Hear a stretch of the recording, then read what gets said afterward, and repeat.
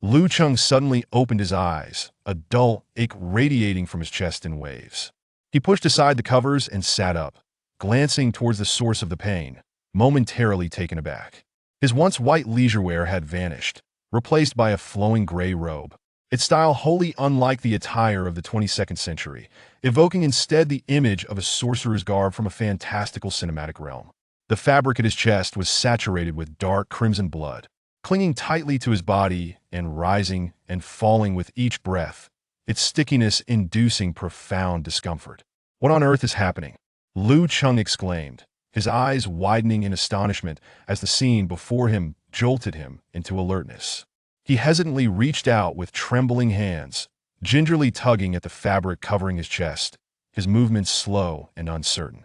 To his surprise, the anticipated sharp pain from the fabric pulling at his wound did not materialize.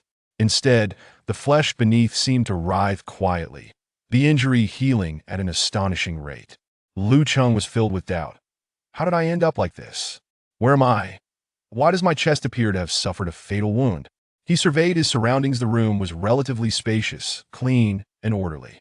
The furnishings were quite simply bed, a set of tables and chairs, a wardrobe, and a shelf crammed with books and documents. The style of the decor and furniture felt distinctly unfamiliar. This is not my home. Where exactly am I? Let me think. I must have been in my home's holographic pod playing a game. Then I activated a mod, and immediately afterward, an explosion occurred.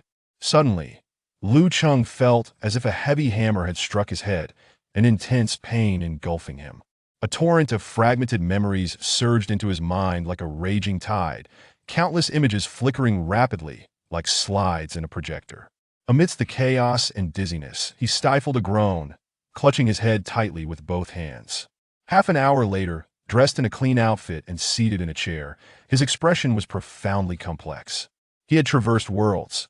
This place was not Blue Star, but rather a realm he had never heard of. The Return to Ruins world. The Return to Ruins was fraught with peril, shrouded in mist year-round.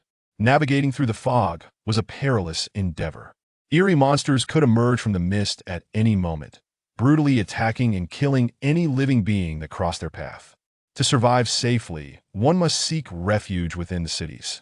Each city contained a functioning core of territory, capable of sustaining a massive defensive shield to fend off the encroaching mist. Humanity had established numerous cities across this realm, and under the protection of the territorial core, civilization continued to endure and develop. The soul that had crossed over and taken possession of this body was referred to as his predecessor. The predecessor also bore the name Lu Cheng, with a visage and physique nearly indistinguishable from his own. The predecessor held the title of Lord, governing a small town known as Windrise City. Currently, the town's population was just over 1,000, a drastic decline from over 5,000 a month prior. In the past month, Windrise City had suffered continuous attacks from malevolent forces and strange insects, incurring heavy losses. Rumors spread like wildfire within the city. Whispers spoke of depleted supplies and insufficient energy for the territorial core, foretelling that the next siege by the mist monsters would herald the city's demise. As the Lord, the predecessor had naturally initiated a campaign to dispel these rumors. Yet, the population continued to dwindle, with individuals fleeing to other cities by any means necessary. The consequences of a dwindling population were glaringly evident. Without adequate fighting strength, the city would surely perish in the next monster attack. The rumors began to take on a frightening plausibility, with the rate of exodus accelerating. This was an absolute disaster. The thought caused Lu Cheng a throbbing headache. While others could escape, he, as the Lord, had no such luxury. Should the city fall into the mist, his fate would be sealed. Lu Cheng pieced together a timeline from scattered memories, gaining a clearer understanding of the predecessor's story. It must be said, the predecessor had a rather tragic fate. Having awakened an order-related talent, he was selected for the Alliance's Ember program, becoming a Lord. However, en route to his new post, he was besieged by a horde of mist monsters, losing a significant portion of the supplies and equipment intended for the city's construction, while half of his accompanying personnel were either killed or injured. After numerous hardships, they finally reached their destination, choosing a site and establishing Windrise City. Yet, due to the immense losses in personnel and materials, the city's scale fell far short of the original design. Subsequently, During the city's development, they encountered further unexpected setbacks, failing to meet the Alliance's established annual assessment targets on 2 consecutive occasions. It was now mid-July, with only 5 months remaining until the third-year assessment, and given the current trajectory, it seemed highly unlikely they would pass. If they failed the assessment for 3 consecutive years, the Alliance would cease providing special subsidies for the new city, leaving Windrise City to bear all expenses on its own. At this early stage of development, funds were scarce, yet expenses were substantial if they were to be self-sufficient. Bankruptcy would soon follow.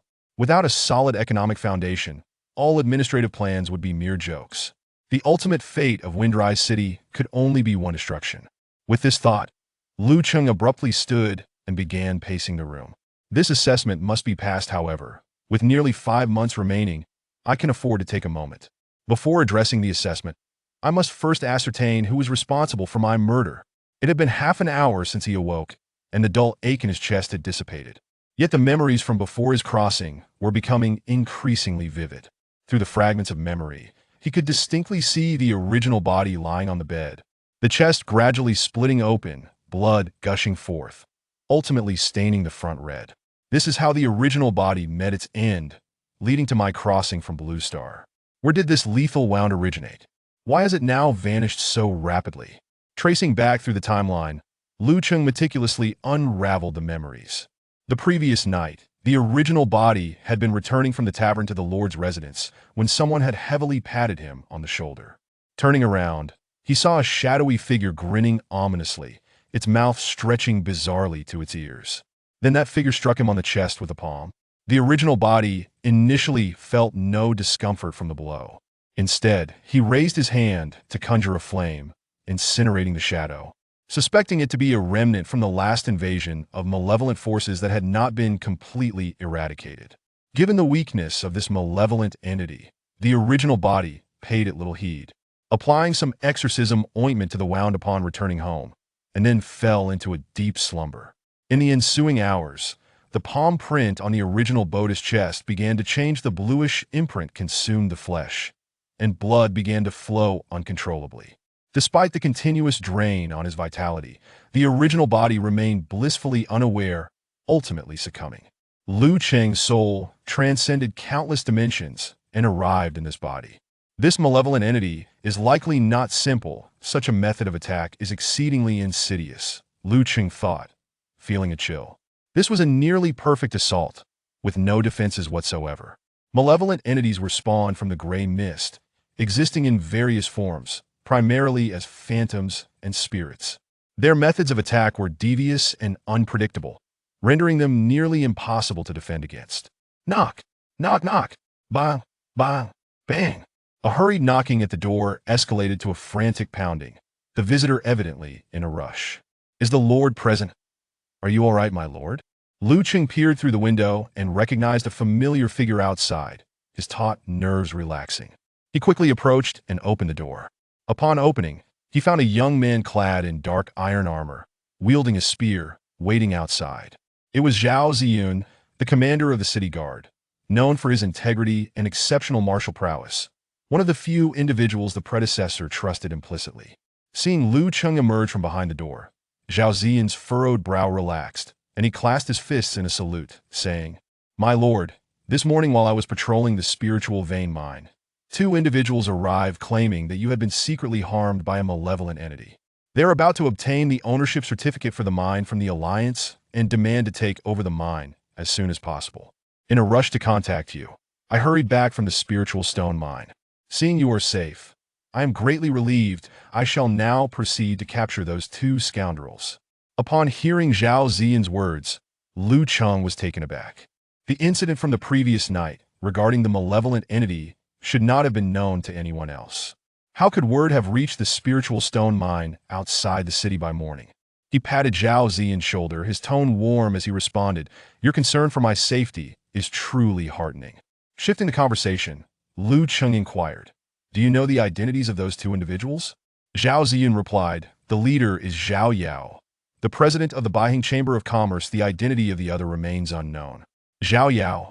A figure began to meld with the image of the man he had shared drinks with at the tavern last night.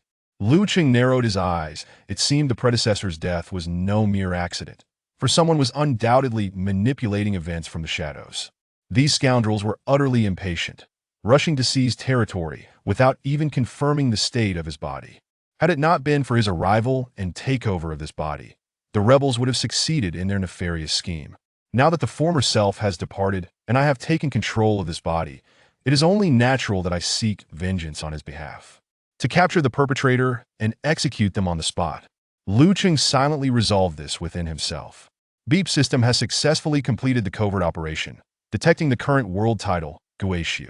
System functions are being unlocked. Mission functionality has been activated. You have triggered the mission Find the Killer. Do you accept? Mission quality, Blue Rare. Mission description. The arrival of General Zhao has led you to realize that the previous peril was not merely an accident. The true culprit appears to be someone else. You have resolved to uncover the murderer and deliver punishment. Mission reward. Unlock territory function. A system? What on earth is covert operation? Is this system somewhat unreliable nevertheless? Lu Qing swiftly clicked to confirm. What a jest, this is a system. And who would dare refuse the golden finger of a transmigrator? Is Zhao Yao at the Spirit Stone Mine? Indeed, the guard troops are currently in a standoff with those two. Let us proceed to the Spirit Stone Mine together. Lu Qing nimbly mounted his horse, urging it forward, galloping towards the direction of the mine. To plot against the Lord. Come, let me see how many heads you possess. Chapter 2. The slaying of the murderer, you stubborn soldiers. How on earth can I make you believe that Lord Lu is dead? A rotund man with a round face and large ears shouted loudly at the soldiers before him. Last night, he was poisoned and is now cold in his grave. The ownership of the spiritual vein will soon be transferred to my Baiheng commerce. I advise you to lay down your weapons and cooperate with my consortium in taking over the operation of the mine. I shall reward each of you present with 5 crystal coins. Despite the man's fervent declarations, the soldiers clad in dark armor remained unmoved, their grips on their spears unwavering as they assumed a stance of refusal. The leader among them spoke in a deep voice. Without the orders of the Lord or the General, not even a bird shall be permitted to enter the Spirit Stone Mine. At that moment, unnoticed in a corner of the crowd, a small red bird alighted lightly on a nearby dead tree, tilting its head to observe the tense standoff below. The crowd was divided into 2 factions. One comprised young soldiers in armor wielding long spears, while the other consisted of a corpulent middle-aged man and a gaunt, elderly figure clad in black robes. The withered old man, resembling a dried twig, took a step forward and addressed the soldiers with a voice that was hoarse yet laced with an icy chill.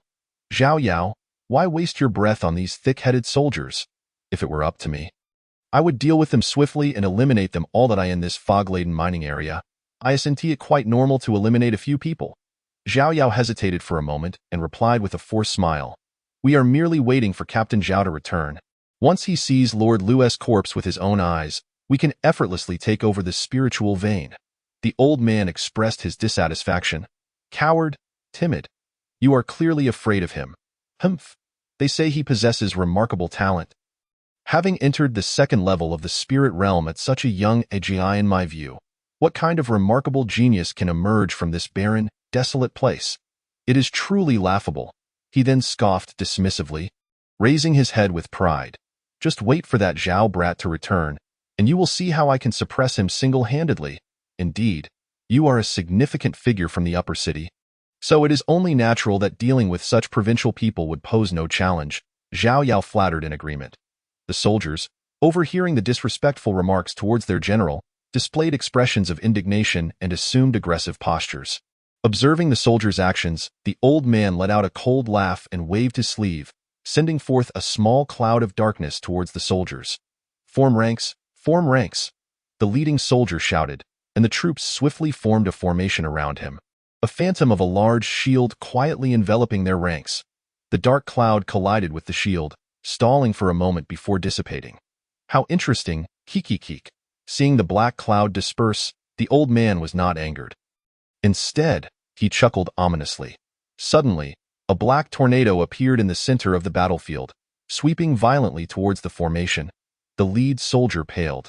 As the core of the formation, he could acutely sense the power of the enemy's sorcery. This is bad. We might not withstand it. At that moment, a flicker of flame materialized from the sky, igniting the black tornado in an instant. The flames surged with the wind, consuming the black vortex in a flash. Crackle! A foul stench permeated the air as countless black insects fell to the ground, reduced to withered black specks by the flames. Who? Zhao Yao stumbled back in panic, while the old man surveyed his surroundings with caution. The red bird descended from the treetops and landed in the arena. A flash of white light transformed it into a tall and handsome young man. You. Upon seeing the visitor's face, Zhao Yao stammered. Unable to complete his thoughts, me? Am I not supposed to be dead? This unexpected visitor was none other than Lu Cheng. He smiled at Zhao Yao, yet his gaze was as frigid as ice. You schemed to add a large quantity of hallucinogenic drugs into the banquet wine. And while I was in a daze, you arranged for a sinister goose shadow to ambush me on my way home, sacrificing itself in the process. Then, the hallucinogenic drugs took effect, making me believe I was unscathed. Lord Lu is actually alive. This truly opens my eyes. The gaunt old man clapped his hands forcefully, rudely interrupting Lu Cheng. How could a first-level Lord Lu survive the assault of a second-tier goose shadow? The information is indeed unreliable. Lu Cheng thought to himself, your information is not incorrect. It is just that although the previous body has perished, I have seamlessly taken its place. Naturally, in comparison to the previous self, my strength has already ascended to the second level of the spirit realm. It seems you truly are behind this. He nodded and spoke with a calm demeanor. In that case, I have come today to collect a bit of interest. As soon as his words fell, two fire serpents quietly emerged from the void, curling towards Zhao Yao and the old man. The old man was prepared. He summoned a pitch-black mirror to intercept the fire serpents, and no matter how the serpents writhed. The mirror adeptly blocked them all, however. Zhao Yao clearly lacked such abilities, and the fire serpents swiftly ensnared him, engulfing him in flames. Spare me, spare me. Don't you want to know who is behind me? Spare my life, and I will tell you everything. Zhao Yao rolled on the ground, attempting to extinguish the flames consuming him. Yet, all was in vain. Lu Cheng had no intention of retracting his flames. Simultaneously, the old man snorted coldly and struck Zhao Yao with a palm, silencing him instantly. The progress of the quest to find the true culprit has changed. Current completion rate 70. Lu Cheng glanced at the system notification before turning his gaze towards the black-robed elder. Clap, clap, clap. The elder applauded vigorously. Lord Lu's mastery of fire magic is truly profound. Would you be interested in joining us? My young master would surely be pleased to have such a promising subordinate. Oh, join you. What kind of power do you represent? Upon hearing the words, Lu Cheng raised an eyebrow, revealing a glimmer of interest while discreetly forming seals with his left hand within his sleeve. Our faction is affiliated with the formidable forces that dominate the wasteland. The elder spoke with an air of arrogance, lifting his chin. However, unexpectedly, a fiery prison materialized, ensnaring him, threatening to extinguish his life in an instant. What a joke! You've only just entered the second level of the spirit realm, yet you dare to think of killing me? Very well, since you have not died, I must return to report the situation. We shall meet again, and by then, you will be begging to join us, kikikik. As his words fell, the old man transformed into a wisp of black smoke, slipping through the fiery prison and drifting into the depths of the fog.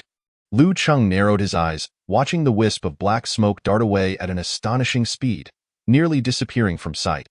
Suddenly, a white rainbow light surged upward, racing towards the black smoke, whoosh, like snow meeting the blazing sun. The black smoke was completely dissolved in an instant. Before long, a figure emerged from the mist, and it was none other than Zhao Ziyun, Why Lord. Ziyun has fulfilled his duty and slain the rogue. Zhao Ziyun stepped forward, discarding a blackened corpse onto the ground. It was indeed the gaunt old man who had attempted to flee. Previously, Lu Cheng had stationed him outside the battlefield as a hidden ace. Prepared for unforeseen circumstances. Clearly, this ace had proven invaluable. To eradicate the roots of the problem, one must eliminate the old man before he could divulge secrets that might arise from his powerful faction. As for why he did not allow him to finish speaking, characters often perish due to excessive talk. One must act swiftly, for delay breeds change. Although the reasons behind the previous body's entanglement with such a faction remain unclear. At this point, compromise was out of the question.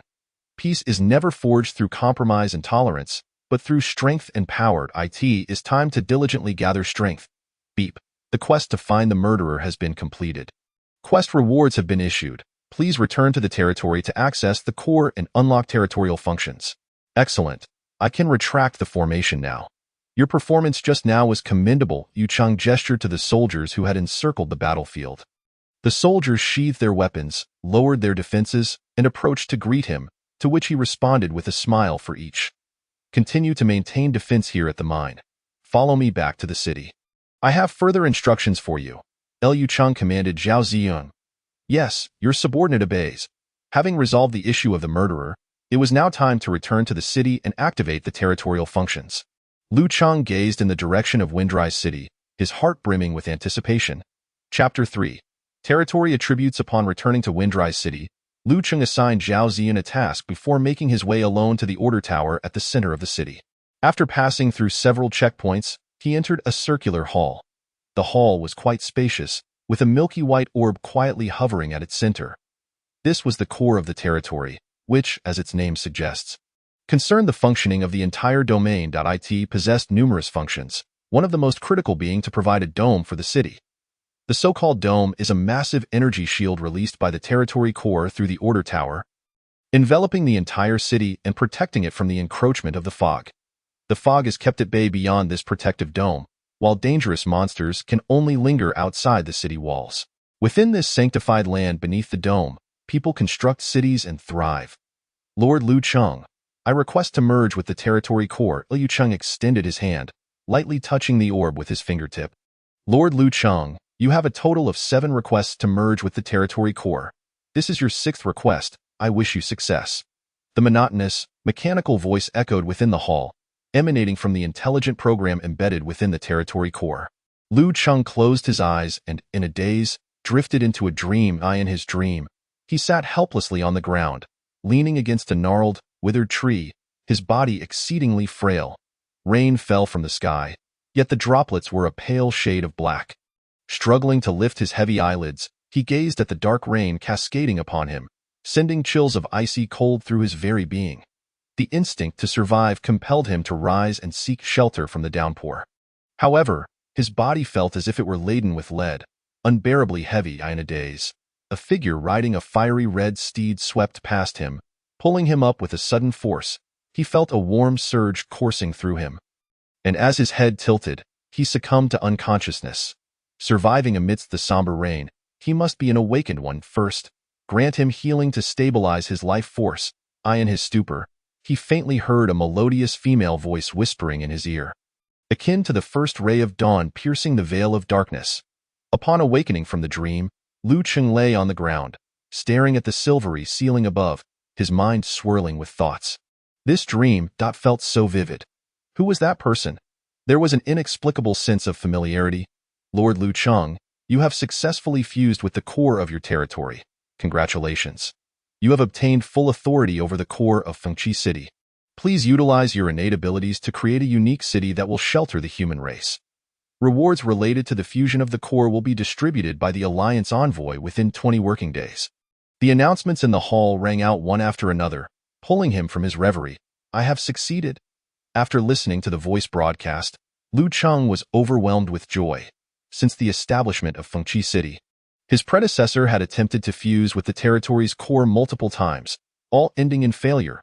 In the realm of Guishu, every individual had a chance to awaken their personal talents and embark on the path of cultivating spiritual energy, manipulating the essence of the world to perform various spells. The types of personal talents were incredibly diverse, each with its unique functions. Among them existed a category referred to as order talents. Those endowed with such talents could communicate with and fuse the territory's core, transforming it through their innate abilities to construct cities and become lords of their domains. Lords bore the extraordinary responsibility of leading their people against mists and calamities. Inherently tasked with a significant mission, after 2 long years, he had finally become a true lord. Lu Chang gathered his thoughts, a hint of nostalgia crossing his face. 2.5 years ago.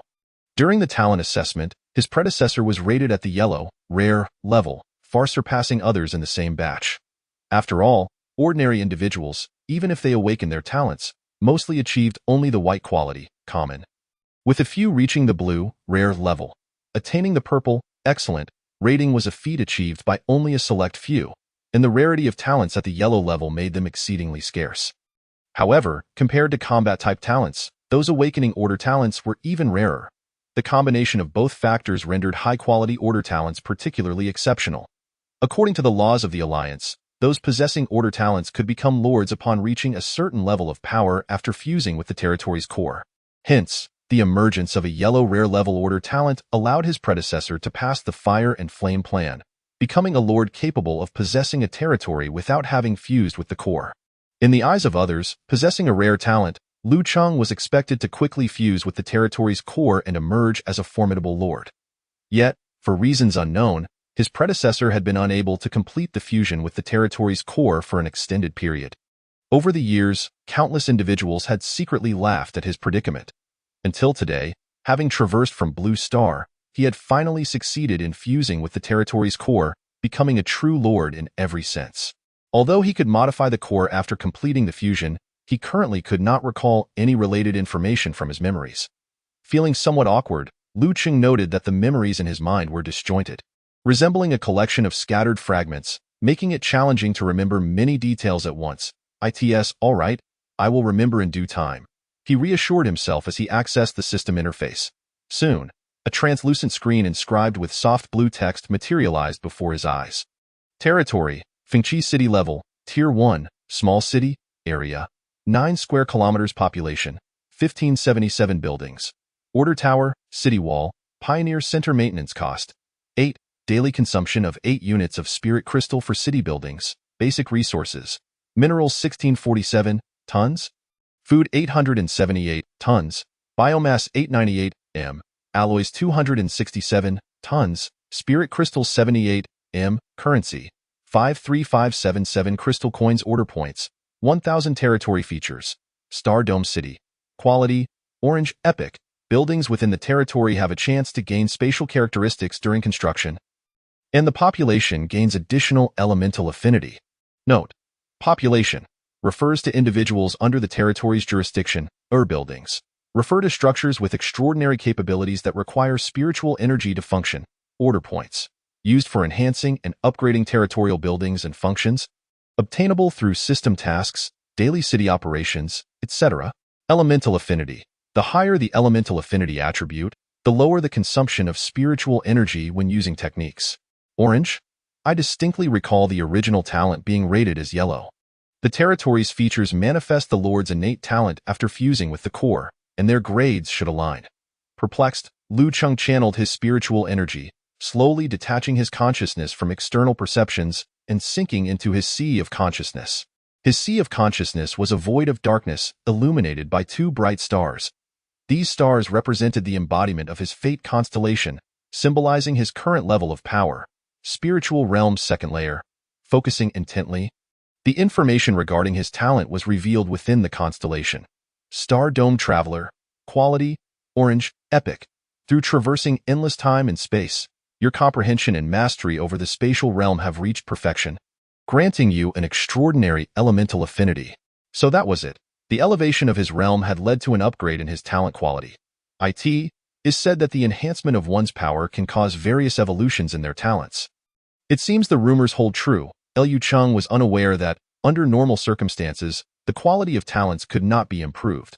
His case, where the quality of the talent upgraded alongside the realm of power, was exceedingly rare. As his consciousness withdrew from the sea of awareness, he shifted his attention to another function. Order points? They can enhance buildings? Historically, no enhancement technique is weak. With enough layers of enhancement, even a brick can become a divine artifact. Lu Cheng's eyes gleamed as he exclaimed, "System, I wish to enhance the buildings. Please select the building you wish to enhance, Order Tower. After all, this is the heart of the territory. Upgrading it naturally takes precedence." And Lu Cheng was filled with anticipation. Requires 200,000 order points for enhancement. Current order points are insufficient. All right, what about the city wall? The city wall is crucial for the territory's defense. In these perilous times, its importance is self-evident. The walls of Fengqi City are not mere brick-and-mortar constructs but extraordinary creations. They belong to the city activation materials provided by the Alliance, built automatically through specialized architectural blueprints once the Order Tower and Territory Core were established. Containing numerous spiritual energy arrays within. Requires 10,000 order points for enhancement. Current order points are insufficient. With no options left, Liu Cheng reluctantly turned his gaze to the final building, the Pioneer Center. The Pioneer Center was also an initial structure provided by the Alliance for every city, equipped with intelligent information processing capabilities, offering a platform for residents and passing pioneers to issue and accept commission tasks. In the mist-cloaked lands of Guizhou, venturing outside the city is fraught with danger, yet production and livelihood depend on the resources beyond the city walls. Hence, before delving into the mist to seek materials, people often issue commission tasks to employ pioneers for their safety. The Pioneer Center not only created job opportunities for Fengqi City, but also significantly facilitated the lives of its inhabitants. Enhancing the Pioneer Center requires 500 order points. Would you like to proceed with the enhancement? This one can be enhanced. Liu Cheng decisively selected Confirm. Soon, the system completed the enhancement, and the new attributes of the Pioneer Center were presented. Chapter 4. Pioneer Center. You have obtained the architectural blueprint. Pioneer Center. This building possesses uniqueness. The effects of territorial building attributes cannot be stacked. The following are the attributes of the Pioneer Center. Building name. Pioneer Center quality. White enhanced 1 description. The Pioneer Center serves as a venue for issuing and accepting commission tasks. Whenever a commission task released by the territory is completed, you can additionally settle a certain number of order points based on the task's level. Attributes. Daily task settlement quantity, 1,000. Note: when the daily task settlement quantity reaches its limit, if subsequent tasks completed are of a higher quality than those already settled, they will automatically replace the lower quality tasks, and the difference in order points will be compensated. The ability to generate order points. Liu Cheng's Spirit Sword. Order points are akin to the currency of the system. Their importance cannot be overstated. The Pioneer Center, capable of producing order points, is undoubtedly a treasure trove. With this thought in mind, Liu Cheng hurriedly inquired, System, can I further enhance the Pioneer Center? Enhancing the Pioneer Center requires 1,000 order points. Current balance is insufficient. The price had doubled compared to before. Although the reinforcement could not be further enhanced, it was evident that the reinforcement function could be stacked multiple times. As long as he could earn sufficient order points, he would be able to strengthen all the extraordinary buildings within his territory. The thought of this made Liu Cheng's heart swell with excitement. He softly summoned the map, and a square, pale blue curtain materialized in the air, revealing the map of the entire Windrise City. Before merging with the Territory Core, he needed to perform this operation within the Tower of Order. However, he could now directly utilize the functions of the Territory Core through the system, allowing him to summon the map at any time and from anywhere. The Territory Core had completely integrated with the system, becoming one entity. Liu Cheng's gaze fell upon the map. Within Windrise City, the road layout predominantly resembled a checkerboard pattern, with the Tower of Order positioned along the central axis. The administrative area surrounding the tower spanned an impressive 1 square kilometer. At the current stage of urban development, only a small section had been developed as the city's administrative hall. The roads encircling the administrative area comprised 4 main thoroughfares: East Wind Avenue, South Mountain Avenue, Westlake Avenue, and North Sea Avenue. The Pioneer Center was situated on North Sea Avenue, just north of the Tower of Order, making it one of the liveliest spots in Windrise City. Each day, numerous commission tasks were released here, which were then completed by the gathered pioneers one by one. Today, he decided to head to the Pioneer Center. While also observing the local customs and culture of this alternate world, Liu Cheng pinpointed his destination on the map and mentally plotted his route. However, a new concern arose. How could he conduct himself more naturally during his first inspection of the territory as the Lord? Although he had integrated fragments of his predecessor's memories, there would inevitably be slight differences in behavior and approach. What if he encountered someone who was very familiar with his predecessor? Would they notice something amiss? He wondered how he would be treated if his identity as a transmigrator were revealed in this world. Perhaps he would be regarded as a heretic and subsequently burned at the stake. Steady, steady. For now, he would observe the city from the perspective of an ordinary person. Perhaps he would uncover more intriguing discoveries from a different vantage point. He donned a black, hooded cloak, concealing his features. At midday, the sun shone brightly overhead. Liu Cheng walked along North Sea Avenue, flanked by a row of taverns and inns. The scattered pedestrians on the street mostly wore the pioneer badges of Windrise City. Pioneers, if I did not have the identity of a lord, being a pioneer wouldn't be so bad. The term pioneer was not a specific profession, but rather an identity. They frequently found themselves on the front lines battling monsters, exploring lands shrouded in perpetual mist that had never been trodden upon, honing their combat skills through trials of blood and fire. They were the vanguards of this world, synonymous with bravery and adventure. Every lord who obtained a territory core would inevitably be accompanied by a throng of pioneers, all starting from scratch to build a city in the desolate lands cloaked in mist. Pioneers would receive commissions in the hall and earn rewards for completing tasks. These commissions often involved battling the mist monsters. After each intense battle, pioneers enjoyed spending their task rewards at nearby taverns, using alcohol to alleviate the tension and stress of fierce combat, then boasting about their experiences while flushed with drink, sharing a mix of genuine and fabricated tales. Consequently, taverns became the fastest hubs for information exchange in the city. Comparing the scenes from his memory with his current observations, Lu Cheng noted that the business of the taverns along this street had visibly declined. After all, in the past month, due to the war and rumors, the city's population had diminished by 70%.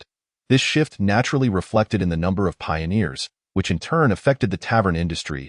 He resolved to find a way to swiftly restore the city's population. After walking for about 10 minutes, the Pioneer Center came into view. It was a grand 3-story building constructed from enormous gray-white stones, covering an area of 20,000 square meters. The entrance to the hall opened onto the bustling Wind Whisper Plaza. In the center of the plaza stood a massive statue, striking and eye-catching. This was the emblem of the Windrise City Pioneer Guild, composed of a torch intertwined with a shield, simple in design yet exuding a sense of power. Just as Lu Cheng marveled at the sculpture, a figure clad in a tight black outfit and wearing a mask approached him, blocking his path. "Young man, do you truly understand the truth of this city?" The cloaked figure spoke in a deep, mysterious tone. "Who are you? Why are you so wrapped up?" Lu Cheng inwardly scoffed, forgetting that he too was obscured by his hood. The figure thrust a flyer into his hand, saying, "Take this, it's classified information. I usually wouldn't share it with just anyone. After reading it, make sure to spread the word." "Wait, what kind of nonsense is this?" The flyer was filled with dense text, and as Lu Cheng focused on it, his heart raced. The secrets that Lord Lu must disclose: talent assessment fraud, illicit acquisition of lordship qualifications, and a massive sale of construction supplies. The Lord's reckless commands have led to the destruction of the Celestial Dome system, and the stockpile of military supplies has run dry. City and citizens alike could perish in an instant. I must flee before it's too late.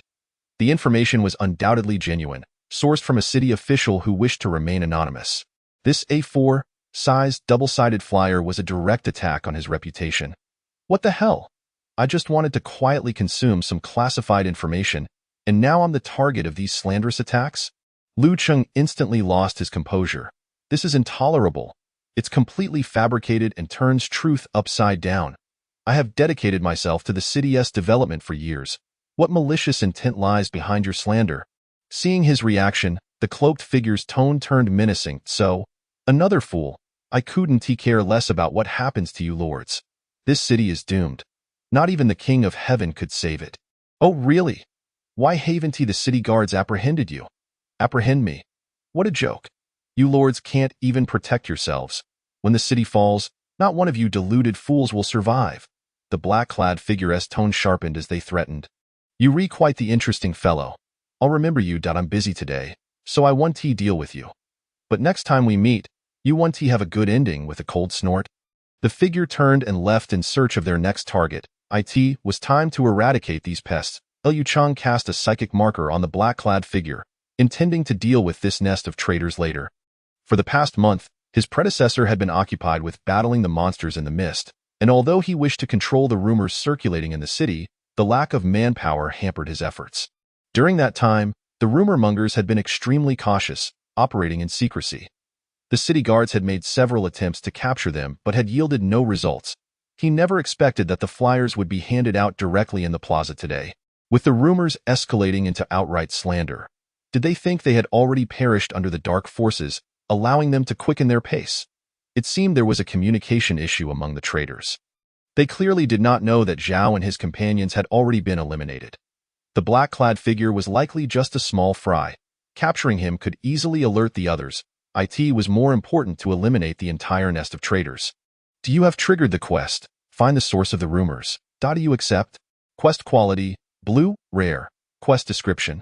The enemy is celebrating in the midst of the chaos, having delivered the rumor flyer directly into your hands. This is intolerable, and you have decided to find the source of the rumors within the city and punish them. Quest reward, unlock information detection function.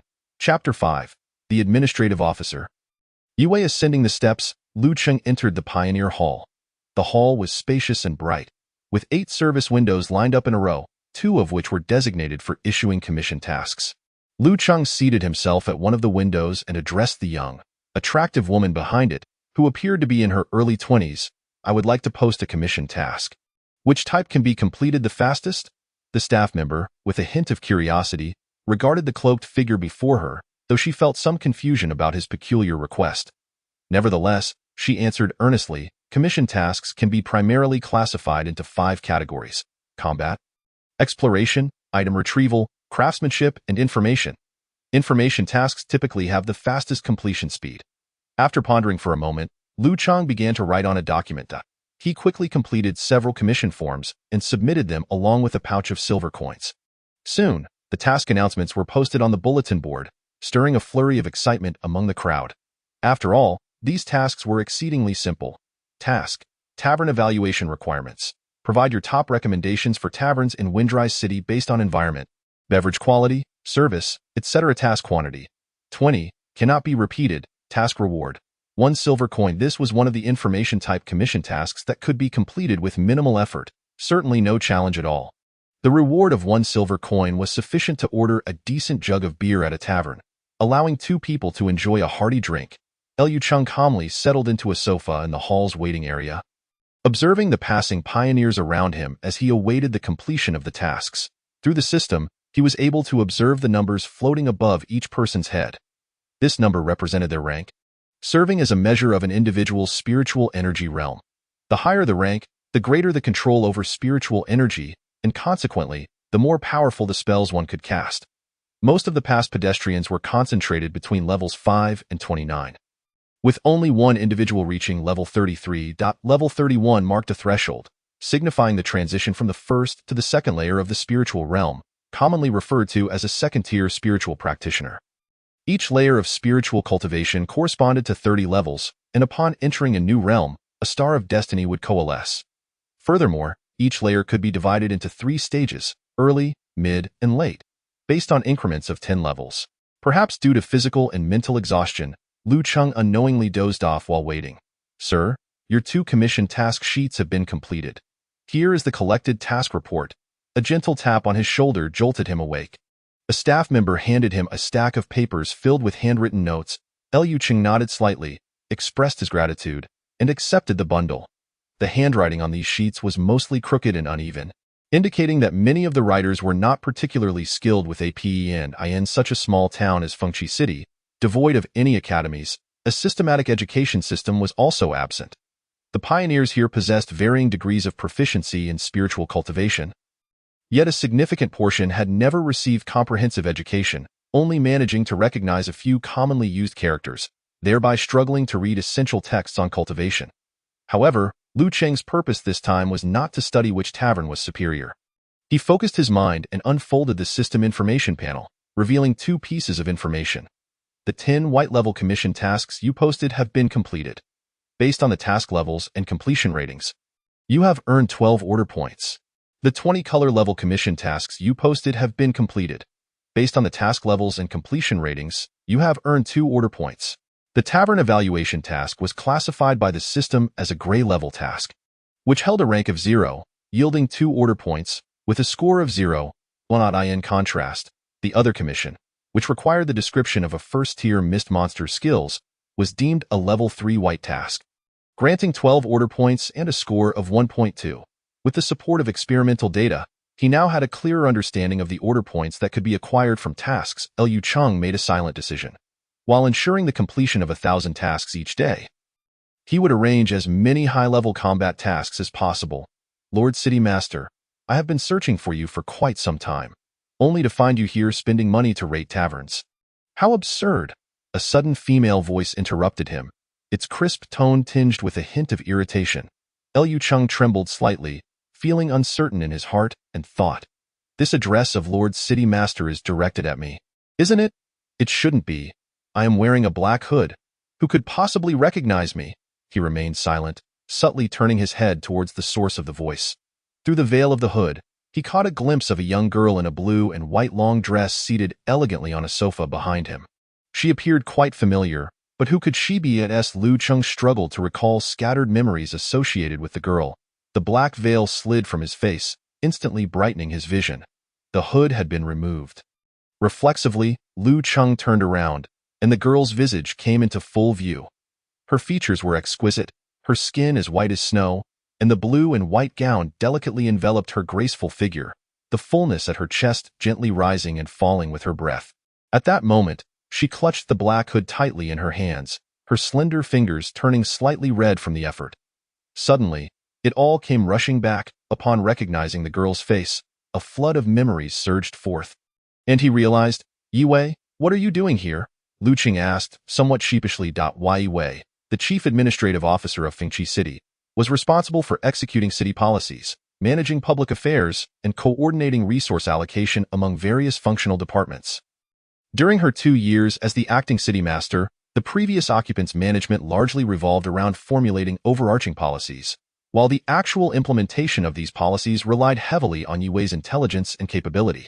The former city master had expended his energy primarily on 2 matters. 1. Collaborating with Zhao Ziyun to lead the city guard in eliminating monsters outside the city and exploring the map. And 2. Diligently cultivating to prepare for the fusion of the territory's core. Overall, as a lord, the previous incarnation favored cultivation and combat, while his responsibilities in city management were rather lackluster, rendering him a somewhat negligent overseer. The stability of Fengqi City amidst the initial chaos and multiple perilous events was largely attributable to Yi Wei's invaluable contributions. 3 days ago, during the battle with the aberrant insects, you overexerted your mental strength and fell into a state of weakness.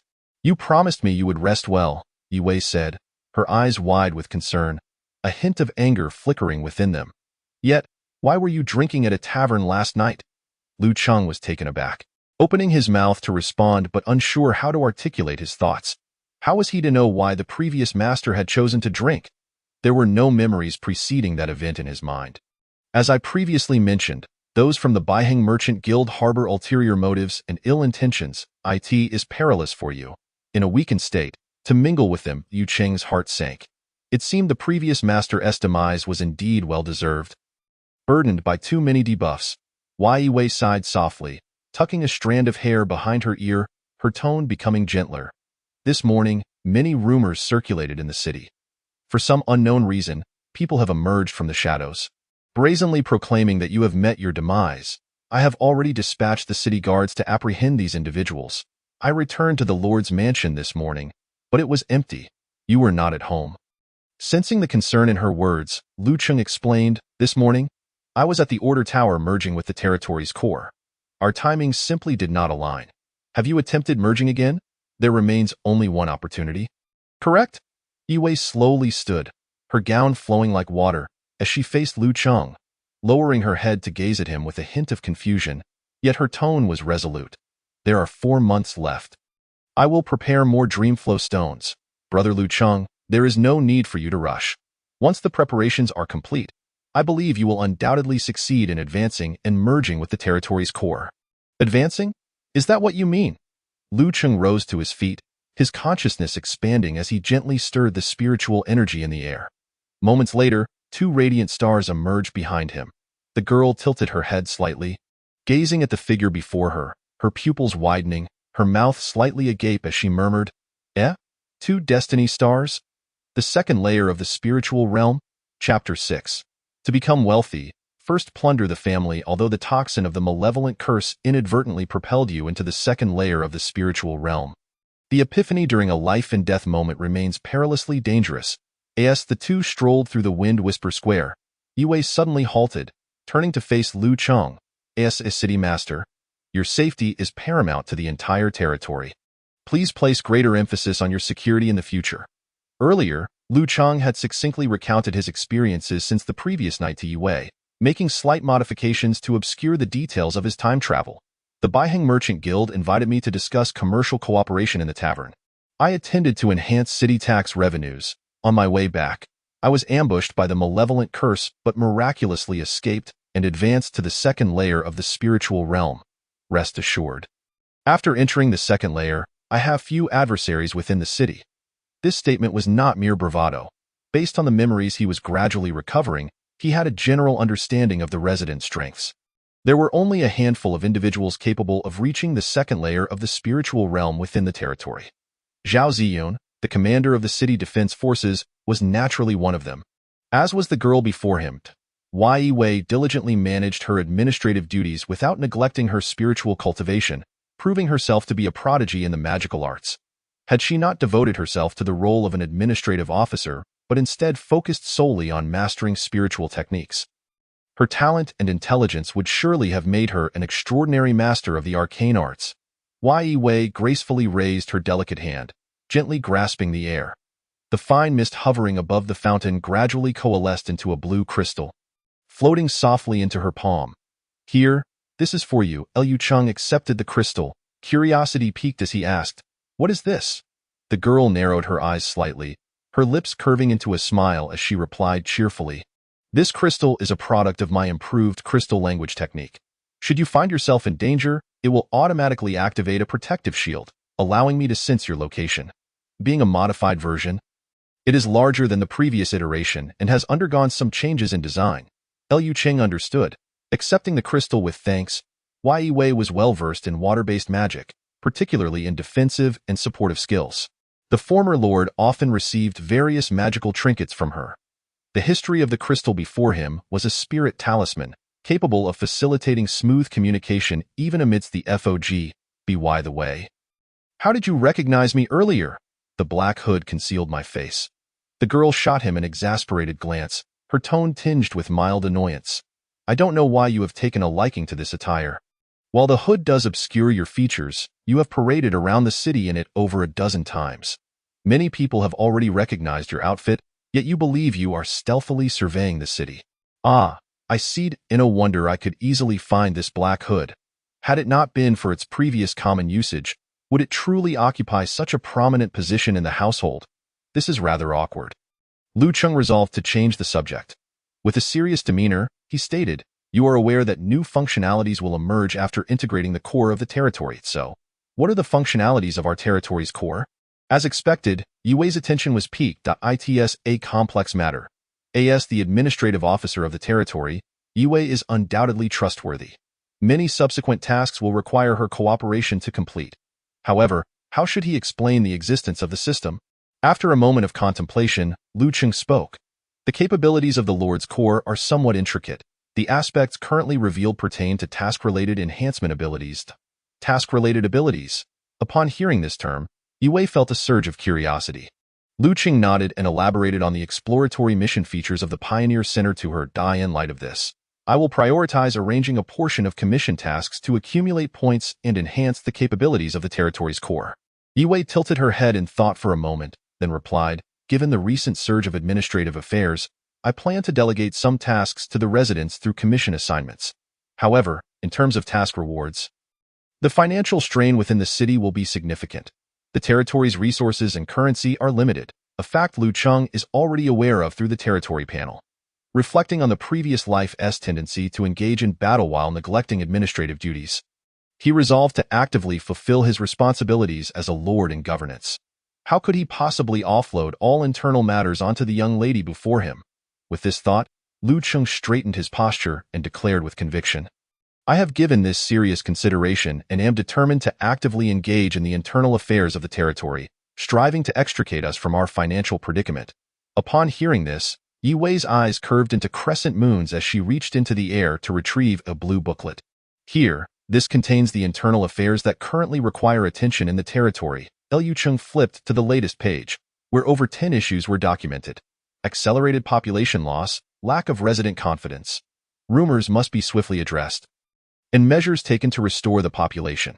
Insufficient supply of weapons and equipment in the city, with numerous complaints from residents demanding the establishment of relevant shops and a shortage of skilled professionals.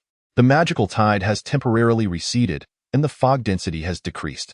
Resources must be collected promptly, but manpower is lacking. Repairs to the city walls require materials. The supply of resources is inadequate. The fog outside the city is eroding trade routes. The number of merchant caravans visiting this week has declined, limiting trade. Monsters need to be eradicated to restore the trade routes, Liu Cheng inhaled sharply, closing the booklet and returning it to the young lady. I believe my considerations were still immature. For now, I must trouble you further with internal affairs. I will handle the clearing of fog and monsters outside the city. Wei Wei seemed to have anticipated his reaction. Offering no rebuttal but merely smiling softly as she reclaimed the booklet, Liu Cheng felt a sense of helplessness. This was not a simulation game from Blue Star where policy changes could be executed with a mere flick of the finger. Nor could one simply reload after a loss. This is a real world, asked the Lord. Every command he issues affects the lives of many.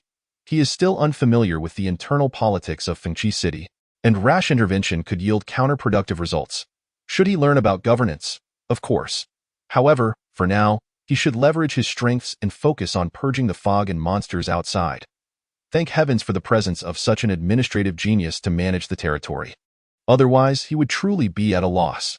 Task: investigate the source of the rumor has been completed. You have received a task reward. Information detection function has been activated. What is this? How did the task complete so quickly? Lu Qing glanced towards Yi Wei and found her looking back at him.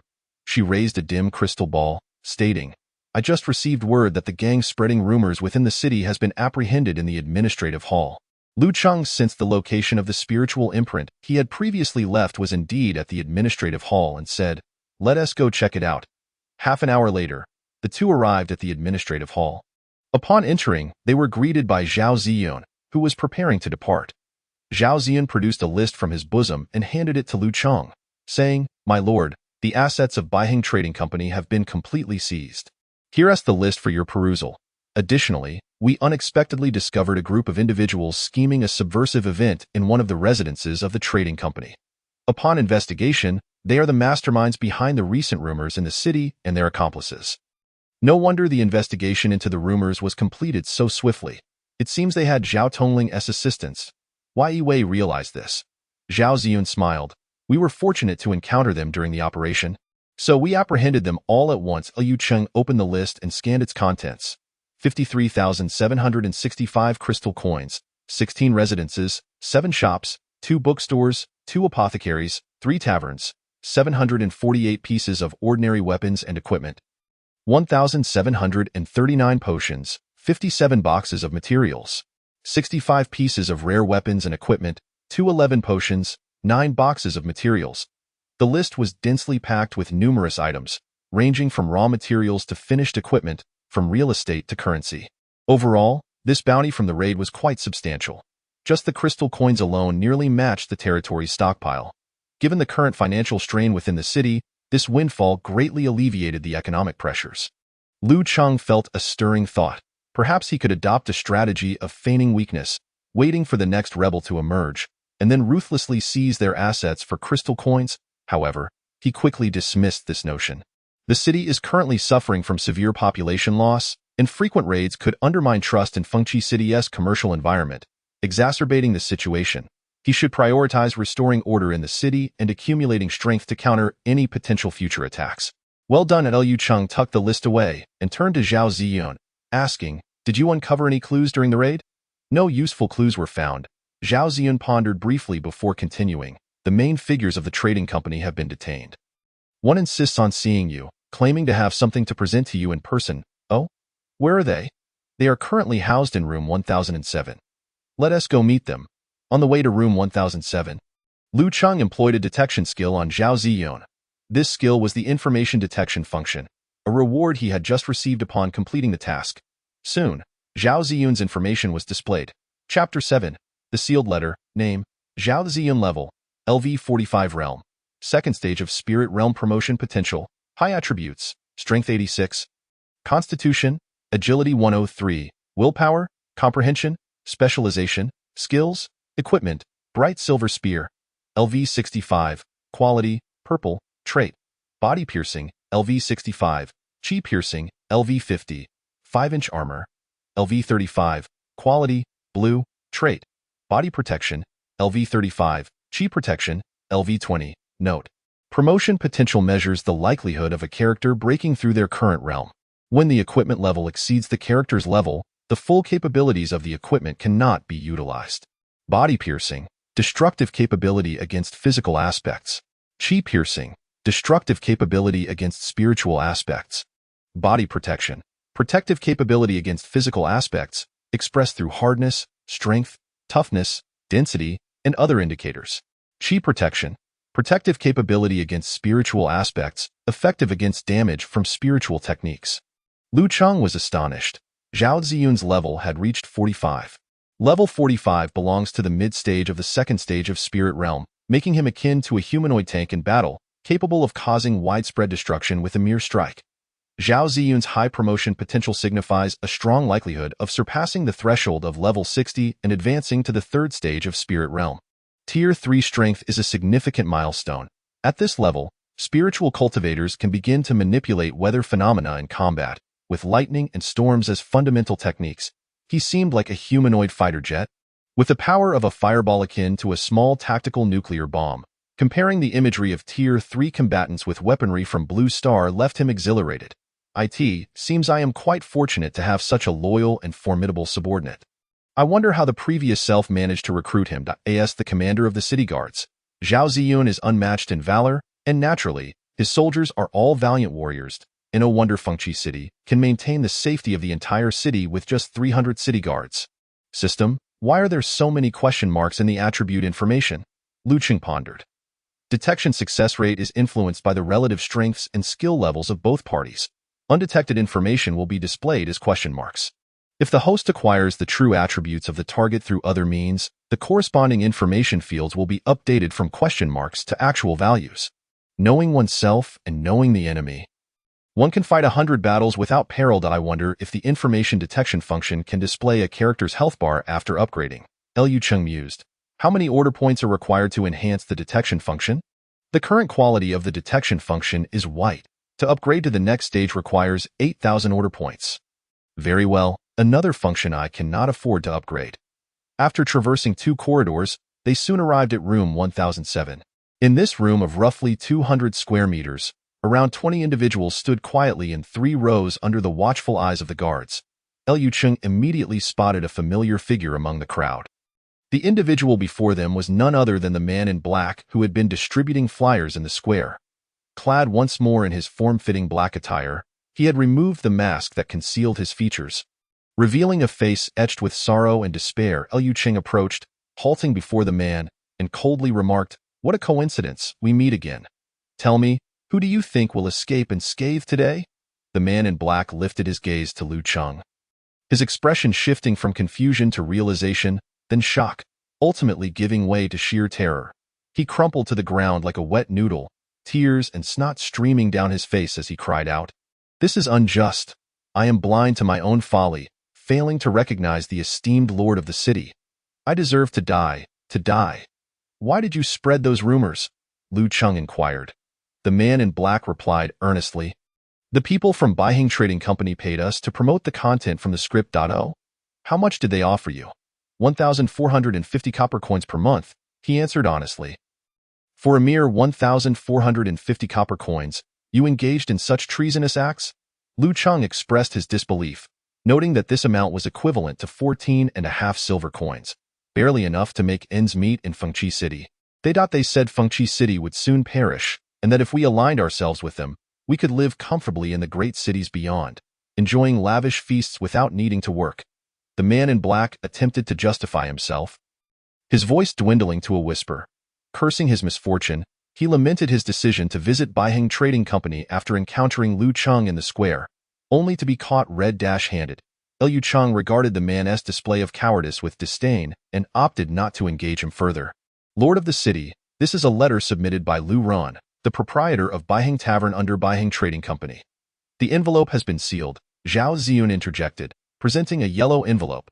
Beside him stood an elderly man with white hair, who bowed respectfully to Lu Cheng and sincerely stated, "Lord Lu, I am Lu Ran. Today, the city guards confiscated the trade assets, and I learned of Zhao Yao's nefarious actions. I retrieved this item from Zhao Yao's secret chamber in the trading company and present it to you. Hoping it may aid you. I am unaware of Zhao Yao's conspiracy, and I implore you for your discernment. Liu Cheng accepted the envelope and examined it for a moment. The surface was entirely covered by a yellow, amber-like substance with faint magical fluctuations coursing over it. This was the amber sealing technique. Once sealed, the contents inside would remain preserved. If improperly unsealed, the contents would be destroyed. Yi Wei stepped forward, taking the envelope into her hands. After a careful examination, she looked at Liu Cheng with hopeful eyes and said, "Based on the degree of sealing, this spell was cast 2 months ago. Given its strength, I can safely unseal it. Shall I proceed?" Amber sealing technique? Liu Cheng recalled and searched his mind for related knowledge. Fortunately, he found the relevant memories. This spell was quite rare and difficult to cast, yet there was a high demand in the market. Thus, it was often crafted into expensive spell scrolls to preserve important items. It had a distinctive characteristic. The sealing strength gradually intensified over time, continuously encrypting and safeguarding the sealed object, of course. Unseal it, Liu Cheng thought. His curiosity piqued regarding the contents of the envelope. The envelope floated in the air, blue water gently washing over the yellow amber-like substance. Soon, the seal was undone. Inside the envelope were merely 2 sheets of paper. One page was filled with text, though several lines at the beginning had been smudged away, leaving only faint traces, while the remaining lines contained content that was deeply unsettling. The letter detailed rumors circulating in the city, the invasion of malevolent forces, and the uprising of a pestilence, concluding with the date of the Lord's unexpected demise. Yesterday. According to the letter, today the trading company would take control of the Spirit Stone mine, with ownership certificates to be issued to Zhao Yao within days. However, this final step had clearly been interrupted by Liu Cheng. Were the malevolent forces and pestilence predictions, or were they being orchestrated? After reading the letter, Yi Wei pondered for a moment before stating, "Someone has been scheming these events in the shadows for nearly a month." Liu Cheng was unfazed. The letter merely corroborated his prior suspicions. "No matter, we shall confront whatever comes our way. The enemy will eventually reveal themselves, and we shall meet them head-on." What does the sketch on this paper depict? Liu Cheng unfolded the second sheet, revealing a rough map drawn in gray lines. The center was a square, with a circle drawn in the upper right corner, while simple lines outline mountains and rivers. It appeared to be a map centered around Fengqi City. Zhao Ziyun scrutinized the map before speaking uncertainly. "Lord of the city, this seems to be a map centered on our city. The location of that circle corresponds to the Red Rock Canyon, which requires traversing a secondary fog belt of over 10 kilometers from the city." Liu Cheng nodded and inquired of Lu Run, "Has your trading company operated in that direction before?" Lu Run furrowed his brow, reflecting before replying. In accordance with the Lord's words, Zhao Yao indeed arranged for exploration teams to head towards Red Rock Canyon 3 times in the past month. However, due to the presence of second-tier monsters within the fog, the teams suffered heavy losses, and under the opposition of several proprietors, Zhao Yao temporarily shelved this endeavor. "Oh, did he mention what he intended to do there?" Liu Cheng asked. Curiosity piqued. Liu Ren answered. "Zhao Yao claimed he was searching for some fragments on behalf of a significant figure. But he was vague, and I didn't pay it much mind at the time." Liu Cheng nodded slightly, refraining from further comment. That moment, the text on the envelope gradually faded away, ultimately disappearing. It was evident that the ink had been tampered with.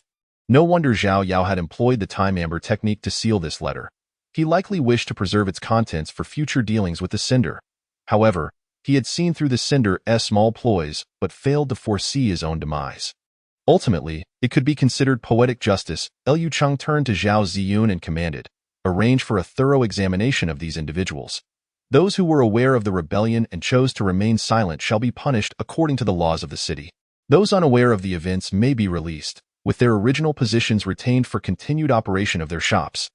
After a moment's thought, he added, "For Lu Ren's submission of the letter, if found guilty after examination, leniency may be applied. If innocent, appropriate rewards may be granted. As for the man in black, his offense of insulting the lord of the city warrants an even harsher punishment." Zhao Ziyun took the order and began the examination process with the city guards. Once the arrangements were made, Liu Cheng exited the room, the heart-wrenching cries of the man in black echoing behind him. As he walked, Liu Cheng reflected on the contents of the sketch. That circle seemed to hold immense allure. Fragments, fragments. What could they possibly be that warranted mention in the letter? With the afternoon free, he resolved to investigate the situation in the Red Rock Canyon. Soon, the familiar sound of the system notification echoed in his mind. Do you have triggered the quest? Search for the fragments in Red Rock Canyon. Accept decline? Quest quality, purple exceptional. Quest description. From Zhao Yao's secret letter, you sense some anomalies. The mastermind directed Zhao Yao to seek certain fragments in the Red Rock Canyon. After careful consideration, you decided to explore personally and find that fragment to uncover more clues regarding the mastermind. Quest reward: 1 random exceptional blueprint, 6,000 order points. A purple quest? An exceptional blueprint? Lu Cheng's eyes lit up.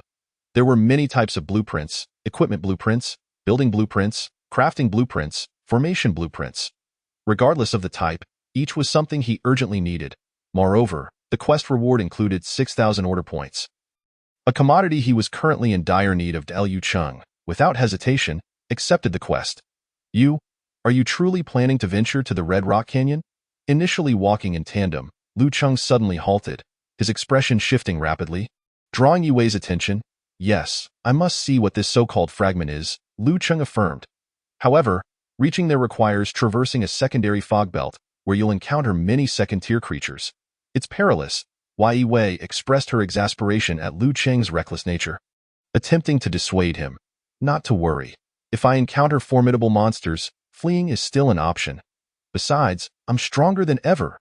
Liu Cheng glanced at his attribute panel in the system, confidence surging within him. Chapter 8. The Journey Through the Mist. Name: Liu Cheng. Level: LV31 Realm. Spirit Realm. Second Stage Promotion Potential. High Attributes: Strength 64, Constitution 58, Agility 71, Willpower 135, Insight 167. Specializations: Starry Traveler. Quality: Orange Epic.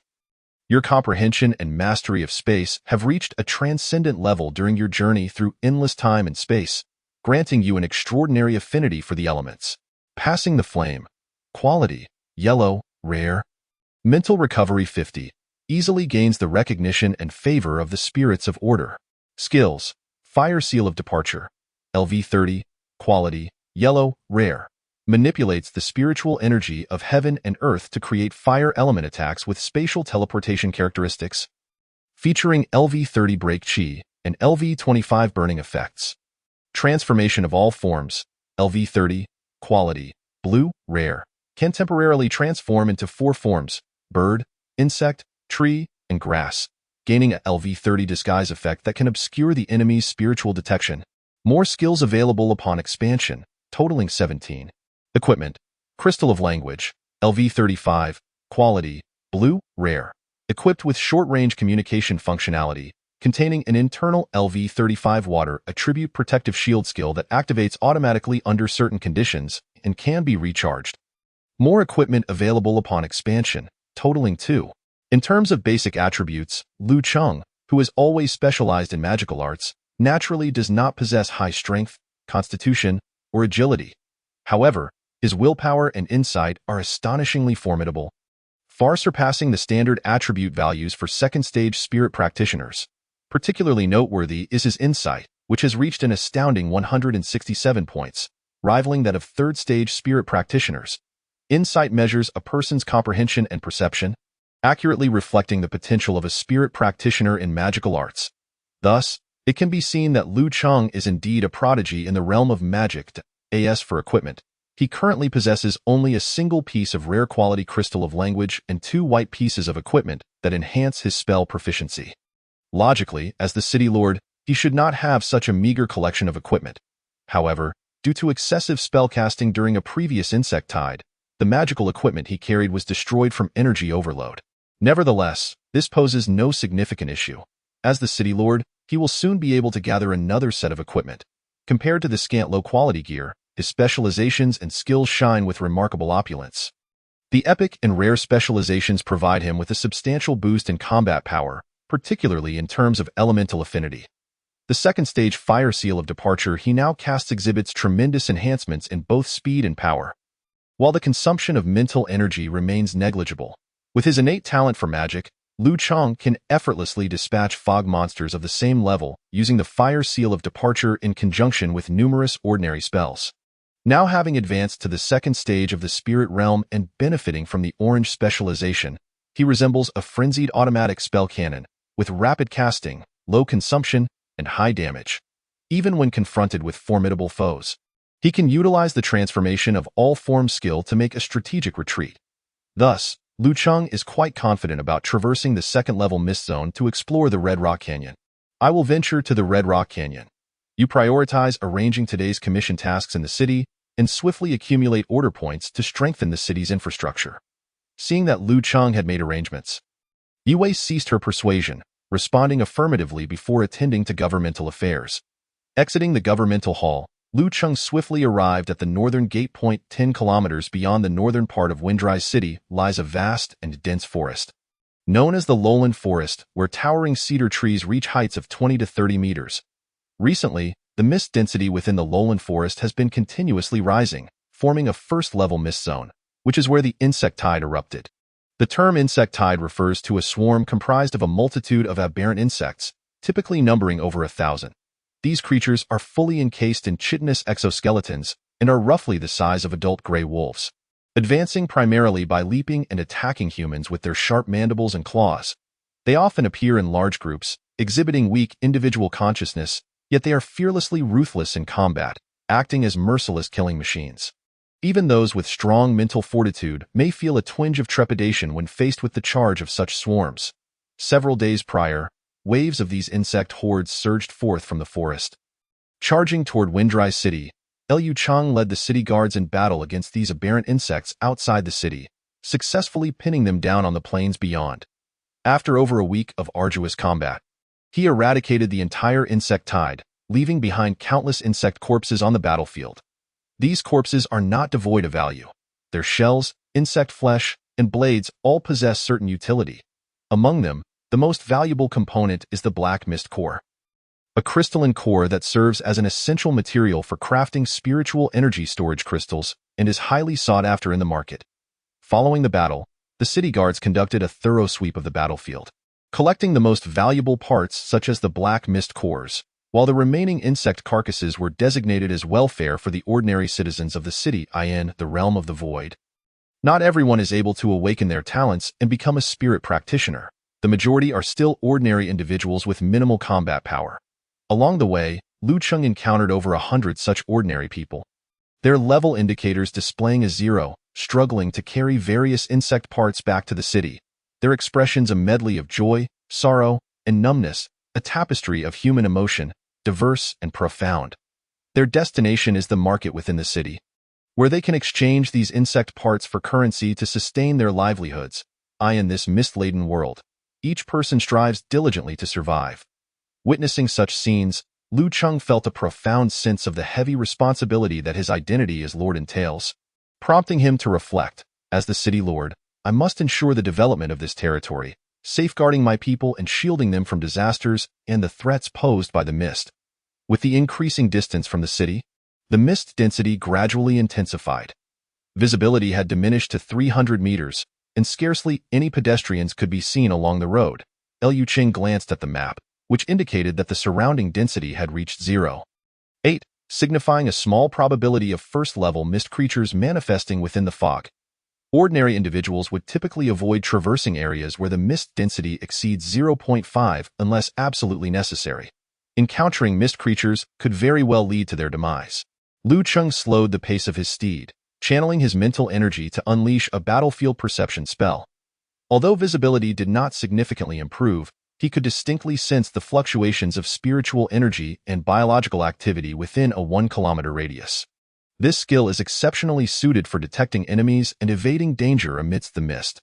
The Red Rock Canyon lies to the northeast of the city, requiring passage through a small section of the Lowland Forest. Why are there so many spiritual energy signatures? After traversing over 10 kilometers through the forest, Liu Cheng suddenly halted his steed, a look of intrigue crossing his features. Through the battlefield perception spell, he keenly detected the activity of hundreds of beings ahead, including several with spiritual power. They were engaged in combat, and based on the fluctuations of their spiritual energy, the highest among them was only at the first level. After careful observation, Liu Cheng felt reassured. Continuing onward, he soon beheld his objective. Over 50 spirit practitioners, under the command of a hunter, were battling against 100 aberrant insects.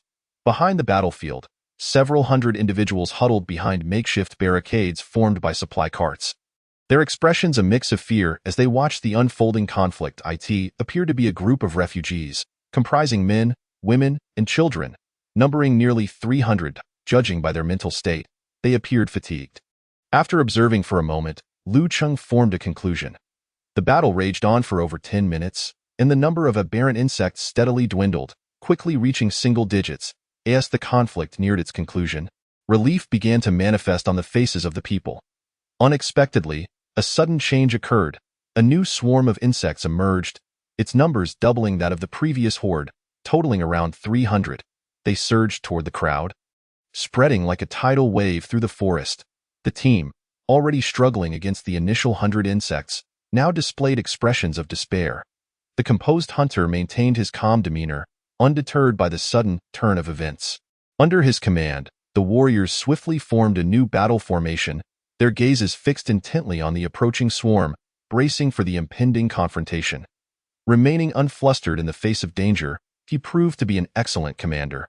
Unfortunately, his strength fell a bit short. Through the information panel, Lu Cheng gleaned partial data about this hunter, a level 30 warrior, skilled in both sword and bow, with low promotion potential. Although the hunter had not advanced to the second stage of the spirit realm, his extensive combat experience significantly bolstered his combat capabilities. Lu Cheng had already detected the arrival of this insect reinforcement through his battlefield perception skill, but as the situation remained manageable, he refrained from acting hastily. Having observed the circumstances and determining that these individuals could be integrated into Windrise City as law-abiding citizens, he resolved to intervene and eliminate the threat posed by the insect swarm. Just as he lamented the insufficient population within the city, he fortuitously encountered such a group upon venturing outside. The insect horde rapidly approached the crowd, charging forth in a relentless assault. 200 meters. 100 meters, 50 meters, boom! A blazing wall of fire erupted from the ground, isolating the insect swarm from the crowd. The leading aberrant insects, undeterred by the flames, plunged directly into the inferno, instantly engulfed and reduced to charred remnants within moments. The flames continued to spread, cascading through the ranks of insects like a line of dominoes, falling swiftly in a swift manner. The swarm was engulfed in flames. The air was thick with the acrid stench of burning protein, intermingled with a sharp, tangy aroma. Illuminated by the fierce blaze, a myriad of astonished faces emerged. Was this truly a miracle? At last, a tender, melodious child's voice shattered the calm of the crowd. Chapter 9. The Refugees of Baiyun Town. You have slain a level 11 mist creature. Biting insect. You have slain a level 14 mist creature. Biting insect. Through battle, you have acquired more information regarding the biting insects. As the alien insects were continuously consumed by the flames, system notifications refreshed at an astonishing pace. The potency and range of my spells had grown immensely compared to before. If the insect tide were to re-emerge as it did days prior, I was confident I could dispatch them with ease. Upon entering the second tier of the spiritual realm, the firewall unleashed by my fire seal skill was dozens of times more powerful than before. In confronting such low-level swarms, the lethal efficiency of area spells surpassed that of a warrior's close-quarters combat significantly. Lu Cheng reminisced about the joy of mowing down foes and looting treasures while gaming on Blue Star. Shaking his head, if only slaying so many mist creatures granted experience and loot. After a while, the continuous kill notifications began to display new changes. You have obtained clues for the Craftsman's Soul Codex information tree. Current progress 4.7. Slay more mist creatures in the vicinity for a chance to acquire clues for the Craftsman's Soul Codex information tree and complete it. An information tree? What could that be? Lu Cheng pondered. The system has a chance to extract several pieces of information upon the demise of mist creatures. The information tree is a knowledge graph constructed from technology or spells. Upon acquiring a complete information tree, related content can be learned. Lu Cheng's eyes sparkled. Was this not akin to illuminating a tech tree in a game? Ascending through technology, commencing from rudimentary technologies? One could follow a particular path, gradually acquiring increasingly powerful skills. Why would mist creatures carry such information? Lu Cheng mused. There seemed to be no correlation between these insects and the so-called Craftsman's Soul Codex.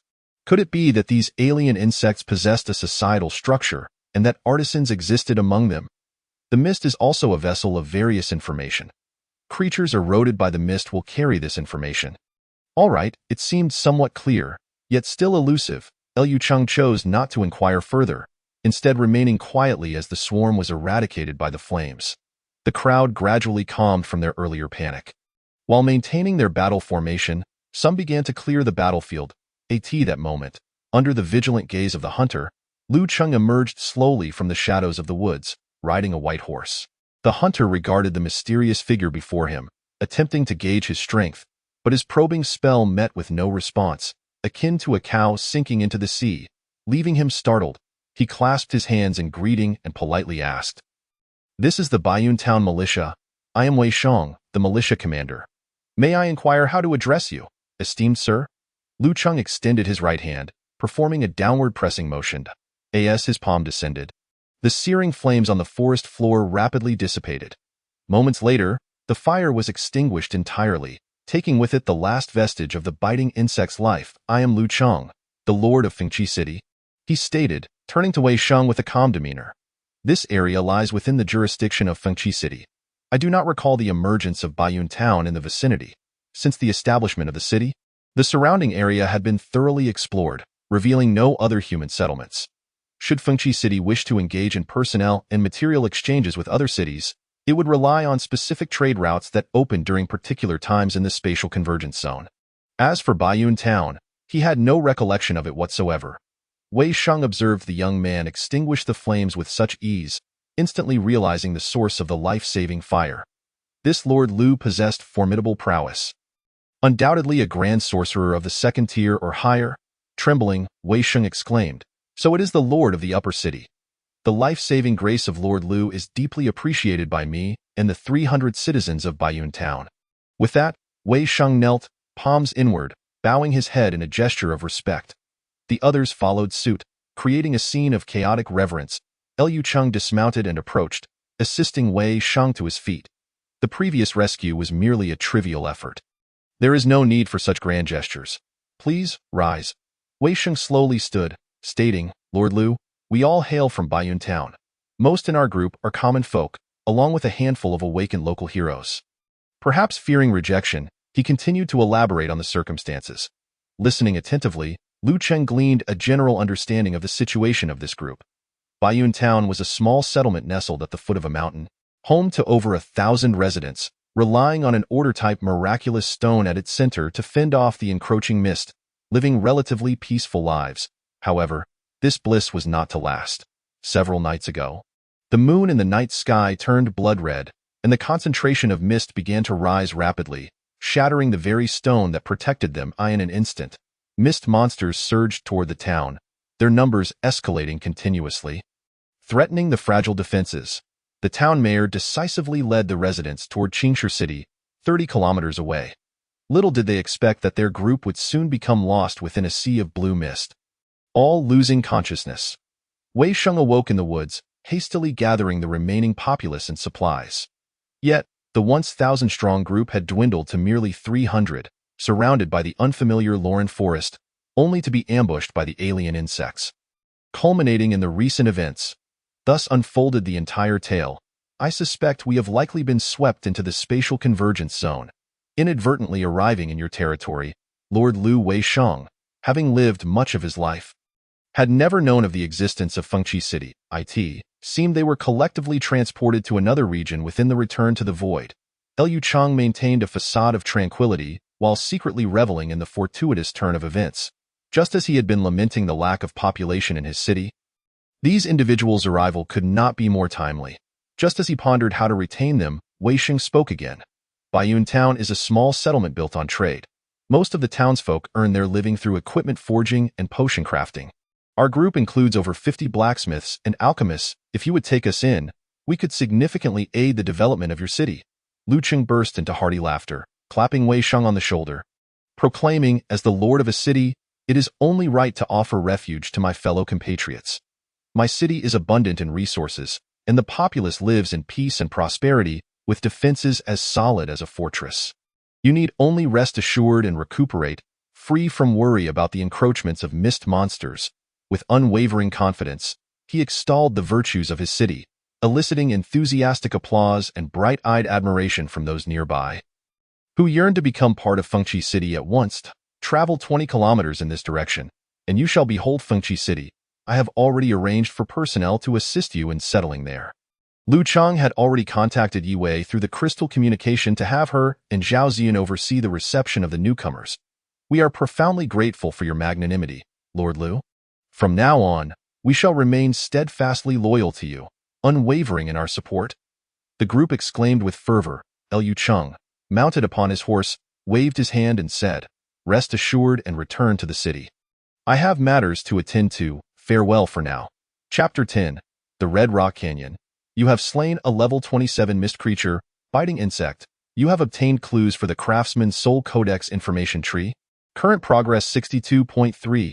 Across the grasslands, a spear of flame pierced a biting insect, pinning it to the ground. The insect emitted a feeble screech, struggling for a moment before succumbing to silence. Exiting the Loren Forest, they entered the Tsingfeng Plain. Continuing northeast for another 100 kilometers would lead them to their destination, the Red Rock Canyon. The mist concentration had reached 1.7. Liu Cheng glanced at the map, his brows furrowing in concern. According to the map drawn a week prior around Fengqi City, the Level 2 mist zone should have been located at the junction of the Tsingfeng Plain and the Red Rock Canyon. Given the current rate of mist elevation, it would not be long before they encroached upon that Level 2 mist area. The boundaries of the mist zone had shifted. It was moving, or rather, it was expanding. Either scenario was a cause for alarm. At this rate, perhaps by next month, it would border Fengqi City. Liu Cheng pondered deeply, but found no recollection of high-level mist zones shifting or expanding significantly. Over the past 2 years, there had been occasional appearances of Level 1 mist zones spanning several kilometers surrounding the city. Once the creatures within these zones were largely eliminated, the mist concentration would diminish.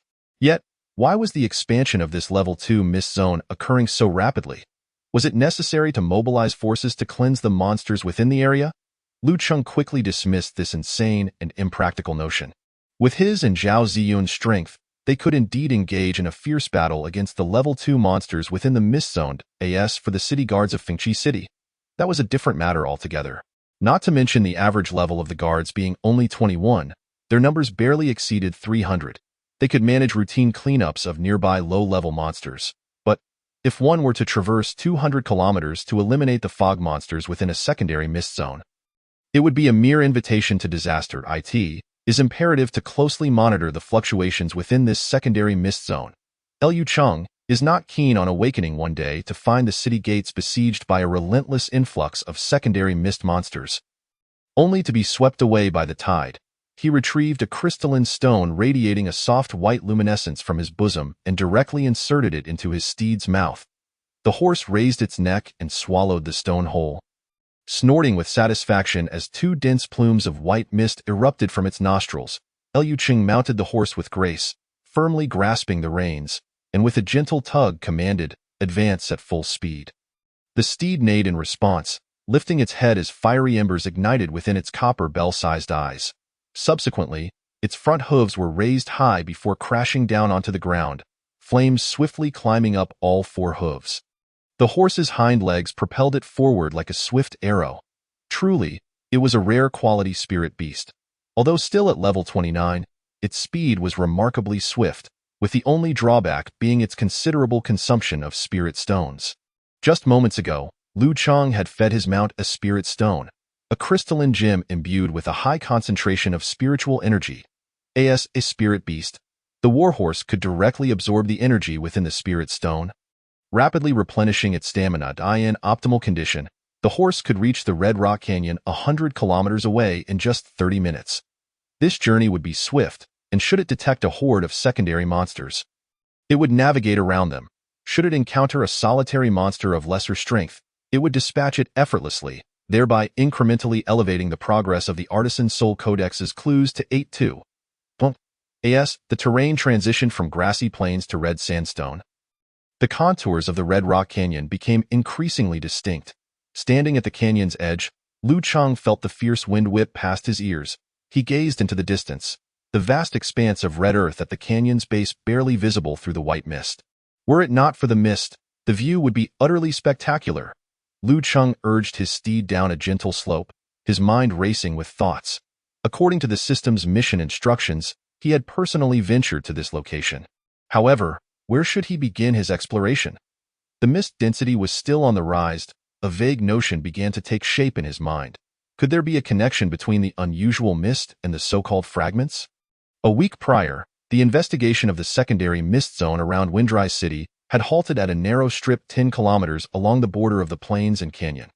Now, having personally entered the canyon, he discovered that the system map indicated a mist density still above 2. Moreover, as he progressed, this number steadily increased. The extent of this secondary mist zone far exceeded his expectations. He resolved to follow the path of increasing mist density. Even if he ultimately failed to locate the fragments, any information regarding the mist would render this journey worthwhile. He had not anticipated completing this exceptional task in one fell swoop. Half an hour later, the canyon's width had diminished from an initial 2 kilometers to a mere 400 meters. A glance ahead revealed that the canyon's width continued to constrict. This terrain resembled an open pocket. In such a narrow environment, galloping was decidedly unwise, as mist monsters could launch covert attacks at any moment, turning himself and his steed into easy targets. Liu Cheng muttered under his breath, his expression grave. The carefree demeanor of earlier replaced by a sense of urgency. Environmental mist density, 2.73. Environmental mist density, 2.74. Goodness, if this continues, will I find myself in a tertiary mist zone? With one hand gripping the reins and the other conjuring a massive fiery cage, he ensnared a skeleton exuding a dark aura, subsequently launching 2 fire spears to shatter it completely. You have slain the level 40 mist creature, Dungeon Skeleton Guardian. You have obtained a clue for the Artisan Soul Codex. Current progress 97.7. Lu Cheng's face brightened. This monster had directly contributed 3.3 to the progress of the Artisan Soul Codex. A low, resonant hum echoed in his ears, reminiscent of a fleet of colossal trucks racing overhead. This sensation of pressure and vibration affected him both physically and psychologically, imparting an unsettling distortion within. What on earth is that sound? He couldn't help but utter an expletive. The sound returned after half a minute. Task search for objects in Red Rock Canyon progress 10, current progress 10. The fragments are here. Upon witnessing the change in task progress, Lu Cheng's spirits lifted, excitement coursing through him. The potential rewards of an exceptional task dispelled his fears and unease. A mere hum was inconsequential. Lu Cheng took a step forward, only to halt, reconsidering his actions. He sought a concealed and secure position to loosen the reins. Stay here and do not wander. The outside is perilous. The horse seemed to comprehend his words, snorting before settling quietly in place. This location was exceedingly cramped, making monster spawns unlikely unless fortune was particularly cruel. He turned and resolutely moved toward the source of the humming. Soon, he arrived at a corner where the width had narrowed to a mere 100 meters. Do not approach. Seek help swiftly. Suddenly, a line of red text appeared on the wall before him. Yet he had just turned away and missed it. When he looked back, the inscription had changed. Come, seek rescue. Someone is in distress. Seeing the text on the wall, Lu Cheng's expression hardened. Chapter 11. Void Fortress. Good heavens, I've fallen into a trap. The defenses I prepared in advance proved utterly ineffectual. I in the darkness. Lu Cheng lamented softly. A small flame flickered to life at his fingertips, casting a faint glow around him. Battle perception, activate. Fortunately, his vision and perception revealed no enemies. For now, he was safe. The flame expanded rapidly, illuminating his surroundings. He found himself alone in a dim tunnel, the walls rising 7 to 8 meters high. Not overly constricted. Tentatively, he touched the deep black rock wall, a piercing cold radiating through his fingertips. Good grief, it's freezing. What am I doing here? Upon seeing that distress signal in the Red Rock Canyon, he had grown wary, steeling himself and preparing thoroughly before proceeding to explore beyond the corner. The next thing he knew, he awoke in a new map. Please don't let this be another instance of crossing over. He muttered to himself. Compared to the encroaching darkness, he preferred Windrise City far more. Once was enough. To do so again would be exceedingly rude. Liu Cheng opened the system message panel, where a series of notifications awaited him. Do you have suffered an unknown source of mental attack? Effects are being assessed. Willpower assessment failed. You have temporarily lost control of your body. After several seconds, control effects have weakened. You attempt to regain bodily control. Effects are being assessed. Willpower assessment failed. You have not regained control of your body. Based on your willpower attribute, you have broken free from this attack's influence and regained control of your body. Well, it seems I indeed fell victim to a form of mental magic, only now managing to escape its grasp. With a willpower attribute of 135, I could maintain control for around 10 minutes. This spell must be of exceptional, level greater than 60, caliber. Fortunately, I remained intact and unharmed. How did I end up here? Is this the underground cavern of Red Rock Canyon? Lu Cheng deftly accessed the system map. The system map is remarkably powerful. It automatically records the places he has traversed and allows him to mark perceived targets on the corresponding locations. Mist density 0.2. Excellent. For now, there's no need to worry about a sudden appearance of mist monsters. From the surrounding 1 kilometer map, it appeared to be a somewhat twisted, spiral-shaped tunnel. Quite fitting for my current surroundings. However, who can explain why the other end of this tunnel is disappearing? Observing the system map, Lu Cheng's expression gradually darkened. Rumble, a slight tremor accompanied by an intensifying roar reverberated through the air. Connecting the disappearing tunnel on the map, he suddenly understood. This damn tunnel is collapsing. Without a moment's hesitation, Lu Cheng turned and sprinted away from the direction of the impending collapse. After roughly 6 or 7 minutes of running, a faint blue light appeared ahead. There, a gap in the rock wall beckoned. Without a second thought, he summoned his spirit energy, activating the transformation skill, and in an instant, his form vanished, replaced by a small red bird, darting swiftly toward the opening. The sensation of flight was exhilarating. Sadly, its duration was limited to 5 minutes, with a cooldown of nearly an hour, making spontaneous use impossible. Bursting through that faint glow, the environment shifted dramatically. Upon witnessing the scene outside, Lu Cheng's mind momentarily blanked. What is this? A fortress. A colossal fortress. Intersecting bridges connected thousands of bastions, the shadows of the structures stretching to the horizon, seemingly boundless. At the base of the fortress, countless colossal support pillars plunged straight into the shadowy abyss, their depths unknown and their bottoms unseen. The entire fortress resembled a city adrift in the void. Enveloped in an eerie silence, in the heart of the fortress stood a majestic tower, its surface marred by decay, exuding the weighty essence of time. Atop the tower rested a massive blue orb of light, its diameter spanning several dozen meters. Gazing into the distance, one could discern no celestial bodies in the sky. It was this azure gem atop the tower that illuminated the entire realm. Lu Cheng felt a stirring in his heart and turned to look back in the direction he had come. Not far off, a black rock passage wound down from the heavens, leading straight to the depths of the dark abyss. That moment, the twisted black passage was collapsing rapidly, countless black rock walls transforming into ephemeral shadows, gradually fading away until they vanished completely. Fortunately, he had managed to escape midway. Had he continued down the passage, the consequences would have been unimaginable. Lu Cheng altered his course and sped towards the bridge of the fortress. With only 2 minutes left of his transformation, he needed to find a safe place to land swiftly. As he exerted all his strength to flap his wings, his altitude rapidly diminished, and his vision became increasingly clearer. What was that? Skeletons? Upon nearing the fortress, Lu Cheng noticed several skeletons slowly moving forward across the bridge. Name: Dungeon Skeleton Guard Level, LV 32 rank, Blue Attributes, Strength 76, Constitution 52, Agility 28, Willpower 0. Insight 0. Specialties: Bone Regeneration, Quality, Blue LV 31. When using Death Energy to regenerate bones, there is a chance to form special bone equipment, providing a maximum of 18 attack or 25 defense bonus. Death Legion.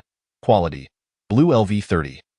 Legion Skill: when the number of dungeon skeleton guards within 100 meters exceeds 100, all dungeon skeleton guards gain a 35 resistance to psychic energy. Skills: Corrosive Breath. Quality: White. LV 20. Consumes 1 unit of death energy when attacking, dealing corrosive additional damage to enemies. This skill can cause a LV 20 continuous vitality drain effect on living beings and inflict extra durability loss on equipment. These skeletal guards clung to the outer walls of the fortress. Using hands and feet to climb upwards, their movements slow and clumsy. Although only 3 to 5 skeletons were seen scaling each bridge connected to the fortress, the scale of the fortress was overwhelmingly vast. With countless bridges and battlements as far as the eye could see, the number of skeletons climbing was densely packed, likely numbering in the tens of thousands. As the transformation skill concluded, Lu Cheng reverted to his original form. At that moment, a skeleton wielding a black bone dagger poked its head out from a nearby parapet. Upon seeing Lu Cheng, it paused, then forcefully propped its dagger against the wall, attempting to vault over.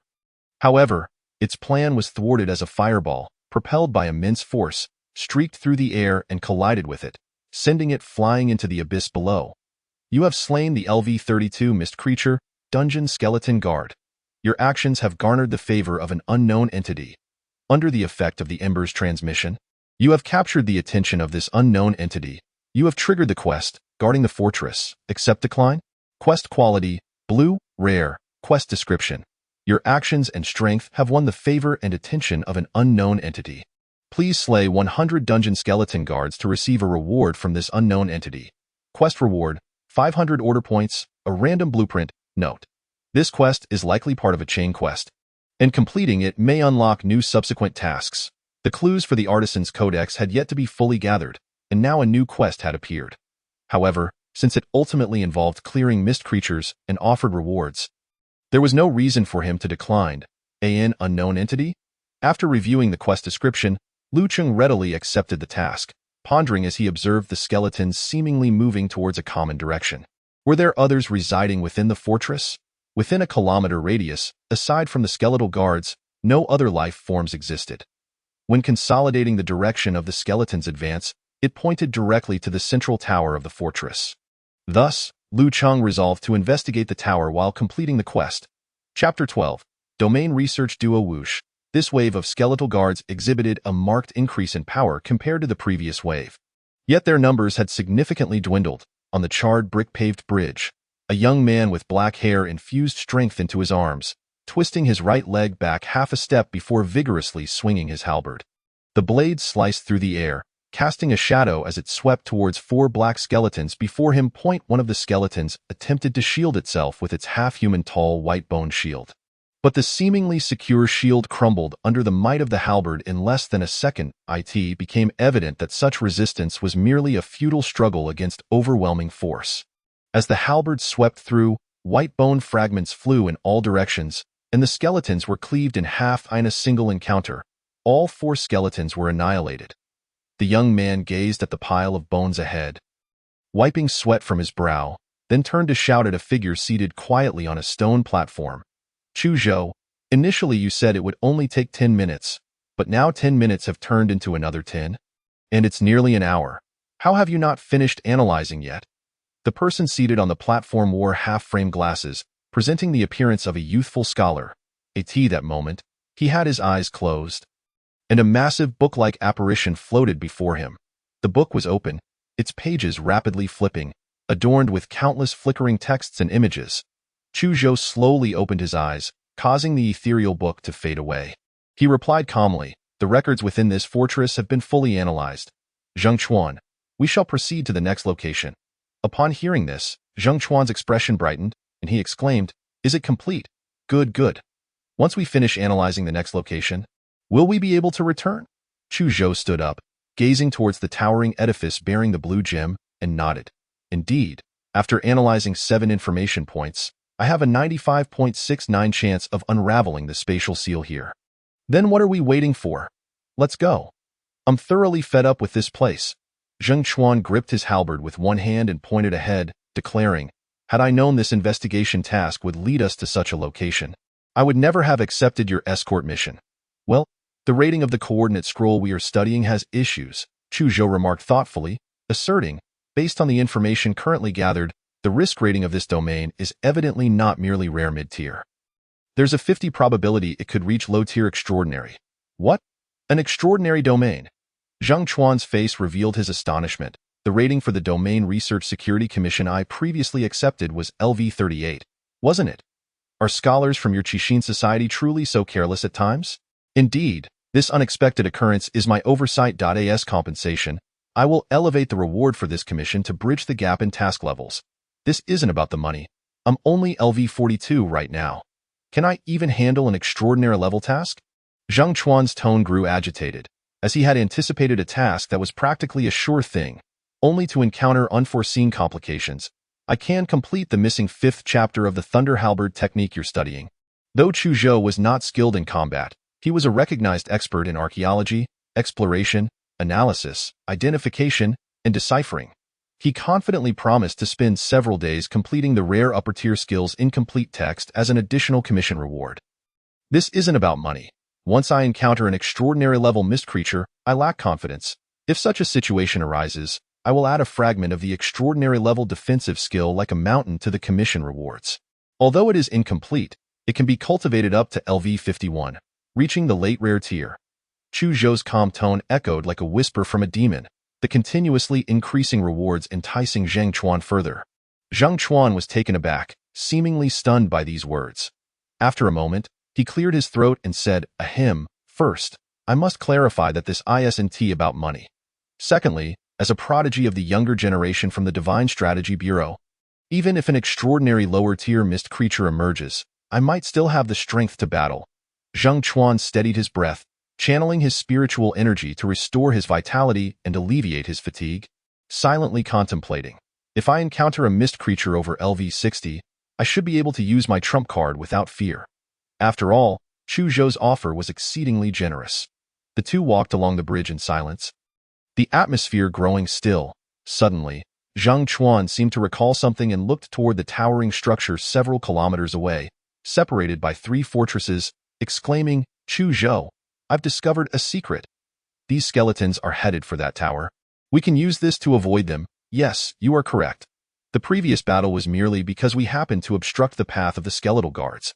Chu Zhou was not surprised that Zhang Chuan had only now realized this obvious fact after battling for over 6 hours. He continued, "The goal of the mist creatures is that tower. Their intent is to use the death energy they carry to erode the tower's magic array." Zhang Chuan shrugged and remarked, "The erosion tower? It seems that edifice is indeed a product of order. It's no wonder you wish to investigate it." Chu Zhou nodded in agreement with the other's conjecture. "Fortunately, we do not need to confront these countless skeletons head-on. Otherwise, none of us would stand a chance of escaping."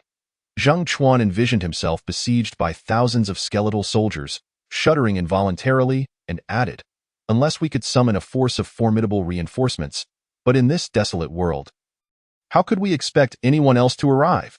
Chu Zhou recalled sensing the presence of spiritual practitioners at a certain node while deciphering the magic array's information. Shaking his head, he replied, "That may not necessarily be the case." Zhang Chuan regarded Chu Zhou with a dubious gaze. "Chu Zhou, have you secretly arranged for powerful assistance?" "No, very well." Zhang Chuan sighed and inquired, "By the way, what is our final destination for analysis? If we continue on this path, we will draw closer to the inner circle of the tower, only to encounter another horde of skeletal guards ahead." As they approached the tower, the number of skeletons upon the bridge noticeably increased. Fortunately, their intelligence was exceedingly low, rendering them incapable of executing coordinated formations in battle. They possessed sheer attributes but could not unleash formidable combat prowess. "It is the tower." "What? The tower?" Zhang Chuan incredulously pointed towards the towering structure ahead. Chu Zhou stated flatly, "We must go there to obtain the final information regarding the magic array, enabling our escape from this spatial seal." A squad of skeletal guards wielding bone bows leaned against the edge of the bridge, raising their bows to target the figure strolling leisurely on the opposite side. A chilling blue light gathered at the tips of their arrows, the intensity of their power fluctuating upward. Twang, twang, twang. Over a dozen bone arrows were released, slicing through the air with a sharp whistle. The arrows traced intricate arcs in the sky, swiftly approaching the figure. A flicker of fire darted through the air, instantaneously forming the character for Quake. With a flash of red light, the character exploded, accurately intercepting the oncoming barrage of arrows and incinerating them entirely. Once again, it was these skeletal archers. While the ability of bone growth to transform into weapons like swords and knives was manageable, turning into arrows posed a significant challenge.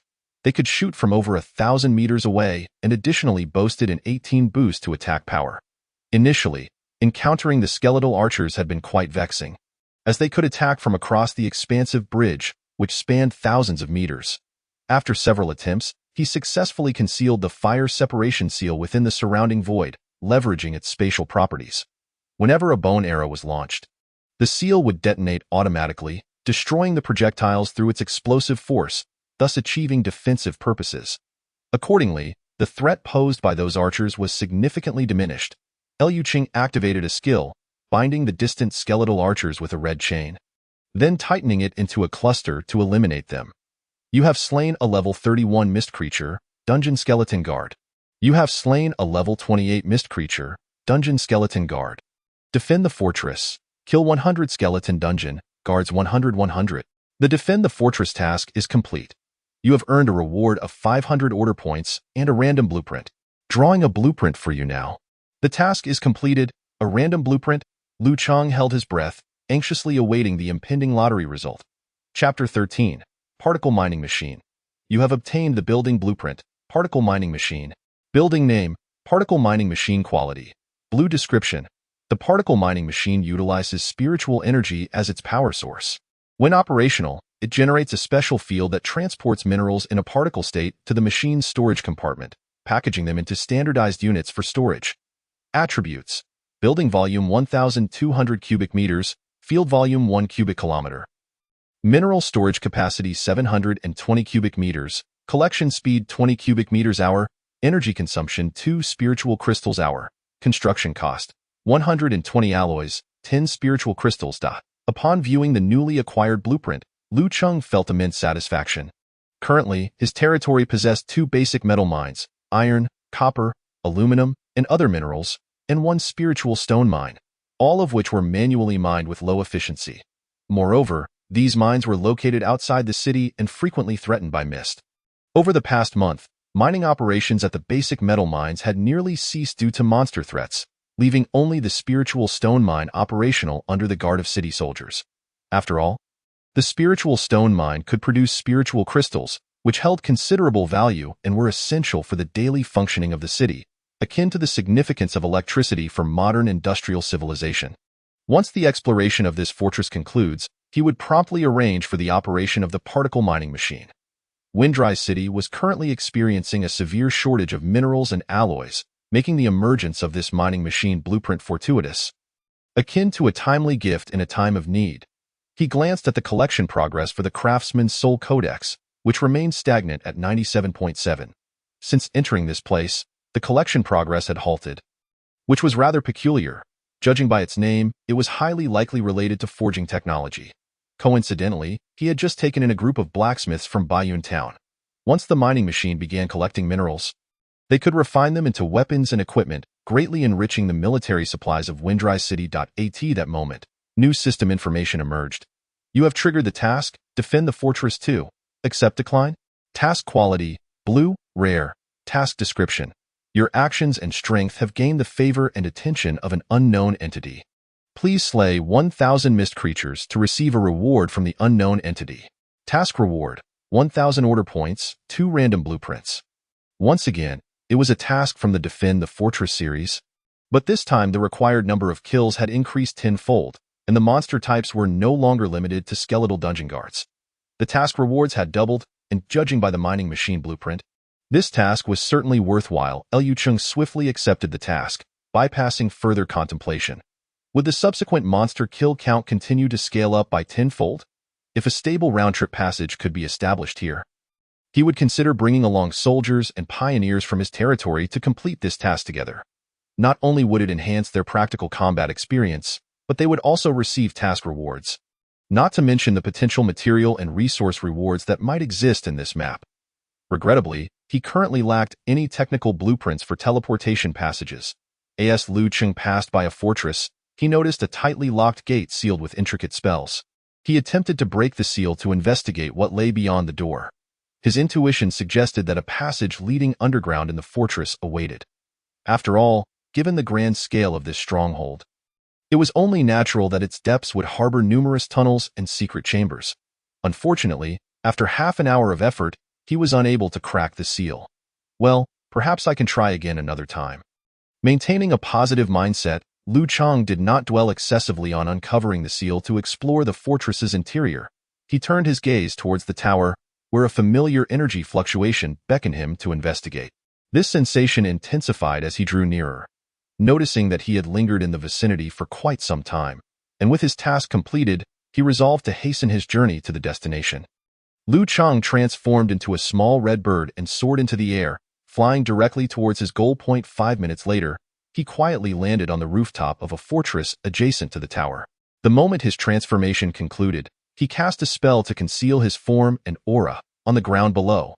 2 individuals were engaged in combat against the throngs of skeletal soldiers. One was a young warrior close to 2 meters tall, wielding a large halberd with sweeping motions that left no openings. Nearly every skeleton that ventured too close fell within 3 exchanges. The other, donning glasses and appearing devoid of any weaponry, seemed to possess little combat capability. Behind him, a uniquely designed metallic contraption unleashed a torrent of metallic particles towards the advancing skeletons. Any skeleton struck by these particles was instantly cleaved in two by the tremendous force, rendering them utterly incapacitated. Is this a mechanical creation? Observing this device, reminiscent of modern weaponry from Blue Star, Lu Chang was instantly intrigued. Within the ruins, although most individuals sourced their extraordinary powers from spiritual energy, there remained no unified answer on how to harness that energy. Some enhanced their mental strength to construct spiritual circuits for casting spells. Others bolstered their blood energy to fortify their bodies, engaging in combat through physical prowess or weaponry, and still others opted to utilize spiritual energy as fuel to operate various mechanical constructs, unleashing boundless power. The diverse systems of power could be likened to a flourishing garden of ideas. The realm of mechanical constructs bore striking similarities to technology from Blue Star, which piqued Lu Chang's interest. At present, there are no mechanical creations within the city of Windrise. The particle mining machine he recently acquired can certainly be classified as one, yet it remains merely a blueprint at this stage.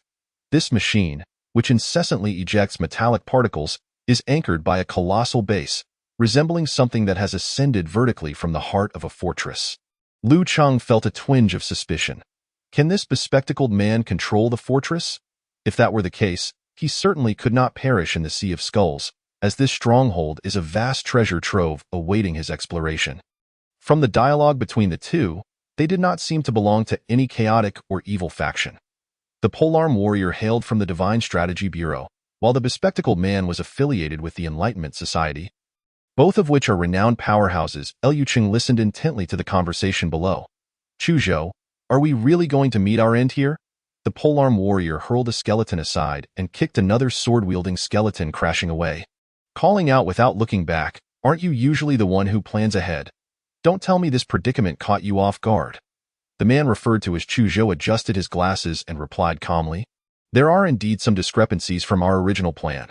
Currently, the ammunition supply for the fortress's Torrent Guardians can only sustain us for 10 minutes. If that individual does not arrive within 7 minutes, I will initiate Plan B. Before that, Zheng Chuan, you must secure this position. What? There are others here. How was I not aware? Upon hearing Chuzhou's words, a flicker of concern vanished from Zheng Chuan's face. Chuzhou closed his eyes, and a green ruler materialized above him, slowly rotating before coming to a stop. Greetings, I am Chuzhou, a scholar of the Enlightenment Society. I wish to propose a transaction with you. On the battlefield's edge, Lu Cheng suddenly heard a whispered incantation. TCH, discovered, he slowly revealed himself. Chapter 14. The sparks ignite the prairie. The other party previously claimed that someone would appear, and then directly detected his presence. Lu Cheng instantly understood and inquired, the distress signal from Red Rock Canyon was sent by you? Red Rock Canyon? Are you referring to the domain entrance? I intended to warn you to leave. But the message was distorted by the aberrant magic array. Chuzhou acknowledged this, continuing, now that you have entered this place through the world fragments, we share a common goal, to escape from here. World fragments?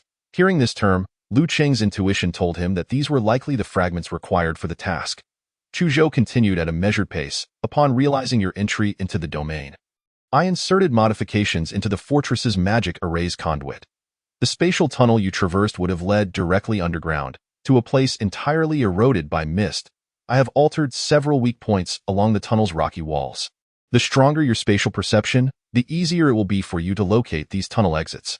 From the feedback information I intercepted from the magic array, I learned that you quickly broke free from mental control and exited the tunnel at the first exit.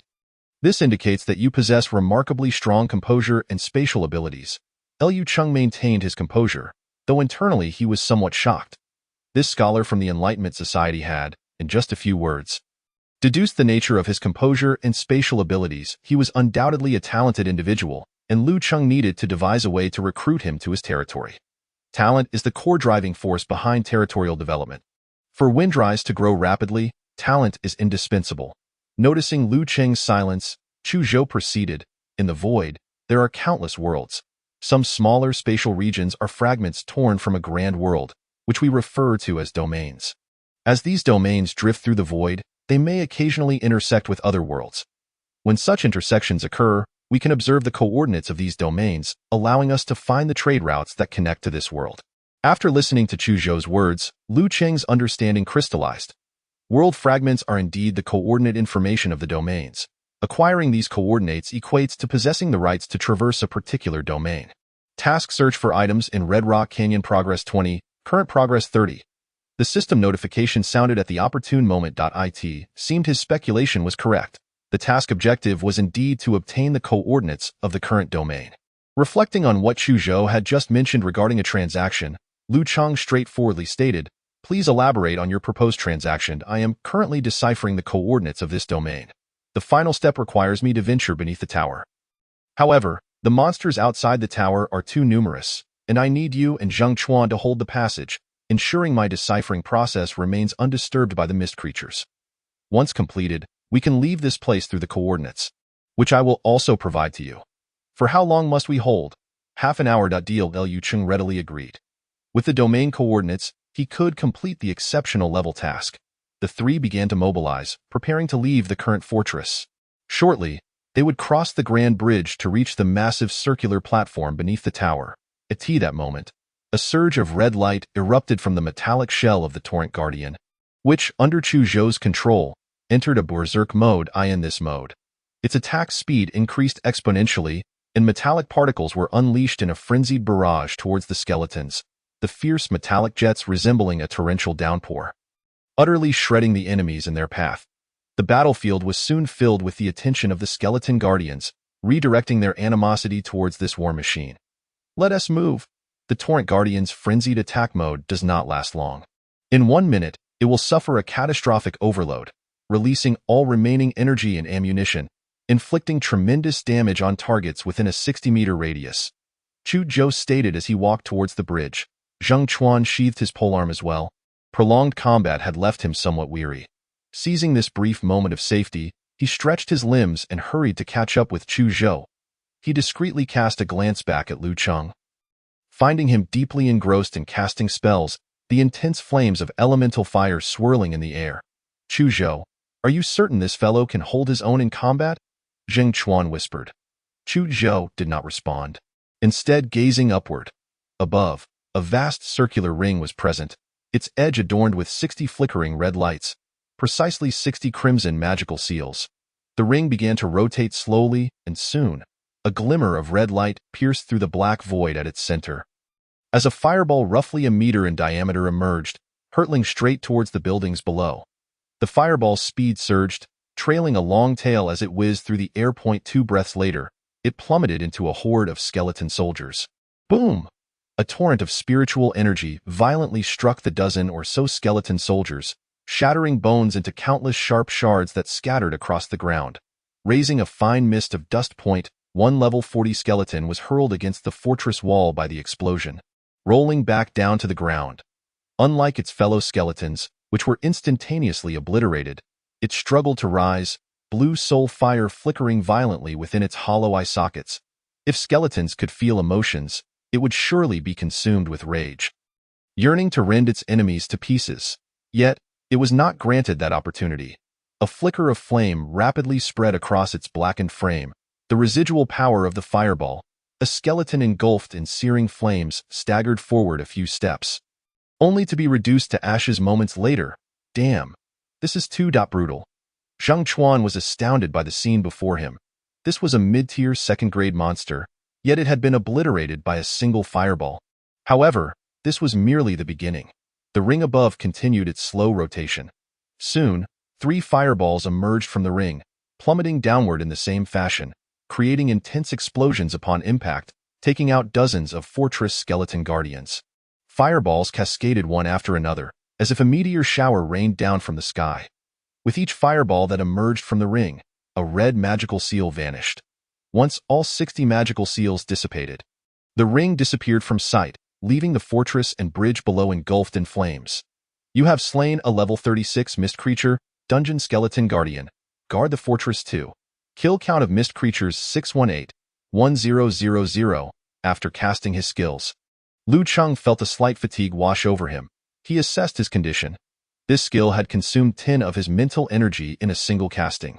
With his current reserves, he could cast this spell 9 more times. This was not a new skill, but rather a spontaneous idea he had, catalyzing 60 fire severance seals at once, utilizing the skill's inherent spatial properties to summon fireballs from the sky, descending with gravitational force to strike the targets below accurately. It proved to be extraordinarily effective, as a single skill had eliminated around 600 skeletons, directly boosting the task progress by 60%. Chu Zhou, this is simply unbelievable, if I'm not mistaken. He appears to be about our age. Zheng Chuan's eyes widened in disbelief. During the last 100 Cities tournament, even the top-ranked individual among the younger generation did not possess such power. Moments passed. Yet Zheng Chuan received no response from Chu Zhou. He turned his head and saw Chu Zhou, equally astonished, murmuring words of disbelief. Observing the look of shock on the other's face, Zheng Chuan was momentarily taken aback before bursting into laughter. I never imagined you could display such an expression. Ha ha ha. All this time, Chu Zhou had maintained a stoic demeanor. Even when discussing the possibility of an extraordinary realm, he had remained composed and collected. Witnessing Chu Zhou's astonishment now filled Zheng Chuan with a sudden clarity. This was a figure capable of shocking even the renowned scholar Qi Xian. Why should he feel inferior in comparison? There are always greater talents beyond oneself. Just how formidable is this individual? Could he be one of the prodigies hailing from those colossal cities? Chapter 15. The War General of the Sin Domain. Thanks to Liu Cheng's earlier mapping skills, the number of monsters around them had drastically diminished. At this moment, only a few scattered skeletons remained on the grand bridge leading to the tower. After all, those skeletons, known for clustering together, had perished in the rain of falling meteors. One might wonder why these skeletons are so fond of gathering. It appears they were all dispatched by Lord Liu. Zheng Chuan deftly impaled a skeleton wielding a long sword, and with a slight exertion, sent it crashing to the ground, swiftly severing its head with his spear. As the trio journeyed onward, they grew increasingly familiar with one another after some exchanges. These skeletons possessed a legion skill. When they amassed in sufficient numbers, they gained an additional resistance to ethereal energy. They instinctively chose to cluster together. Liu Cheng shared the data on the skeleton skills that the system had detected. Legion skill? I don't even possess a legion skill, yet these skeletons can wield one. Zheng Chuan exclaimed with surprise, then added regretfully, I wish I could master some legion skills and lead a grand army into battle, but alas, I have never had the opportunity. If the leader of an army possesses legion skills, then that army would unleash exponentially greater combat power, making it feasible to challenge foes of superior levels. It is vital to understand that the level of ethereal energy gauges one's basic ability to manipulate spiritual energy. For every 10 levels of difference, there exists a 10-fold disparity in the fundamental ability to manipulate ethereal energy. Of course, this basic manipulation does not include bonuses from elemental proficiency or affinity. In large-scale warfare, soldiers benefiting from legion skills can utilize combined techniques to engage enemies several levels above their own. The presence of legion skill-enhanced skeleton sentinels indicated the existence of their commander within this region. Chu Zhou pinpointed the crux of the issue with precision. Liu Cheng had contemplated this matter previously, but had not encountered any special elite dungeon skeleton sentinels along their journey, and thus the notion remained unverified. The highest level among the encountered skeletons was 45. What level might their commander be? Late stage in the second realm of the spiritual domain, levels 51 to 60? Before long, the 1,000-meter bridge came to an end, and the three arrived at a vast circular island. This island spanned approximately 6 kilometers, connected to the outside world by 6 grand bridges. Remarkably, the island rose over 100 meters above the ground at the base of the tower. resembling a towering city wall that entirely encircled the high tower at its center, creating a 3-square-kilometer plaza. The island and plaza were linked by several staircases. At this moment, a throng of skeletons lined the plaza. Marching resolutely towards the tower as they approached within 100 meters of the tower, a green barrier materialized, obstructing the advance of the skeletons. The skeletons halted, engaging in a peculiar dance, their blackened frames moving in a comical manner, which elicited a laugh from Zheng Chuan, who observed from a distance. After a minute of this bizarre choreography, the skeletons reached up and removed the skulls from their necks, flinging them towards the green barrier with great effort. As the skulls soared through the air, they gradually became ethereal, ultimately transforming into a cloud of black mist upon impact with the barrier, vanishing without a trace. The hundreds of skull-less skeletons disintegrated, their black frames crumbling to the ground, losing color and reverting to mere piles of white bones. What in the world is this? Zheng Chuan's smile froze on his face. After all, the sight of skulls flying everywhere was rather disconcerting. The tower's barrier weakened. Through information detection, Lu Chang observed the durability of the green barrier diminish by several dozen points due to the skeleton's sacrificial ritual. Judging by the mountain of bones accumulating in the plaza, this practice must have persisted for quite some time, with the number of sacrificed skeletons exceeding 1 million. Should we descend? Zheng Chuan, usually self-assured, felt a pang of uncertainty as he gazed at the tens of thousands of skeletons lined up below. The plaza offered no cover, making survival amidst such a vast sea of skeletons exceedingly challenging. Chu Zhou raised a blue staff in his right hand, closed his eyes to contemplate for a moment, and declared, "No need. We can communicate with the tower from this distance. Delays may lead to unforeseen changes. I will begin the analysis promptly, and the subsequent defenses will be up to you." Upon hearing Chu Zhou's words, Lu Chang sighed in relief. Battling on the circular island would naturally entail fewer enemies, thus reducing the difficulty. Moreover, attacking foes from an elevated position would grant him a significant advantage in terms of range. Chu Zhou soon entered a meditative state, and a massive tome manifested above him. Liu Cheng curiously observed the myriad of rapidly flickering text and symbols on the pages, discreetly casting a detection spell. Knowledge technique. Quality. Extraordinary. LV35. Condenses the user's mental energy into a tome of knowledge, significantly enhancing the user's capacity for absorbing information. Once the accumulated knowledge reaches a certain threshold, it randomly provides the user with bonuses for learning, identification, analysis, deciphering, and reasoning. Mental energy condensed into a book? No wonder Chu Zhou had reached level 35 without demonstrating corresponding combat prowess. His mental energy was consumed by this ability. Casting spells requires the guidance of mental energy. If that energy is occupied by other functions, the quantity available for manipulation becomes insufficient, making it impossible to complete the intended casting process. In simpler terms, his mana bar was locked, rendering him incapable of unleashing skills due to insufficient power. The analysis proceeded methodically, while Zheng Chuan occasionally dealt with a few wandering skeleton sentinels, spending most of his time vigilantly monitoring the unfolding situation. In contrast, Lu Cheng found himself rather bored. Casting large-scale spells would likely attract the attention of the enemies below, risking an assault from the Skeleton Legion upon the three of them.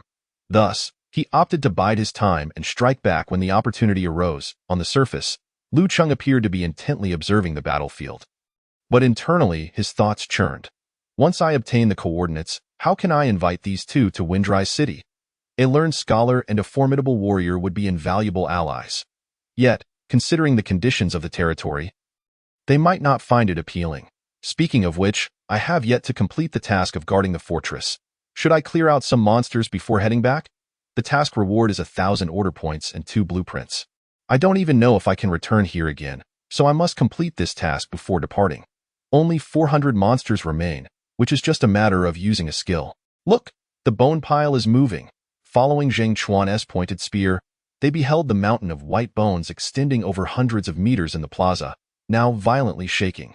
The fragmented bones seemed to respond to some mysterious force, lifting into the air.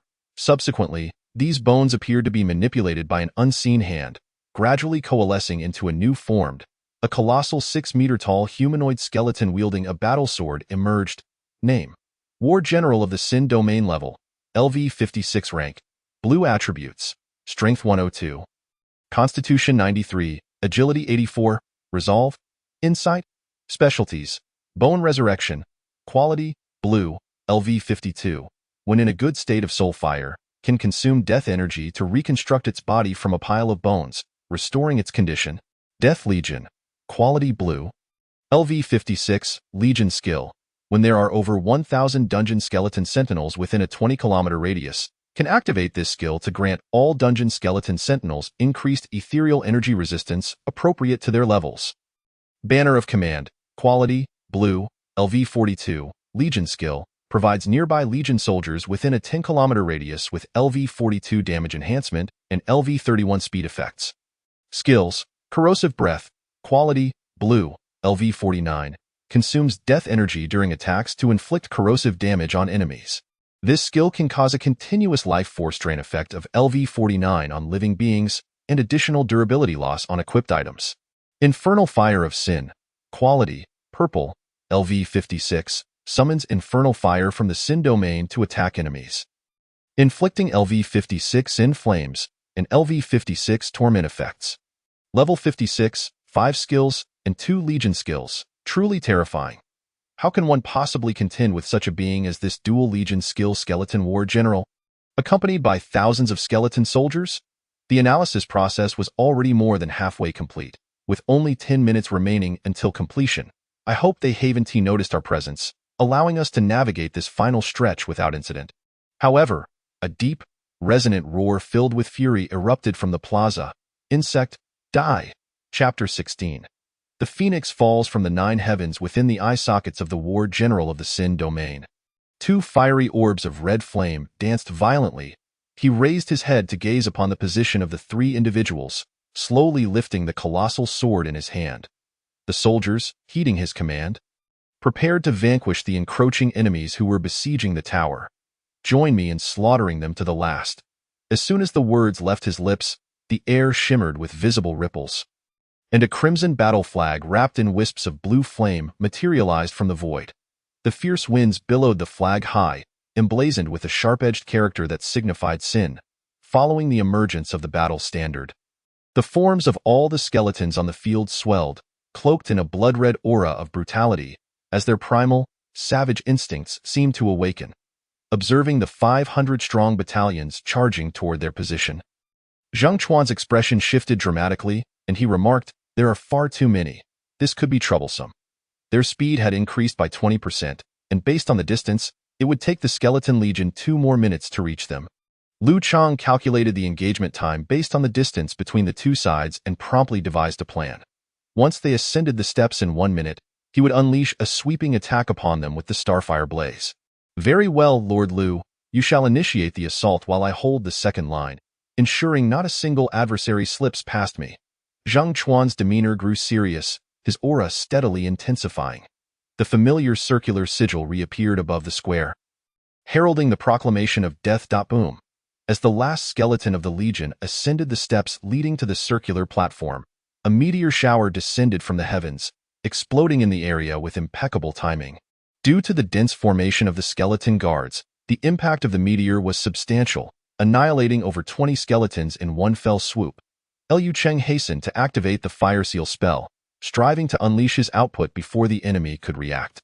Soon, the darkened sky seemed to concentrate the power of a long-dormant volcano into a single point, erupting forth as dozens of massive fireballs plummeted down, engulfing the 5 skeletal battalions on the steps. Under the terrifying searing heat of this infernal blaze, the skeleton guards were nearly obliterated. This power is astonishing, even mightier than before. Zhang Chuan assessed inwardly, contemplating the odds of enduring such a barrage of meteors if he found himself directly in its path. The conclusion he reached cast a shadow over his countenance, filling him with a sense of inadequacy. Meanwhile, on the other side of the battlefield, the Sin Domain War General issued a command, and 2 new 1,000-strong legions flanked from the east and west. It was betting that Lu Chang could not consecutively employ such extensive, high-intensity spells in a short span. Concurrently, the skeleton soldiers of these 2 legions were enveloped in a layer of ashen-white mist. A manifestation of the level 56 Legion skill, Death Legion, enhancing their spiritual resistance. A mocking expression surfaced on the skeletal face of the Sin Domain War General, who believed that the earlier setback had merely been due to carelessness, allowing these insects to launch a surprise attack. This time, however, it would surely obliterate those pests. Witnessing the unfolding situation, Lu Cheng did not hesitate. After a minute of recuperation, he decisively unleashed that very skill once more. 11 seconds, from the appearance of the spell ring to the launch of all fireballs, merely 11 seconds had elapsed, and the Eastern Skeleton Battalion had suffered a 1/3 reduction in strength. "Do you still possess the mental fortitude to continue fighting?" Zhang Chuan inquired with concern. He understood that casting spells required considerable mental energy, and excessive consumption in a short time could lead to delays in spellcasting, necessitating careful recuperation. Liu Cheng replied with an air of ease. "No problem. I can unleash this level of skill another 10 or 8 times." Upon hearing Lu Cheng's response, Zhang Chuan initially assumed he was jesting, yet he felt a measure of reassurance and replied, "Lord Lu, though I am not a sorcerer, I do understand certain principles of spellcasting. It is implausible to cast such a high-level spell thrice in succession. Focus on replenishing your mental energy, and I will do my utmost to impede the enemy's advance." Zhang Chuan resolved that should the situation exceed expectations, it might be time to reveal some hidden cards. Liu Cheng glanced at the mission progress, noting that the task of defending Fortress 2 had been completed. As anticipated, the mission had now transitioned to defending Fortress 3, with the new objective being to slay 10,000 fog creatures, rewarding 5,000 order points and 6 random blueprints. He had yet to claim the 2 random blueprints from the rewards of defending Fortress 2. He decided to address the mission rewards collectively after the current battle concluded. In the midst of the fierce battlefield, through repeated spellcasting, your understanding of spiritual energy has deepened. Your control over spiritual energy has improved, and you have reached level 32. Your Composure 2, Perception 3. Your Fire Seal spell has leveled up, currently at LV 32. A series of system notifications flashed before him. "I leveled up?" Lu Cheng felt a surge of joy. Sensing the rapid recovery of the 2 layers of mental energy he had previously expended, enveloped in a sense of comfort. The feeling of spellcasting delay caused by the continuous release of large-scale skills dissipated entirely. He attempted to unleash the Starfire Blaze skill once more. A fiery red ring materialized slowly in the air, and the Fire Seal sigils illuminated one after another.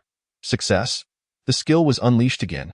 Lu Cheng's face lit up with excitement, and then he seemed to recall something. Adjusting the skill's release point, 60 Fire Seal sigils rearranged in the air, swiftly outlining a new form.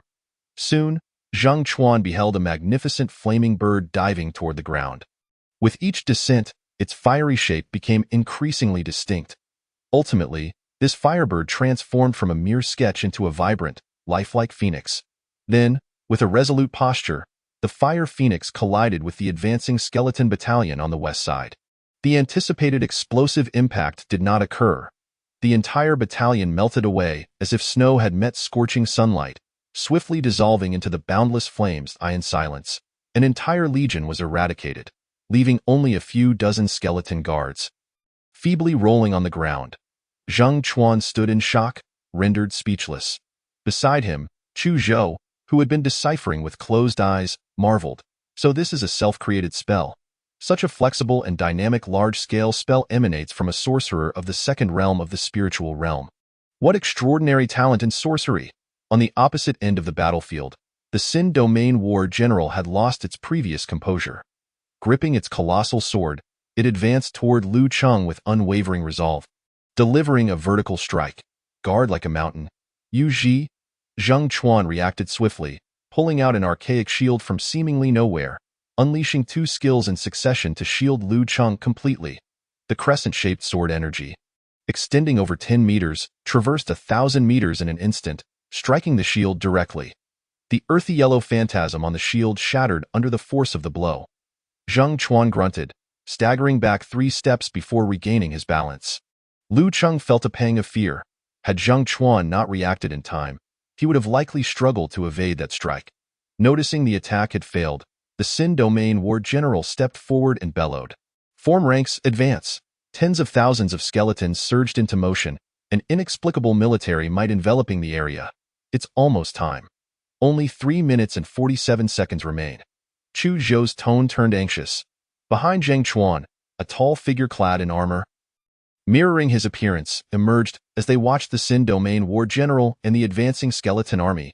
Lu Cheng silently uttered a thought. Draw random blueprint rewards. Chapter 17. The Void Realm Projection Array. Drawing blueprints for you. You have obtained the Building Blueprint Academy. Building name. Academy rarity. White description. The Academy serves as a place for imparting knowledge and facilitates the exchange of information among people. Attributes. The Academy can accommodate 100 individuals and houses 500 books. Members studying here experience a 20 increase in learning speed. There is a small chance of a flash of inspiration while reading Academy materials, significantly enhancing comprehension. Construction costs. Minerals, stone, 150, biomass, wood, 100, spiritual crystal tin maintenance cost. 1 spiritual crystal day note. When the realm of an Academy member exceeds the building's rarity, the attribute bonuses will correspondingly diminish. This Academy building is quite promising.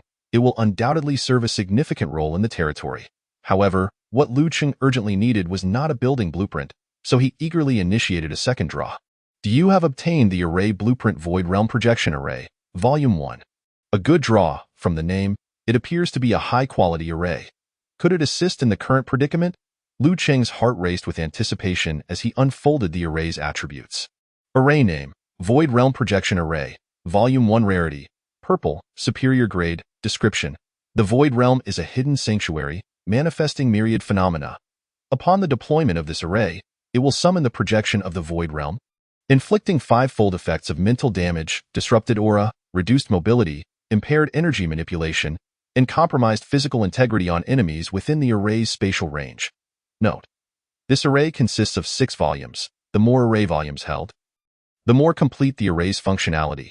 The rarity and attributes of the array will also be further enhanced. Learning this array. Based on your realm, comprehension, and spatial control attributes, it is determined that you need not expend additional time to master this formation. Do you have mastered the Ruins Realm Projection Array Fragment, currently at level LV32? Lu Cheng contemplated the intricate patterns of the Ruins Realm Projection Array and promptly began constructing the formation. Just hold on a moment longer. I require half a minute to cast the spell, and no problem. Zheng Chuan readily agreed upon hearing Lu Cheng's words, as he was already engaged in combat with the Sin Domain Warlord at the stairway. The air, saturated with an oppressive and chilling aura, vibrated with an undercurrent of lethal intent. The towering figure of the Sin Domain Warlord, standing 6 meters tall, emanated a terrifying sense of pressure. With a fierce roar, he seized the fleeting moment when Zheng Chuan was momentarily dazed by a sonic wave, swinging a colossal sword with tremendous force toward him. Under the weight of this formidable attack, it seemed as though all obstacles would be reduced to mere dust. In the nick of time, Zheng Chuan's eyes regained clarity. He twisted his body with great effort, narrowly dodging the strike. Humph! The Sin Domain Warlord, seeing his initial attack fail, snorted coldly, pivoting his sword from a slash to a thrust.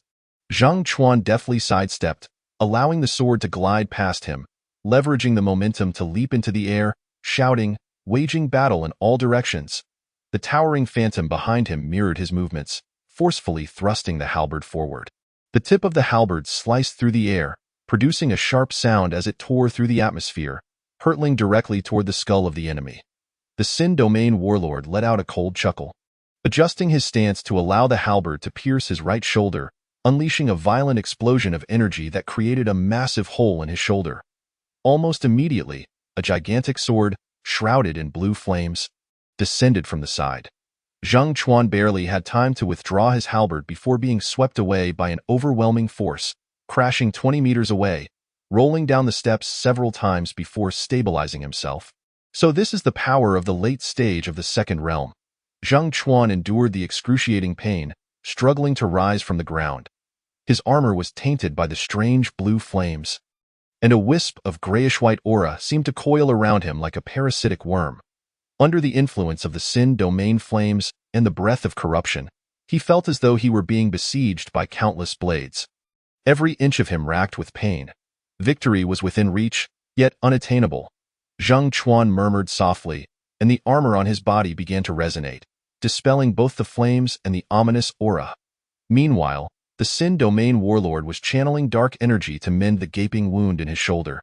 This was his domain. With the vitality granted by his massive form, He could recover from any non-fatal injury by drawing upon the surrounding death energy. Zhang Chuan evidently grasped this concept as well. He calmed himself, opting to defend for a while, awaiting the completion of Lu Cheng's formation. Throughout their journey, he had come to deeply appreciate the mystery and strength of Lord Lu, and now, in this perilous situation, only cooperation and trust could bring life to them all. The two combatants clashed once more, though this time Zhang Chuan chose to adopt a primarily defensive stance, no longer actively seeking opportunities to attack. He wielded the halberd with such precision that he narrowly avoided several attacks from the skeletal warlord. Soon enough, half a minute had elapsed. At that moment, the skeletal army surged onto the circular island, closing in on Lu Cheng from several hundred meters away. Ruin's realm concealment, Liu Cheng whispered softly, raising his hands to cast the prepared spiritual energy formation into the sky. A golden circular array began to rotate slowly, expanding as it ascended. Before long, a grand array etched with countless intricate patterns enveloped the entire plaza, a terrifying aura saturating the very air. Damn ants! The Sin Domain warlord roared in fury, attempting to break free from his fight with Zhang Chuan to eliminate this looming threat posed by Lu Cheng. However, Zhang Chuan gritted his teeth and empowered himself with several skills, resolutely clinging to his adversary. Despite the onslaught of attacks that rained down upon him like a storm, he remained steadfast, refusing to grant his opponent an escape. Heavenly transformation of all things. Observing that the array had ceased expanding, Lu Cheng advanced to the next phase of the formation. The brilliance of the array gradually dimmed, and suddenly, a crisp sound rang out. Akin to the shattering of a mirror in an instant, the void was perfectly carved open in a graceful arc, revealing a towering mountain that gradually materialized. What an imposing mountain it was, rising from the gray-white plains. It soared to an astounding height of 20,000 meters from base to peak, with a base diameter of approximately 600 kilometers. From a distance, it resembled a massive dome gently ascending. Even more astonishing was that the entire mountain was encased in a metallic alloy. At its midpoint, a grand chasm wound for over 100 kilometers, as if a legendary powerhouse had struck down fiercely at that point, leaving behind an eternal mark. The formation has successfully unfolded. You have summoned a projection from the Ruins realm.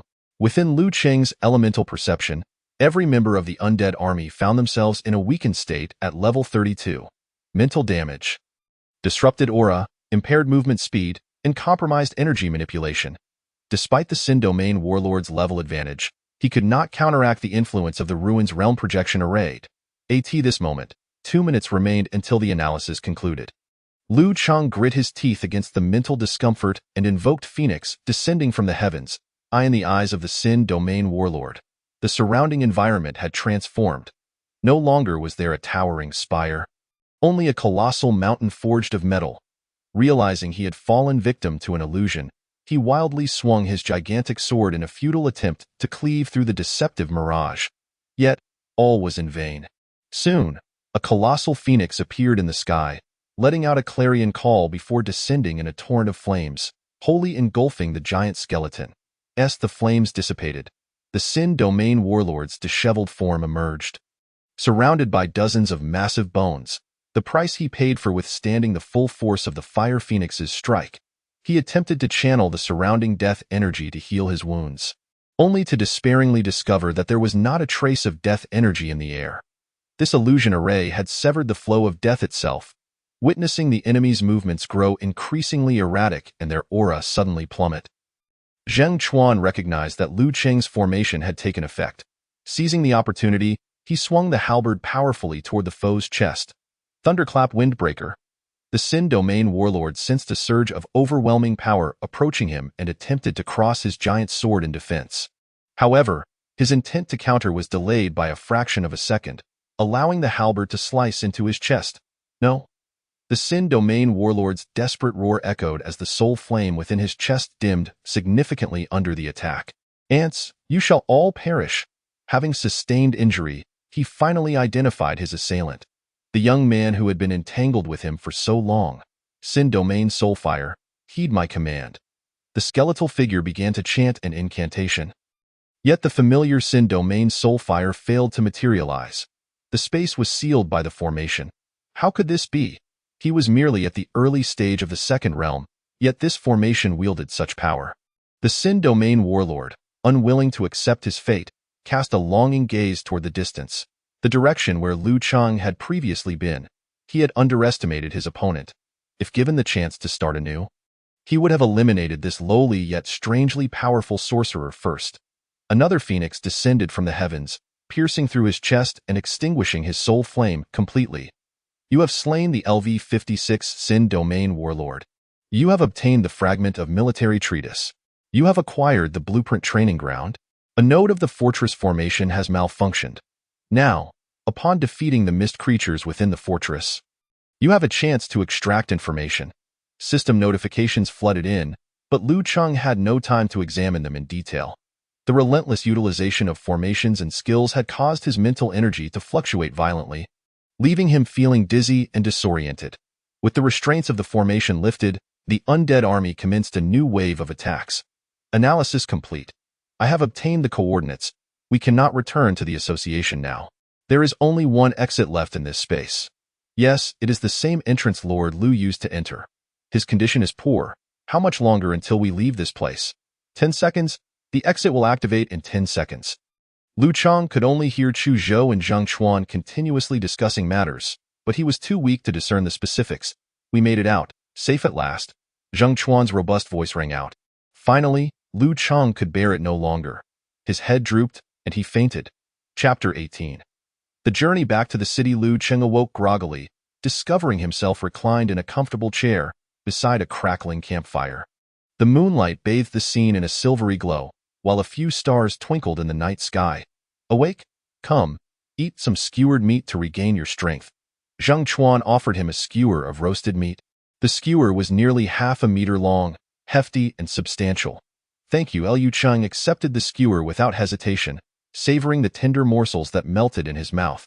The rich aroma of meat surged forth like a tidal wave, overwhelming his taste buds and providing immense satisfaction to his ravenous appetite. Lu Chang rummaged through his pocket for the crystal of communication, only to find that no messages had come through. They were too far from Fengqi City, and the mist likely weakened the crystal's communication ability, rendering him unable to contact Yue. Surely, nothing disastrous has occurred, Lu Chang mused silently, having been away for so long, uncertain if any unforeseen events had transpired back in the city. However, with Yue and Zhao Ziyun present, there should be no insurmountable crises to contend with. Is this the Hongyan Canyon? Lu Chang observed his warhorse patiently standing nearby. And the location they were in was indeed where he had previously stationed his steed before entering the fortress. This was unmistakably a canyon. It must be the Hongyan Canyon you mentioned. Beside him, Chu Zhou set down the book he was holding and continued. At that time, the battle situation was dire, and we could only open a return passage, which is the very route you took to enter the fortress. Lu Chang pondered for a moment, perplexed, and inquired, by the way, how did these chairs and barbecue grills come about? This is a desolate Hongyan Canyon, and I don't recall seeing such items here before. Zhang Chuan chuckled as he handed over 2 skewers of freshly grilled meat, saying, we owe this to Chu Zhou. His 2 great passions are studying and gourmet food. These items all come from his portable storage space, allowing us to have an outdoor barbecue anytime, anywhere. Lu Chang nodded, took the skewers, and continued to feast heartily, genuinely exclaiming, Zhang Chuan, your grilling skills are truly remarkable. He recalled the adventure novels he had read, where the protagonist traversed to another world and astonished its inhabitants with some spices and grilling techniques. He wondered how those beings had not developed their own spices and grilling methods over the years. Clearly, the Guishu world was not such a place. In the course of exploration, grilling had become an essential skill for pioneers, with few instances of poorly prepared barbecue. The flavor of the skewer in his hand was exquisite. He couldn't tell if it was due to the ingredients, the spices, or the technique. Over the years, I have accompanied this fellow Chu Zhou on various adventures, surveying ruins, exploring ancient cities, and delving into wilderness. Not to boast, but my grilling skills are quite commendable. Zhang Chuan's face lit up with nostalgia, his words brimming with a light-hearted spirit. It sounded rather intriguing, and from the brief exchanges, Lu Chang could already envision some captivating scenes of adventure. As he consumed a few skewers, his strength gradually returned, and his mental state improved significantly. He sensed his spiritual ocean. At this moment, His mental strength had recovered to 70%. Liu Cheng felt a twinge of fear. The energy consumption of the Shujie Yinxiang formation was truly staggering, and he wondered if it was related to the number and level of hostile targets within the formation. After all, they had just trapped an entire skeleton army, which included a late-stage Zuiyu War General. In the brief span of 2 minutes, the formation had drained 60% of his mental power, and after consecutively unleashing the Fengluo Jutian technique twice, he had nearly overexerted himself. What are your plans next? If you have time, you are welcome to rest in my Fengqi city for a while. I would be delighted to host you. Liu Cheng had not forgotten his intention to recruit the two in front of him, as he vaguely remembered hearing something about being unable to return to the association before losing consciousness. Could it be that he still had a chance to try? Zheng Chuan's expression showed interest. He was quite curious about the mysterious and powerful Liu Cheng, naturally eager to foster a closer relationship with him. Chu Zhou subtly glanced at Zheng Chuan and spoke. A storm has erupted in the spiritual realm. The passageways between domains are currently perilous, and we are unable to return to the Qixin Association for the time being. We would indeed like to stay in Fengqi City for a spell. Thank you for your kind invitation, Lord Liu. Liu Cheng replied with delight. On behalf of the citizens of Fengqi City, I warmly welcome both of you as guests. Shall we return to the city now? The wilderness is not safe, especially in this secondary fog zone. After some polite exchanges, the three gathered their belongings and prepared to return to the city. Liu Cheng mounted his warhorse, while Chu Zhou and Zheng Chuan each took a mechanical beast. However, the more Liu Cheng looked at this mechanical beast, the more familiar it seemed. Why did it resemble a motorcycle from Blue Star so much? The only significant difference was the power source. One was fueled by gasoline, while the other was powered by spiritual crystals. Noticing Liu Cheng's curious gaze, Chu Zhou explained, "This is a technology we discovered during our exploration of ancient ruins, which we call the Iron Steed." Zheng Chuan added with a smile, "The people of Qixin Association particularly enjoy excavating ancient ruins, and thus they have acquired many peculiar items. This Iron Steed is fast, highly defensive, easy to maintain, and can be stored in a spatial bag. It's incredibly practical. Many in our Shins mansion have already replaced their spiritual beast mounts with iron steeds." Liu Cheng understood and couldn't help but marvel. This item is truly remarkable. I would love to acquire one if circumstances permit. Imagining the absurd scene of riding a motorcycle while casting spells was quite surreal. Chu Zhou promised to gift Liu Cheng a rare quality iron steed upon their return to the association, and Liu Cheng graciously expressed his gratitude. The three of them set off on their journey back to the city under the moonlight. Lord Liu, how far is Fengqi City from here? After walking a short distance, Chu Zhou asked. From the canyon, through the Qingfeng Plain and the Luolan Forest, we will reach the outskirts of Fengqi City. The total distance is approximately 150 kilometers. Earlier, you mentioned this area was a secondary fog zone. Yet the fog density here is currently only 0.7, Chu Zhou remarked, perhaps intentionally. As they progressed, the trio was nearing the exit of the canyon, having only encountered 2 first-tier biting worms along the way, which Liu Cheng effortlessly eliminated, pushing the progress of the Crafting Soul Compendium to 9.8. It was only when Chu Zhou inquired that he realized where this peculiar feeling stemmed from. This area had clearly been a secondary fog zone, yet the fog density had inexplicably dropped to 0.7, resulting in their encounter with only a couple of minor creatures over several dozen kilometers. Liu Cheng's expression turned serious as he asked, "Generally speaking, what could cause the fog density to drop from 2.7 to 0.7 within a few hours?" There are several potential causes. The most common include the removal of nests within the fog zone, a shift in the fog zone's boundaries, the separation of interdomain convergence, and the tide of war. Chu Zhou analyzed clearly. Liu Cheng contemplated. The first 2 possibilities could be dismissed, while the third held some likelihood. Given that they had just departed from the fortress, perhaps the passage between the 2 realms had already severed. As for the fourth, the tide of war, which was a manifestation of monster unrest. The recent insect tide that Fengqi City had experienced was one such example. If a large number of monsters were to materialize within the fog zone in a short period, the fog density would rapidly diminish. Oh no, Fengqi City wouldn't be facing another insect tide, would it? Liu Cheng's face turned pale. This was the tide of war in a secondary fog zone. Although Yi Wei and Zhao Ziyun were stationed in the city guards were not particularly strong, and their numbers were insufficient. If they were to be overwhelmed by a surge of secondary fog monsters, his territory would be in grave danger. We must return immediately. At this moment, Lu Cheng's heart raced with urgency, wishing he could sprout wings to fly back. Chapter 19. A storm approaches, winds fill the tower at dusk, outside the northern gate of Fengqi City. A figure riding a warhorse swiftly approached the city. The newcomer was clad in gray light armor and rode a black warhorse, his expression one of urgency. Emergency reconnaissance report from the Northern Plains battlefield. He shouted to the city guards, raising a token. A beam of white light shot down from the city gate tower, illuminating him, and after a moment, it transformed into a green light. Verification complete. The cavalryman galloped straight through the street, reaching the administrative hall and submitting the intelligence he held. Soon, lights flickered on in the council chamber, and several individuals hurriedly entered, followed by a chorus of intense discussions. 10 minutes later, a series of orders were dispatched from the administrative hall, and all 4 gates of Fengqi City were promptly closed. From the order tower, a robust blue beam of light shot skyward, enveloping the entire city in a semicircular shield.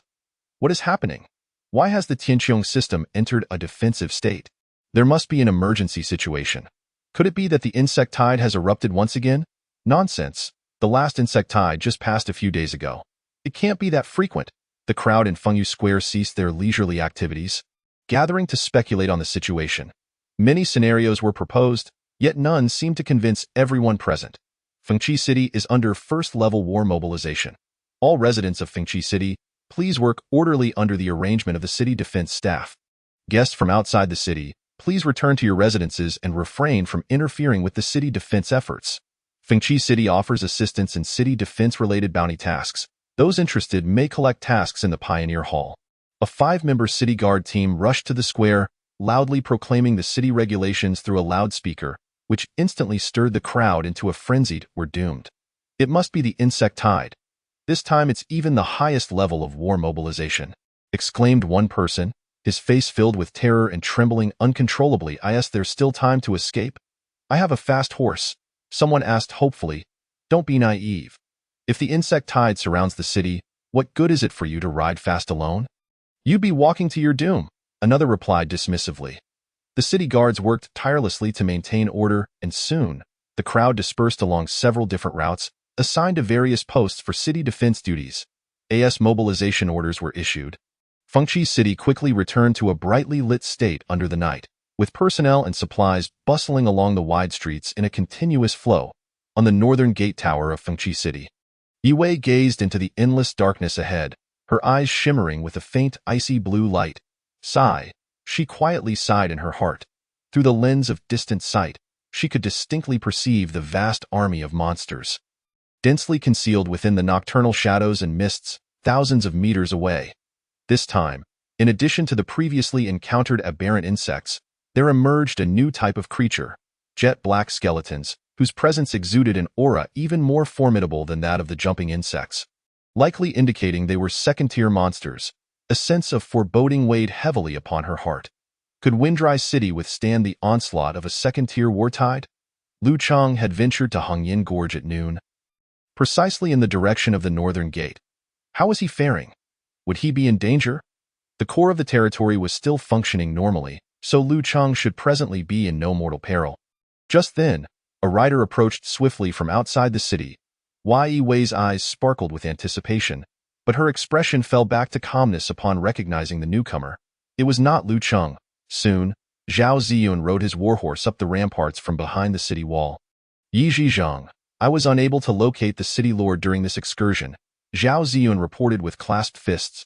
Yiwei was not taken aback by this outcome. With a composed demeanor, she commanded, "Proceed with the pre-established plan and initiate preparations for battle." Upon receiving the order, the people mobilized, transporting and positioning the necessary supplies for the city's defense at the designated operational sites. The presence of the black mist significantly suppressed the range of detection spells. Nevertheless, through reconnaissance reports from the sentinels, she had grasped the general distribution of the enemy forces. A substantial portion of the Monster Legion congregated outside the northern gate, while the other 3 gates, although not devoid of mist monsters, were relatively less populated. Currently, the combat personnel within Windrise City consisted primarily of over 300 city guards, supplemented by more than 400 summoned pioneers, and finally, over 200 guards from various caravans. The city guards, trained rigorously under Zhao Ziyun, possessed the operational capability to execute commands seamlessly, making them the backbone of large-scale warfare. The pioneers, endowed with spiritual energy, showcased a diverse range of abilities, yet their collective coordination was lacking. Fortunately, their combat experience was ample, and most were residents of the city, providing them with sufficient motivation for the defense, as for the caravan guards. They had been promised substantial payment after negotiations between her and the caravan leaders. While their strength and coordination were commendable, their commitment in battle remained uncertain. Should the battlefield situation deteriorate, they might well disperse like birds and beasts following their caravans. In the makeshift operational command center beneath the northern city wall, merchants from the caravans were gathered. Yi Zhizhong. Our Danshao caravan requests to withdraw from this defense, a bearded man among the crowd shouted, eliciting startled glances from those nearby.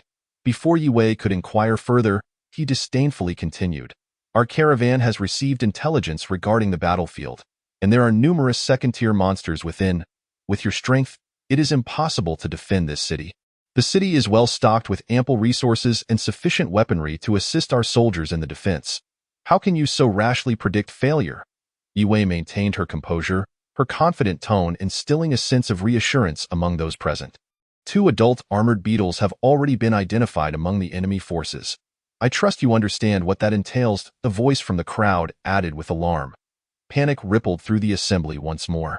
Noticing the commotion, Zhao Ziyun stepped forward, brandishing his spear, and declared with authority, 2 mere level 49 armored beetles are nothing.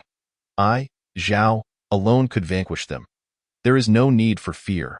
While it was true that the armored beetles reached adulthood at level 49, it did not imply they were limited to that level. What if they have advanced to the late stage of the second realm? How would you respond then? Indeed, we acknowledge Commander Zhao's martial prowess, capable of navigating the enemy ranks with ease. Yet, should we encounter 2 late-stage second-realm monsters, we feared. Yi Wei suppressed her rising anger and replied coldly, as the great battle approaches, I ask the caravan leaders unwilling to assist in the defense to step forward. The city guards will escort you from Windry City immediately. The crowd stirred for a moment, and the leader of the Danshao caravan stepped forward, making his way toward the exit while remarking, I shall depart through the southern gate, where monsters are fewer. It is better than remaining here to await death. The onlookers exchanged glances, and soon a few followed in his wake, leaving the room. Departing now was preferable to a hasty retreat amidst the fray of battle. Yi Wei shook her head and stated, I am grateful for your trust. In this moment of peril, we ought to stand united and confront the challenges together. After this defense concludes, the promised rewards will be doubled. An elder clasped his hands and earnestly remarked, at this juncture, we are all in the same boat.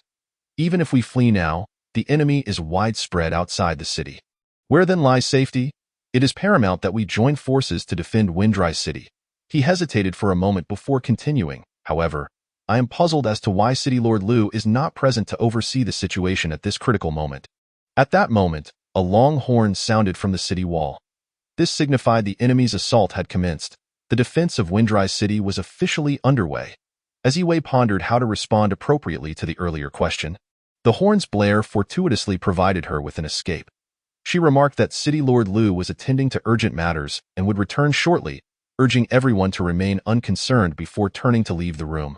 After a while, once Zhao Ziyun and several guards had also departed, the crowd began to converse animatedly. It has been 2 years since I engaged in trade with Windry City, the elder who had spoken earlier sighed.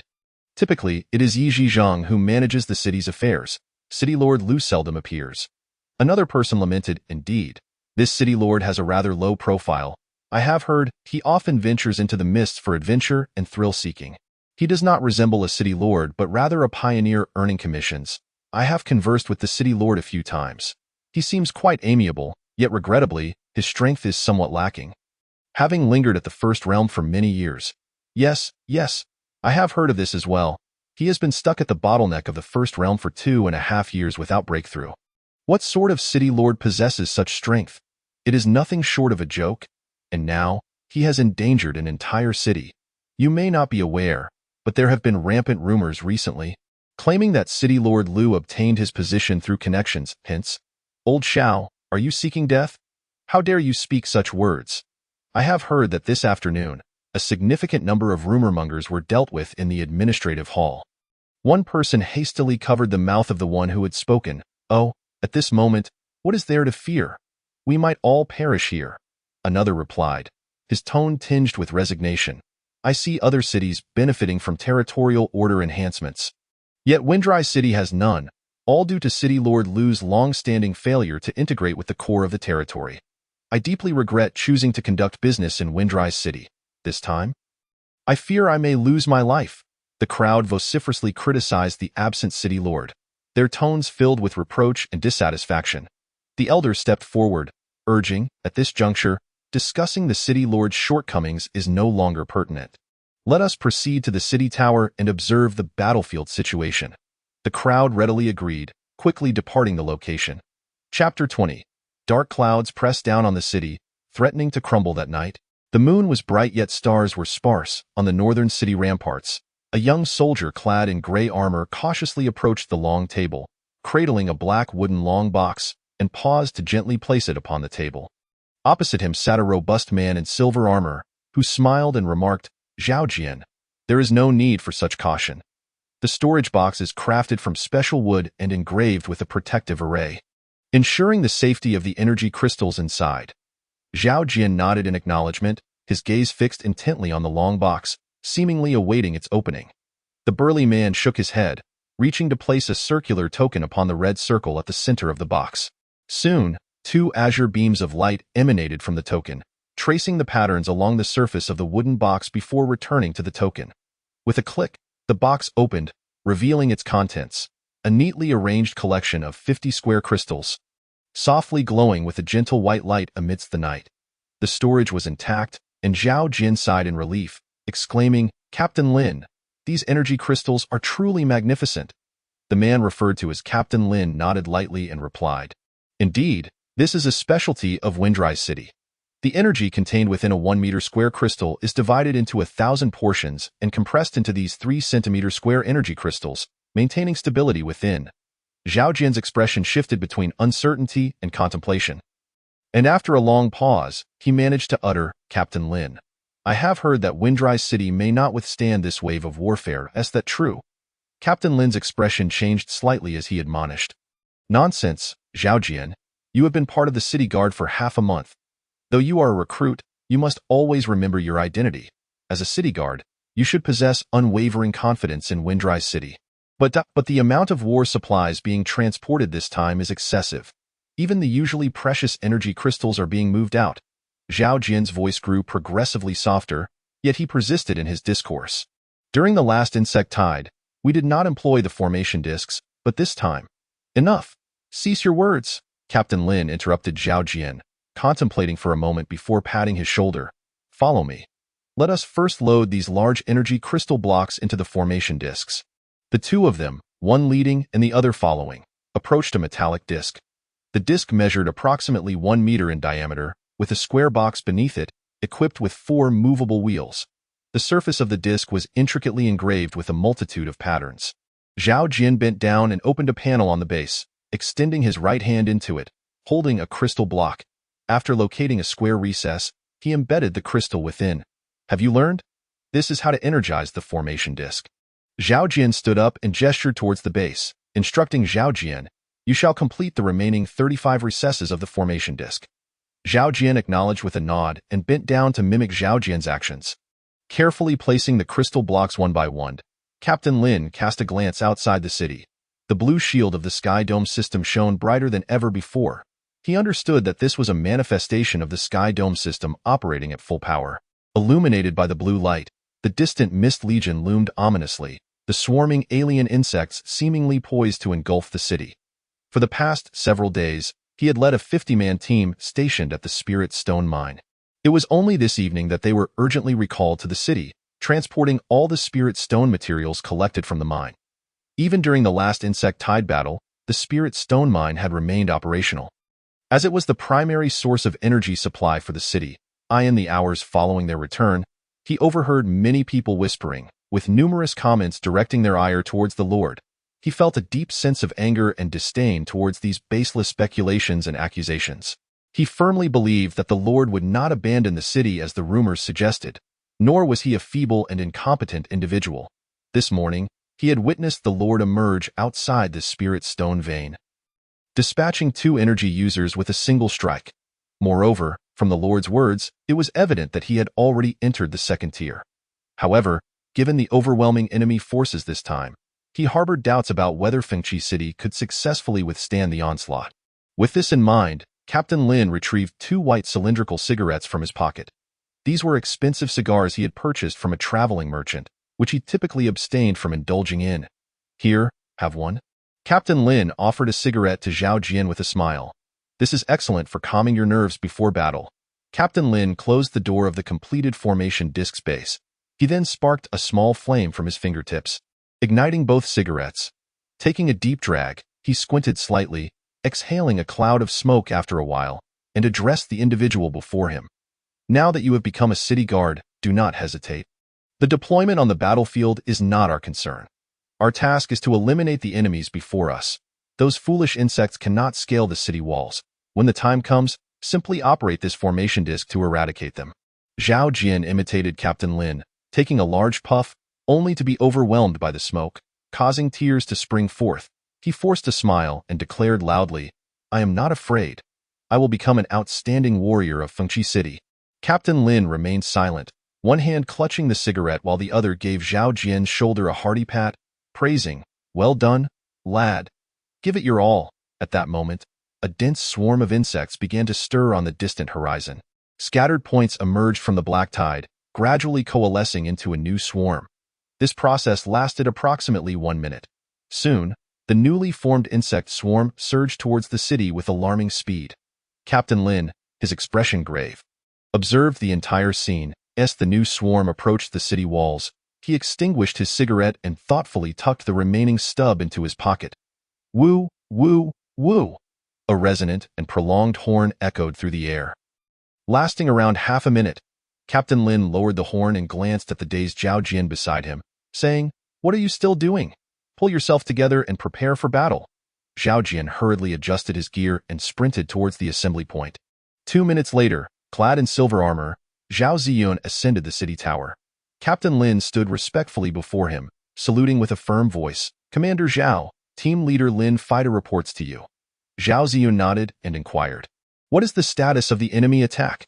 The enemy has initiated a team attack of 1,000 level creatures, which have just entered the protective zone of the Skydome system. The enemy primarily consists of biting insects, numbering approximately 1-200, with an average level of 13. Currently, the Skydome system extends 1 kilometer beyond the city walls. Within this range, it can automatically detect enemy strength and impose a series of detrimental statuses, such as vulnerability, reduced defense, and melee's extended casting time, among others. Clearly, this wave of attack is merely a probing maneuver by the alien insects. The more than 1,000 insects that approached consumed a significant number of traps set up outside the city. Once they neared the walls, they were swiftly obliterated by the explosive rain of arrows. Explosive arrows are a fundamental skill for the city guards of Fengqi City, of white quality, simple to learn. The user channels energy to imbue the arrows with an explosive effect, making them highly effective in large-scale combat. With the conclusion of the initial probing attack, true warfare commenced. The dark swarm of insects surged from the horizon, advancing towards Fengqi City like a relentless tide, inexorably crashing against the fortifications.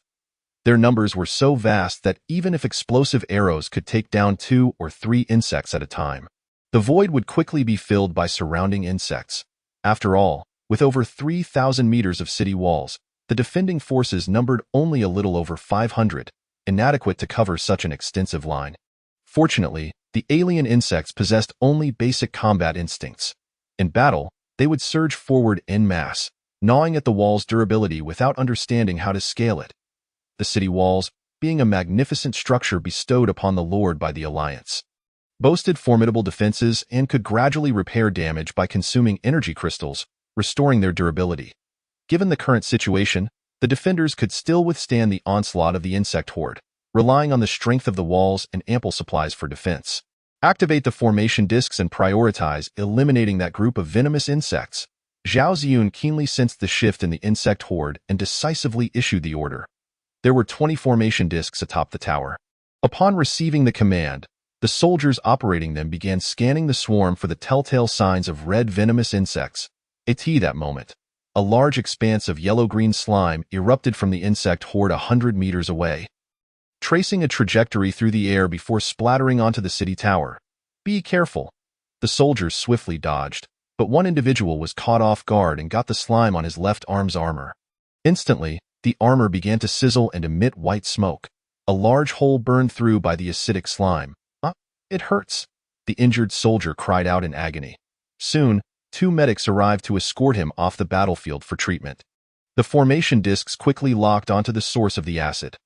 Moments later, a bolt of lightning descended from the heavens, striking the target area and incinerating several venomous insects to cinders.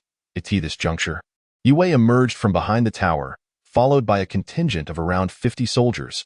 Upon seeing the large pool of hissing yellow-green slime on the ground, she softly recited an incantation, and soon, a clear stream of water appeared, washing the ground clean. She stepped forward, waiting for Zhao Ziyun to release his arrow before saying, "These 55 individuals hail from Baiyun Town, comprising the town's militia. Their combat skills and coordination are commendable." Wei Sheng stepped forward earnestly, stating, "I am Wei Sheng, the captain of Baiyun Town's militia. Thanks to Lord Lu's rescue, we were able to survive the insect onslaught. Now, with the enemy at our gates, we wish to lend our strength to the defense of Fengqi City.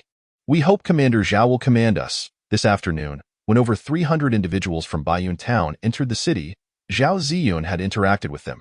Initially, Zhao Ziyun intended to wait for the Lord's return before making unified arrangements. But with the current tense situation, these individuals became a valuable reinforcement. A smile graced Zhao Ziyun's face as he said, "Thank you all for your assistance. In that case, join me in defending the northern city wall."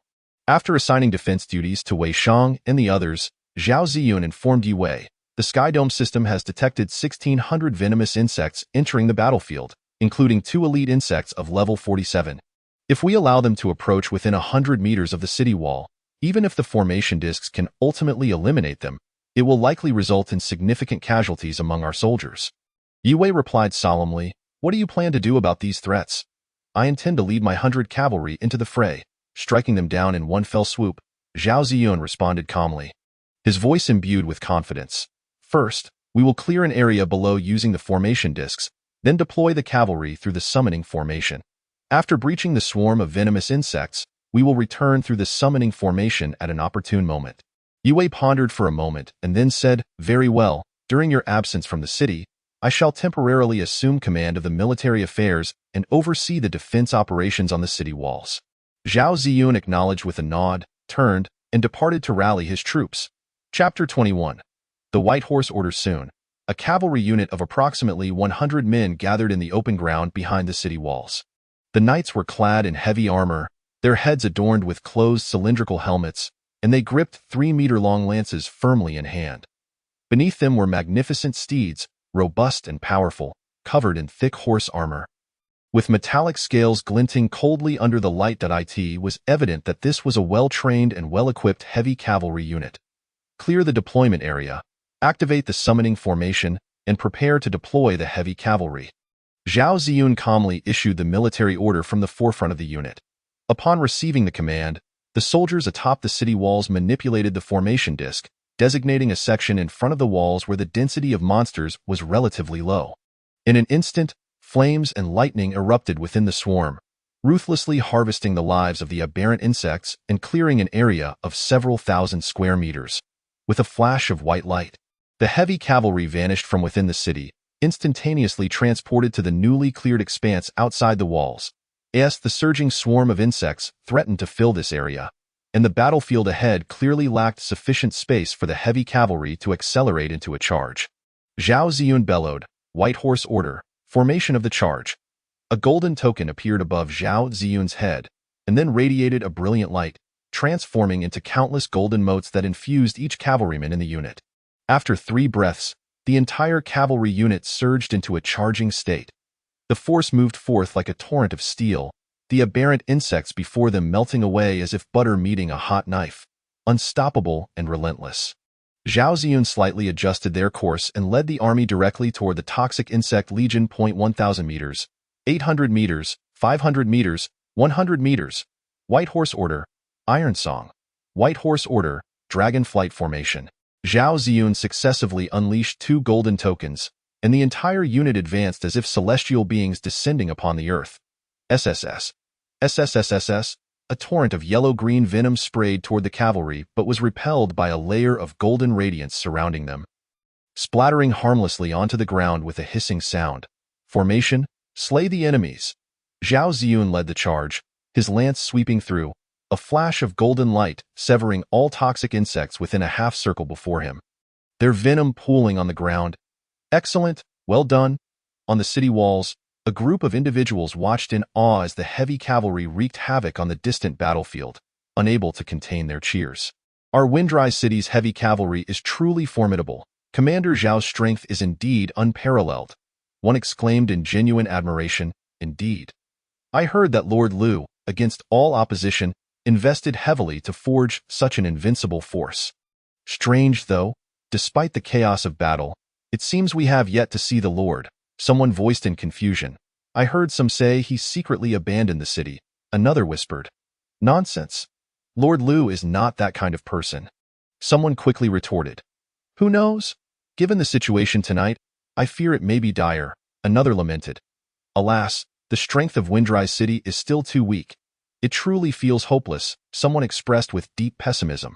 This group was none other than the pioneers assigned to defense duties, responsible for deploying explosive runes and other munitions from the city to strike down the enemy and alleviate the pressure on the walls. Look, what is that? One cried out in alarm. After a brief skirmish, the heavy cavalry soon faced their first challenge, a legion of undead. The members of this legion were entirely black skeletons, numbering around 3,000, wielding bone shields and weapons, blocking the path of the heavy cavalry. Unlike the generally first-tier aberrant insects, some skeletons had already surpassed level 30, entering the early second tier, marking a significant leap in strength. They swung their weapons, wreathed in gray mist, and with a swift strike. Even the armored cavalrymen sustained some injuries. Though the heavy cavalry ultimately broke through the blockade of the undead legion, their momentum had considerably diminished. Just then, an unexpected turn of events unfolded. A fog dissipated, revealing another undead legion not far ahead, flanked by 5 massive black-armored beetles. Battlefield concealment technique? One knight cried out. These black-armored beetles stood nearly 3 meters tall and 4 meters long, their chitinous exoskeletons resembling finely crafted steel armor, with large mandibles glinting ominously, truly a mobile fortress of war. On the city walls, gasps echoed among the crowd. 5 adult armored beetles. The 2 legions are about to encircle us. This is troublesome. The sudden development left everyone deeply shaken. In the midst of the battlefield, Zhao Ziyun, the commanding general, remained composed despite the unforeseen circumstances, issuing commands with poise. All troops, heed my command. Adjust direction and approach the city to activate the summoning formation for a retreat. As the light of the tokens flickered, the cavalry unit pivoted and began their return journey to the city. This moment. It was 11 o'clock at night. In the distance, the Loren Forest continued to teem with hordes of black skeletons, which gathered and advanced toward Windrise City. The further they ventured from Windrise City, the higher the levels of the skeletons became. Initially, the proportion of second-tier skeletons in a monster troop was merely a few scattered ones. But it gradually rose to 50 to 60%, and this proportion continued to climb. They were a true black tide, seemingly determined to inundate Windrise City this night without rest. If Liu Cheng were present, he would undoubtedly recognize these skeletons as the dungeon skeleton guards he was well acquainted with. But where was he now? A blue butterfly took flight from the northern gate tower of Windrise City, gracefully soaring over the fierce battlefield and drifting toward the distant Loren Forest. Within the Loren Forest, 3 figures raced through the throngs of monsters in rapid succession. The leader wielded a great halberd, riding a uniquely designed fiery war chariot, cleaving through the obstructing skeletons effortlessly. Hey, Liu Cheng, how much further? Called out Jing Chuan. Liu Cheng replied in a subdued tone. We are almost out of the forest. After traversing this stretch, it will be another 10 kilometers to Windrise City. He glanced at the crystal in his palm, which now glimmered with a faint blue light. After exiting the city during the day, the crystal had maintained normal communication with Yue in the city. However, now it was unable to connect, showing only a weak response. This indicated that the 2 parties holding the crystal were still within a certain range. Lu Cheng surmised that the chaotic energy of the battlefield outside was interfering with normal communication. Sighing, he reflected on the overwhelming number of monsters that night. If it were merely a tide of aberrant insects, it would be manageable, as most were first-tier biting insects that mindlessly assaulted the walls. However, the countless fortress skeletons that now swarmed the mountains could indeed scale the walls. These thousands of fortress skeletons had climbed up from the seemingly bottomless fortress pillars. An image that lingered vividly in his mind. If these tens of thousands of fortress skeletons approached the walls, could Windrise City possibly withstand such an onslaught? Frustrated and anxious, his expression darkened. "Do not worry. For now, the core state of the territory remains intact," Chu Zhou advised from behind. Indeed, the system still displayed normal information regarding the territory, with the order tower remaining unscathed. "Only 10 kilometers left. I will assist you," Zhang Chuan shouted, as a familiar giant phantom manifested behind him, the very skill he had used during his battle with the war general of Xin Domain. "I will clear the path for you at full speed. You can prepare to unleash that technique." Zhang Chuan felt his blood surge with excitement and fervor for battle. Liu Qing gratefully responded, "Thank you. Once this matter is resolved, I shall seek out a legion skill for you, aiding your future endeavors on the battlefield." "Good, good, good," Zhang Chuan exclaimed thrice, then surged forward. Leading the charge, he swung his great halberd with ferocious intent, the blood-red phantom mirroring his every move, unleashing a torrent of energy that obliterated all obstacles in his path. As a result, Zhang Chuan's speed doubled. The path ahead was now clear, and Liu Qing's steed matched the newfound pace. Taking a deep breath, he skillfully summoned the fire separation seal. "Evil undead, prepare to descend into hell once more." Chapter 22. A forceful return, shocking the crowd. "Good heavens, those black skeletons can climb the walls. They're coming up." A cry of alarm rang out from a section of the defensive area manned by the pioneers. Clang! A bone spear shot from the battlements, striking a stout warrior's chest plate squarely, causing a large dent. The warrior winced in pain, cursing vehemently, and lunged forward, bringing his blade down upon the black bone claw clinging to the wall. With a powerful stroke, he cleaved the claw in two, a victorious smile spreading across his face. However, another bone claw swiftly followed, and soon a black skeleton tumbled down from the battlements. "You damned creature." The warrior's smile froze, and he prepared to advance with his sword to cleave the filthy undead in two. However, unexpectedly, the skeleton deftly sidestepped the burly man's onslaught, swiftly retrieving a bone spear from the ground. With the shaft held vertically and the tip pointed skyward, it then plunged downward with astonishing speed. The spearhead pierced through the man's chest, only to be yanked back violently, a torrent of crimson blood spraying into the air. Second tier, the man gasped, blood spilling from his mouth, his complexion paling instantly, his entire being teetering on the brink of collapse, as he uttered in despair, "Lao Wu." A lean man beside him exclaimed in alarm, rushing forward to assist. Clang! The white bone spear lunged towards the lean man, but midway, it was deflected by an arrow imbued with lightning, veering off course. The man, narrowly escaping death, rolled and crawled away from the skeleton. Retreating alongside those around him, a hunter, accompanied by several others, approached with a grave demeanor, proclaiming, "I am Wei Sheng. We shall handle this skeleton for now. You must swiftly report the situation to the officials." One person broke from the group, hastening towards the city guards. "Emergency in the Binglu area. A second-tier undead has scaled the city wall. We cannot withstand it." The news of the battle sent a wave of alarm through the crowd. The Binglu area serves as a defensive zone for the pioneers, and those stationed there would struggle to repel an assault by a second-tier undead. If they could not vanquish the initial wave of undead swiftly, a larger host would soon follow. The breach must not be allowed to widen. It is imperative to eliminate the creatures that have ascended the city wall. "I will take care of it," Zhao Ziyun declared, gripping his spear as he strode towards the Binglu area. Yi Wei felt a surge of anxiety. The emergence of climbing skeletons had drastically shifted the tide of battle. 3 defensive zones had already encountered these climbing skeletons, and that number was rapidly increasing. Report: the Eastern Gate defensive area has encountered an undead legion. The guards request assistance.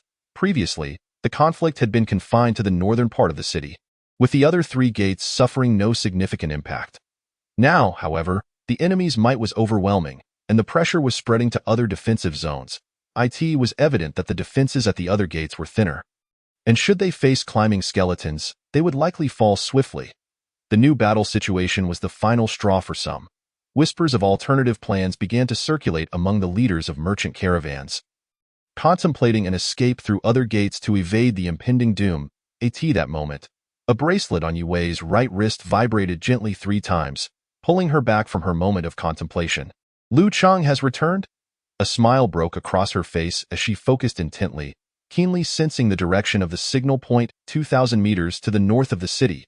Is it amidst the enemy's ranks? Yue Wei's complexion drained of color. The perceptions of Jing Yu's crystal and the ice butterfly should not be mistaken. Could it be? She suppressed her tumultuous thoughts and gazed into the distance. A flash of fire erupted skyward. A massive ring gradually materialized in the night sky, soon followed by one enormous fireball after another cascading down, reminiscent of a meteor shower. Boom! The explosions followed in rapid succession, obliterating all creatures within a 5-meter radius of the fireballs. Amid the smoke-filled battlefield, 3 figures drew closer, racing towards the city. The foremost rider, mounted on a bizarre metal steed, wielded a large halberd, clearing the monstrous obstacles before him. Following closely was a rider atop a flaming warhorse. It was none other than Lu Cheng, the lord of Fengqi City. A dense aura of fire elements coalesced around Lu Cheng. The fluctuations of spiritual energy were palpably intense. Even from 1,000 meters away, those atop the city walls could distinctly sense its immense power. That person, could it be Lord Lu? One merchant leader voiced in disbelief. It seems quite likely that it is indeed Lord Lu. Another merchant concurred. Moments ago, he had contemplated retreat, planning to lead his caravan away from the city, only for the situation to take a dramatic turn. When did our lord become this formidable? A passing logistics personnel murmured in astonishment. Indeed, when did the lord acquire such prowess? Doubts rippled through the crowd. Upon seeing Lu Cheng appear unscathed in the distance, Yue Wei's heart stirred, her fingertips discreetly brushing away a tear on the battlefield. The previously dormant 5 armored beetles emerged from the ground, charging towards Lu Cheng and his companions with all their might. Not harm, my lord, Zhao Ziyun bellowed, leaping down from the 12-meter-high city wall. He brandished his spear and dashed towards the oncoming beetles with the speed of lightning. In no time, he confronted 3 armored beetles, one of which had already reached the late 2nd tier. His spear danced with precision as he fought valiantly against overwhelming odds. Lu Cheng, are these your subordinates? How fierce! Zheng Chuan, now engaged with 2 armored beetles, exclaimed in astonishment as he observed Zhao Ziyun's extraordinary valor. Indeed, that is Zhao Ziyun, the commander of my city guard. I will introduce you to later, Lu Cheng replied, his spellcasting unwavering as he hurled another ring into the sky. Phoenix falls from the 9 heavens. The onlookers beheld as their lord conjured another spell, and soon, a colossal fiery bird appeared in the high heavens, descending upon the ground with the might of the heavens. The giant bird's form became clearer. It expanded in size until, just before it touched down, it transformed into an immense phoenix with a wingspan exceeding 100 meters. The phoenix soared low to the ground, annihilating the monsters between itself and the city wall, creating a vast space measuring 800 meters long and 100 meters wide. Let us enter the city, Lu Cheng commanded. Wow, you have truly grown stronger. Your rate of progress is astonishing, Zheng Chuan remarked, seizing an opportunity after a prolonged struggle to slay a level 49 armored beetle and forcing back another at level 52. Turning his steed away, my power has increased by 31.7 compared to that in the fortress. As they made their way back, Chu Zhou, who had been struggling with low combat effectiveness, added a remark from the rear. With no monsters obstructing their path, the group quickened their pace, soon returning to Fengqi City. Standing atop the city tower, Lu Cheng observed a myriad of expressions among the gathered crowd: curiosity, confusion, anticipation, excitement, and admiration. I have returned. Lu Cheng gazed at Yue Wei, whose appearance bore signs of weariness, his tone softening. Thank you for your hard work during tonight's battle. Yue Wei stared at him in a daze, speechless. Leave the rest to me, Lu Cheng added. The girl's eyes glistened with unshed tears as she turned away and departed swiftly. A vague was carried off by the wind. Lu Cheng felt a pang of guilt. He had dashed out recklessly, nearly jeopardizing the city, leaving the burden of its defense to Yue Wei and Zhao Ziyun. At the same time, Zhao Ziyun was filled with excitement, marveling at how their lord had grown so powerful after his brief absence. Could it be due to his breakthrough to the second tier of spiritual realm? Lu Cheng approached Zhao Ziyun, patting him on the shoulder. Ziyun, once tonight's battle concludes, I shall introduce you to two new friends. We shall not return until we are thoroughly inebriated. Upon hearing this, Zhao Ziyun responded eagerly. I will follow your lead, my lord. Lu Cheng glanced at a recent system notification that had just appeared. In the midst of the fierce battlefield, your skillful spellcasting has enhanced your comprehension of spiritual energy. Your control over spiritual energy has improved, and you have reached level 33. In this brief moment, his mental strength had swiftly recovered to 90% due to the effects of leveling up. Now that he stood safely atop the city wall, he decided to test that skill once more, as a new idea had taken root in his mind. Come forth, the Void Realm Projection Array. Chapter 23. Building the Wood of the Void Realm, the Anchor of Domain. Beneath the night sky, the piercing cold wind rustled his garments. Liu Cheng closed his eyes slightly, calming his mind, and began to channel the spiritual energy that flowed through the world. This was his second attempt at the Void Realm Projection Array, and he was far more adept than before. Soon, wisps of milky white spiritual energy spilled from his palm, delicate and warm. His nimble fingers began to trace rapidly in the empty space before him. Under his control, the spiritual energy meandered through the air, leaving behind shimmering trails of light. These trails intertwined and coiled, gradually forming a complex and esoteric array. The array quivered gently in the air, emanating an aura of profound mystery. As the final stroke was inscribed, the array erupted with brilliance. The void realm is concealed, the heavens manifest myriad forms, Liu Cheng intoned softly, casting the array skyward. The array unfurled instantaneously in the skies above Fengqi City, enveloping the entire area covered by the celestial system. A magnificent screen unfurled in the night sky. Within the display, a towering giant tree appeared, as if propping up the heavens, a thick trunk shooting up into the clouds. Its lush canopy layered thickly, blocking out the sun and stretching for vast distances.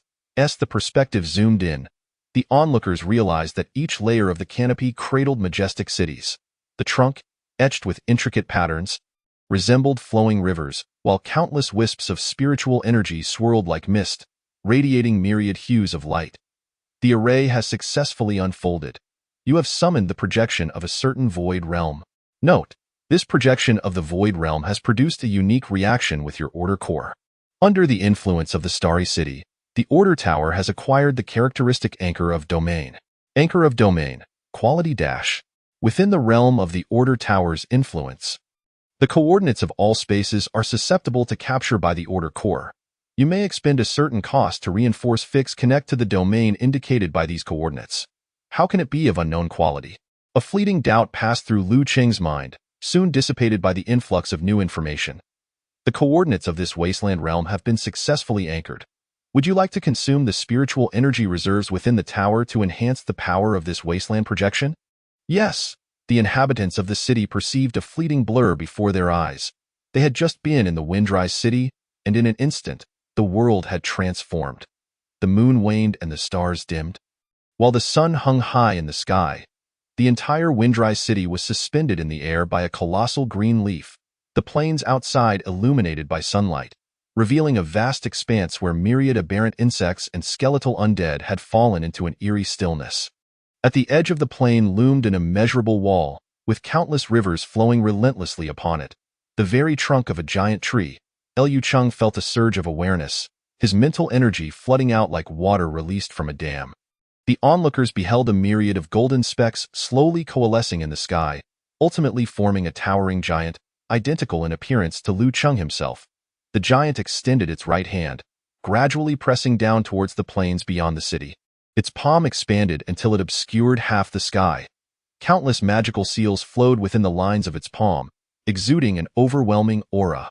With a pop, the aberrant insects burst forth like balloons, while the skeletal undead silently disintegrated into ashes. From the manifestation of the anomaly to the appearance of the giant hand pressing down, the entire process lasted only about 7 seconds before abruptly ceasing. The celestial phenomena swiftly vanished, and night fell again. rendering the recent events as if they had been but a dream. However, the battlefield outside, strewn with corpses, attested to the reality of it all. Liu Qing's complexion turned ashen, and he felt as though he were spinning, stars dancing before his eyes. That brief 7 seconds had nearly drained his mental energy. It must be noted that the spiritual energy consumed during the operation of this magical array was predominantly sourced from the spiritual crystals stored within the Order Tower. Compared to directly channeling the spiritual energy from the heavens and earth to cast spells, drawing energy from spiritual crystals incurs significantly less mental fatigue. Moreover, he benefited from the epic-level talent of the Starry Traveler, which greatly reduced the mental consumption when manipulating spiritual energy. Under the influence of these two factors, how had he only managed to endure for 7 seconds? Liu Cheng shook his head helplessly. By mere coincidence, the effectiveness of this magical array far exceeded his expectations, to the point where he could scarcely control it. He wondered if he could summon this wasteland projection again in the future. Incredible! You have indeed communicated with the projection of the Jianmu wasteland. Through this casting, you have gained profound insights regarding spiritual energy. Your control over spiritual energy has improved, and you have ascended to level 34. Your composure has increased by 5, and your insight by 7. Your skill, Fire Seal, has been upgraded to level 34. Your skill, Wasteland Projection Array, has been upgraded to level 34. He sensed his mental energy beginning to recover slowly, the dizzying sensation finally subsiding. Ahem, you may let go of me now, Liu Cheng quietly reminded. The small hands behind him withdrew instantly, and the comforting sensation that had kept his mind clear vanished as well. Nai Wei stepped forward, her cheeks slightly flushed. How do you feel? The girl inquired with concern. Liu Cheng suppressed the lingering dizziness, responding with a composed demeanor. No problem. I am well. A man must never admit to weakness. Nai Wei subtly glanced at Liu Cheng's slightly trembling legs and spoke softly. The enemies outside have suffered nearly 90% casualties. What shall we do next? Should we pursue them? They seem to be showing signs of retreat. Liu Cheng affirmed, certainly, that it is wise to pursue the remaining foes relentlessly. We cannot allow those few wounded beetles to escape. We must strike while the iron is hot to eliminate any future threats. Subsequently, Liu Cheng dispatched Zhao Ziyun to lead the heavy cavalry corps in pursuit of the fleeing monsters, instructing him to eliminate the injured beetles if the opportunity arose. Zhang Chuan insisted on joining, eager to compare his martial skills with Zhao Ziyun through defeating enemies.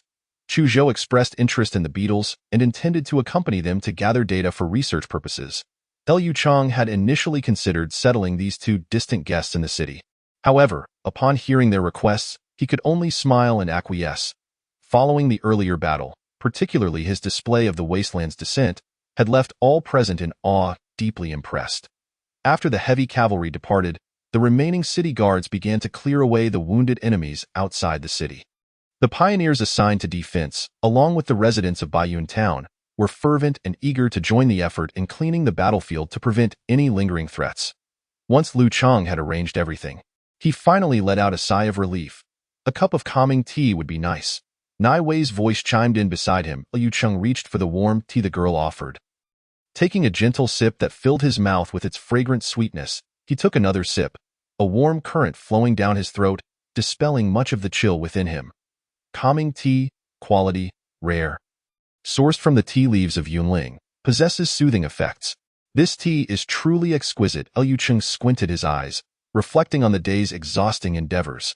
From the moment he awoke early in the morning, slaying the monsters at the mine, merging with the core of the territory, testing task functions, dealing with trading personnel, journeying to the Red Rock Canyon, exploring the fortress to defeat the War General of Sin, and finally returning to the city to vanquish the Black Tide. What a thrilling and fulfilling day it has been. The depletion of mental energy was severe enough that even after leveling up, he had only regained half of his mental capacity. Drowsiness crept in, and Liu Cheng's consciousness gradually blurred. You are tired. Best return to the Lord's mansion to rest. Nai Wei's gentle voice reached his ears. Leave this to me. I will handle the subsequent matters, Liu Cheng hazily replied. No, the soldiers are still fighting, asked their lord. How can I return to rest first? I must await their triumphant return. The girl remained silent for a moment before softly conceding. All right, Liu Cheng closed his eyes, mumbling, it is rather late now. Everyone must be weary. We cannot hold the victory banquet. Let us all rest after the battle ends. Tomorrow I shall reserve all the taverns and inns in the city for a grand feast to celebrate this great victory. I have many plans to implement. I will become an excellent lord, transforming Windrise City into a magnificent metropolis. Every individual here will lead a happy life, free from the worries of fog and calamity. I also wish to. His voice diminished to a whisper, eventually fading into deep slumber. Nai Wei removed her coat and gently draped it over Lu Cheng. You will undoubtedly achieve it, I believe in you. Chapter 24.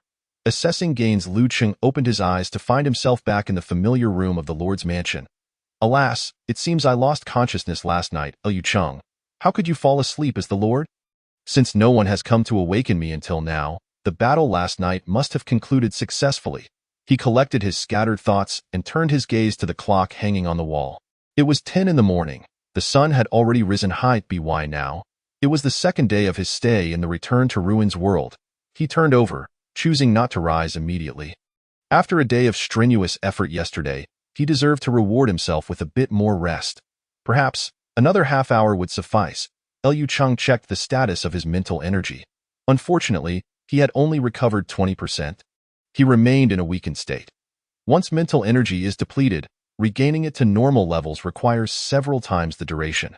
Moreover, if one is not careful, it can even damage the sea of consciousness, resulting in a drop in level. A moment of glory can lead to lasting repercussions. Liu Cheng suddenly realized that when he summoned the projection of Jinmu Wasteland last night, it seemed he had exhausted the spiritual crystals stored within the Order Tower. He opened the Resource tab of the Territory panel, discovering that the spiritual crystal reserves had plummeted from 78M to 11M. Good heavens. This amount of spiritual crystals would only suffice for a day's operational needs of the city. The loss was indeed catastrophic. With that in mind, what about the gains? Contemplating this, Lu Cheng opened the system panel to review his rewards from the previous day. Due to the tense battle, he had not had the chance to examine some items closely. He first looked at the Guardian Fortress 3 task. He had slain tens of thousands of mist skeletons, but was uncertain if that counted toward task progress. Unfortunately, the task progress remained at 793,10,000. Naturally, the skeleton guards had vacated the fortress, so defeating them would not count as guarding it. Liu Cheng continued to examine the drops from defeating the War General of Sin. The first item was a fragmented military manual. Though termed a manual, it resembled a sphere of azure light. Name: Fragment of Military Manual. Quality: Blue. Description: A military manual, rendered incomplete due to certain circumstances, recording 2 Legion techniques within. Durability: 3/3. Skill: Iron Song. Quality: Rare. After using the skill, provides protection and battle intent effects to Legion members, dispelling fear and paralysis debuffs. Starlit Steps. Quality: Rare. After using the skill, grants speed effect to Legion members, which also applies to their mounts. Note 1. The current form of this item exists as information. Please find a suitable entity to carry this information. Note 2. Each time the user completes a study of the book, 1 point of item durability will be consumed, with a chance to comprehend the skills within. When durability reaches 0, the book's information will vanish. Note 3. The actual effects of skill enhancements are influenced by the user's level, attributes, etc., and the skill level cannot exceed the skill quality. The maximum level for rare quality skills is 60. Do I need an entity to carry this? Lu Cheng pondered for a moment, extracting a blank scroll from a nearby bookshelf, and began attempting to fuse the azure sphere of light with the scroll. It failed. Could it be that the scroll was too small to adequately record the military text? After searching for a while, he indeed found a blank manual. He tried the fusion once more. This time, the azure sphere smoothly merged into the manual, transforming into lines of text. Observing the 4 large characters on the cover that read fragment of military text, Lu Cheng nodded in satisfaction. He did not attempt to learn from this military text. For him, the priority remained the study of magical arts, as this would allow him to fully leverage his strengths for leading troops into battle against the enemy. That was Zhao Ziyun's duty. Legion skills. Last night, while Zhao Ziyan led a group of cavalry to clear the battlefield, Lu Cheng witnessed him executing several Legion skills in succession, with results that were nothing short of remarkable. The system promptly displayed detailed information about those skills. The exceptional Legion skill White Horse Command was a complete set of techniques. It seemed my commander was rather extraordinary. Since Zhao Ziyan possessed such exceptional Legion skills, There was no need for him to learn these two rare quality skills of the same type. Moreover, Lu Cheng had only agreed last night to ask Zheng Chuan for a military skill book. And unexpectedly, he had now obtained one. He would indeed pass this book to him. A gentleman's word is his bond, and a promise is worth 1,000 gold. Liu Cheng then turned his attention to another dropped item, Building Blueprint Training Ground. Building name, Training Ground Quality, White Description. The training ground is a venue for drilling troops, reviewing soldiers, or conducting martial activities. Attributes. Building occupies an area of 60,000 square meters, accommodating up to 5,000 individuals. Effects. Training speed of personnel within the training ground 20, training effectiveness 25. Construction costs. Minerals, stone, 100, biomass, wood, 300. A military structure capable of enhancing personnel training speed and effectiveness. This is indeed a valuable asset. Lu Cheng's eyes brightened. Currently, Windrise City had a low population. Even after recently absorbing over 300 individuals from Baiyun Town, the total population barely exceeded 1,900. In the future, Lu Cheng planned to significantly increase the population by absorbing many refugees, necessitating an increase in the number of city guards. Hence, the importance of this training ground was self-evident. After reviewing this, Lu Cheng shifted his gaze to a new feature on the system panel, the information tree function. He clicked on it, revealing two options, Craftsman's Spirit Codex and Psychobotany. The Craftsman's Spirit Codex was already activated, while Psychobotany displayed a progress of 85.8. During last night's battle, he had slain numerous mist creatures. Completing the final segment of clues for the Craftsman's Spirit Codex information tree, while also acquiring a new information tree, Psycho-Botany. Liu Cheng opened the Craftsman's Spirit Codex section, and a tree diagram appeared before him. Starting from the roots, a robust trunk rose, documenting over 10 technical blueprints. Numerous branches sprouted from the main trunk, each further dividing into finer twigs, each adorned with various blueprints. The shapes of the branches were varied and peculiar. Most areas cloaked in mist, while a few exposed twigs exhibited differing colors, white, blue, purple. Clearly, these colors represented the rarity of the blueprints recorded on the branches. Lines of explanatory text emerged. The Craftsman's Spirit Codex records a complete set of metallurgy and forging techniques, encompassing everything from mold creation, metal smelting, to tool crafting and equipment enchantment. Once, there existed a civilization renowned for its metallurgy and forging, now lost to the annals of history. The Craftsman's Spirit Codex preserves its glory in full. Number of unlocked technical blueprints, 16. You and your subjects may unlock new branches of the information tree and acquire corresponding technical blueprints through the use of craftsman skills and the defeat of specific mist creatures. Before him, the information tree had unlocked a certain height of the trunk, extending two branches, one white and one blue. Synthesis table, mold processing table, tool assembly table, smelting furnace, storage tank, forging mat, common weapon blueprint, 5. Common armor blueprint, 3. Very well. The direction for the city's industry can now be established.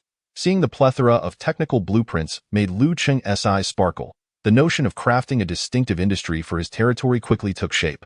Next, he would vigorously promote the Craftsman's Spirit craft system within the territory, developing the equipment manufacturing industry and forging a large quantity of weaponry. This would not only elevate the equipment level of personnel within the territory, but also generate substantial wealth through trade with other cities. Weapons and equipment are hard currency in the Abyss, granting considerable leverage in transactions. Furthermore, the equipment manufacturing industry would stimulate the development of upstream industries such as mineral extraction and metal smelting. Collecting ores in the misty regions would significantly increase security demands. Hence, he could issue bounty tasks in the Pioneer Hall, thereby enhancing the income of the city's pioneers, improving their combat prowess, and earning Lu Cheng order points in return. Truly a multifaceted benefit. Liu Cheng meticulously recorded these ideas in his mind and planned to present them to Yi Wei and others for drafting a specific execution plan. As he penned the final note, he nodded in satisfaction, folding the document filled with text and placing it into his pocket. After tallying the rewards of items and blueprints, only the order points remained. After completing several tasks, he should have amassed a considerable sum of order points. How much could it be? Taking a deep breath, Lu Cheng cautiously clicked on the order points section, his expression suddenly freezing in astonishment. Is this for real? Chapter 25. Domain runes, backpack system, current order points, 15,900 points. How could there be so many? Lu Cheng recalled that after enhancing the Pioneer Hall yesterday, he had only 500 order points left. How could it have multiplied so significantly in just one day? The order points from task rewards seemed to diverge considerably from this figure. With this in mind, he pulled up the log information regarding the fluctuations in order point balance. Completed guarding the Fortress I task, order points 500. Completed guarding the Fortress II task, order points 1,000. Completed Red Rock Canyon search task, order points 6,000. Yesterday, the Pioneer Hall settled a total of 1,000 tasks, among which 579 were white quality tasks, and 421 were blue quality tasks, resulting in a total of 3,167 order points. In the battle against mist creatures, your territory achieved an outstanding victory. This battle was rated as a rare level campaign, and you received 4,733 order points. Last night, due to the Monster Legion attacking the city, the pioneers within had nearly all taken on city defense tasks. Many of those defending the walls had faced second-tier dungeon skeleton guards. Such a level of combat escalated the judgment level of the city defense tasks to rare quality. Consequently, the system assessed a substantial amount of order points. Meanwhile, ordinary individuals involved in logistical support during the war mostly received tasks rated as common quality. Overall, the Pioneer Hall had garnered over 3,000 points for him yesterday, a rather generous reward. It could be considered a blessing in disguise. System, can order points be acquired through the war between the territory and mist creatures? Observing the unexpectedly awarded battle points, Lu Cheng inquired, is this true? Yes. When conflict arises between the territory and the mist, the battle will be rated based on the strength, scale, casualties, duration, and other factors of both sides. When your territory achieves victory, you will receive corresponding rewards. Lu Cheng understood now. This provided an additional avenue for acquiring order points. Henceforth, when resources are abundant and strength permits, he could proactively initiate a war to exterminate the monsters in the misty regions, thereby earning extra order points. Now, how should he spend the nearly 16,000 order points at hand? Currently, he possessed quite a few building blueprints, aside from the daunting enhancement cost of 200,000 points for the Order Tower, which remained out of reach. He could enhance the other buildings. What to enhance? The city walls, Pioneer Hall, particle mining machine, academy, training ground. After pondering for a while, Lu Cheng decided to temporarily set aside the enhancement matters. He would first finalize the construction plans for Windrise City with everyone today, and then proceed to enhance the buildings accordingly. The final item to discuss is the exceptional blueprints. This represents the reward for the exceptional task, Red Rock Canyon Search. After receiving the coordinates of the fortress's domain yesterday, this task was subsequently completed. It was only when he glanced at the historical records of the order points fluctuations that he recalled there was still one exceptional blueprint reward left to claim. What type of blueprint would he receive this time? Building blueprints, let it be a building blueprint. Lu Cheng silently chanted in his heart, then clicked to draw the reward, holding his breath in anticipation of the outcome. You have obtained the rune blueprint Naji, rune name, Naji grade, purple, exceptional mid-grade, description. When activated, this rune can connect to a specific void space. You may access items within this space, but it requires a certain cost.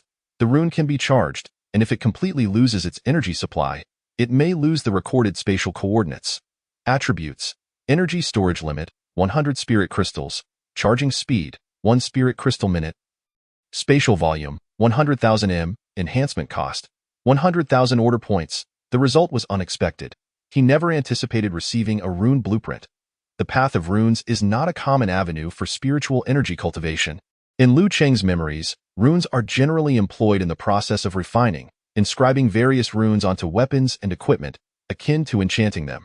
Speaking of enchantments, the tech tree in the Artisan's Soul Codex has previously introduced it, but he had yet to unlock the relevant technical blueprints. System, I wish to learn the Naji rune. Based on your realm, comprehension, and spatial control attributes, it is assessed that you will require additional time as a cost to master this rune skill. The current time cost is 12 minutes, during which you will expend a portion of mental energy. You confirm to proceed? 12 minutes? It shouldn't lead to severe exhaustion. After weighing the matter in his heart for a moment, Lu Cheng ultimately could not suppress his curiosity about the Naji rune and clicked to confirm. A familiar wave of dizziness washed over him. reminiscent of the mental energy depletion he had experienced just the night before. 12 minutes later, a series of related information about the Naji rune emerged in his mind. Thankfully, this time it only consumed half of his mental energy, and he did not overexert himself. Muttering softly, Lu Cheng, brimming with excitement, began to attempt to draw the rune. A minute later, a black and white rune appeared in the palm of his hand, the two colors swirling around a central point like playful fish, with countless symbols filling the space in between. Naji rune. Quality, exceptional, LV34. This rune connects to a void space. Energy storage limit, 8 spirit crystals. Charging speed, 0.06 spirit crystals minute. Spatial volume, 8000 m. Due to Lu Cheng's level, the exceptional quality rune is currently only at level 34, and its attributes are significantly diminished. However, the 8,000 cubic meters of space is more than sufficient for his use. Liu Cheng infused a strand of spiritual energy into the rune, successfully activating it. The black and white fish on the rune began to rotate slowly, and he keenly sensed a spatial vortex manifesting above the rune. Moments later, a book he held vanished, having been tossed into the rune's space. After a while, the book fell back onto the table. Liu Cheng, undeterred, continued to experiment, ultimately concluding several rules regarding the rune space. The larger the volume and higher the level of the items accessed, the more energy consumed and the slower the access speed. Living entities cannot be contained within the void space. Liu Cheng felt a tinge of disappointment. He had hoped to utilize this spatial storage method for unexpected attacks against enemies, but it seemed that idea would not come to fruition.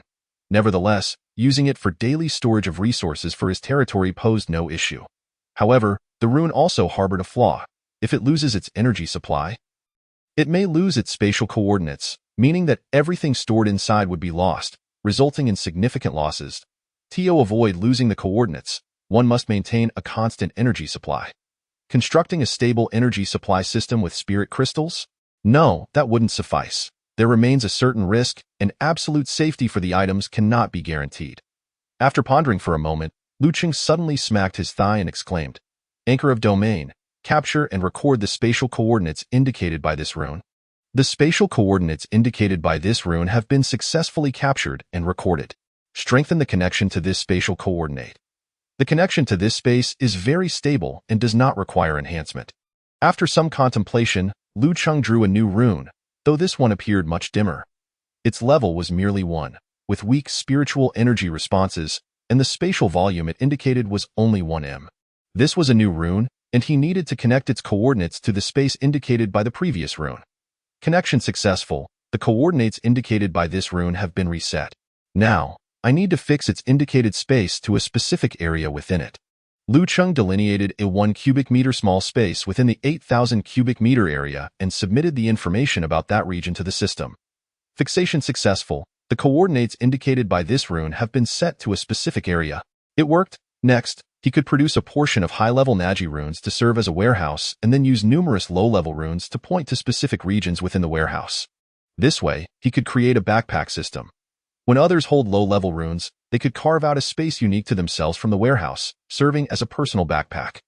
Once the backpack system becomes widespread in Windrise City, Lu Cheng would have more ideas to implement. I can pre-store a substantial quantity of crystals, weapons, equipment, skill books, and other resources in the warehouse.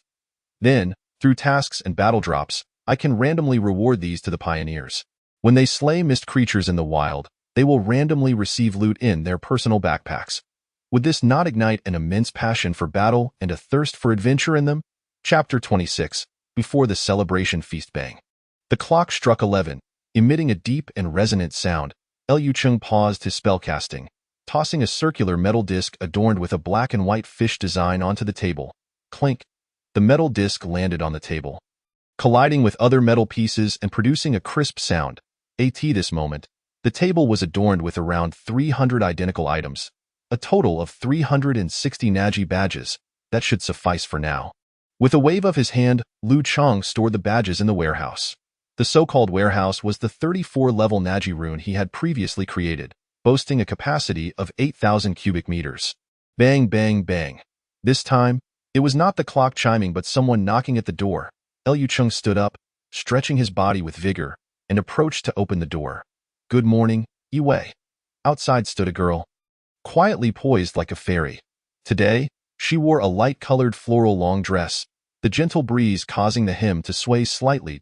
A necklace made of crystal language hung elegantly around her slender, fair neck, sparkling under the sunlight. "What morning? You've overslept."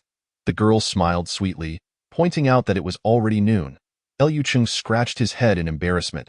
He had been preoccupied with crafting runes, and his mind had momentarily fogged over, failing to register the passage of time. "Let us go. The banquet is about to begin." Yi Wei turned slightly, adopting a posture of companionship. Confused, Lu Qing asked, "Banquet? Of course. Did you not say last night that there would be a celebration feast today?" "Did I not say that?" Lu Cheng hesitated, a look of recollection crossing his face before he helplessly replied. "My mind has been a bit muddled lately, and I tend to forget things. The arrangements for the feast have been made. According to your plans from last night, we have reserved all the taverns in the city and invited the entire populace to the Wind Whisper Square for the celebration." Did I really say that? Mental energy depletion feels akin to being deeply intoxicated. Lu Cheng had no recollection of those words, completely losing that segment of memory. I hope I didn't inadvertently reveal my circumstances of transmigration. With that thought, Lu Cheng cautiously inquired, "Did I mention anything else?"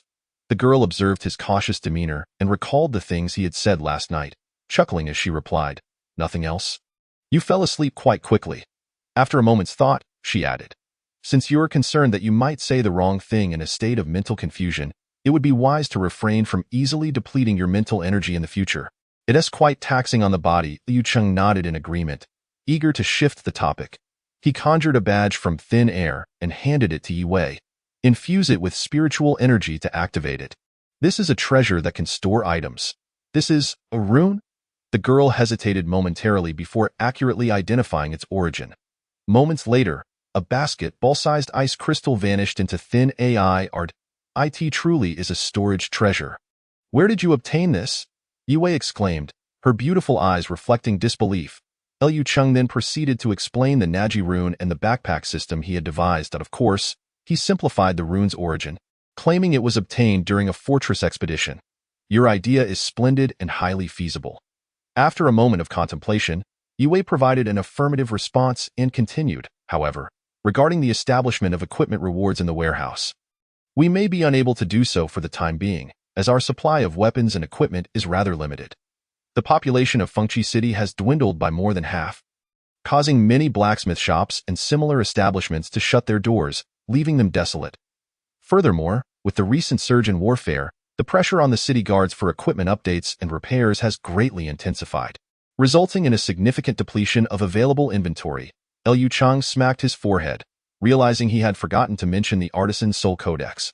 Thus, he proceeded to share information about the Artisan Soul Codex and the arrangements for the refugees in Baiyun Town.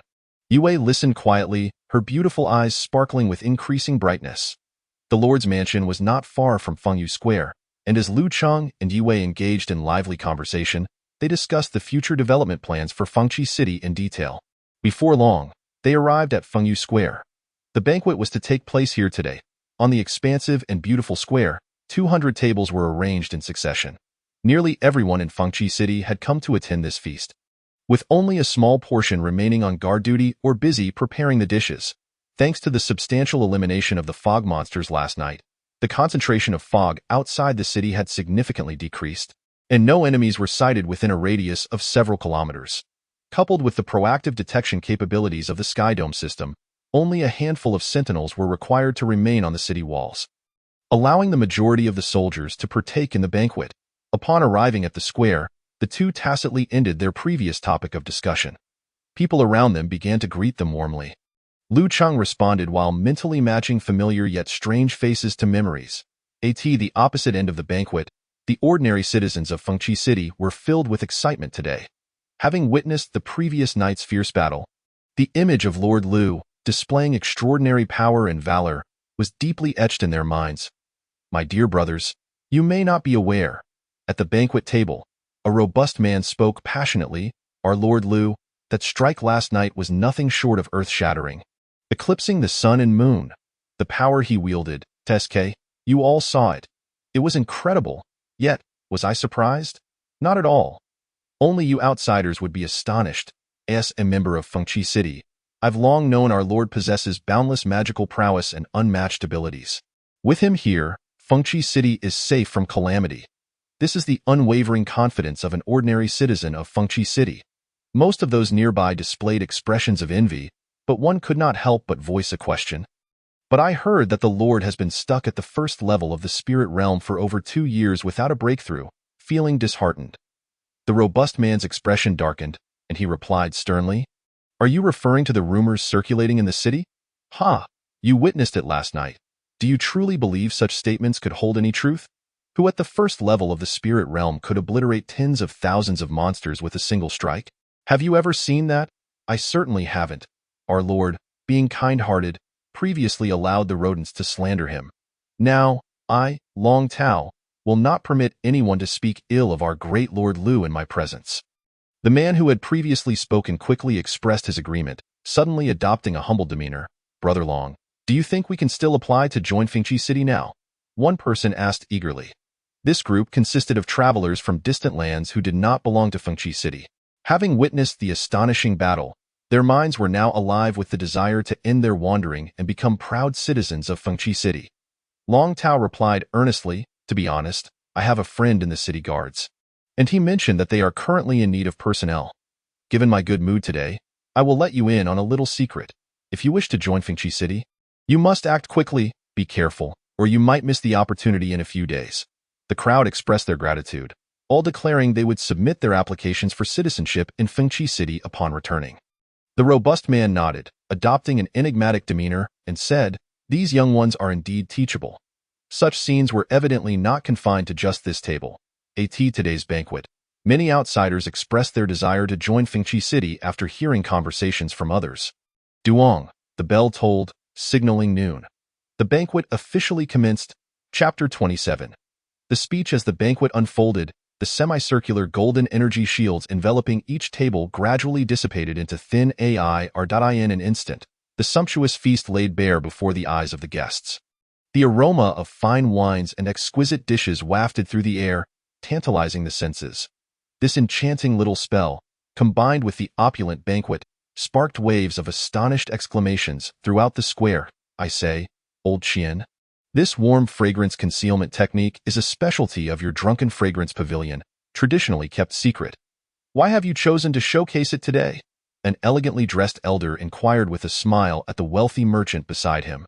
The warm fragrance concealment technique involves enveloping the dishes with a layer of energy shield, preserving their warmth and aroma perfectly without allowing them to intermingle. Although this technique is not particularly high in level, it is quite exquisite. The Drunken Fragrance Pavilion has long held the top rank among the inns in the city, largely due to this remarkable technique. Noticing that the merchant known as Old Qian merely smiled in silence, another person took over the conversation, stating candidly, "Our table consists of well-known figures in the city's business community. Surely everyone knows that Lord Lu has successfully fused with the core of the territory. This is merely Old Qian's attempt to curry favor with our Lord." The faces of the crowd did not reveal any surprise, clearly indicating they were well informed about this news. Old Qian then spoke. "After last night's battle, everyone witnessed Lord Lu's extraordinary prowess. The safety of Fengqi City is now at an unprecedented level, and it will surely attract a large influx of new residents. We all understand the future development prospects of the city, so there's no need to beat around the bush." A stout man directly across from Old Qian chuckled heartily. "I imagine everyone has come well prepared today, bringing ample gifts for the Lord.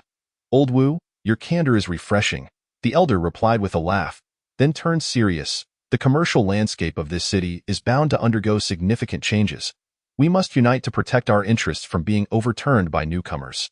This remark seemed to open the floodgates for conversation, and the atmosphere grew lively. At the other end of the banquet, Yue eagerly encouraged Lu Cheng to take the stage and deliver a speech. "Just go up and say a few words." "A speech? I truly cannot do that," Lu Cheng replied, feeling somewhat distressed. Before his crossing, he was not a social butterfly and had hardly ever spoken publicly in front of large crowds. "Well, setting aside the victory of last night's defense, isn't your fusion with the core of the territory worth a few words? This marks a milestone in the development of Fengqi City." Yue tilted her head and pondered for a moment, then added, "It has not been easy for Fengqi City to reach this point today, and I believe everyone would greatly anticipate your remarks on this matter, both those present and those who have passed on. Lu Cheng fell silent, countless fragments of memories surfacing in his mind. He envisioned the people trudging across the ice-covered wasteland, monsters springing from the fog to launch attacks, only to be repelled by the guardians among them. The walls of Fengqi City expanding outward, enduring relentless assaults from hordes of monsters. The city guards and pioneers stood as an unyielding bulwark against the onslaught. In the fog-shrouded wilderness, pioneers donned rudimentary gear, fearlessly exploring uncharted territories time and again, all in search of resources vital for the city's growth. Countless figures fell silently along the way. Yet, despite the sacrifices, the people pressed on, ultimately establishing the resilient Fengqi City that stands tall in the fog-laden world today. Scenes from the past replayed vividly in his mind, and a wave of indescribable emotion spread within him. As the integration of memory and soul deepened, Lu Cheng's heart grew heavier. "You are right?" Lu Cheng murmured softly, then stepped forward decisively. A staircase of flames unfurled beneath his feet, rising steadily toward the colossal sculpture of intertwined torches and shields above Fengyu Square. The flames roared and swirled, ultimately forming a majestic and solemn throne. Lu Cheng ascended the fiery staircase, and before the expectant gazes of the crowd, he made his way to the platform at the top of the staircase and settled into the throne. The vast Fengyu Square gradually fell into an expectant silence. Even the playful children, under the adults' watchful eyes, quieted down, all staring at the commanding figure in the center. Meeting the thousands of eager and attentive eyes below, Lu Cheng slowly began to speak. 2 winters ago, I led a group of 500 pioneers who formed an expedition team, arriving in this realm aboard an ark. Like the beings in the abyss, we were tasked with establishing a city within the boundaries set by the Alliance, aiding all beings in their struggle against the encroaching fog and calamities. From the moment we stepped off the ark, a thick layer of ice has blanketed the ground beneath our feet. This world is devoid of life and vitality. The journey that followed was fraught with challenges, as relentless monster attacks inflicted grievous losses upon us. It was not until one fateful day, when our entire party found itself on the brink of despair, that we were compelled to pause and recuperate. Yet it was precisely in that moment that I beheld the plum blossoms flourishing upon the snow-laden branches.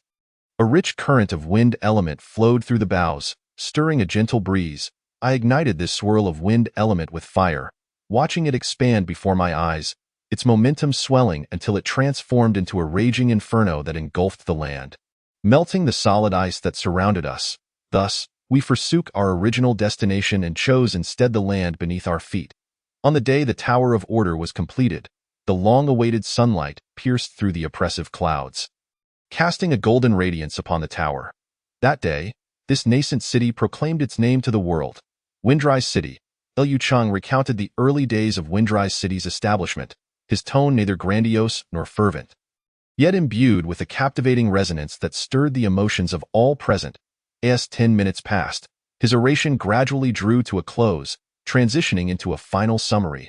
Over the ensuing years, we have endured a total of 35 significant battles, with last night's conflict being the most perilous of all. And of course, as with many previous skirmishes, we triumphed, successfully shattering the onslaught of the fog creatures. No obstacle can deter the people of Windrise City. We stand united and unstoppable. Today, having merged with the core of Order, Windrise City embarks on a new chapter in its history. The valiant heroes who sacrificed themselves in the struggle against the fog and in defense of our city shall be forever immortalized. Here, we extend our highest tribute to their noble spirits. Henceforth, we shall forge ahead, transforming Windrise City into an indomitable fortress, the safest sanctuary for all human beings across the realms. Now, I declare the banquet to commence. The throne of flames descended gracefully to the ground as Lu Cheng rose to his feet. Thunderous applause erupted, mingled with fervent cheers, echoing long into the night. A splendid speech. You have garnered immense recognition from your subjects. Do you have received the architectural blueprint? Podium, architectural name, podium rank, blue description. The podium is a structure designed for the dissemination of ideas, allowing individuals to deliver speeches and convey their thoughts and philosophies to the audience below. Attributes. The podium occupies an area of 3,000 square meters, accommodating 1 speaker and 1,000 spectators. Effect. There is a certain probability that the audience will embrace the ideologies presented by the speaker. If the content delivered pertains to skills, the audience may gain progress in learning those skills. Construction cost: minerals, stone, 30, alloys 10, biomass, wood 100. Lu Cheng had not anticipated that a mere speech could yield architectural blueprints as a reward. A delightful surprise indeed. With Windrise City's population still modest, the issue of social ideologies was not yet pressing. However, if this podium could be utilized to propagate skills, could it facilitate the low-cost dissemination of such abilities? The thought of equipping every citizen with a powerful skill stirred Lu Cheng's ambition. This structure must be built. Chapter 28. Artisan Spirit Production Base. As the banquet officially commenced, the atmosphere was lively and vibrant, filled with the clinking of glasses and animated conversation. As the city lord, Lu Cheng found the occasion to be rather taxing. Guests arrived in droves, and he had to gracefully navigate the diverse array of individuals present. Most of the attendees were there to extend their congratulations, celebrating Lu Cheng's integration with the city's core and the resounding victory of the previous night. They brought an assortment of gifts, prominently featuring merchants among them. These included both merchants who had established themselves within the city and caravan leaders traversing between cities. Under the guise of congratulatory gestures, they presented a continuous stream of valuable offerings, ranging from crystal coins to supplies and equipment. Despite the grand scale and considerable expense of the banquet, the contributions from the merchants rendered the costs trivial by comparison. Phew, it's finally over. I think I'll skip the evening festivities. After the banquet concluded, Lu Cheng bid farewell to the enthusiastic townsfolk, exhaling a sigh of relief. This meal had been quite exhausting. He mused that he preferred to handle things more casually in his everyday life.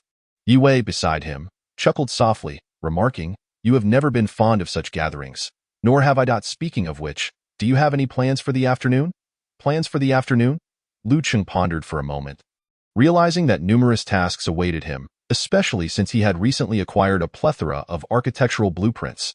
How about I first have a chat with Wei Shang and officially incorporate the people of Baiyun Town into Windrise City? He intended to establish the forging industry related to the Artisan Spirit Compendium, then arrange other tasks according to the demands of the artisan industry. As for the people of Baiyun Town, Yue recalled the events of the previous night's defensive battle atop the city walls. Nodding in agreement, they are indeed a well-trained force and should be swiftly integrated into the city guard. Lu Cheng shook his head with a smile. This time, the focus is not on the militia of Baiyun Town, but rather on the dozens of blacksmiths concealed among them. Oh, I remember now. You mentioned that in the morning, the Artisan Spirit Compendium? Yue exclaimed, her eyes lighting up as she recalled the name. Yes, you are correct. For the time being, the equipment forging industry will be our primary focus. Since that is the case, may I accompany you? I too wish to witness this new forging technology you speak of. Lu Cheng's gaze fell upon the young lady before him, noting her hands clasped together over her chest, her fair face radiating anticipation. He could not help but jest. What, do you need to take a special leave? Are you afraid I'll mark you absent for the afternoon? Humph, of course. I wouldn't dare to skip work without permission. The girl's nose twitched playfully, responding to Lu Cheng with a light-hearted tone. I've been quite busy these past few days. Today, I simply wish to rest and avoid political affairs. You wouldn't deny me that, would you? Granted, granted. Let us go. Lu Cheng readily acquiesced to Yue's request, and the two set off toward the eastern part of the city.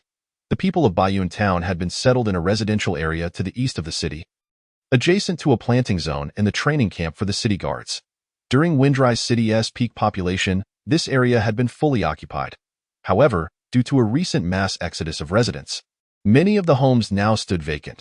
The city's administrative department had systematically reclaimed and centralized the management of these empty houses, with over 300 residents from Baiyun Town arriving yesterday.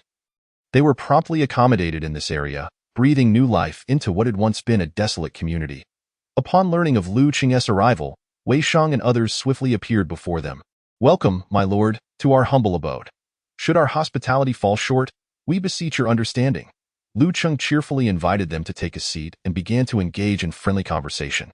Are you comfortable residing here?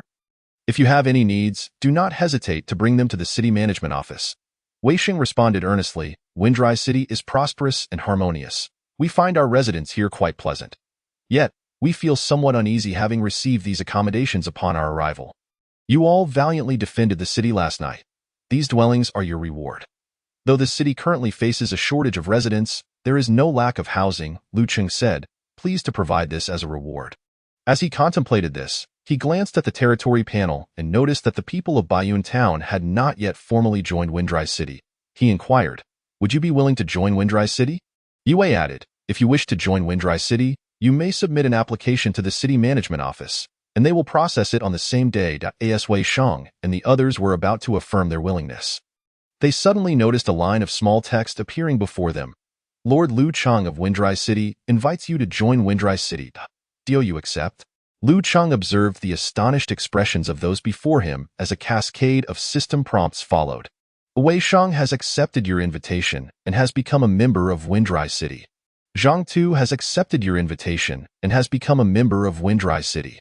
Is this how one can invite others to join?" Lu Cheng opened the territory panel and found that the identities of those present had transformed into ordinary citizens of the city, their information panels materializing accordingly. Within these panels, a new territory skill option had appeared, representing Windrise City's unique trait, Stellar City. Having neglected to thoroughly investigate the territory functions yesterday, Lu Cheng realized he had overlooked such crucial information. He summoned Yue's information panel and set the quality level of the Stellar City skill enhancement to orange, the highest quality attainable. The young lady behind him let out a soft exclamation, a look of confusion gracing her features. Lu Cheng refrained from delving further into the functionality of the territory personnel panels and instead began to earnestly discuss the arrangements for the Artisan Spirit series of techniques with Wei Shang and the others. Unlike the skill blueprints acquired from the information tree, these production blueprints, replicated from the Artisan Spirit Compendium, bore no limitations on durability. Each could be distributed to every individual, allowing for widespread dissemination.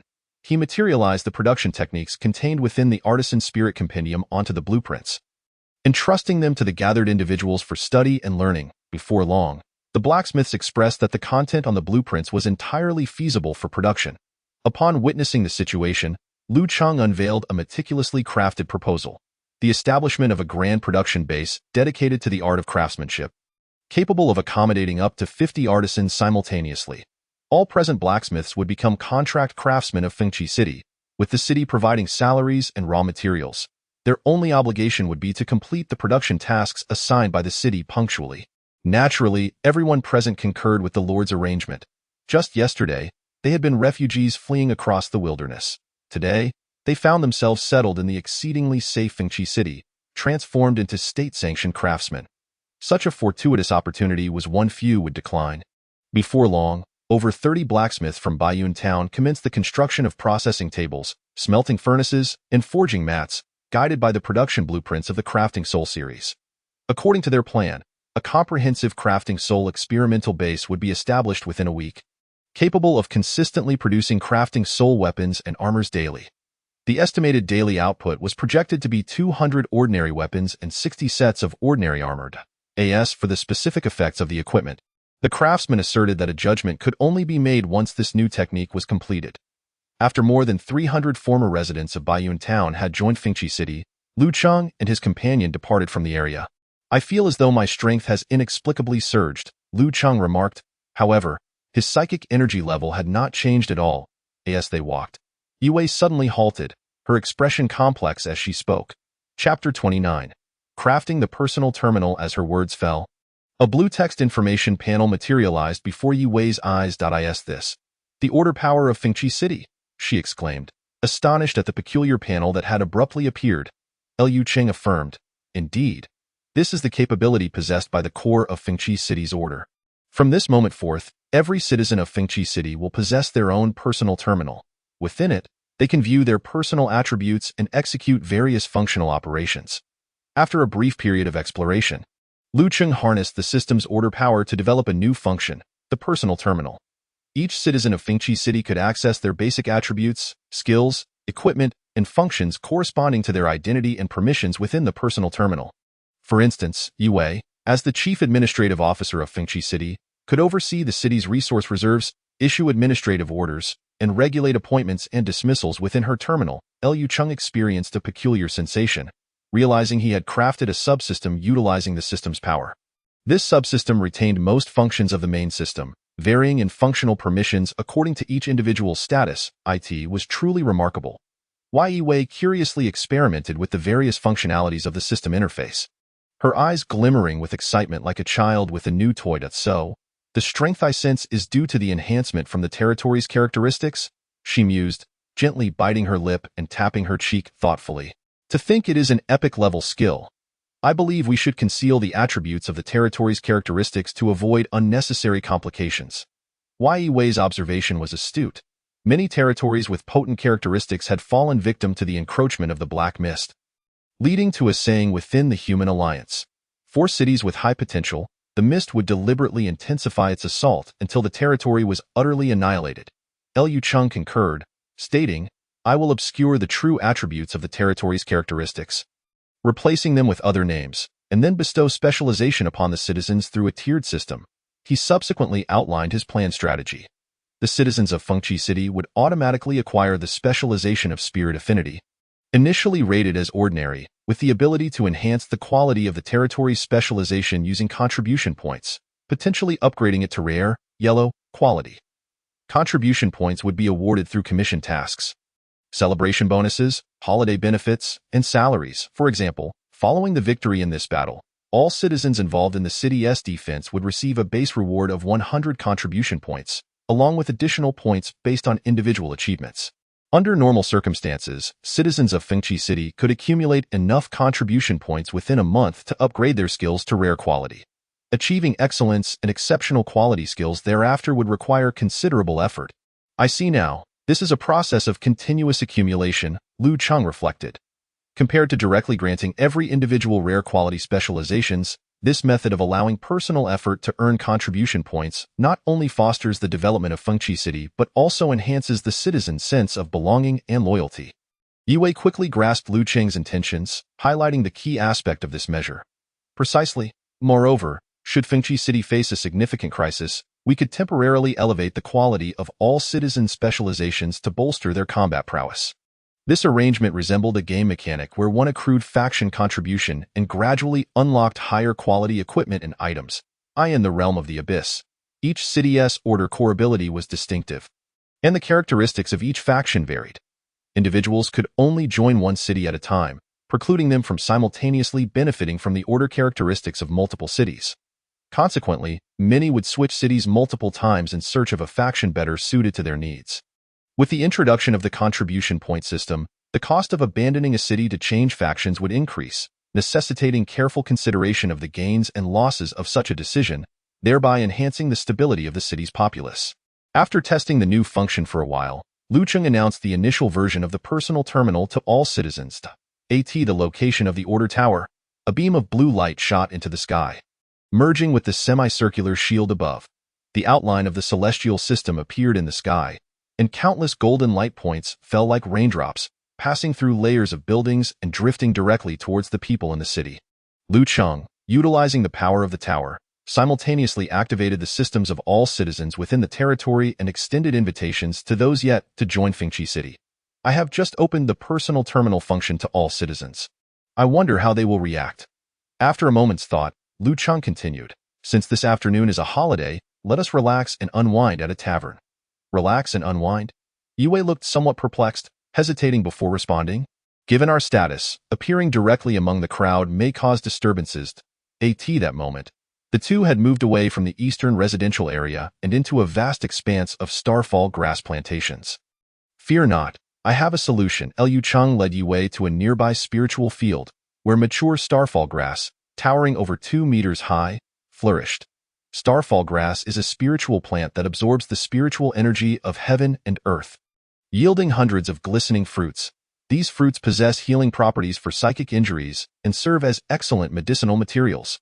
The seeds of starfall grass reach maturity within 55 days of sowing, growing rapidly with remarkable vitality.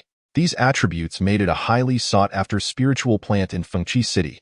Soon, whispers, faint and indistinct, wafted through the breeze. No, pleased. This feels so strange. Fear not, this is a good thing. You will soon grow accustomed to it and come to appreciate it. But that I don't know how. Simply follow my lead. Allow me to assist you. In the Eastern District, at the Drunken Fragrance Tavern, the hall was bustling with patrons who drank and reveled, their laughter echoing throughout. At that moment, a man and a woman entered, selecting an empty table by the window. Shortly thereafter, the waiter approached, warmly inquiring, "Would you two prefer tea or wine? Today, our establishment only offers tea and light snacks due to the grand banquet in the city. If you wish for a full meal, please head to the Wind Whisper Square, where another feast will be held this evening, open to all citizens." Liu Cheng produced a crystal coin, stating in a low voice, "A pot of Empty Mountain's green melody. The remainder shall serve as a tip." The waiter's eyes brightened as he accepted the gleaming crystal coin. "Very well," he exclaimed, departing with a spring in his step. Internally, he rejoiced. A pot of Empty Mountain's green melody costs 88 silver coins, leaving the remaining 12 as his tip. It was evident these two were generous. It was no wonder they appeared so well matched. Exuding an extraordinary aura as he pondered this, he momentarily forgot their specific features, thinking to himself, "My mind must be muddled today. At least I remembered the table number." 5 minutes later, the waiter returned with a pot of tea. Liu Cheng grasped the teapot and poured the clear tea into the cups. "Give it a try. Empty Mountain's green melody has a delightful flavor." Wei Wei regarded him thoughtfully, as if recalling something, and a gentle smile began to grace her tranquil features.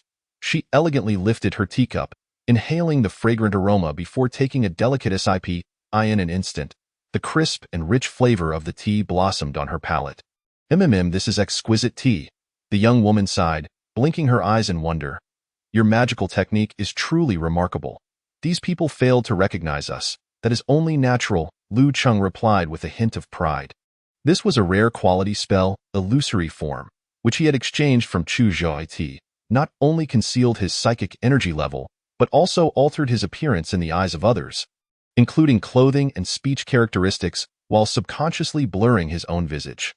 Given the current prowess of the two individuals, there are scarcely more than 5 people in the city capable of seeing through this magical disguise. Liu Cheng pondered to himself, "Isn't this contraption far superior to a cloak? Speaking of which, Chu Zhou possesses an abundance of various trinkets. I must pay him a visit tomorrow and strive to persuade him and Zhang Chuan to remain in Fengqi City. Would you like to learn? I shall teach you. As he contemplated the fact that the durability of the illusory transformation technique book had dwindled to a mere point, Liu Cheng resolved to gift it to Yi Wei. However, the young lady did not respond. She was savoring fragrant tea, her gaze somewhat distant, her thoughts seemingly drifting to far-off realms, lost in contemplation. After a considerable pause, she gently placed her teacup back on the table, blinked softly, and spoke in a tender voice. "The last time we shared tea in this manner was 14 months and 9 days ago." Chapter 30. A brief respite from life's labors. Noticing Liu Cheng's silence, Yi Wei continued languidly. "On that day, you were chosen for the Ember Project, and we departed from the academy together. Under the influence of your rare lordly talent, we swiftly recruited a pioneer legion and, aboard an ark, arrived in this realm. Back then, your eyes sparkled with an unquenchable flame, vowing to achieve great things. Despite numerous hardships along the way, you never wavered. At today's banquet, you casually recounted the history of the city's founding. Yet, I know that it was you who shattered the Wind's vessel, igniting the flame of life, thus granting everyone a glimmer of hope." Throughout her narration, the girl's tone remained soft and gentle. However, as the tale reached this juncture, a subtle tremor began to seep into her voice. In the ensuing 2 years, due to the damage to your life flame, you struggled to condense your second life star. Gradually becoming despondent, whispers and rumors swirled in the city, yet they knew not that had it not been for your sacrifice, they would not enjoy the tranquil lives they lead today. You grew increasingly silent, immersing yourself in battling monsters within the mists, reluctant to remain in the administrative hall to manage affairs. It matters not. I have always understood you. Moreover, the city is not vast, and I can manage it alone. Regrettably, under the influence of the Dreamstone, you have been unable to break through your realm for a long time, and instead have been losing memories, gradually forgetting the past." Upon hearing this, Liu Cheng could not help but inquire, "When did I begin to lose my memories?" "It was precisely 14 months ago when you received the first Dreamstone here, and upon returning to use it, the memory loss commenced. Dreamstone," Liu Cheng murmured softly, as fragments of information gradually crystallized in his mind. This was a wondrous gem capable of aiding practitioners in condensing their second life star. However, its side effect was the loss of certain memories. Thus, rumors circulated that it could trace back and awaken one's past lives. With amnesia being its price, Liu Cheng furrowed his brow. This transmigration seemed far more complex than he had anticipated. On that day, you two chose this cup of tea, the empty mountain's verdant echo. You remain unchanged, just as you were that day, Yue remarked, her delicate fingers lightly tapping the table, her words laden with meaning. Hearing this, Liu Cheng stood frozen, speechless. May we sit here? A familiar voice resounded in his ears. Pulling Liu Cheng from his reverie, he turned to find two familiar figures standing beside him, Chu Zhou and Zheng Chuan. Noting Liu Cheng's gaze, Chu Zhou continued, time is of the essence. We kindly ask for your accommodation. Goodness, Chu Zhou, are you blind? The couple is deep in conversation, and you choose to sit here? Let us move to another table, Zheng Chuan exclaimed, his eyes wide as he scanned the pair. Whispering under his breath, however, Zheng Chuan, standing nearly 2 meters tall, mistakenly believed his words were discreet, yet they were clearly heard by those around them. Upon hearing such remarks, Yue's cheeks flushed, and she raised her teacup in a gesture of sipping tea. The steam shrouding her expression, Chu Zhou paid no heed to Zheng Chuan's words, resolutely stating, we arrived in Fengqi City just yesterday and, enchanted by its talents and resources, have contemplated making it our home. If you both are free today, might you accompany us for a brief conversation? Liu Cheng mused internally, realizing Chu Zhou intended to settle here and was seeking to negotiate terms with him. Previously, in the fortress, he had witnessed the other's adeptness in deciphering spells. While his rare quality illusory transformation technique could deceive those around him, it would not escape Chu Zhou's keen sight. Thus, he decided to don this guise and discuss residency matters. Even if negotiations faltered, it would spare them future awkward encounters. Yet, he wondered what demands a powerful scholar like Chu Zhou might present. With that thought, Liu Cheng composed himself and said, of course, please take a seat. Chu Zhou directly inquired, recently, the citizens of Fengqi City have received a wondrous power from the core of the city's order, enabling them to inspect their attributes and gain territorial bonuses among other functionalities. However, I am puzzled about the nature of the contribution points required for upgrading specialties. In response, Liu Cheng smiled lightly, elucidating the rules regarding contribution points, further indicating that the functionalities of the citizens' personal terminals vary according to their status. Chu Zhou nodded thoughtfully and pressed on. I have observed that there seem to be no academic buildings in the city. Why is that? Does Fengqi City prioritize combat over research? Absolutely not. Liu Cheng's expression shifted, and he hastily clarified. Fengqi City is still in its nascent stages, lacking suitable scholars to lead research endeavors. Hence there is no accumulation in the field of academic study. However, I have heard that the city lord is currently constructing an academy and intends to invite a scholarly friend to oversee all research activities within the city. Chu Zhou probed further. I have heard that academic research requires substantial financial backing. Does Fengqi City possess such resources? Liu Cheng maintained a smile, responding with conviction. Fengqi City is willing and capable of supporting any research beneficial to the development of the territory. Upon hearing this, a satisfied smile blossomed on Chu Zhou's face as he rose, stating, thank you for your insights. I shall take my leave. We shall meet again, and I shall repay your kindness in the future. With that, he turned and departed, leaving Zheng Chuan bewildered as he followed suit. Once they had left, Yue finally spoke. Liu Cheng, did they agree to stay? Liu Cheng hesitated for a moment, uncertain, and replied, I believe it was successful. We may need to wait a while. Outside the Zuexiang building, Zheng Chuan and Chu Zhou navigated through the crowd, stopping in a spacious area. Chu Zhou, what on earth are you doing? Zheng Chuan exclaimed, tugging at his hair in confusion. Shouldn't you have directly questioned Liu Cheng? Why did you randomly ask a passerby instead? Chu Zhou replied calmly, it's nothing of great consequence. I have decided to remain here. What? You intend to stay? Zheng Chuan was taken aback, then fell into deep thought. Although Lord Liu is exceptionally talented and powerful, Fengqi City is rather small. You had previously turned down the invitations of several grand cities, and now you choose to settle in this modest town? If those individuals heard of this, they would surely be astounded. Chu Zhou shook his head, gazing at the sun, now somewhat dimmed, and remarked meaningfully, the storm has already begun. Some great ships are too burdened to turn back and may not weather this crisis smoothly. Conversely, I see boundless hope in the smaller vessels. I see. You've mentioned the Spirit Realm storm numerous times. The routes surrounding the realm have mostly been closed, preventing our return to the Qixin Academy. Zhang Chuan said nonchalantly, "If you're staying, then I shall remain as well. I noticed that the city escort captain, Zhao Ziyun, is nearly my equal in strength. I will have a worthy sparring partner now. Ha ha ha." Inside the Zuexiang building, at the same tea table, a new pot of tea was served.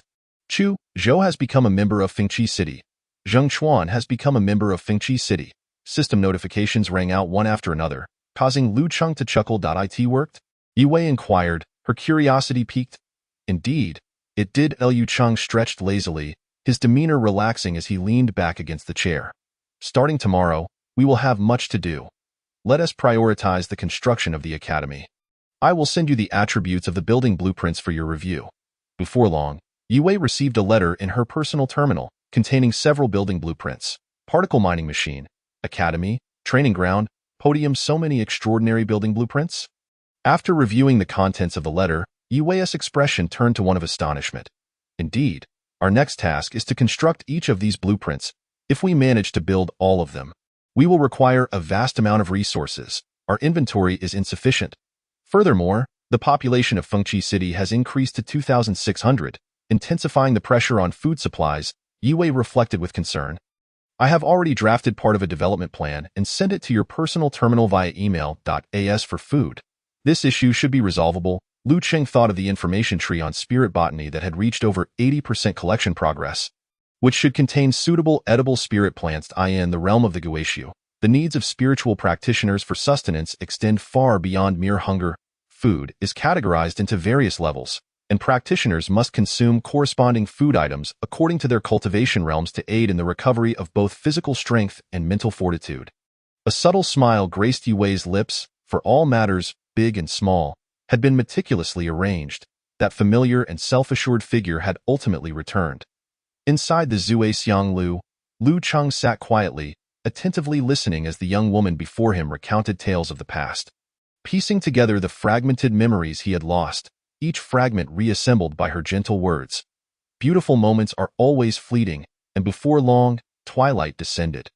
The afterglow of the setting sun streamed through the nearby window, casting elongated shadows of people and objects alike.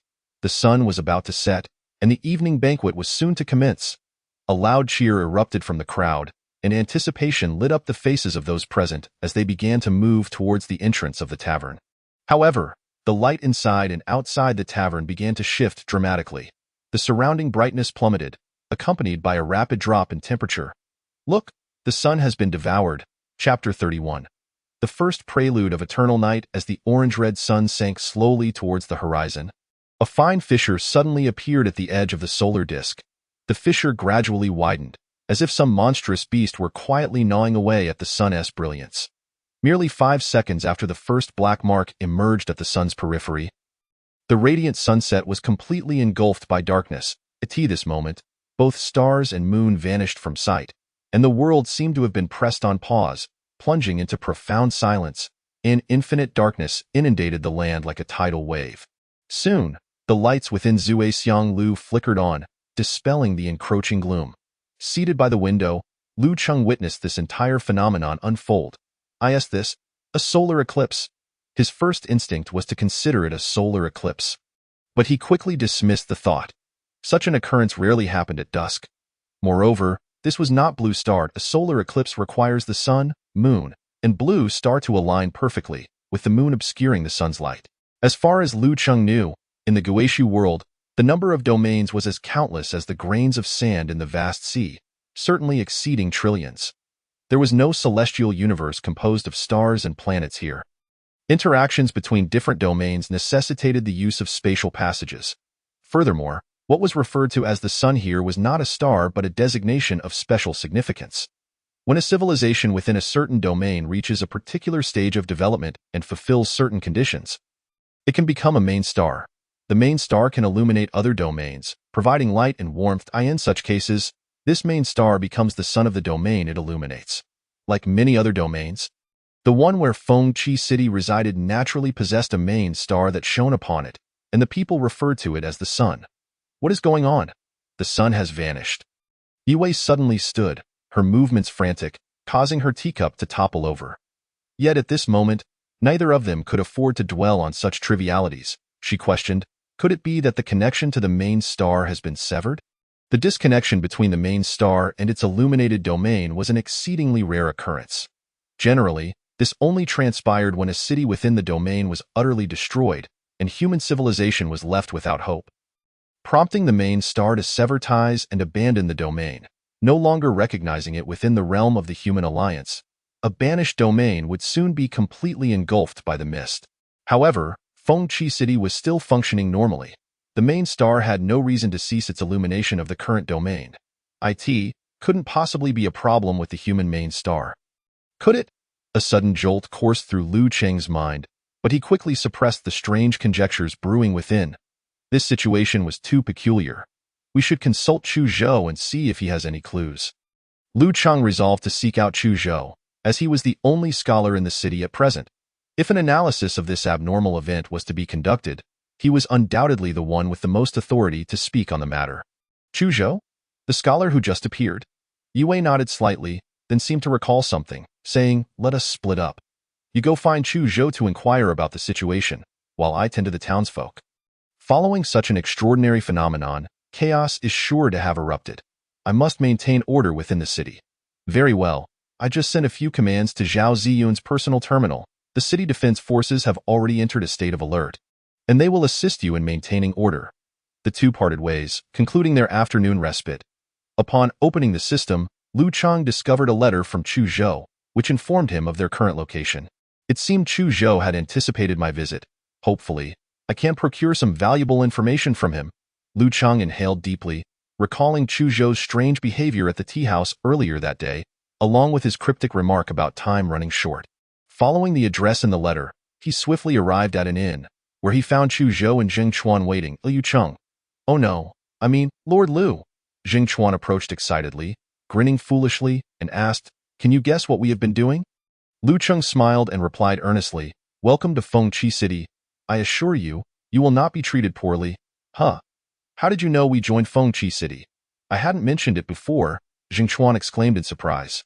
Having intended to keep it a secret, Liu Cheng shrugged, retrieving a manual from his spatial pocket and handing it to Zhang Chuan.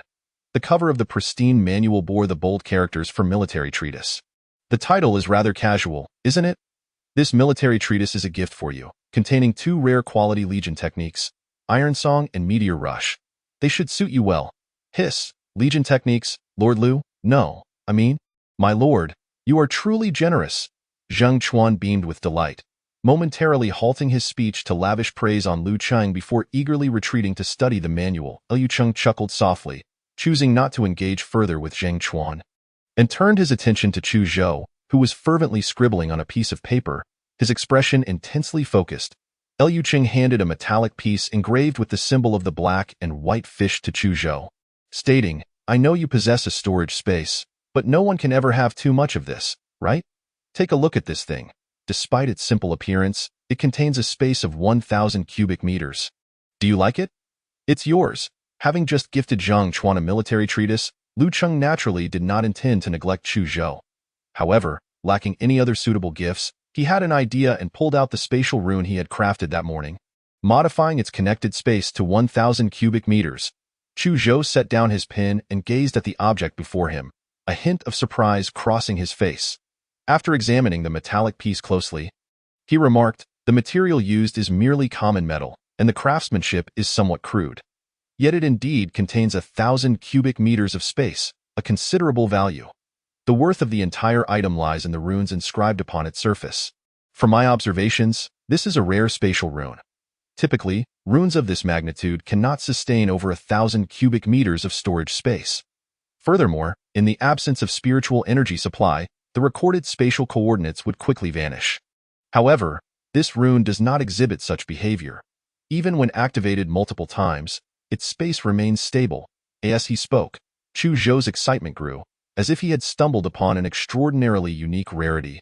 His expression shifted multiple times, as he seemed to grapple with unspoken words.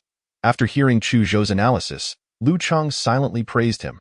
Chu Zhou's discernment was indeed keen, and he possessed considerable knowledge regarding runes. What you said is correct. This is indeed a spatial rune, named Najia. I suspect you are curious why the space this rune project remains stable. Am I right?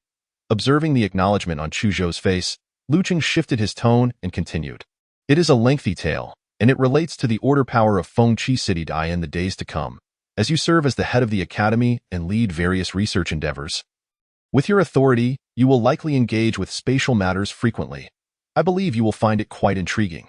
Chu Zhou discerned the implication in Lu Qing's words and candidly replied, Since I have joined Fengqi City, I am naturally willing to comply with the Lord's directives. I indeed possess the capability and confidence to assume the role of head of the academy. Seeing that Chu Zhou had readily accepted the position, Lu Qing felt elated and no longer engaged in pleasantries, directly inquiring about the sudden disappearance of the sun. However, Chu Zhou's response was unexpected. The sudden disappearance of the main star is indeed exceedingly rare. Based on the information we currently possess, it would be quite challenging to accurately ascertain the cause of this event. After a moment's consideration, Chu Zhou continued, While I had anticipated this phenomenon through some observed data, the trajectory of its development has deviated from my original expectations. I suspect that the spatial storm occurring within the spiritual realm is the catalyst for this event, but its subsequent evolution is being driven by multiple factors. The duration of the sun's disappearance may be prolonged, and the extent of the damage it causes could surpass many people's imaginations.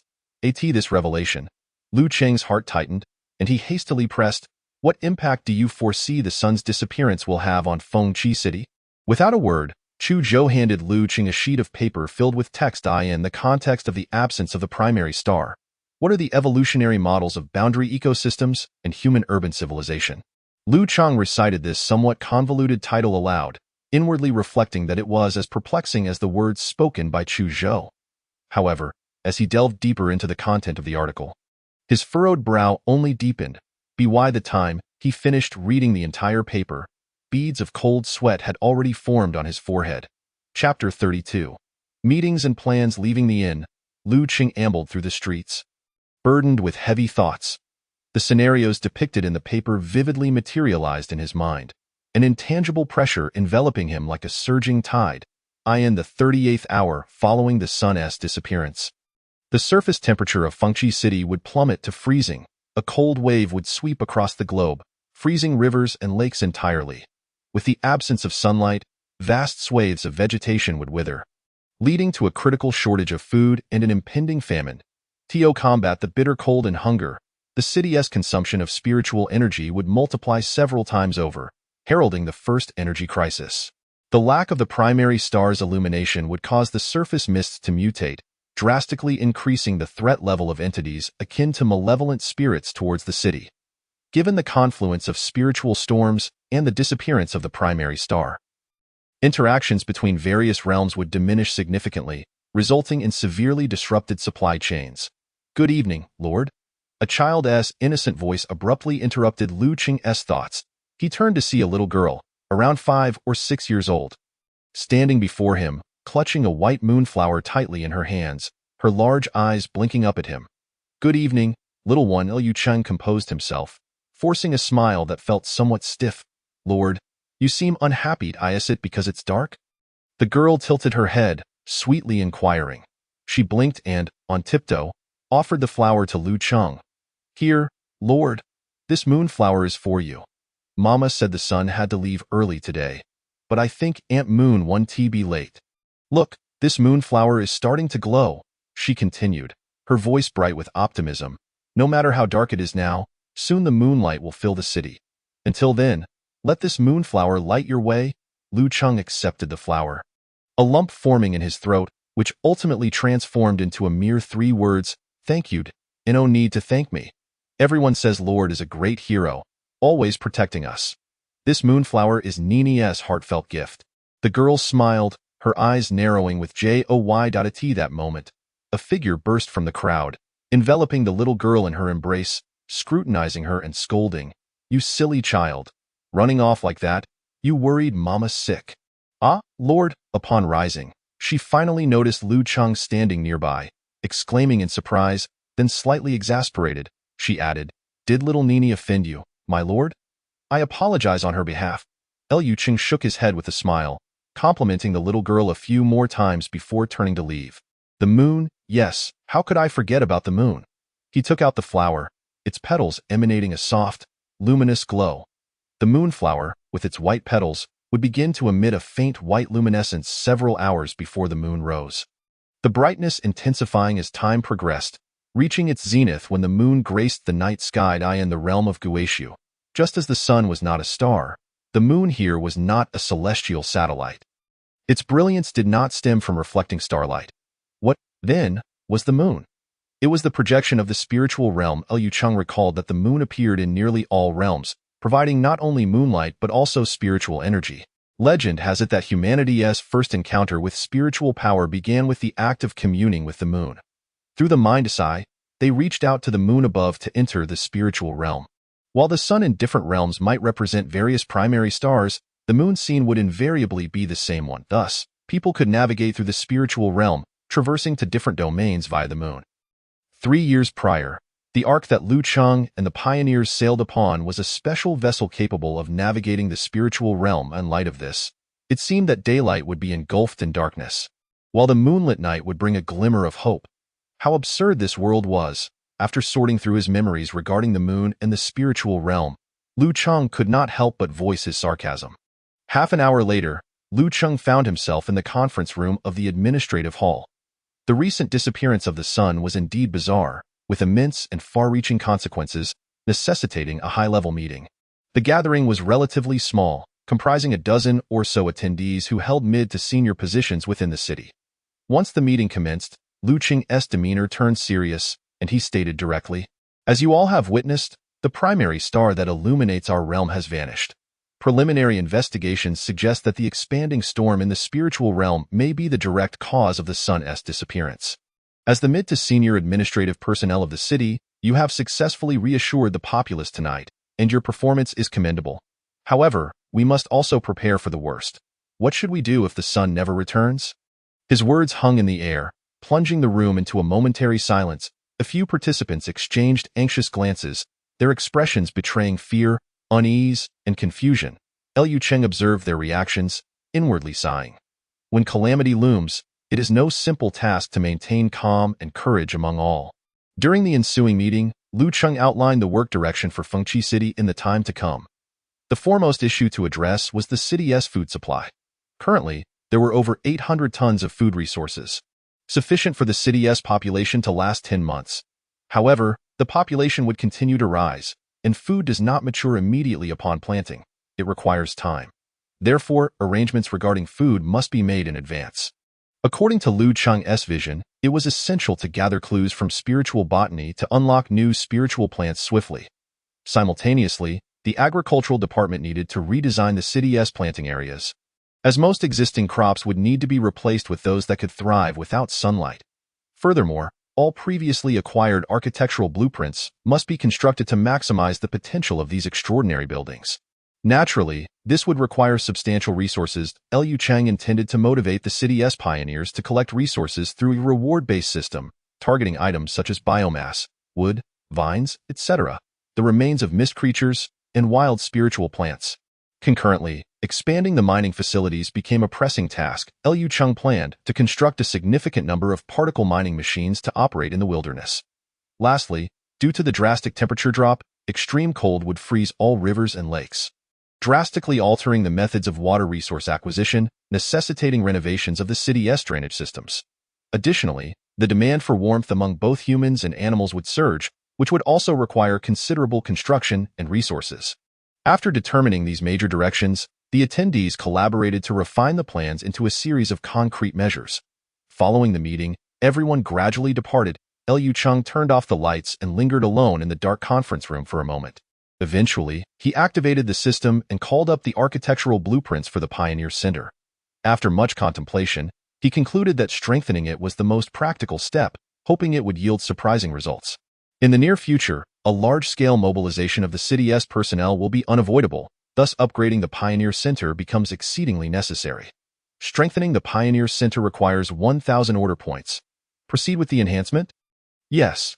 Quickly, the results of the enhancement emerged, but Liu Cheng refrained from checking. He proceeded to select 2 more enhancements, expending 2,000 order points and 4,000 order points respectively. After experiencing 3 consecutive enhancements, Lu Cheng murmured, "Pioneer Center, please do not disappoint me." He then clicked to open the property sheet of the architectural blueprint. Chapter 33. Blueprint Advancement, Spiritual Insight, Building Name, Pioneer Center Quality, Ordinary, Enhancement 4, Description. The Pioneer Center serves as a venue for the issuance and acceptance of commission tasks. Enhancement features: merit and reward, quality, rare. Each time a commission task issued by the territory is completed, you can receive a certain amount of order points based on the task level. Daily, the number of tasks that can be settled is 5,000. Spiritual Insight Quality, Ordinary. When a commission task is completed, the task recipient has a chance to gain insights related to the task's characteristics. Entrustment of the Virtual Realm, Quality, Excellent. There is a chance to receive commission tasks from the virtual realm in the task hall. Completing these tasks will yield corresponding rewards from the virtual realm. System: I enhanced it 3 times, right? Why do only 2 new features appear? Observing the data of the enhanced Pioneer Center, Lu Cheng pondered thoughtfully before inquiring of the system. During the enhancement process, one enhancement was applied to the existing feature, merit and reward, improving its quality.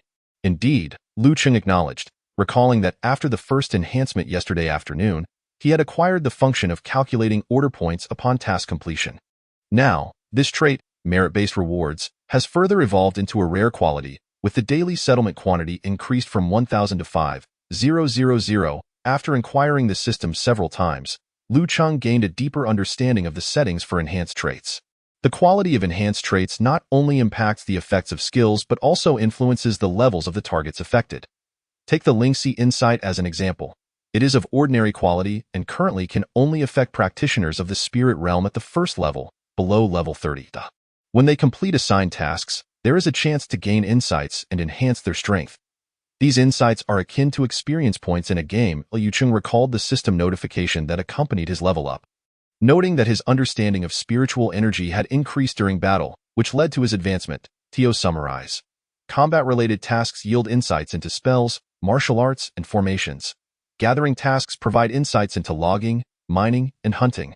Exploration tasks grant insights into surveying, analyzing, and deciphering. Production tasks offer insights into forging, crafting, and construction. Lu Cheng glanced at his balance of order points, noting that after using 7,000 points for building enhancements, he still had 9,212 points remaining.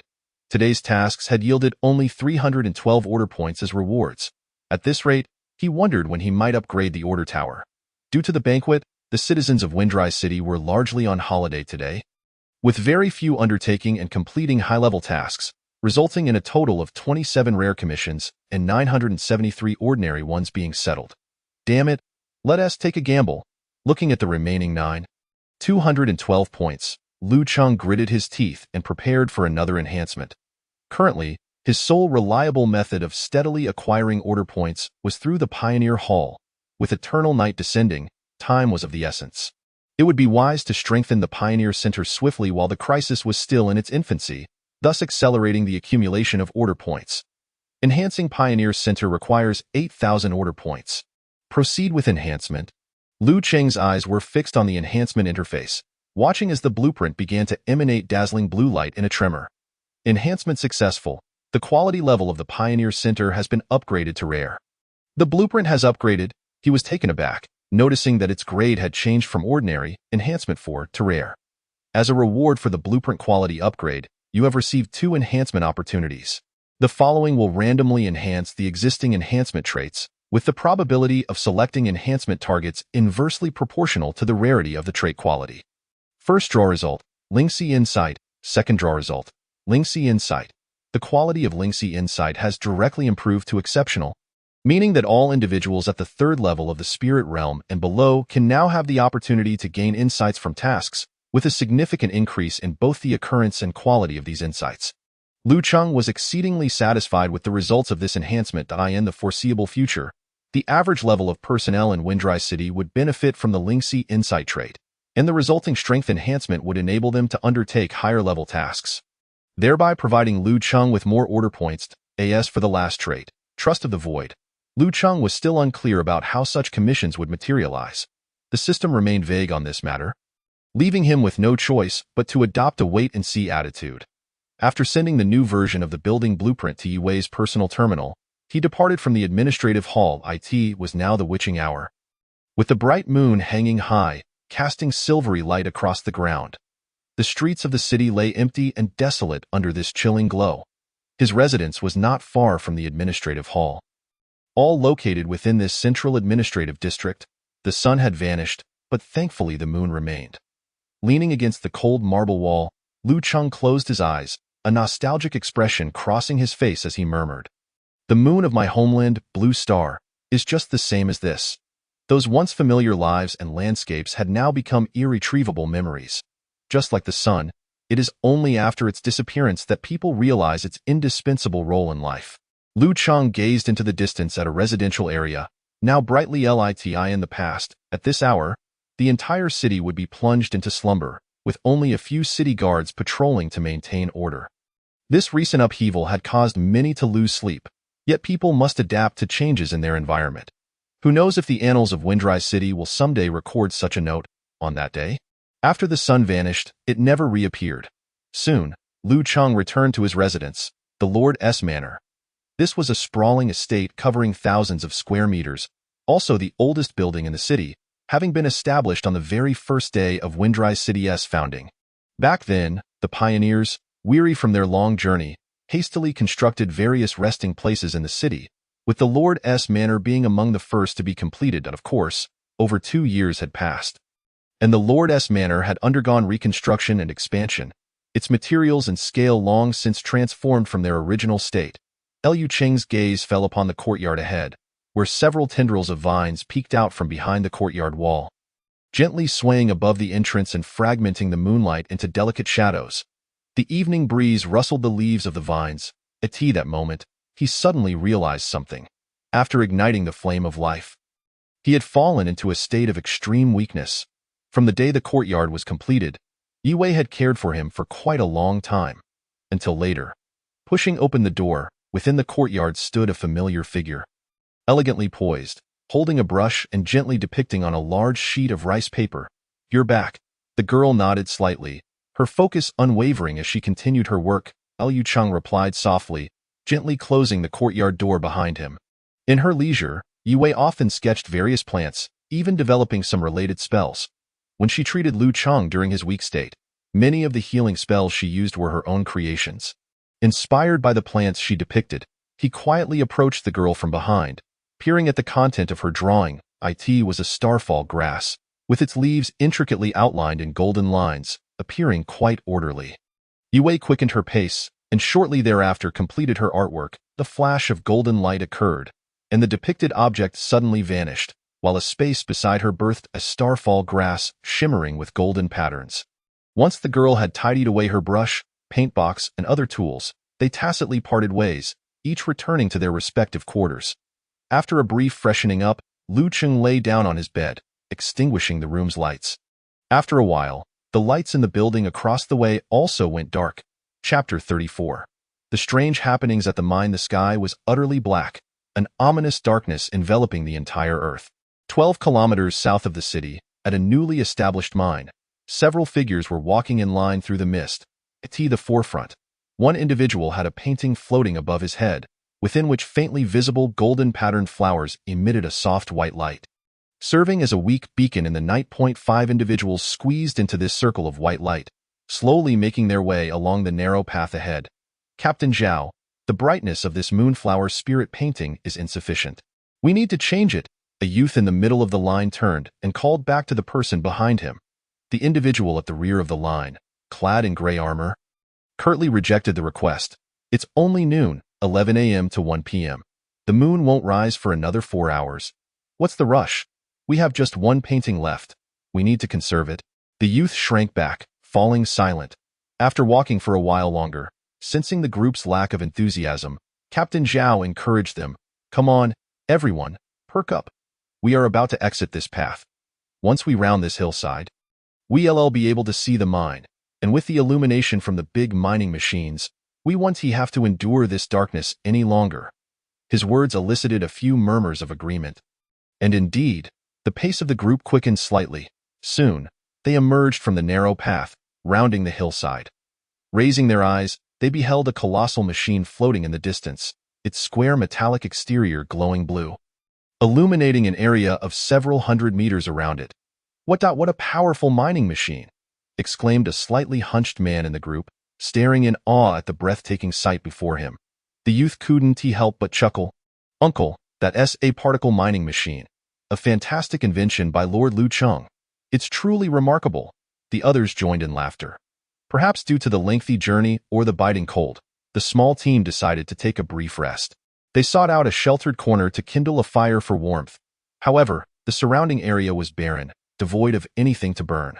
The group collectively looked to Captain Zhao. This Captain Zhao was Zhao Jian, a city guard who, after several consecutive days of duty, finally had 2 days off. Yet, he had not idled away his time. Instead, he had taken on a cooperative task to patrol the mine from the Pioneer Hall. Teaming up with several others for the mission, Zhao Jian had reached level 19, making him the strongest in the group, and with his identity as a city guard, he possessed far more combat experience than the others. Hence, it was only natural for him to take on the role of leader for this temporary team. Zhao Jian held a metallic disc, channeling spiritual energy into it. Soon, a white runic network gradually became visible. A phantasmal bundle of timber appeared in the sky, and after a span of more than 10 seconds, the apparition gradually solidified, transforming into a tangible pile of wood that plummeted to the ground with a dull thud. The crowd skillfully encircled a bonfire, and before long, flames leaped into the air, instantly dispelling much of the surrounding chill, restoring color to their faces. "Captain Zhao, what kind of prop is this? It truly is remarkable," one person exclaimed enviously. Upon hearing this, Zhao Jian could not help but display a proud smile. "During the defense of the North Gate 5 days ago, I manipulated the formation disc and eliminated over 200 monsters. After the battle, in recognition of my contributions, I received this reward, the spatial bag. I have heard that it contains a cubic meter of space, allowing one to store whatever one wishes. Is that correct?" A young man could not restrain himself from asking. "Indeed, but that is merely the beginning. A cubic meter is the basic capacity. There are larger spaces available as well." Zhao Jian tucked the metallic piece away, recalling the words of his superior, Lin Guandu, and added, "As long as you contribute sufficiently to our city of Fengqi, not only a cubic meter but even 10 or 100 cubic meters of spatial bags can be attained."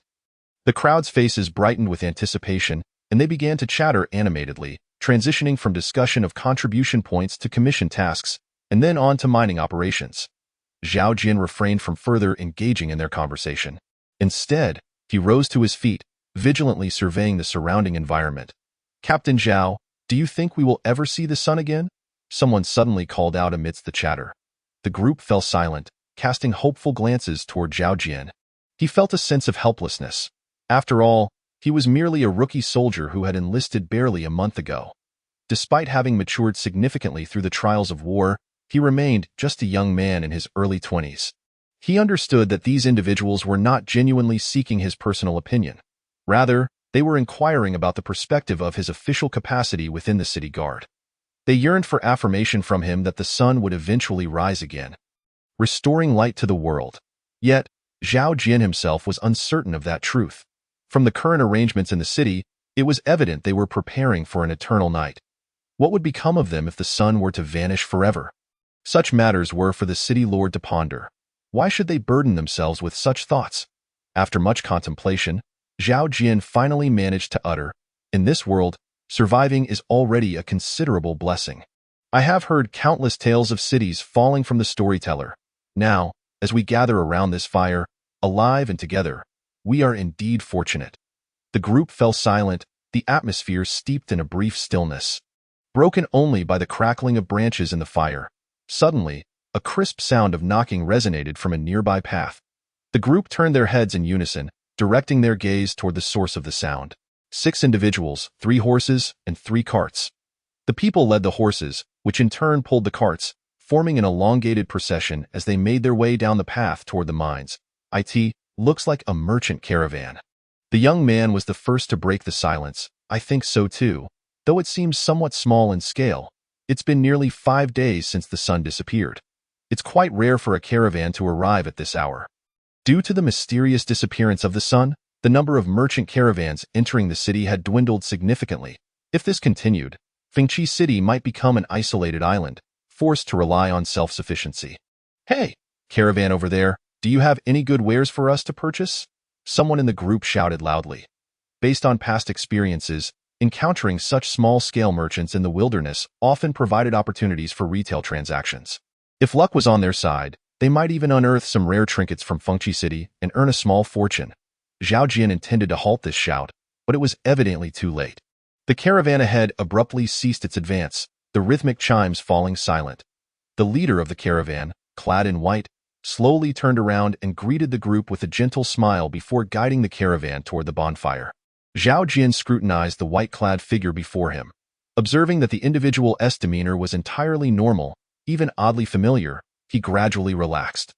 The person who had shouted earlier stole a glance at Zhao Jian, and upon seeing his lack of reaction, stood up with a grin and approached, asking, "What fine goods do you have? Let me buy something."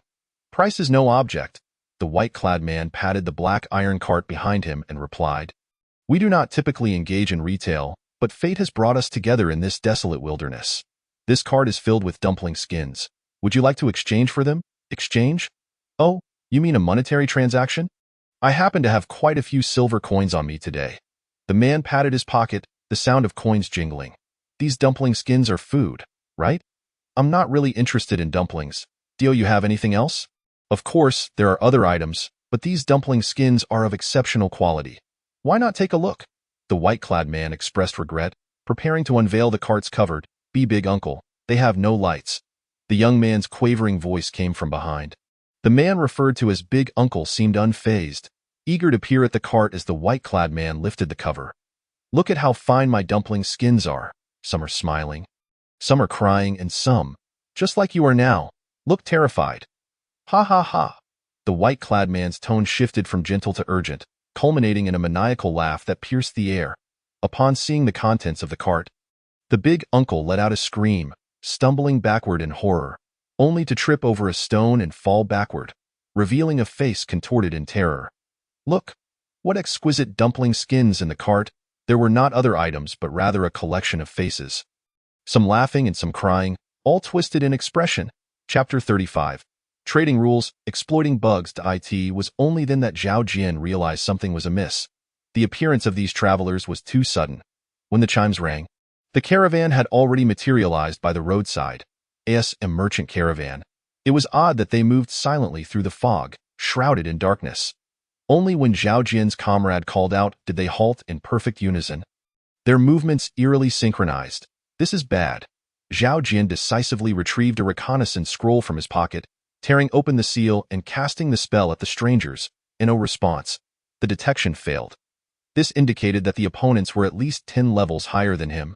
With his current level at 19, could he have encountered a second-tier fog creature? In that case, he was certainly no match for them and needed to call for help. A white signal flare ascended slowly, illuminating the area within hundreds of meters. The nearby mine would soon have guards arriving. Meanwhile, he needed to stall for time before assistance arrived. The enemy was unarmed, while he wielded a weapon. If he could seize the initiative, perhaps there was a glimmer of hope. He drew 2 short swords from his waist, gripping them firmly, as a surge of white spiritual energy coursed from the hilt, extending a few centimeters into a white blade of light from the sword's edge. This was his most prized skill, a rare low-tier enchantment spell, Guiding Light. This skill would bestow a one-time cutting effect upon his weapon, significantly enhancing its power, albeit at a substantial cost, typically consuming 20% of his mental energy in a single use. However, this time, the energy consumed was halved. Just yesterday, he had upgraded his city's trait, Spiritual Affinity, to Rare Quality, and the results were astonishing. Zhao Jian silently praised himself before abruptly propelling forward, aiming straight for the white-clad figure. The entire sequence of actions flowed seamlessly, from reconnaissance to attack, all accomplished within mere 3 seconds. Just as the short sword was about to pierce the white-clad figure's chest, the spectral form before him suddenly flickered into nothingness. The white-clad man vanished. Zhao Jian's determined strike met only air, and propelled by inertia, he crashed into the cart, coming face to face with those eerie dumpling skins. In the dark cart, dozens of faces simultaneously turned toward him. Grinning grotesquely, a cacophony of whispers filled his ears, as if a multitude of voices encircled him, beckoning, "Come, Join us. Would you like to exchange? We can grant you countless new abilities. Utterly repulsive. Zhao Jian's mind was besieged by a tremendous shock. Plunging into chaos. Unruly guests. My transaction is not yet complete. How dare you cut in line? The white-clad man uttered with a haunting tone, then gestured. The 5 previously motionless figures in black surged forward. Their forms shifting. Paper figures. They had all transformed into paper figures. Soon, the caravan revealed its true nature, as paper horses and paper carts emerged. Faces flew out from the cart, adhering to the paper figures. And their aura began to swell, reaching levels of 16 or 17 within seconds. The paper figures encircled Zhao Jian, trapping him in their midst. Evil spirits. Indeed, they were malevolent beings. Zhao Jian cursed inwardly, his suspicions confirmed. Since the last invasion of evil spirits in the city, the townsfolk had gained some understanding of these bizarre creatures lurking in the fog. Evil spirits typically inflicted mental harm upon others, while possessing a remarkable immunity to physical damage. In general circumstances, malevolent entities seeking to harm humans must adhere to certain patterns, unless they enter a peculiar state. Zhao Jian took several deep breaths, striving to quell the turmoil of panic and anxiety within him. He murmured softly to himself, "Patterns. If I can discern the patterns, I can prolong my survival." At that moment, the figure in white continued to speak. "What do you think of this face? Don it, and you shall possess the strength of level 16, far surpassing your current pitiable capabilities." No, I refuse. I do not want it." The man who had previously summoned the merchant caravan now trembled like a leaf, his complexion as pale as a sheet. His voice barely containing his terror. The figure in white's expression hardened, and with a frigid tone, he declared, "The guest is untrustworthy, reneging on the deal. The transaction has failed." Failed? Is this the way to preserve my life? A chilling laughter erupted. "Since the guest has defaulted first, I am entitled to seek compensation." The figure in white suddenly erupted into maniacal laughter once more. Extending his arm, it elongated swiftly, reaching directly before the man and tearing his face away. Without a glance at the fallen corpse, the figure in white turned his attention to the next target, the hunchbacked elder. "Congratulations, you have qualified for the transaction. Let us proceed." No, I doubt. What? Do you also refuse the transaction?" I will trade. The elder recalled the gruesome fate of the man before him, a chill running down his spine, and he shouted in haste. "Very well, which face would you like to exchange?" Dozens of masks flew forth from the cart, arrayed in the air in a most bizarre spectacle. After half a minute of trembling, the hunchbacked man was met with impatience from the figure in white, who stepped forward, swiftly tearing off a face, seamlessly completing the exchange. "Well done. Another transaction completed. Prosperity in business, indeed." The figure's tone softened, revealing a semblance of delight. Half a minute later, the third individual in the group met with a similarly grim fate. As the youth was on the verge of becoming the 4th transaction target, Zhao Jian could no longer contain himself. He pushed through the surrounding paper figures, stepping forward with resolute determination, stating, "I will trade with you." From fear to confusion and finally to calm resolve, Zhao Jian had determined that the murderous pattern of this malevolent entity revolved around transactions. Yet, how to evade such dealings remained an enigma. After all, the opponent was exceedingly cunning. Whether by acceptance, refusal, or silent delay, an inevitable death awaited. Unable to fight back, he could only strive to buy a little more time, hoping that his comrades would arrive soon. Offering a glimmer of hope, now, only he and the youth remained. Being slightly older and a city guard, Zhao Jian stepped forward without hesitation when the figure in white called upon the youth. "Zhao team, brother Zhao." The trembling youth could not help but exclaim, "Oh, you wish to trade?" The figure in white turned, eyeing Zhao Jian with interest. "Among you, your strength is relatively superior. I had intended to have the paper figures observe you, allowing you to witness the transactions of the 4, so that you might meet your demise in extreme terror, and I would thus reap a most delectable soul." The figure paused, the playful glint in his eyes fading, replaced by a venomous glare. "But you, wretched creature, how can you not feel fear? Conceal that nauseating courage of yours. It taints my delicacies. To protect the citizens of Fengqi City is the duty of every city guard. This was my solemn oath upon enlisting." Zhao Jian fixed his gaze upon the figure in white, showing no trace of fear. I only regret not being resolute and strong enough to free myself from the shackles of fear sooner. Watching helplessly as those before me lost their lives. Very well, very well. The figure in white slowly clapped thrice, his expression mocking. Since you have voluntarily requested a trade, I cannot refuse. Speak. Which face do you wish to exchange? I wish to exchange your current face. Facing certain death, Zhao Jian decided to gamble recklessly in hopes of discovering a loophole in the malevolent entity's trading rules. My face. No, that won't do, unless you provide a sufficiently reasonable justification. The figure in white swiftly rejected the request but felt compelled to add, I recognize your face. It belongs to Dan Xiaogue, the president of the Dan Xiao Merchant Association. Finally, Zhao Jian understood the source of his earlier inexplicable familiarity. I am well acquainted with him. Choosing his face as a trading object would indeed satisfy me. On that day, while defending the northern city, Zhao Jian had witnessed Dan Xiaogue hastily retreating with a group from the city walls. This implied that those who followed him had fallen prey to the malevolent entity. Since he is an acquaintance according to the rules, you may better utilize the capabilities of this face, and you indeed possess the right to negotiate further. Excellent, the right to negotiate. With this new condition, Zhao Jian began to haggle over the price of the item. As long as he presented reasonable arguments, the figure was obliged to respond. Thus, through their back-and-forth exchange, the malevolent entity was successfully delayed for 2 minutes. Yet, it was evident that this was not a bug that could be exploited indefinitely. A troublesome customer. The figure in white roared in anger, radiating crimson light as he entered a state of rage. In this abnormal condition, the pattern of killing ceased to function. The transaction is concluded. I shall send you on your way. Chapter 36. The Illusory Realm Mission. Peering into the abyss, it is time to embark, but not for him.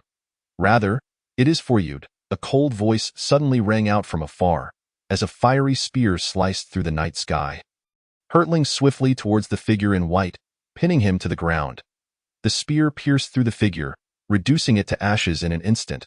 However, the interior of the white attire was empty, devoid of anything.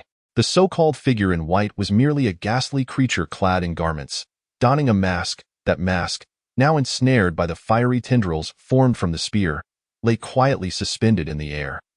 Its eyes closed, Liu Cheng rode in on horseback, emerging from a path behind the hill, soon arriving at the location of the others.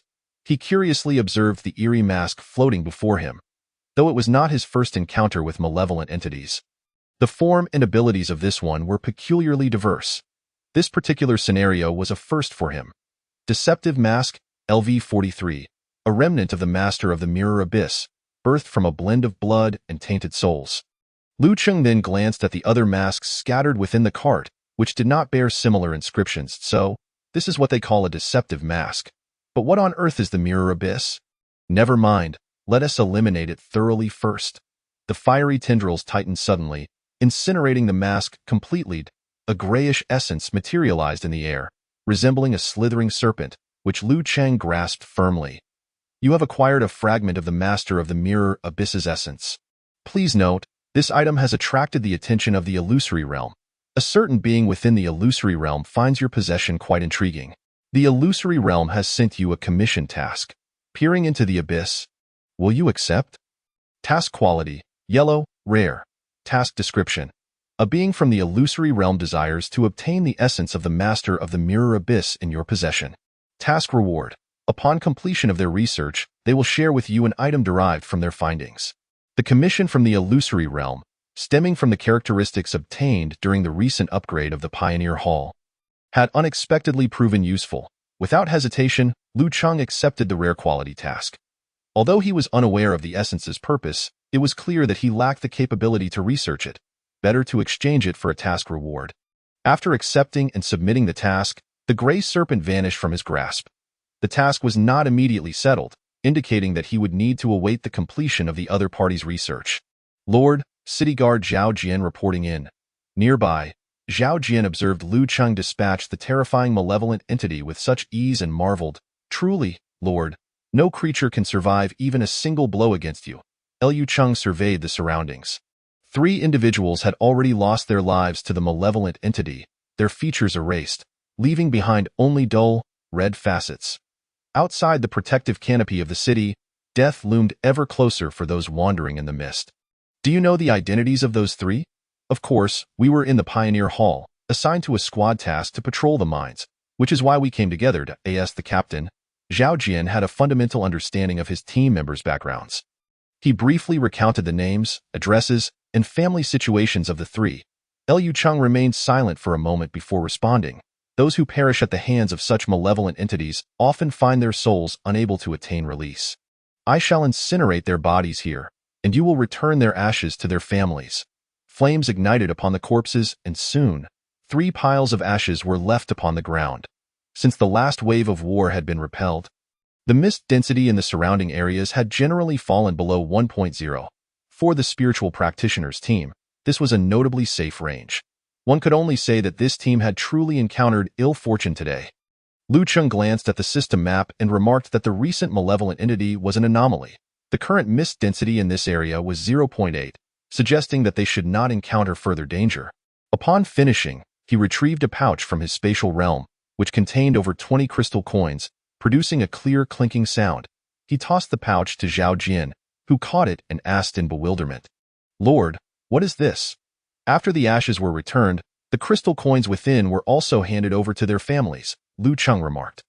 These 3 individuals were the pillars of their households, venturing beyond the city to undertake commissioned tasks for the sake of providing for their families, only to tragically encounter a level 43 malevolent spirit and meet their untimely demise. Although death is not an uncommon occurrence in the realm of returning to the void, upon encountering this incident, he felt compelled to offer assistance.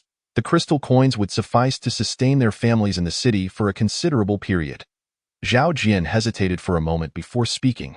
"My lord, I recognize the visage of the malevolent spirit we just encountered. He is the captain of the Danshao merchant convoy. I saw him lead his team to retreat during the city defense, but I never saw him again thereafter." Zhao Jian was uncertain whether this information would prove useful, yet he pondered and ultimately decided to share it, hoping it might aid the lord. Upon hearing this, Liu Cheng was momentarily taken aback. A merchant convoy captain? Recently, the number of merchant convoys in the city had sharply diminished, particularly in the southern direction where not a single convoy had been sighted. Previously, he had naturally attributed this to the disappearance of the sun. Now, it seemed likely that the merchant convoys in the south had fallen victim to that malevolent spirit. It was time to arrange some investigative commissions to explore the merchant routes in the southern direction. Even if the personnel had already perished, the supplies of those convoys surely would not have vanished without a trace. It would be prudent to ascertain if any clues remained. Zhao Jian, along with the sorrowful youth, gathered the scattered ashes from the ground, placing them into 3 separate boxes. 4 minutes had elapsed since the signal flare was launched, and a 10-man squad dispatched from the city guard station deep within the mine arrived at the scene. "Fortunately, I came here today. Otherwise, they would likely have met the same fate," Liu Cheng reflected, feeling a sense of urgency. With only 300 city guards in total, having 30 stationed at this mine would represent a significant blow to Fengqi City if they were all lost. As for why Liu Cheng had come to this mine today, the craftsmanship production base in the city was nearing completion, leading to a sharp increase in demand for ores. The star iron, ore found in this vein, was an excellent material for forging weapons and equipment. Previously, the mining operations in Fengqi City relied almost entirely on manual labor, with few practitioners possessing mining skills, and the efficiency of ordinary people in mining was exceedingly low, as they could only prioritize the collection of spirit stone veins. Other veins, such as star iron, were beyond their reach. Now, equipped with the blueprints for particle mining machines, they were naturally set for large-scale mining to accumulate raw mineral resources as much as possible. This mine had been established 2 days ago. While it was termed a mine, it essentially consisted of the construction of a particle mining machine. Surrounding the mining machine were some defensive structures and station personnel. With the current efficiency of the particle mining machine, it could collect 20 cubic meters of star iron ore per hour, amounting to 480 cubic meters of raw ore in a single day. The mining machine possessed a storage chamber for 720 cubic meters of minerals, which would fill up after a day and a half of full power operation. Liu Cheng's intention in coming here was to build a spatial warehouse, utilizing the spatial runes to contain all the ores within that warehouse and subsequently retrieve them from another spatial warehouse in the city. Unlike the everyday use of spatial runes to access items, This large-scale storage and retrieval of ores would require a significant amount of spiritual energy. It was evidently impractical to rely on practitioners using their mental strength to harness the spiritual energy from the surroundings for long-term charging of the runes. Fortunately, I had recruited Chu Zhou, who directly modified facilities for charging the runes, allowing stable energy output by inserting spirit crystals, essentially a spiritual energy version of a fuel generator. Currently, I do not lack spirit crystals. As there is still a spirit stone mine at home. It is imperative to expedite the construction of this spatial warehouse. With a continuous influx of raw minerals, the weapon and equipment forging industry in the city could flourish. With this thought in mind, Lu Cheng waved to the soldiers around him. Let us return to the main mining machine. Chapter 37. Characteristics of the mining machine. Void mineral warehouse at the Star Iron Mine. Beside the particle mining machine, Lu Cheng inscribed a spatial rune within the mineral storage chamber at the base of the machine. He then retrieved a set of alloy components from the spatial realm and meticulously assembled them according to the blueprints. After more than 10 minutes of assembly, a delicate small-scale spiritual energy reactor emerged before him. This reactor could simultaneously accommodate 9 spirit crystals, automatically extracting spiritual energy to charge the spatial runes. Although the level 34 runes had an inherent energy storage limit of 8 spirit crystals, it was unfeasible to rely solely on manual energy generation to maintain machine operation. Moreover, the soldiers stationed at the mine typically averaged around level 20, and their manual charging efficiency could not meet the demands of the throughput. With the addition of this new device, the soldiers would only need to install the spirit crystals into the energy furnace to complete the charging of the runes. It was simple and user-friendly. After the installation was complete, the next step was to power it on. Lu Cheng took out several spiritual energy crystals, sequentially embedding them into the reactor chamber, and then activated the switch. 3 seconds later, the energy furnace began to emit a white glow, with spiritual energy being drawn upwards from the furnace top as if pulled by some force, heading directly towards the spatial rune above. Upon receiving the spiritual energy, the rune activated and commenced an automatic search of the surrounding ores, drawing them into the storage space. Witnessing the machine operate normally, Lu Cheng let out a sigh of relief. Success. Just as the words left his mouth, the energy furnace's glow extinguished and ceased operation. Fortunately, a system notification quickly appeared. The particle mining machine has triggered the territorial characteristic of Starry City during operation, generating a new characteristic option, Void Mineral Warehouse. Void Mineral Warehouse. Quality: excellent. The mineral storage chamber of the mining machine will transform into a void warehouse, with a maximum capacity of 27,000 cubic meters. The ores collected by the mining machine will directly enter the void space, and retrieving ores from this space will incur additional spiritual energy consumption. Note: under the influence of this characteristic, mining operations will result in an additional 100 energy consumption. You may choose whether to accept this characteristic. Yes, no. The energy cost increasing by an additional 100 felt rather exorbitant. Lu Cheng experienced a pang of regret. Currently, the mining machine consumed energy at a rate of 2 spirit crystals per hour, capable of collecting 20 cubic meters of minerals. Introducing the new characteristic would mean expending 4 units of spirit crystals for 20 units of ore, which was a steep cost. Nevertheless, one could not abandon this spatial expansion merely due to high costs. After a few seconds of deliberation, Lu Cheng chose to accept it. After all, this was a void warehouse with a capacity of 27,000 cubic meters. Even if the spirit crystals were depleted, they could still be mined. At present, the speed of development was of utmost importance, as the territory's demand for ores was akin to a bottomless pit. Once he selected to receive the characteristic, Lu Cheng followed the system prompts and exited the mineral storage chamber. He stood outside the mining machine, quietly awaiting the completion of the upgrade. The structure before him began to undergo dramatic transformations.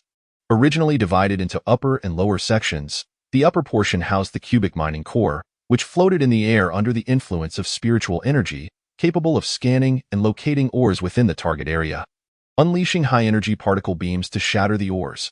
The lower section, a massive mineral storage chamber, would collect the fragmented ores. Now, the lower mineral storage chamber had vanished, and the upper mining core had transformed into a colossal blue crystal panel, with over a dozen blue beams of light descending from the glass panel, penetrating into the ground below. Countless fine mineral particles ascended along the blue beams, ultimately vanishing at the panel's terminus. Star iron or powder 0.05 units, ton. Observing the continuous flow of collection information from the newly upgraded particle mining machine, he nodded in satisfaction. Thus, he had conjured a vast raw mineral warehouse from thin air. This mine was situated over 10 kilometers from Fengqi City, outside the coverage range of the Order Tower, hence the inability to utilize the function of local anchor. Fortunately, the spatial coordinates of this void warehouse were not concealed. He located this information within the building details. Next, he merely needed to return to the city and create a spatial rune, altering its directed spatial coordinates to point to the storage address of this mining machine. The territory area still felt a bit small. If only the Order Tower could cover this location, it would eliminate the hassle. On his way back to the city, Lu Cheng began contemplating the issue of city expansion. Fengqi City was currently at level 1, small city, yet he was utterly clueless on how to upgrade it. The territory area should be related to the coverage area of the Skydome system. Could it be that the Order Tower needed to be directly upgraded? The thought of the 20,000 upgrade cost for the Order Tower made his head throb. Surely, other cities did not all possess this function of upgrading with order points. How would they upgrade their cities? Could it be that the territory upgrade would only be opened after the 3-year evaluation period? Lu Cheng recalled the information he had received upon merging the territory core. Within 20 working days, the Alliance Envoy would arrive to distribute the rewards for the merged core. Perhaps the Envoy would bring clues regarding the city upgrade. However, given the current situation, with the main star having disappeared and the spiritual realm's routes largely blocked by storms, it was uncertain whether the so-called Envoy could even reach this place. Before long, Lu Cheng returned to the city. He did not rush to construct the warehouse for receiving star iron, but instead headed directly to the academy. 3 days prior, the Fengqi City Academy had been completed, with Chu Zhou becoming its principal, and it had since served as his office. So, how does it feel to study within the academy? Lu Cheng casually inquired as he took a seat at Chu Zhou's desk in the principal's office. The pace of study within the academy has indeed seen a marked improvement. Chu Zhou nodded in agreement and continued, especially during the morning of the day before yesterday, when I suddenly experienced a surge of insights, leading to a groundbreaking advancement in the project I was researching. Oh? Did inspiration strike you? Lu Cheng remarked, evidently intrigued. It seems the results are quite promising. Remembering the inherent attributes of the academy, Lu Cheng curiously inquired, "Would you be so kind as to share what the breakthrough project entails?" Chu Zhou reached back to retrieve a scroll from the cabinet behind him, unfurling it before Lu Cheng with a measured tone. The improved technique for the replication of spirit paintings. The term spirit painting refers to scrolls that can be activated by spiritual energy to unleash special effects. The painting of falling stars on grass, created by Yi Wei the previous night, is a prime example of a spirit painting capable of summoning the depicted entities into the realm of reality. Following the onset of Eternal Night, a novel item known as the Moonlight Flower Spirit Painting suddenly appeared in the city, quickly becoming a coveted commodity. This spirit painting can be charged under moonlight and, upon activation, emits a white glow, typically providing illumination for 3 hours. Naturally, the creator of this remarkable item is none other than Yi Wei. Lu Cheng recalled witnessing a fully activated Moonlight Flower Spirit Painting scattered on the ground during his encounter with Zhao Jin and others. The Night Officer provided the original Moonlight Flower Spirit Painting and subsequently employed the replication technique to produce numerous copies. Chu Zhou pointed to the scroll on the table and remarked, previously, a single spirit painting could yield 30 replicas.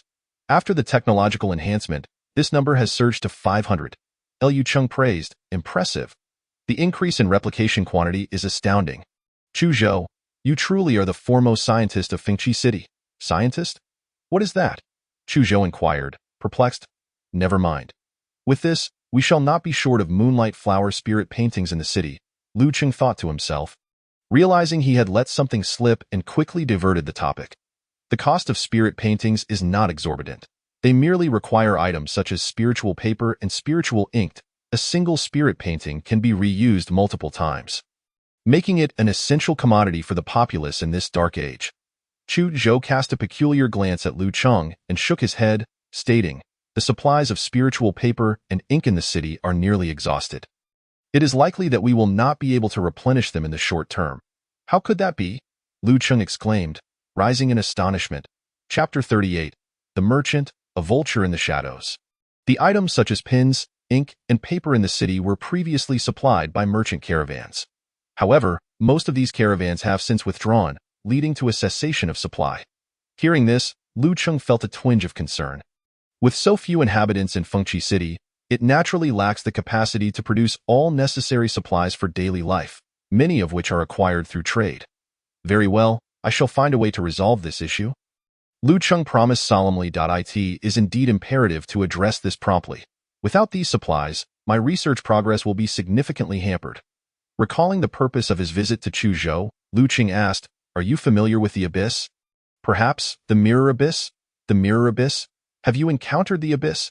Chuzhou's demeanor shifted immediately, his eyes filled with uncertainty. "What is the Abyss?" He adjusted his glasses and, after a moment of contemplation, his tone grew grave. "The Abyss. I once came across the concept during my explorations of ruins gleaned from ancient records. Some accounts describe it as a dwelling place for malevolent deities, harboring countless evil and formidable demons.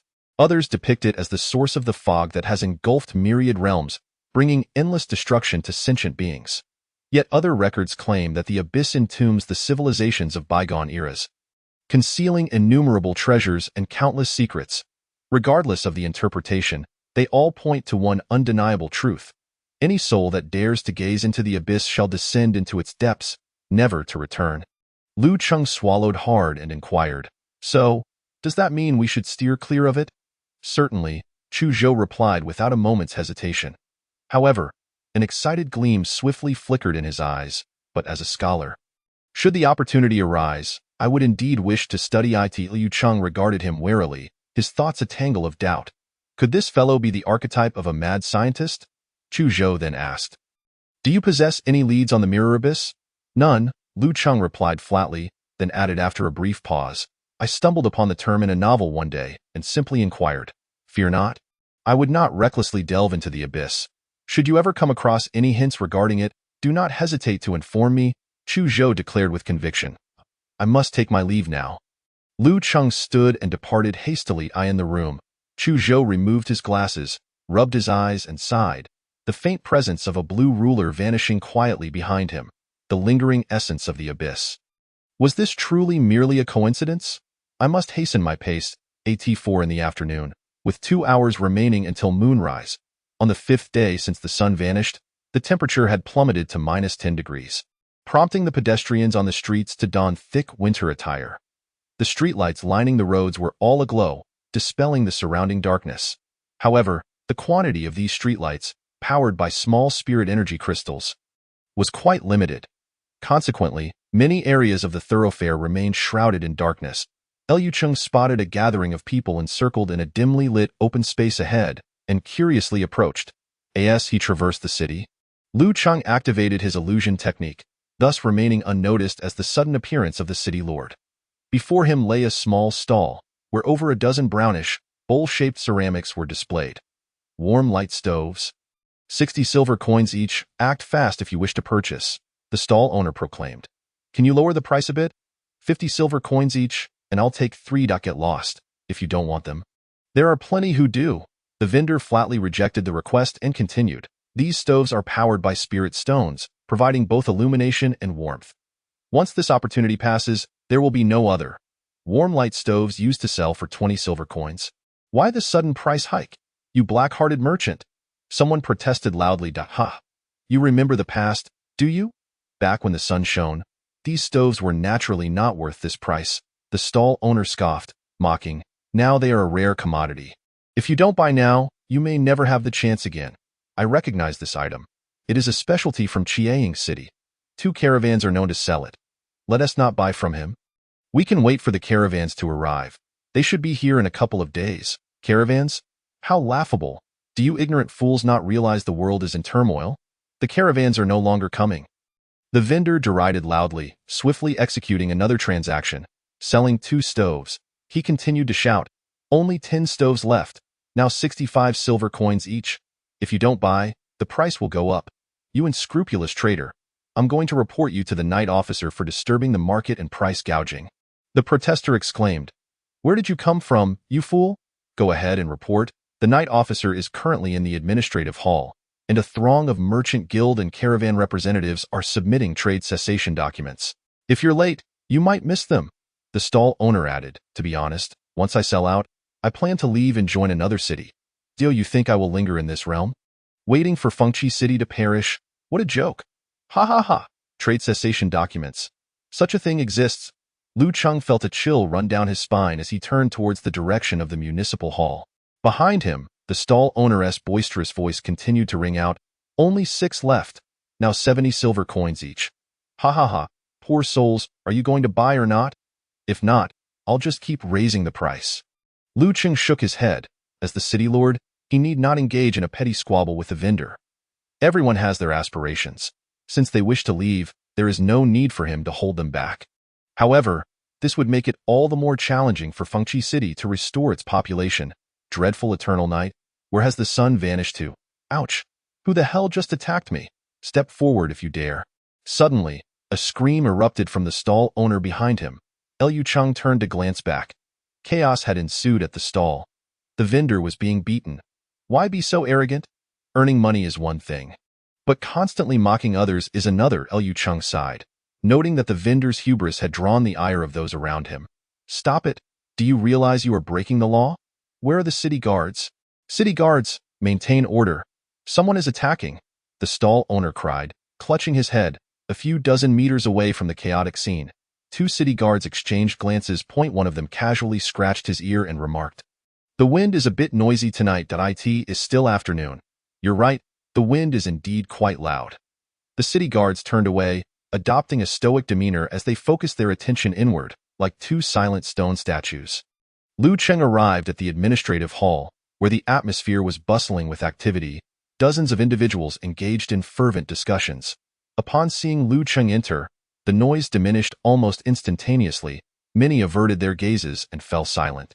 Following the path of the gathered crowd, Lu Cheng reached the door of a conference room where heated discussions could be heard. Night officer, our caravans can sustain the trade routes of Fengqi City, but you must exempt us from transaction taxes and pay us an additional risk compensation as remuneration for our perilous journey. Yes, from now on, Fengqi City must increase its payments to us. Otherwise, we will not return. The sun has vanished. Your city lacks prospects. Why Wei? Why not come to our city instead? Our esteemed lord has taken a keen interest in you and is willing to offer you a more generous treatment than that of Fengqi City. Bang! The door was kicked open by Lu Cheng. Chapter 39. The arrogant fools. The cacophony of discussions within the conference room came to an abrupt halt with the unexpected breach of the door. As everyone gazed upon Lu Cheng, whose complexion had turned ashen and whose demeanor was grave, their expressions shifted, filled with uncertainty and trepidation. Lu Cheng took his seat at the main chair at the front of the assembly. Casting a sweeping glance over the attendees, over 30 individuals were divided into more than 10 small groups, all merchants hailing from various locales. Their rank information was laid bare through the system's detection. Upon witnessing Lu Cheng's sudden entrance, Yue was momentarily taken aback, but her expression swiftly transitioned from surprise to concern. She leaned closer to Lu Cheng and whispered, "Lu Cheng, temper your anger. Do not let it cloud your judgment. Those few must have noticed your arrival and deliberately spoken disrespectfully in an attempt to provoke you." Lu Cheng followed Yue's gesture and noticed 4 individuals seated in a corner. One was a middle-aged man, clad in opulent attire and slightly portly, whose haughty demeanor faltered under Lu Cheng's stern gaze. Beside him was a tall, confident young man, who met Lu Cheng's eyes without fear, a hint of curiosity and scrutiny glimmering in his gaze. Behind these two stood 2 figures shrouded in black cloaks, each bearing a red long knife on their backs. Their ranks were 37, 46, 57, and 60, respectively, revealing the presence of 2 late-stage Second Realm cultivators, and even one at the peak of the Second Realm. Clearly, their intentions were not benevolent. With this thought, Lu Cheng decisively accessed the system and swiftly dispatched several commands to Zhao Ziyun, Zhang Chuan, and others. Soon, soldiers in the city's training grounds began to mobilize, and many individuals started converging towards the Pioneer Hall. Simultaneously, his system mailbox pinged with a message from Yue. The spiritual crystals collected outside the city are currently being transported to the Order Tower via the spatial conduit. 4,000 units of spiritual crystals are expected to be fully charged in 10 minutes. In recent days, after gradually introducing 2 particle mining machines, Fengqi City had accumulated 4,000 units of spiritual crystals. Yue had evidently prepared them for charging in the Order Tower, Clearly readying for battle, Liu Qing nodded slightly at the girl beside him, signaling that he was well aware of the situation. He then extended his hand, pointing at the opulently dressed middle-aged man, and coldly inquired, "Was it you who spoke disrespectfully just now? In my city, you dare to dig your own grave. What, are you tired of living?" Under Liu Qing's frigid gaze, the man trembled imperceptibly, instinctively recoiling and remaining silent. "So, he's merely a coward. Excellent, a conflict is inevitable. However, our side still requires 10 minutes to prepare.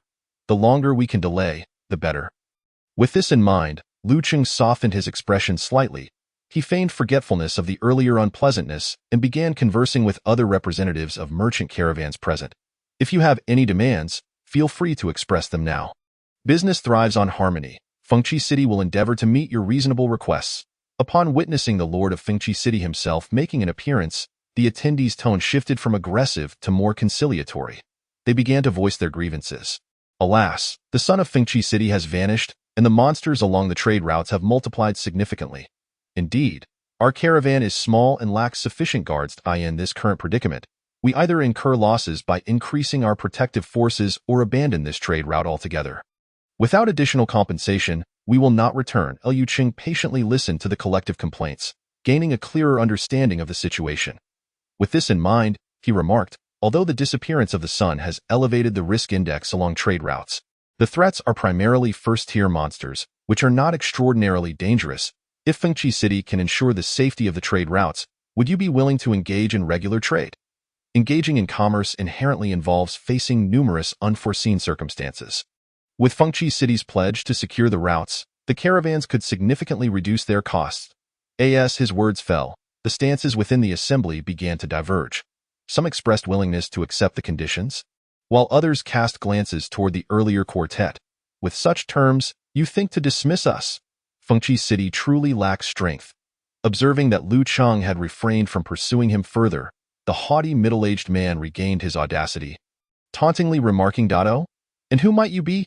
Liu Qing inquired, directing his attention toward the middle-aged man. There were 5 minutes remaining until the order tower's charging was complete. "Humph, I am Qi Qiao, the son of the Lord of Chiang City." "Qi Qiao." Liu Qing's expression turned peculiar as he continued, "What conditions do you seek? This remote little city of Fengqi is fortunate to have our caravans trade with you," Qi Qiao asserted, extending 5 robust fingers and waving them in the air. "Ensuring safety is merely the baseline. In addition, Fengqi City must provide us with an extra 50% commission on all transactions based on the selling price. Otherwise, we shall not negotiate," Liu Qing retorted. "So, you expect me to pay you for doing business here? Naturally.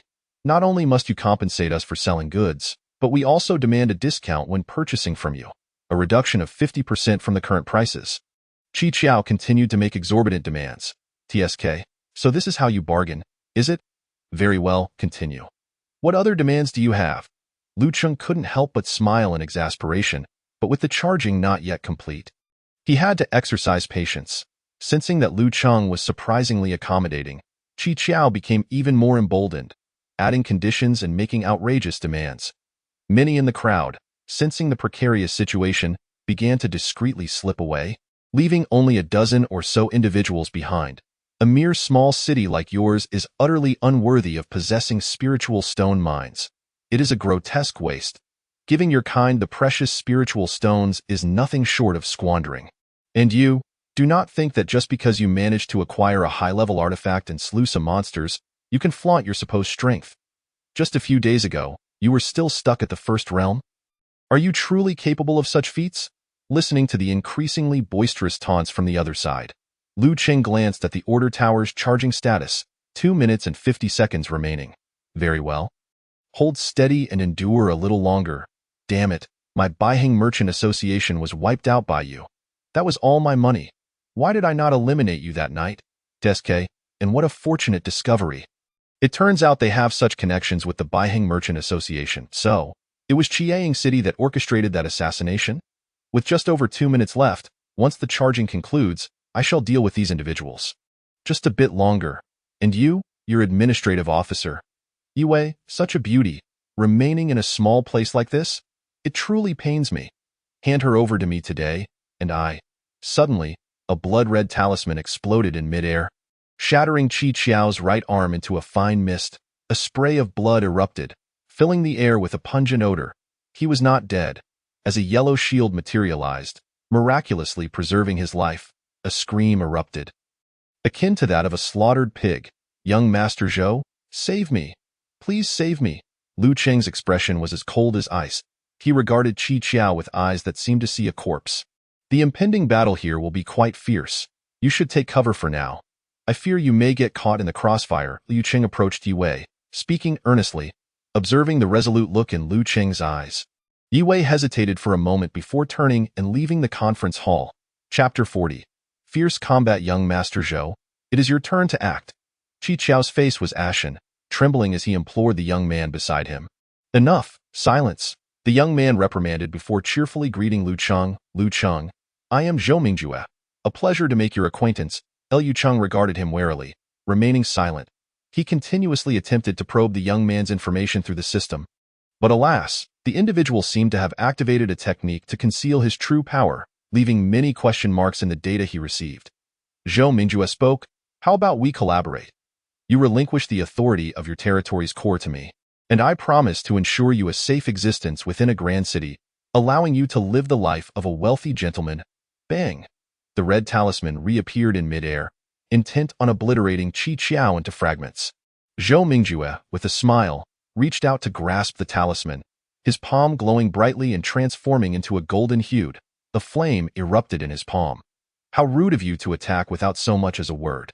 Your manners are truly lacking," Zhou Mingjue remarked cheerfully after shattering the seal, his mood evidently buoyed. Seeing Lu Cheng's attack effortlessly neutralized by Zhou Mingjue, Qi Qiao momentarily disregarded his pain, his expression twisted in rage as he bellowed. "Zhou Mingjue, kill him, quickly, kill him." Lu Cheng mused regretfully that the opponent was 12 levels above him, easily dispelling his fiery talisman. However, he did not dwell on it, as this was merely a test. With his current strength, he could simultaneously control 96 fiery talismans, the explosive power exponentially magnified. The red talisman reappeared, this time 7 in total. Bang! Qi Qiao was instantly obliterated into a cloud of blood mist, thoroughly dead. Zhou Mingjue's golden hand, which had yet to be utilized, was instead caught in the aftermath of the cascading explosions, triggering the defensive mechanisms of his equipment. He stumbled, appearing rather disheveled. The two figures clad in black robes behind him remained unaffected by the surging aftermath of the explosion. One of them inquired in a low voice, "Young master, may we intervene?" Zhou Mingjue waved his hand dismissively, retracting the playful expression that had adorned his face, and turned to Lu Cheng with a serious demeanor. "I underestimated you. A possessor of a rare order talent can wield such formidable combat power. Let me guess. You concealed your strength before? No, that cannot be the case. Otherwise, you wouldn't have been grievously injured by the malevolent entity. Could it be that after your breakthrough, your order talent has granted you newfound strength? After all, it is a rare order talent. I have heard that those who possess order talents undergo a transformation of their first life star when they condense their second. Qi Qiao, that inept fool, is dead. Now we can converse earnestly. Why not consider my proposal to transfer your order authority to me and serve under my command? I can offer you unimaginable wealth and glory." The transformation of the life star? Transferring order authority? Lu Cheng calmly processed the other party's words and probed further. "Who are you, and what is your faction?" My faction is one of the 7 most powerful forces within the alliance. Following me would be far superior to remaining a mere local lord," Zhou Mingjue replied, a proud look crossing his face as he persisted in his attempt to recruit Lu Cheng. "One more question. Why do you require order authority?" Lu Cheng sought to extract more information. Zhou Mingjue frowned, refraining from answering further, and retorted, "Have you made up your mind? Will you yield your authority and pledge loyalty to me?" Lu Cheng remained silent, and around him, miniature fire phoenixes began to manifest. After this night, it seemed he would have to reconstruct the administrative hall. Engaging in battle on his own territory was undeniably a losing proposition. Zhou Mingjue's expression shifted, and he gritted his teeth. "Foolish. It appears I must kill you and extract the core power of this territory." One by one, the many fire phoenixes vanished from Lu Cheng's side, only to reappear suddenly next to Zhou Mingjue. Energy surged violently, threatening to explode. Zhou Mingjue shouted, and golden light swiftly enveloped him, As if he had donned a resplendent golden armor, he struck out with a punch, shattering one of the fire phoenixes into fragments. The explosive aftermath of the flames obliterated the walls of the conference room, revealing the scene outside the hall. The crowd gathered outside had diminished by 7 or 8/10, and those who remained began to flee in panic upon witnessing the unfolding chaos. As the fire phoenixes detonated, the administrative hall began to collapse in the distance. Zhao Ziyun and Zheng Chuan, who were hastening towards the hall, exchanged glances of alarm and quickened their pace. They had not anticipated that, with their initial stage 2 strength, they could unleash such power. Zhou Mingjue continued to unleash a flurry of punches, destroying 20 fire phoenixes in quick succession. The immense shockwaves from the flames causing his arms to tingle. His face bore an expression of disbelief. As the battle progressed, each fire phoenix exhibited the power of a level 50 full-force strike. At this moment, Lu Cheng's aura remained undisturbed, as though these terrifying fire phoenixes were merely minor spells conjured at will. Under the dual enhancement of his epic talent and the epic characteristics of his territory, Lu Cheng's affinity for spiritual energy reached an alarming level. Indeed, he had summoned these fire phoenixes with minimal effort. Each phoenix concealed varying numbers of fire law seals, increasing from 5 to 12 as he continuously observed Zhou Mingjue's responses, adjusting his output methods and enhancing his control over the fire phoenix skills. Zhou Mingjue took a deep breath and unexpectedly manifested 2 doppelgangers at his location, identical in appearance to him. The 3 figures surged towards Lu Cheng, braving the impact of the fire phoenixes and relentlessly closing in. A circular ring of fire rapidly expanded from Lu Cheng's position, carrying formidable shockwaves that pushed back the golden figures. "Do not interfere. Let me face him alone," Zhou Mingjue called out to the 2 figures in the distance as he halted. And no sooner had he spoken than the 2 black-robed figures drew their blood-colored blades and slashed out 2 massive crimson arcs towards Lu Cheng. Lu Cheng flickered away, appearing 10 meters distant, narrowly evading the sudden assault. After the battle at the fortress, he had become acutely aware of his insufficient defensive capabilities and had learned this rare quality blink skill. Thanks to his talent enhancement, the effectiveness of the blink skill had dramatically increased, extending from 2 meters to 10. Goodness, this cunning fellow, he immediately calls for reinforcements upon sensing danger and employs such deceptive tactics. Lu Cheng thought to himself, relieved he had not fallen for the other's deceptive words. Had he been careless and taken that blow, it could have been perilous at that moment. Zhao Ziyun and Zheng Chuan finally arrived at the battlefield, intercepting the 2 black-robed figures despite the significant level disparity, managing to do so without serious incident. Seeing the 2 appear, Lu Cheng breathed a sigh of relief and began to arrange a magical formation in the air. The Order Tower at the city center radiated brilliantly as the spirit crystals stored within began to be consumed rapidly, amplifying the effects of this spell casting. In the realm of the void, the myriad phenomena of heaven and earth unfold. Chapter 41. The quest for the spirit seal. Jin Mountain Lu Cheng commenced the drawing of the spirit array, countless intricate rays of light interweaving and coalescing in the air. In the distance, Zhou Mingjue not only refrained from interrupting this spellcasting but stood idly by, watching with a hint of anticipation in his gaze. What is happening?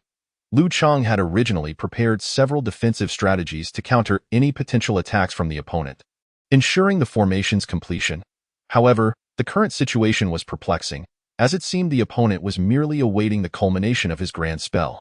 Regardless, the drawing of the formation could not be halted. It was Lu Cheng's most formidable means, and the sooner it took shape, the better.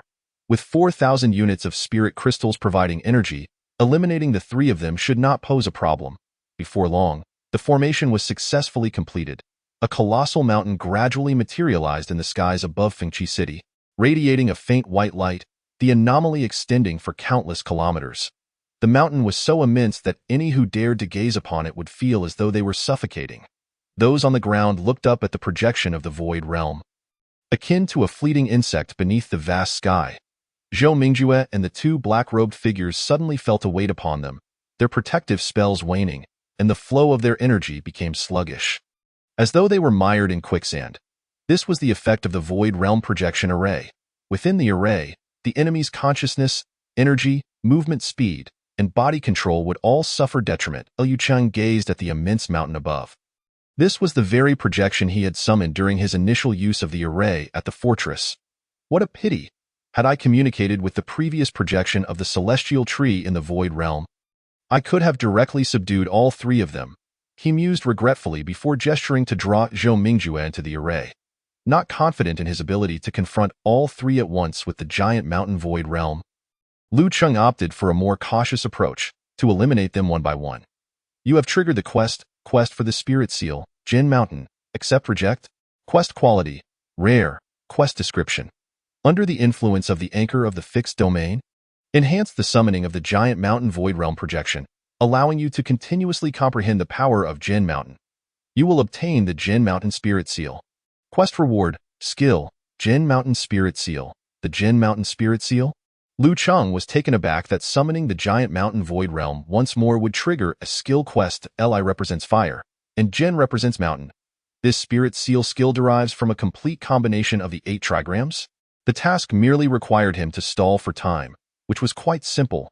Meanwhile, Zhou Mingjue felt a sudden shift in his surroundings, finding himself on the mountainside of a towering giant mountain, standing upon a metal-coated gray-white surface amidst an expanse of hazy emptiness. Indeed, the void realm projection array. Ha ha ha. His body ignited once more with golden light as he laughed heartily, as though he had confirmed the validity of a certain matter. Zhou Mingjue's expression sharpened, and without hesitation, he concentrated all his power into his right fist, swiftly swinging it backward to shatter a suddenly appearing fire phoenix into a flurry of fragments. This fire phoenix contained only 7 spirit seals. Lu Cheng had no intention of eliminating it all at once, instead opting to gradually deplete the opponent's energy, hoping to extract some useful information. Lu Cheng, you have indeed discovered that realm. Zhou Mingjue continued, shattering 5 more phoenix apparitions, catching his breath before adding, no wonder your strength has surged so dramatically. However, I am quite curious how you attained the realm's acknowledgement to acquire this void realm projection array. Realm acknowledgement? Lu Cheng pondered to himself, realizing that he had obtained this array through a lottery, not through any realm's endorsement. He quickly recalled the description of the array. Upon collecting all 6 volumes of the formation, the full version's quality and properties would further enhance. Did the other party possess clues about the array? Lu Cheng's voice resonated in the air. Oh, you are aware of this array? Of course. I possess the 3rd volume of the array. Unfortunately, I am unable to learn it. I will only be capable of doing so once I reach the 3rd level of the spirit realm, Zhou Mingjue replied. Initially, I did not believe you could master the void realm projection array, especially since you have only recently entered the 2nd realm. However, rumors abound in Fengqi City that you summoned the giant tree void realm projection and suppressed tens of thousands of enemy troops. Thus, I came to investigate personally. To my astonishment, you truly mastered it. Utterly astonishing. Lu Cheng glanced at the rate at which the spirit crystals in the Order Tower were depleting. Fortunately, the consumption was manageable and stable. Since the other party was inclined to converse, that was advantageous. He too wished to buy time and garner more information from them.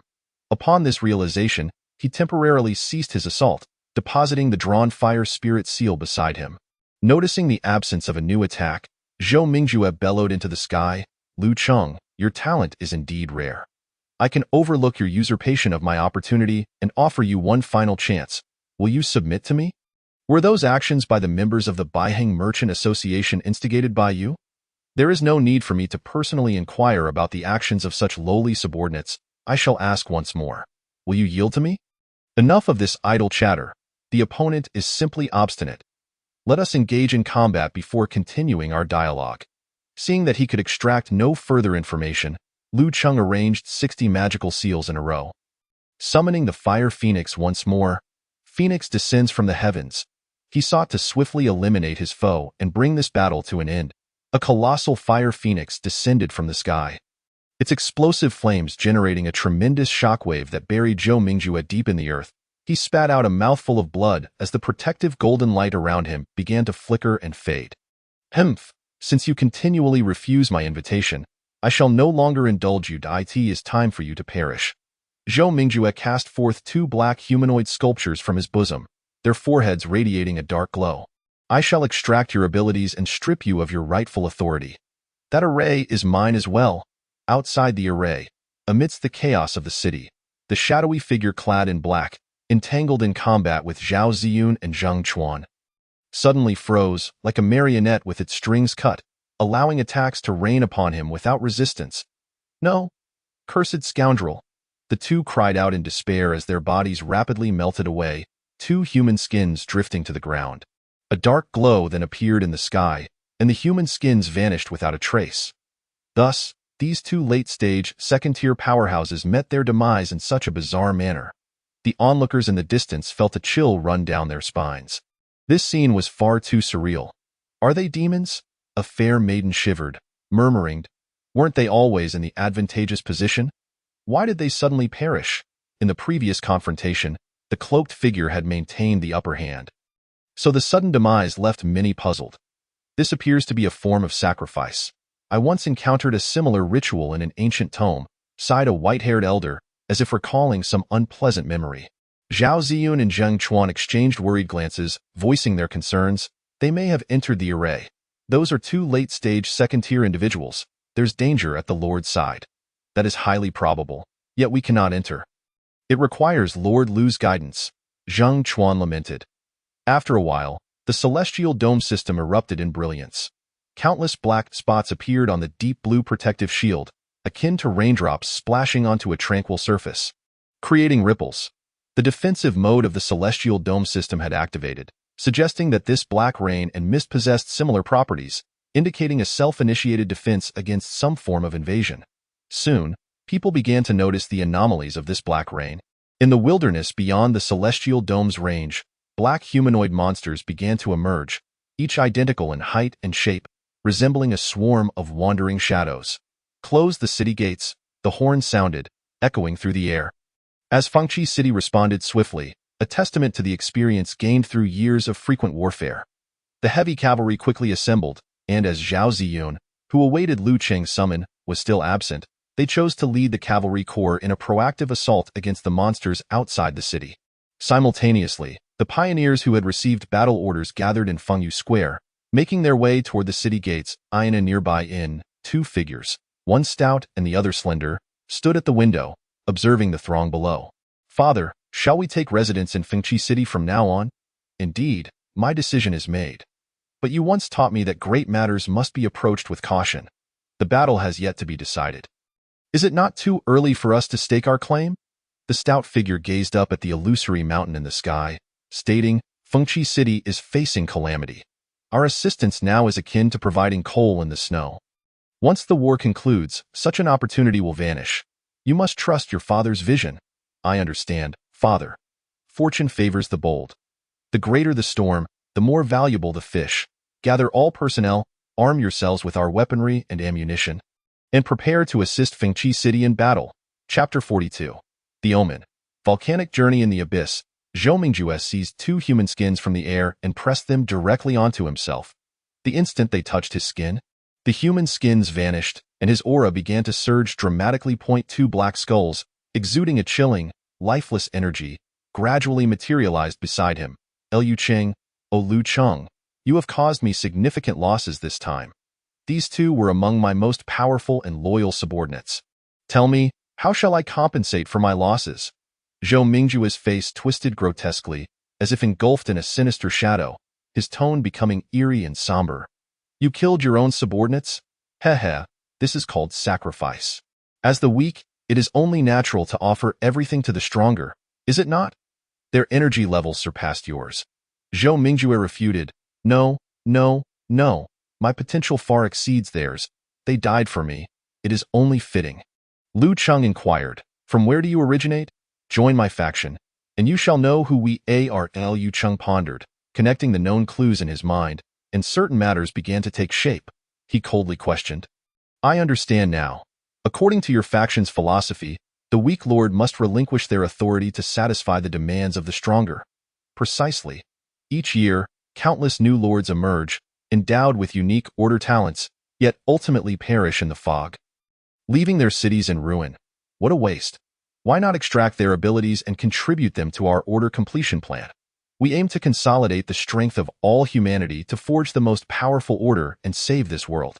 As Zhou Mingjuo spoke fervently, a manic gleam lit his face, his voice growing increasingly confident and resonant. "And what becomes of those from whom you extract power? Naturally, they sacrifice themselves for this grand plan. It is their honored. It appears this fellow is likely brainwashed by some nefarious cult. The battle reignited. Waves of flames surged forth with a destructive might, advancing toward Zhou Liucheng, uninterested in prolonging the encounter. Resolved to eliminate his opponent directly, Zhou Mingjue let out a cold laugh as the skulls around him transformed into an ancient mirror, from which emerged one Zhou Mingjue after another. The number of figures in the mirror swelled. Ultimately exceeding 100, they gathered together, kneeling in unison, hands raised above their heads in a gesture of prayer, before gradually transforming into black stone statues. The fire phoenix descended once more, yet exploded 10 meters above the stone statues. As if colliding with an invisible wall, soon, black rain began to fall from the sky. As the downpour intensified, the entire abyssal projection came under attack, the consumption required to maintain the array steadily escalating. Moreover, through the array's barrier, Lu Cheng observed that the entirety of Fengqi City was enveloped in this strange deluge, as the celestial dome system rapidly consumed its crystal reserves to fend off the encroaching corruption. The black rain swayed, falling upon the plains and forests outside the city. The vitality of the vegetation swiftly dwindled, the flora gradually withering to a grayish hue, resembling a black and white photograph from a distance. Concurrently, in the areas where the vegetation had perished, emerged more and more black-robed, eerie monsters.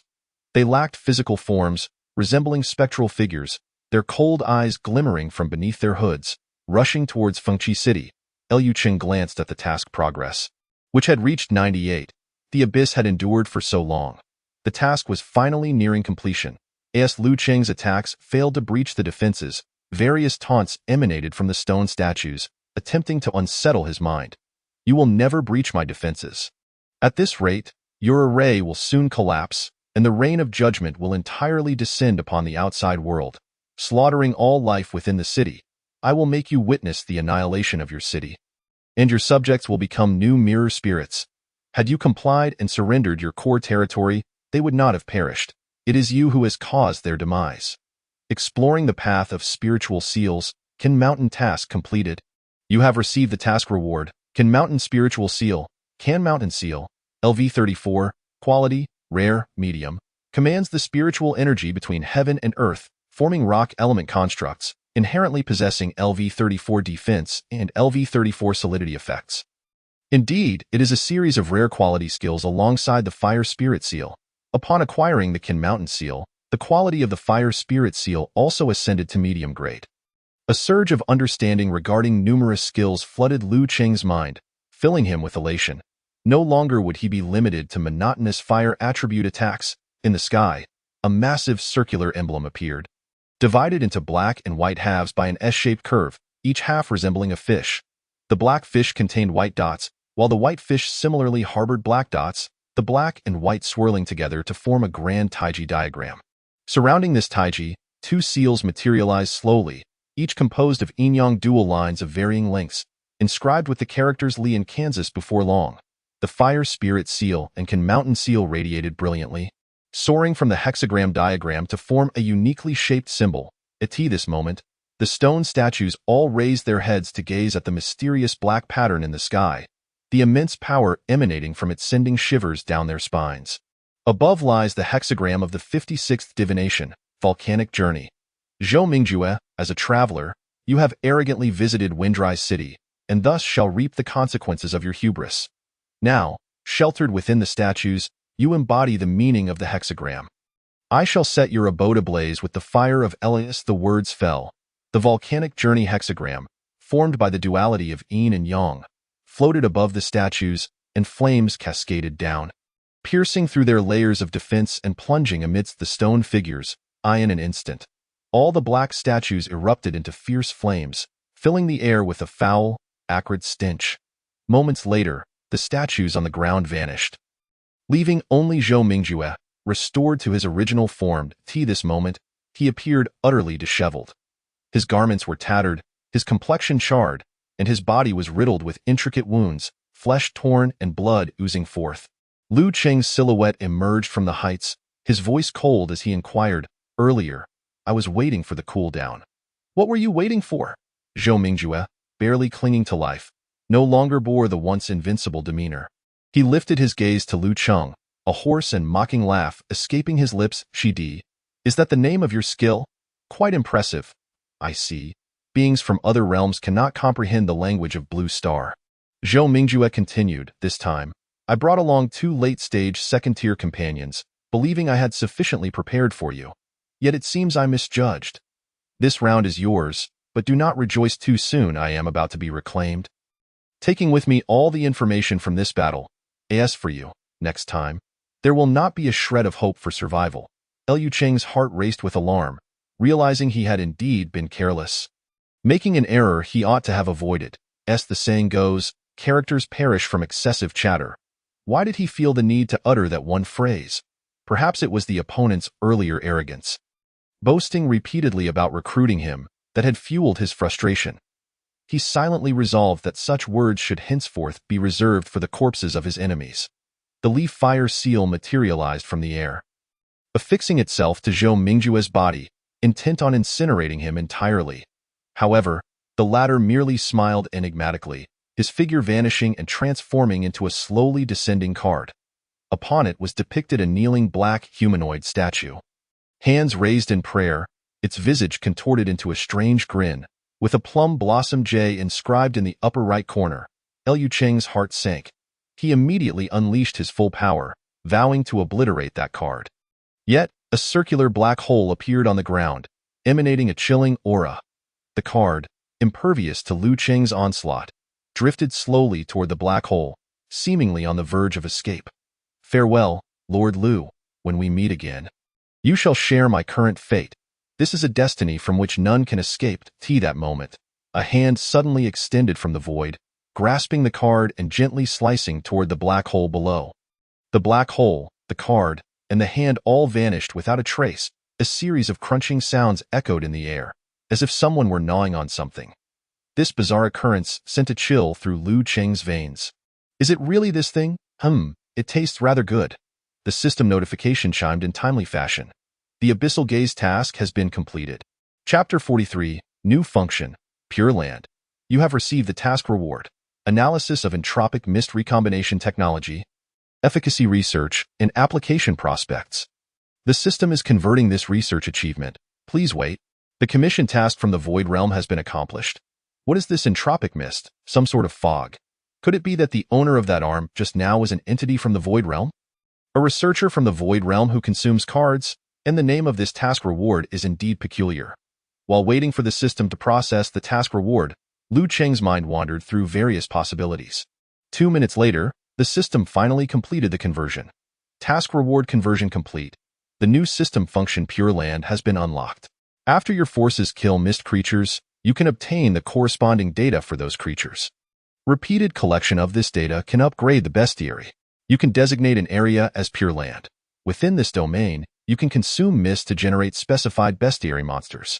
Current Pure Land function level. Level 1, Normal. Note: purifying the black mist in the Pure Land will enhance its level. Pure Land. More akin to a hunting ground. Upon reviewing the new function's description, Liu Cheng quickly grasped its utility. By designating an area outside the city as Pure Land, he could generate monsters from the established bestiary within that designated range. He could then deploy combat personnel to eradicate these generated creatures. Upgrading the bestiary while also acquiring the remains of the mist monsters as materials, with a chance to unlock branches of the information tree and obtain blueprints for it. Throughout this process, issuing combat commission tasks would also yield him a sum of order points. Furthermore, those who grasped the characteristics through Lingxi could gain insights and enhance their strength. Indeed, a multifaceted gain. Next, he aimed to create several trial areas through the Pure Land function to observe its specific effects. As his thoughts deepened, Liu Cheng found himself growing increasingly excited. Just as he prepared to dismantle the Void Realm illusion array, a black card that fell to the ground caught his attention. He stepped forward and picked up the card. Slightly damaged storage card. This storage card should have been destroyed upon its owner's demise, yet due to the intervention of some existence, its self-destruct mechanism has been erased. This storage card contains 9 cubic meters of storage space, and its encryption methods are gradually dissipating with the passage of time. Is this Zhou Mingjue's personal item? Liu Cheng raised an eyebrow. A glimmer of joy crossing his face. The earlier Plum Blossom J playing card had been consumed by that mysterious entity. While it had eliminated a threat, he regretted losing the third volume of the Void Realm Illusion Array. Little did he expect that a silver lining would emerge, granting him another opportunity. Lu Cheng attempted to probe his consciousness into the storage card, only to be thwarted. This card still maintained its encryption measures. It seemed he would have to wait for the encryption to dissipate naturally. Hopefully, it contained the volume of the array he desired. Estimating the time, he realized that in just a few hours, the seal would be lifted. The might of the Void Realm Illusion Array goes without saying. If he could collect the third volume, his combat prowess would ascend to a new level. Lu Cheng glanced at the remaining spirit crystal reserves in the Order Tower, 2388. Not bad.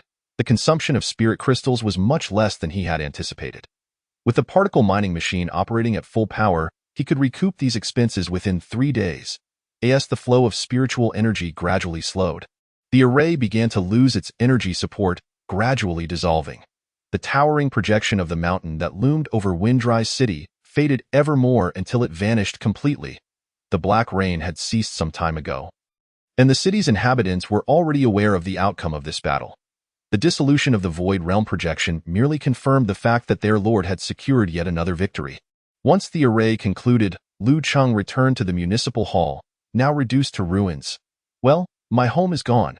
He surveyed the desolate scene before him, broken beams half buried in the debris, the roof having collapsed with a thunderous crash, and remnants of walls standing in disarray. A true disaster. Gritting his teeth, he muttered, "Damn Zhou Mingjue. You better hope I find sufficient compensation in the storage card. Otherwise, I will ensure you are ground to dust." Before long, he recalled that the playing card had been consumed, leaving no remains behind, and thus altered his words. "The playing card, is it? Should I encounter you ghostly beings again, I shall ensure your utter destruction." Not allowing a single one to escape that moment, Lord Lu silently sentenced a certain faction to death in his heart, then activated the illusory body technique to depart from the site. Although the black rain had ended, the spectral monsters outside the city had not vanished. The battle continued. Mirror Spirit Bestiary Progress 0.3. Mirror Spirit Bestiary Progress 0.8. As the city guards eliminated the spectral creatures, a wealth of bestiary information continued to accumulate. For Lu Cheng, it would be effortless to eradicate these monsters outside the city, yet he refrained. The development of a city is not a solitary endeavor. Others must grow as well.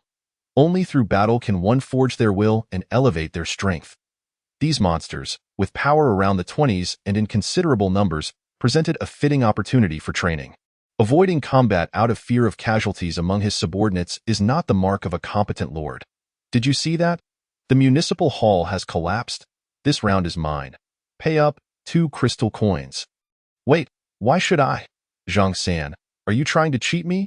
I don't understand. Why does the municipal hall collapse every July? Some things are best left unsaid. Those in the know understand. You should obediently pay up. There's no escape from this debt. Himph, it's just 2 crystal coins. Take it, take it. Next year, I will wager with you again. On his way home, Lu Cheng's attention was drawn to the heated argument between 2 individuals. The municipal hall collapses and is rebuilt every July. As he passed by, he noted that the townsfolk seemed unfazed by the hall's collapse. This puzzled him greatly, until he encountered these 2 individuals. He had almost forgotten certain events. According to the memories that surfaced, in late July of the previous year, a winged monstrosity had invaded the city, laying waste to the administrative hall. However, from the unique black mist core of that creature, the city of Fengqi had managed to derive the technology for crafting energy crystals. Furthermore, in late July of the year before that, a meteor had plummeted from the heavens, reducing the administrative hall to ruins. Yet within that meteor was a substantial quantity of high-quality metal material, which compensated for the losses incurred. Beyond that, there was nothing more, for Fengqi had not yet been established at that time. Hiss! What is it about my administrative hall that it seems destined for destruction every late July? Lu Cheng inhaled sharply, finding the situation rather peculiar. As he walked further, such conversations began to multiply. Clearly, the inhabitants of Fengqi had grown accustomed to this occurrence, even extending numerous betting schemes surrounding the matter. Each time it was destroyed, there would be compensation exceeding the losses. Could it be that my administrative hall possesses some sacrificial attribute? With a heart laden with thoughts, Lu Cheng pushed open the familiar gate and immediately spotted Yue in the courtyard, attending to various administrative documents. "You're back." The girl looked up and greeted him with a sweet smile. Lu Cheng approached her, hesitating for a moment before asking, could you help me with that? The girl gently set down her pen, propping her snow-white hand against her rosy cheek, tilting her head curiously as her wide eyes gazed at him. Chapter 44. The moonlight shines brightly. Oh, so you wish to seek a blessing? No problem, leave it to me. Upon understanding Lu Cheng's intentions, Yue couldn't help but chuckle, her eyes resembling crescent moons. You used to not believe in such things. Liu Cheng recounted the conversations he had overheard on his way back and the speculations that had arisen in his mind. After listening, Yue fell into contemplation for a long while before finally speaking. Indeed, it is rather strange. This is already the third time, Liu Cheng candidly admitted, right? Some matters are quite mysterious. This time, I have decided to respect the mystique. Yue nodded, saying, once the moon rises, we can commence the blessing ceremony. There's still an hour to go. Please sit for a while, as I have many documents to attend to. With that, the girl resumed her meticulous review of the files, her demeanor exceptionally focused and earnest. Lu Cheng pulled up a chair and sat nearby, observing the scenery around him. After the sun had set, the flora in the courtyard had undergone a significant transformation. The quantity of moonlight flowers and similar plants had increased, swaying gently in the darkness and emitting a faint glow. The light from these ethereal plants gradually intensified, rivaling the brilliance of the energy lamp hovering above the desk, which radiated warmth and light. Additionally, there were some newly planted, oddly shaped plants that Lu Cheng could not name, only knowing they belonged to the realm of energy botany. Recently, thanks to the collaborative efforts of the pioneers fighting outside, the clues to the information tree of energy botany had been successfully completed. Liu Cheng had been preoccupied with constructing buildings and mining, thus he had not delved into this subject in detail.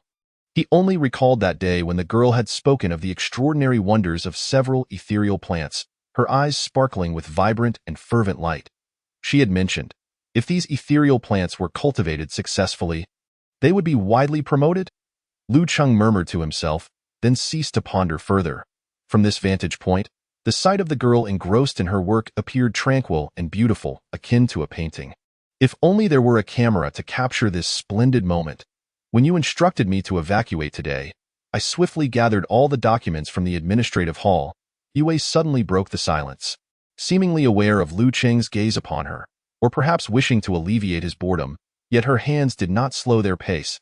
Clever as always, Yue is truly remarkable, Lu Cheng replied casually. The girl's pen momentarily paused, leaving a rounded ink blot on the paper. With the establishment of an orderly personal terminal, many approvals of documents were now conducted within the system, so the physical paperwork was not abundant, allowing for a swift completion this time. Yes, quite good. This makes it much easier. Liu Cheng checked the encryption status of the storage card. The sealing power had weakened considerably, and he estimated it would be unlocked in about an hour. At that time, he would first perform a mystical blessing to enhance his fortunes and then open the storage card. The third volume of the formation must be inside. After all, he had paid the price of the administrative hall. Lu Cheng silently anticipated the forthcoming revelation. Today, a new batch of refugees had arrived in the city, some of whom claimed to be from Baiyun Town. Naturally, their identities had been verified by Wei Shang and others. Oh, another group from Baiyun Town has arrived. It seems the convergence between their domain and ours is quite stable, Lu Cheng remarked in surprise, deciding to arrange for someone to investigate that converging area later. Moreover, there are also individuals from other small towns who claim to have encountered the Blood Moon. We have yet to encounter the Blood Moon. However, the sun has disappeared. These newcomers were all welcomed into Fengqi, raising the population to 300. What a good sign. What a good sign. The two engaged in casual conversation about the recent affairs in the city as time swiftly passed. Yue employed her magic, meticulously imprinting the processed documents onto her personal terminal, distributing them to various mailboxes. Stretching her body afterward, she cheerfully declared, "Aha, all done. Time to clock out. Thank you for your hard work." Liu Cheng yawned. After the afternoon's battle, he felt a bit fatigued and was starting to feel sleepy. Not at all, merely reviewing some documents. The one truly laboring is you. I imagine the afternoon's battle was quite exhausting. The girl shook her head. as if recalling something, and turned to walk toward her small building. Liu Cheng, wait for me here for a moment. Before long, Yue emerged carrying a bamboo basket, beckoning Liu Cheng to bring a chair to the table. Let's eat together. I've come up with a new method. The basket contained an array of tea, wine, and snacks, which were laid out on the table. The gentle evening breeze wafted through, carrying the delightful aromas of the food and beverages to every corner of the small courtyard. Liu Cheng took a bite of a pastry and, seeing the girl's expectant gaze, couldn't help but smile. The flavor is exquisite, rivaling the snacks from Zue Xianglu for Yue. Learning anything came effortlessly. A true prodigy. Him except for combat skills, she never seems to delve into this type of magic. Indeed, the snacks from Zue Xianglu left a lasting impression on me.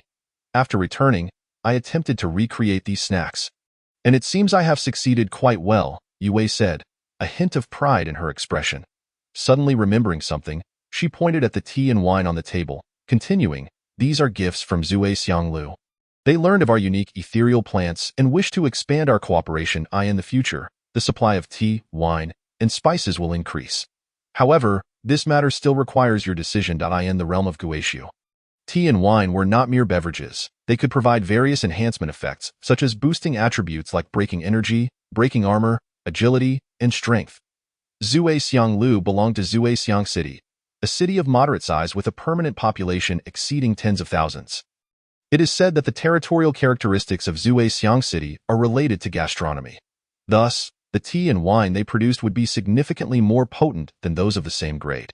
Liu Cheng nodded, responding, to brew high-quality wine, indeed, high-quality ethereal plants are necessary. We in Fengqi can expand our cooperation with them. Yue blinked, softly adding, however, there isn't much vacant land in the city, and the area for cultivation cannot meet this demand. No worries, I possess a solution. Once the purified land is extensively spread outside the city, we can naturally establish ethereal fields as well. Fengqi must expand. The two, amidst the delightful cuisine, spent their time in casual conversation. Soon, the moon hung high above the treetops. The table had been cleared, and Yue set down an incense burner, adding a few rune-etched crystals, commencing the blessing ceremony toward the moon. After a while, a crisp sound echoed, signaling the end of the blessing ceremony. Liu Cheng opened his eyes and inquired, so, does this mean my luck will increase in the near term? Of course, Yue affirmed earnestly.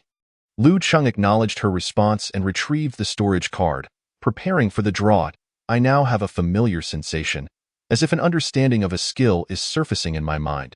Yue murmured, forming an intricate gesture with her hands as she looked up at the luminous moon above. A silver hue gradually spread across her eyes. Her silky hair danced in the cool night breeze, and her garments fluttered gently in the moonlight. Moonlight flows bright, the girl whispered, and the radiant moon hanging in the night sky flickered momentarily. In an instant, the moonlight surged, illuminating the world as bright as day. Following that, a magnificent and pure moonlight cascaded down, enveloping the earth in the areas outside the city that had been tainted by the black rain. The lifeless gray and white flora now regained their vitality. The jade sky was clear, and all things began to flourish. Chapter 45. The thrill of the lottery as he gazed upon the exquisite visage of the young maiden bathed in the resplendent moonlight. Liu Cheng was overwhelmed by a profound sense of admiration. It was only today that he truly grasped the essence of unparalleled beauty and elegance. Liu Cheng sighed to himself, then shifted his gaze to the black card in his hand. The card's encryption barrier had vanished. Now that the blessing ceremony was complete and fortune favored him, coupled with such a miraculous scene, surely he would draw something extraordinary. With determination, Liu Cheng activated his spiritual energy and began to extract items from the storage space of the black card. He retrieved a grayish-black object resembling parchment. Upon closer inspection, he noticed that it bore the names of over a dozen cities, alongside some indistinct mysterious symbols. Dingshuang City, Anqiu City, Shibing City, Zue Xiang City, Fengqi City. Many of the names he had read were crossed out in red inked. As he continued to read down the list, Liu Cheng was unexpectedly delighted to see the name of his own territory. Warning: you are being eroded by the resentment of. You have entered a state of distraction. As the erosion deepens, the curse will further evolve. The world before Liu Cheng's eyes became double-visioned. As if veiled by a thick mist, his body felt inexplicably heavy, and his limbs grew numb. A sense of powerlessness gradually spread throughout him. What the hell? Am I holding a thunderbolt? To his astonishment. The first item he had drawn was a tremendous surprise. Liu Cheng mentally lamented and began to concentrate his mental energy to resist the inexplicable curse energy. It was somewhat effective, but not significantly so. Stay calm. Stay calm. Let me think about how to deal with this. Liu Cheng began to contemplate methods to break the curse. At that moment, the moonlight began to converge towards the courtyard. It seemed drawn by some unseen force, gradually enveloping Liu Cheng and draping him in a cloak of moonlight. Black mist began to seep incessantly from the parchment, flowing along his arms, attempting to seize control of its holder. However, upon contact with the moonlight, both the black mist and the moonlight dissolved into nothingness. Minutes passed, and the struggle between black and white finally came to an end. The black mist vanished, and the moon-white cloak began to dim. The parchment gradually faded in color, transforming into a blank sheet devoid of any inscriptions. Fortuitously, I sought help from Yue Wei. Otherwise, as the curse dissipated, Liu Cheng's clarity of mind returned, leaving him with a lingering sense of dread. He had been careless. He had nearly stumbled into disaster. To think that such a remarkable surprise lay within the storage space. Liu Cheng glanced at Yue Wei, who was still maintaining her skill. Though the moonlight was noticeably dimming, suggesting that her ability was nearing its conclusion, it seemed there were no issues, and he felt a sense of relief as he began to check the system notifications. The curse power you suffered has been purified. The numerous spirits bound within have been liberated. They are now observing you, deliberating on how to repay you. Your specialty, passing the torch, has proven effective, earning you additional recognition and favor from the Order spirits. After deliberation, you have been unanimously deemed a trustworthy sovereign of Order. The quality of your specialty, passing the torch, has been enhanced. Passing the torch, quality, orange, epic. Your mental recovery is increased by 200, allowing you to effortlessly gain recognition and favor from Order spirits, who will provide appropriate assistance in due time. With the upgrade of his specialty, yet another epic skill had been acquired. The enhancement of mental recovery would allow for a more reckless use of skills in the future. Liu Cheng sensed the intangible entities that had surrounded him gradually fading away, and the parchment in his hand lost all its potency, becoming an ordinary sheet of paper. He summoned the fire spirit seal and incinerated the parchment completely, having memorized the information on the list. There was no need to keep it. Thus, the epic specialty was obtained without peril, though the formation diagram was still unattained. Liu Cheng turned his attention back to the black card, hesitated for a moment, and began to extract once more. You have obtained the formation diagram Shujie Yansheng Formation, Volume 3. Liu Cheng held in his hand a familiar-looking formation diagram, a grin spreading across his face as he could no longer contain his joy, exclaiming, "It's here, it's finally here, soon." With the system's assistance, Liu Cheng grasped the contents of this diagram. Unlike the first volume, this one served the purpose of sealing. Upon merging the two volumes, the attributes of the new formation quickly revealed themselves. Formation name: Shujie Yansheng Formation, Volume 1, Volume 3, Quality: Yellow, Rare Inferior. Description: within the depths of the Shujie, myriad manifestations unfold. Upon casting this formation, it will summon the projection of the Shujie to descend, inflicting fivefold effects of mental damage, disrupted aura, reduced speed, hindered energy control, and damaged physical form upon enemies within the spatial range of the formation. It can seal the enemy's soul core and sever their realm. Note: upon collecting all 6 volumes of the formation, the complete version's quality and attributes will be further enhanced. With the acquisition of 2 volumes of the formation, the skill's quality had directly elevated to rare. To seal the soul core and sever the realm. Liu Cheng regarded the newly revealed skill attributes with curiosity and inquired, "System, what is a soul core?" Each time a character levels up, they gain a soul core. The number of soul cores corresponds to the character's level. Every 30 soul cores can coalesce into a star of fate, allowing the character to ascend to the next tier of the spiritual realm. Upon hearing the system's explanation, Liu Cheng quickly understood that sealing the soul core equated to sealing the level. Thus, the enemies within the formation would have their levels reduced. This ability was indeed formidable. He merely wondered about the specific effects and costs associated with the skill.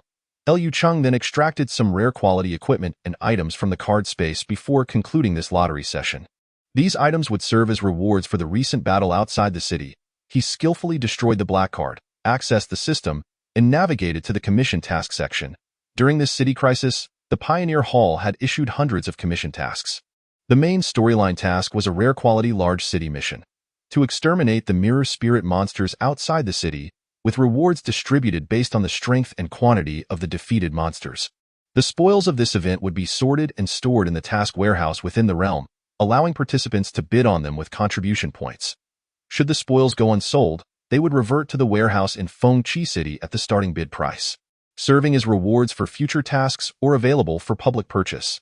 After several days of operation, the populace had largely adapted to this commission task system. Exhibiting high enthusiasm, Liu Cheng deposited the items he had acquired from the card into the task warehouse for this event, and the system automatically labeled their starting bid prices based on their functions. Everything settled?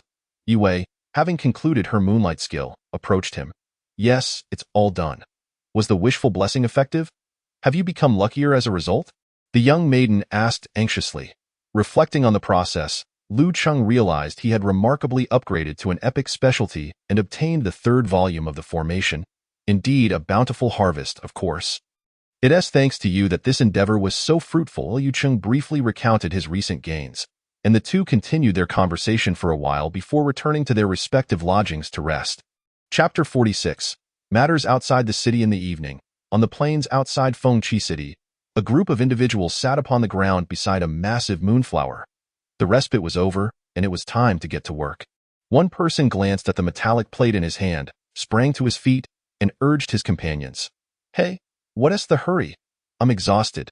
Unlike you, Zhuang Ming, who has awakened your talent and become a spiritual cultivator.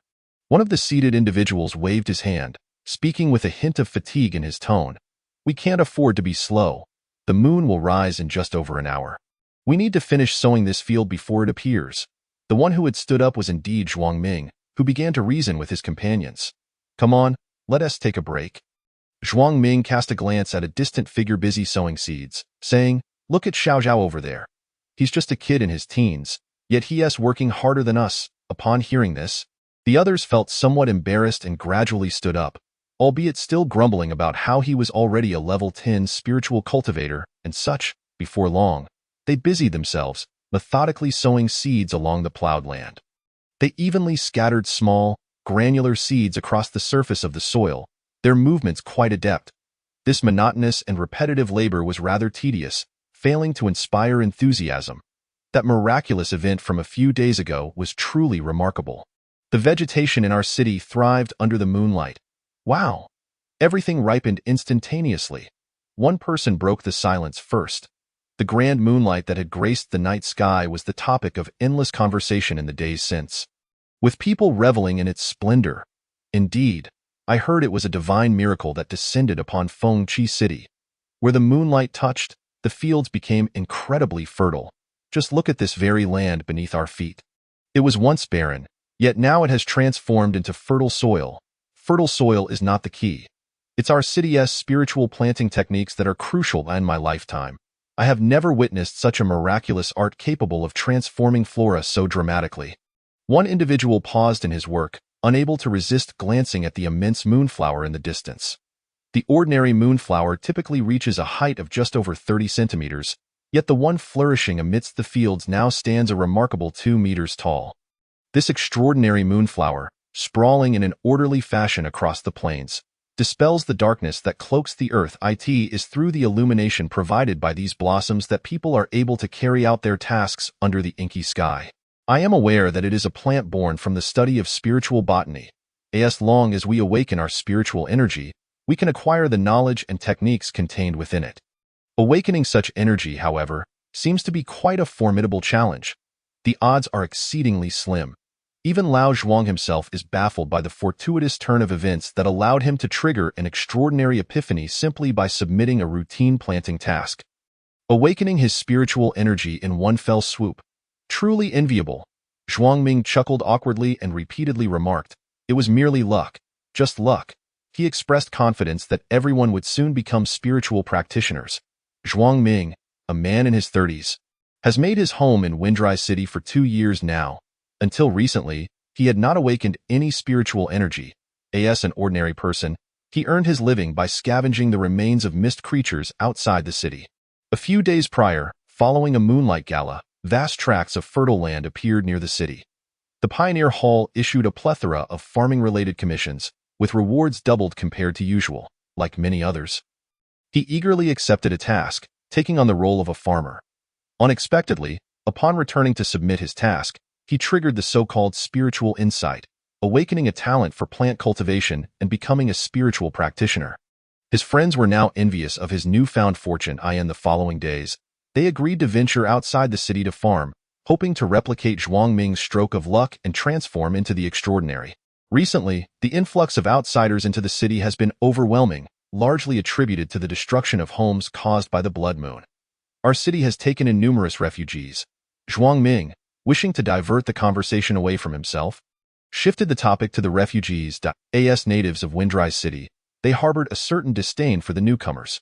Each additional refugee meant more competition for scarce resources. The original residents had fought alongside the city, shedding blood for its safety. Why should these outsiders simply waltz in? Thus, discussions about refugees often ignited fervent debates among the crowd. This tactic had proven effective time and again. Isn't it true? The price of food has soared by a factor of 2. And that's with our Lord doing his best to suppress prices, one individual exclaimed indignantly.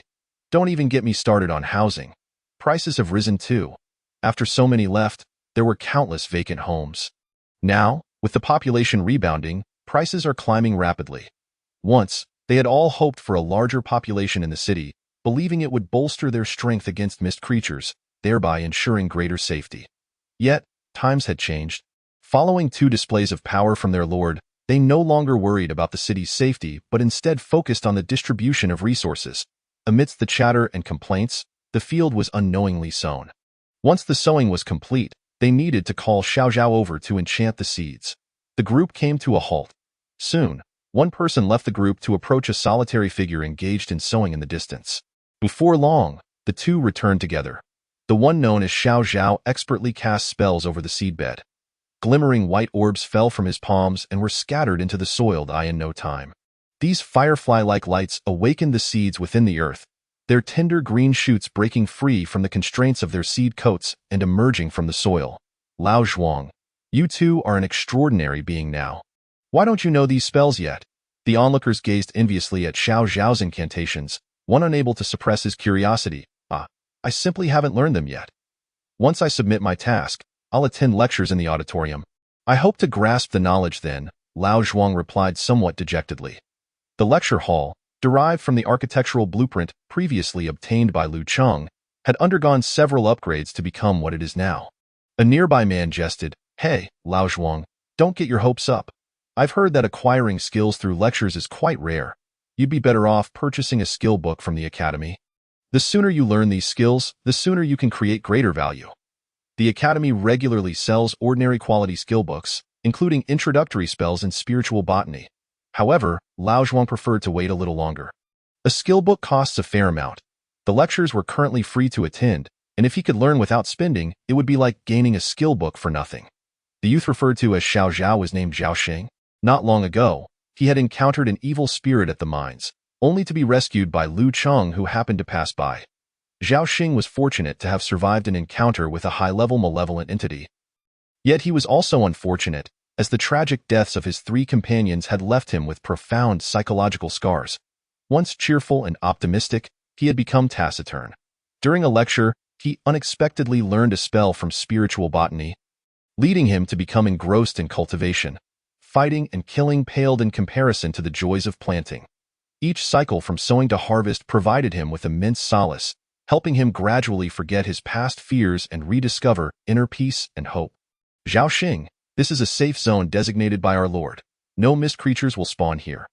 Why do you still carry that large gun? Although the others often called Zhao Xing Xiao Zhao due to their age advantage, they nonetheless maintained a certain respect for him, as he was a mid-tier spiritual practitioner. Zhao Xing shook his head and replied, According to our Lord's description of the purified land, a safe zone is one where mist creatures do not spawn. However, that does not mean that other monsters cannot wander in. Carrying this gun makes me feel more secure."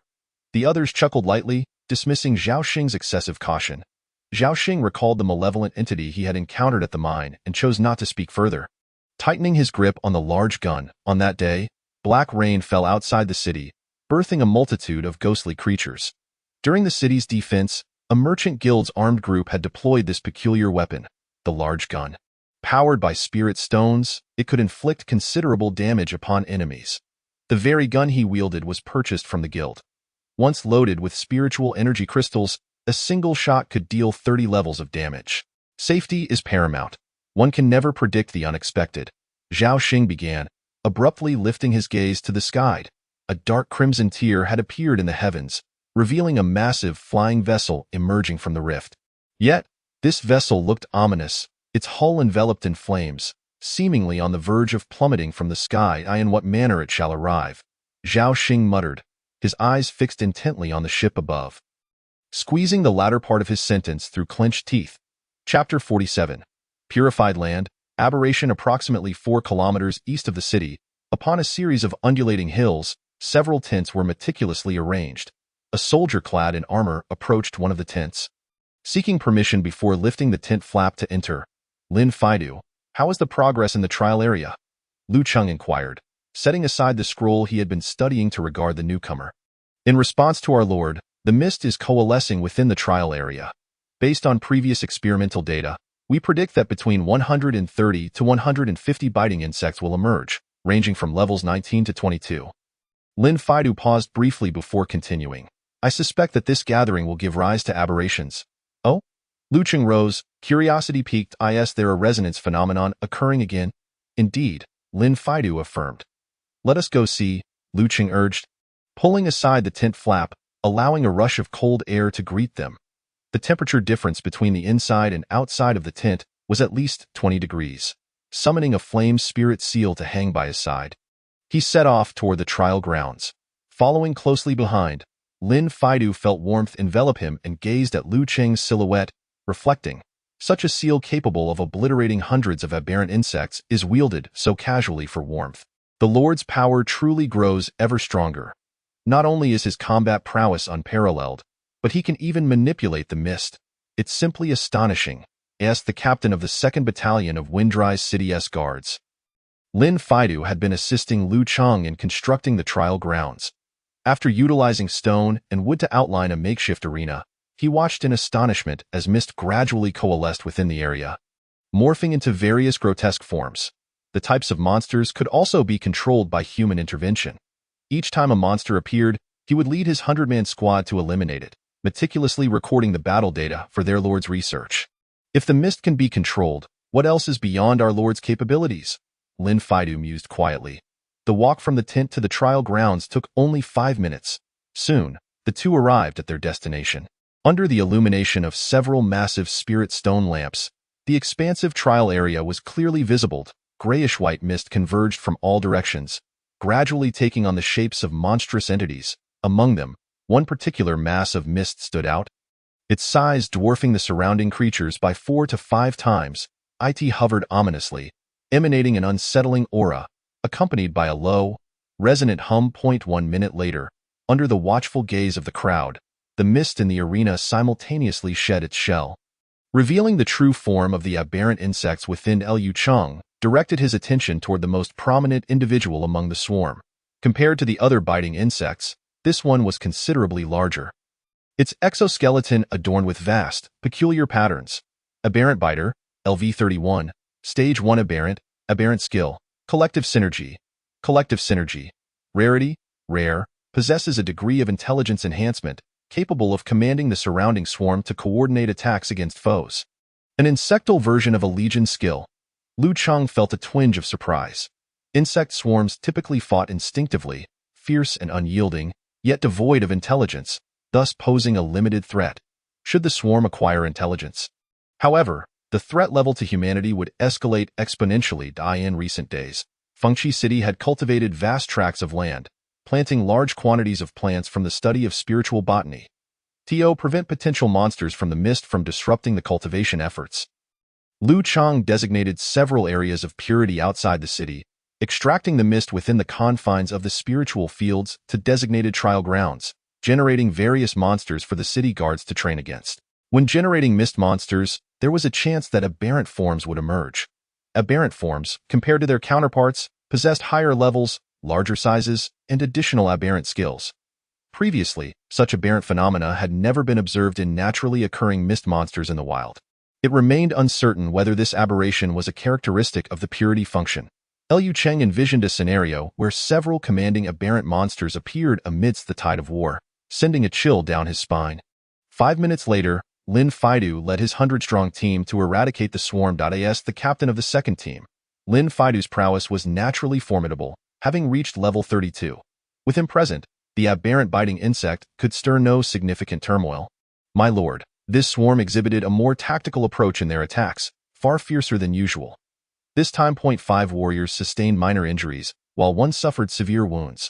Lin Faidu reported the battlefield situation, his face betraying a sense of shame. He had not anticipated that this swarm would inflict such damage upon the team. A blow to his superiors, Liu Cheng waved his hand dismissively, calmly stating, "Casualties during training are inevitable. You must learn from the battle experience and draw lessons." Understood. The trial area was fully equipped, and the injured were promptly stabilized through treatment. Liu Cheng gazed quietly into the distance, where the undulating hills resembled slumbering giants in the night. His eyes were like a fathomless abyss, inscrutable to those who beheld them.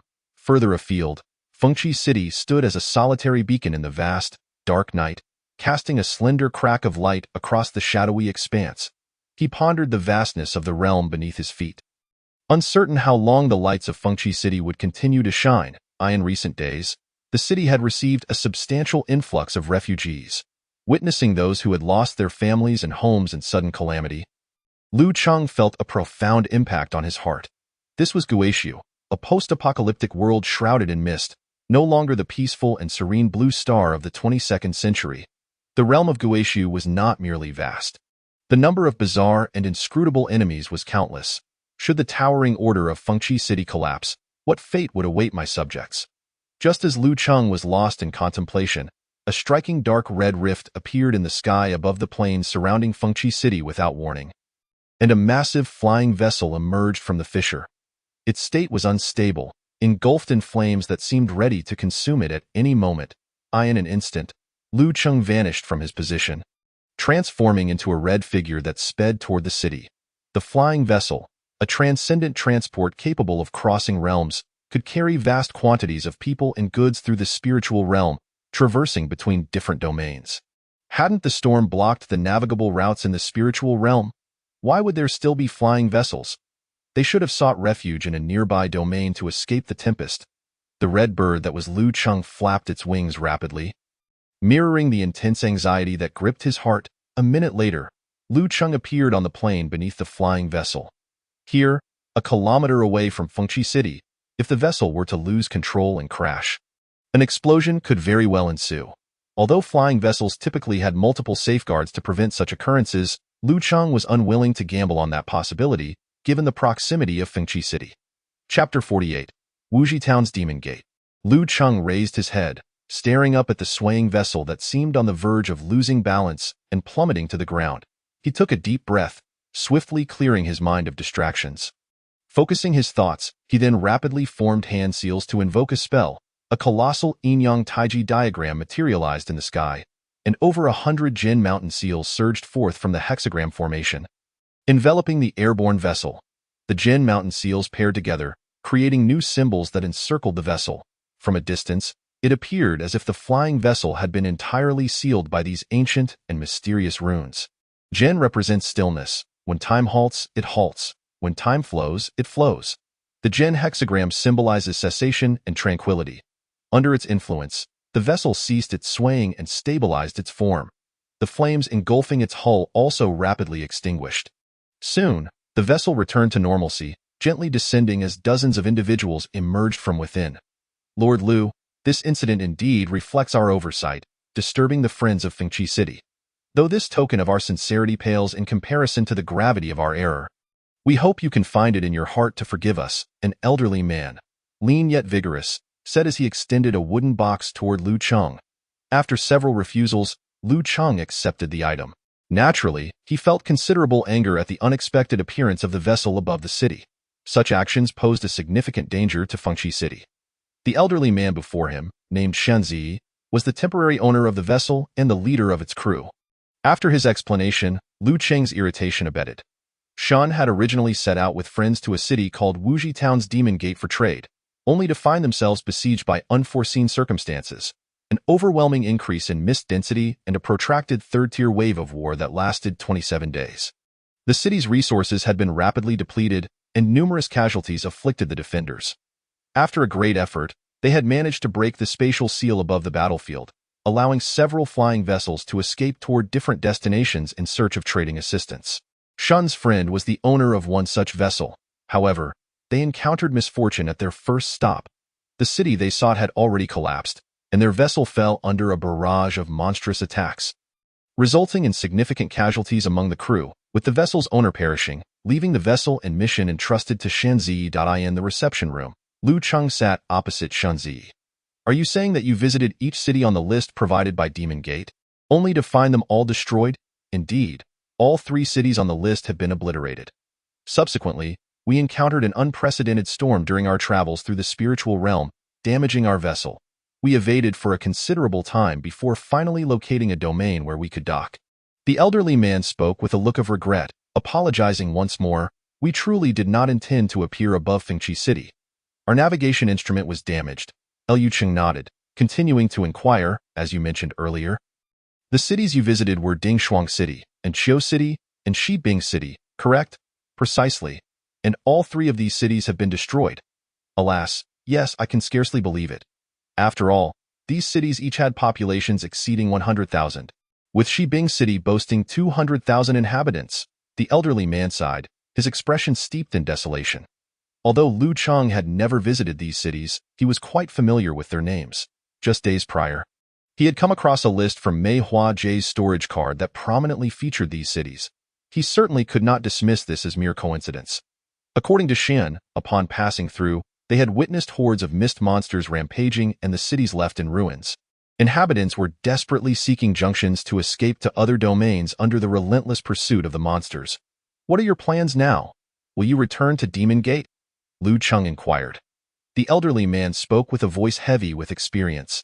My late friend entrusted me to complete this task, to procure war supplies for Demon Gate as best I could. It seems that now, this may prove difficult.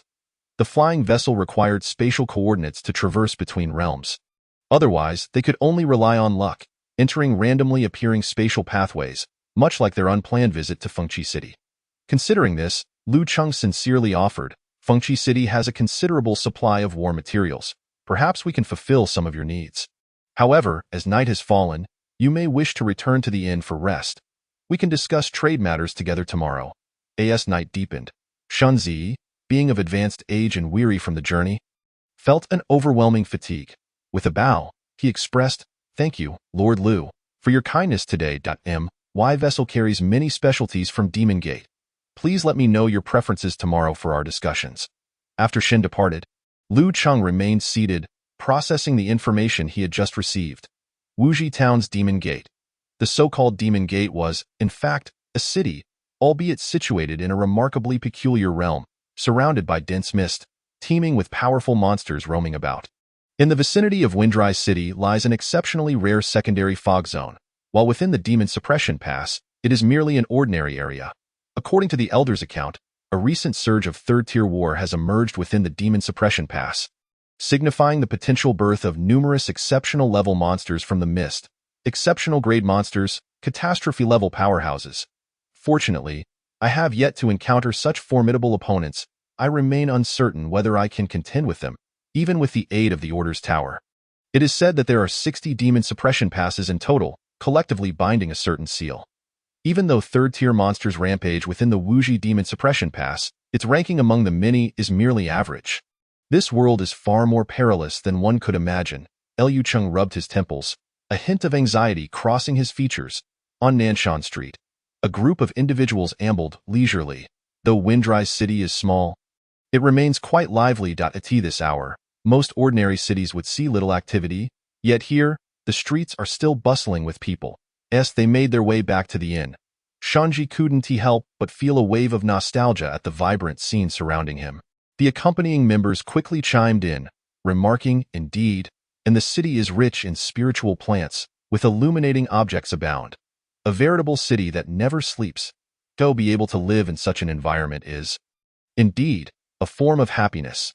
Shanji's thoughts drifted to the large cities he had previously witnessed fall to the hands of monsters, and he felt a deep sense of melancholy. "Senior Shun, are we truly going to trade with them tomorrow?" Shun Lao paused momentarily, chuckling as he shook his head. "This Windrise city is too small. What resources could they possibly trade with us? Tomorrow, we shall simply allocate some fog crystals, ash from calamity, and blood of talismans to sell to them at a bargain. I wonder if we will successfully return to the Demon Suppression Pass. Rather than allowing these resources to perish alongside us on the storm-laden return journey, it would be wiser to leave these useful items with the human newcomers, enabling them to survive better amidst this disaster. As long as humanity persists, it matters not who survives." Chapter 49. Resonance. Clues of the set at 7 in the morning, in the Tongan Inn. Shunji emerged from his room and immediately spotted several figures seated around a stone table in the courtyard. "Senior Shin, did you sleep well last night?" Upon seeing Shunji approach, the group stood and greeted him warmly. The inn's facilities and ambience were indeed commendable. After a restful night, all fatigue had vanished. Shunji expressed his approval of the inn, then raised his gaze to the pitch-black sky, perplexed as he inquired, "It is already the hour of Chin. Yet why does the sky remain so dark, devoid of any light?" The others exchanged glances, and soon one of them explained, "We inquired with the innkeeper, and it turns out that this Windrise city has been without the sun for half a month now. When the flying vessel arrived in the city yesterday, it was already nighttime, with the moon hanging high in the sky, and none had anticipated the phenomenon of eternal night. I wondered why it felt so cold here." "It doesn't resemble a place like Dingshuang City at all," a young soldier murmured. It was now late July, the peak of summer, when one would expect warmth in the ordinary world. Of course, each realm has its peculiar environments. Cities like Dingshuang City, situated along the icebound coast, endure frigid weather year-round, with no notion of summer.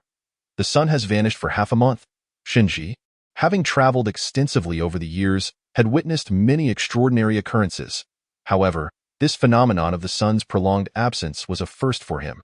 After having admired the prosperous nightlife of Windrise City, he had praised the fortune of living here. Only to be confronted with this disheartening reality, he sighed, reflecting on how this world is rife with malevolent forces, and not a single place seems at peace. After the group had breakfast together, they planned to venture out. Shunji had arranged to meet Lu Chang at 10 o'clock to discuss trade matters. With over an hour to spare, they thought it best to explore the city and discover the unique treasures Windrise City had to offer. Though it was merely a first-tier small city, finding useful items to assist the soldiers in the Demon Suppression Pass would be all the more beneficial. A flicker of hope lingered in Shanji's heart. The purpose of this journey was to procure military supplies to aid the Demon Suppression Pass, and with the recent passing of an old friend, the weight of this task had only grown heavier. Among the group, a young man quickened his pace, approaching the innkeeper to inquire about matters. After a brief conversation, he hurried back. "Senior Shun, I have learned that the most prosperous trade area in the city is the Northern Marketplace, where one can find almost all varieties of goods available in Windrise City." "Excellent, excellent." With that, the group departed from the inn, heading towards the Northern Marketplace. As their figures gradually faded into the distance along the bustling street, the innkeeper left the establishment, hurrying in another direction. "My lord, as per your instructions, I have directed them towards the Northern Marketplace. They should have arrived by now in the administrative hall." The innkeeper reported the recent events to Lu Cheng. "You have done well. Thank you for your efforts," Lu Cheng acknowledged with a nod. The innkeeper repeatedly waved his hands, claiming it was nothing, before exiting the room. After speaking with Shanji the previous night, Lu Cheng had arranged for the local merchant association to set up displays in the Northern Marketplace, showcasing the specialties of the city as comprehensively as possible. The trading hours were scheduled for 10 in the morning, with a high likelihood that the flying vessel team would inspect the market. This arrangement facilitated their selection of preferred goods and would benefit subsequent formal transactions between both parties. Liu Chang held high hopes for the specialties from the Demon Suppression Pass. Yesterday, Shunji had gifted him a token of goodwill in compensation for the disturbance caused by their flying vessel, a box containing documentation on forging techniques. It detailed how to design and create sets, utilizing standardized gear to enhance the combat effectiveness of the Legion. Sets, a concept that Windrise City had yet to encounter. By embedding a unique array into several pieces of equipment, these items could resonate, activating additional set effects and providing significant enhancements to the user. Notably, creating such sets seemed essential for forging specialized troops and constructing a formidable legion. At this stage, Lu Cheng felt confident in ensuring the safety of the surrounding areas of Windrise City. However, venturing far beyond the city limits to explore broader horizons or embarking on expeditions to other realms was a task that could not be accomplished alone. He needed to forge a powerful legion to continually expand the city's influence. The Demon Suppression Pass had long maintained a mature military operational system.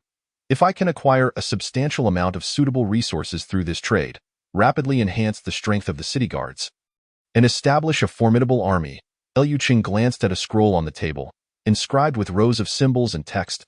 Then, I can begin to implement some of my plans. An hour later, Lu Cheng set aside the documents he had been reviewing. Rising to head towards another meeting room, managing administrative affairs was exhausting. He would rather engage in a battle with the warriors of the Sin domain. Liu Cheng stifled a yawn. Weariness etched on his countenance. Recently, Windrise City's population had surged past 6,000, breaking historical records, and the volume of pending administrative matters was rising rapidly. Despite his timely expansion of personnel across various departments, the entire administrative system remained in a state of extreme busyness. Thus, Lu Cheng had adopted a grueling schedule of 7,107, 7 hours of work starting at 7, ending at 10, 7 days a week. As the Lord, this is my duty. Once we navigate through this rapid expansion phase, things will surely ease up. Yes, it must. As he walked, he encouraged himself. Unbeknownst to this Lord, the tranquil afternoon of shared drinks at the Drunken Fragrance Pavilion with another would likely be a rare occurrence for quite some time. Soon, Lu Cheng arrived at the meeting room where the flying vessel team awaited him. Lord of Windrise City, how many of these spiritual energy crystals do you have? Can you sell us some? Upon their first encounter, Shunji stepped forward, his expression animated with excitement. Originally, he had harbored little expectation for this small city, believing it would be challenging to procure the needed supplies. However, all those thoughts vanished upon witnessing the spiritual energy crystals in the northern marketplace. These were invaluable items, capable of powering many weapons and equipment, significantly reducing the mental energy expenditure for users.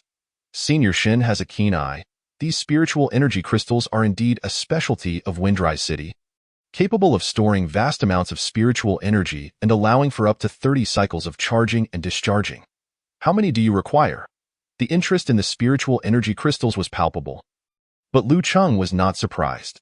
These crystals, made from fog cores and processed through special means, function much like batteries found on Blue Star. They can store substantial amounts of spiritual energy, providing users with stable and gentle output. Compared to directly harnessing the spiritual energy from the world, this method conserves a significant portion of mental energy costs. Additionally, the crystals can be activated through special formations inscribed on the equipment, releasing spiritual energy to automatically empower the gear. However, this fully automatic mode incurs considerable energy loss.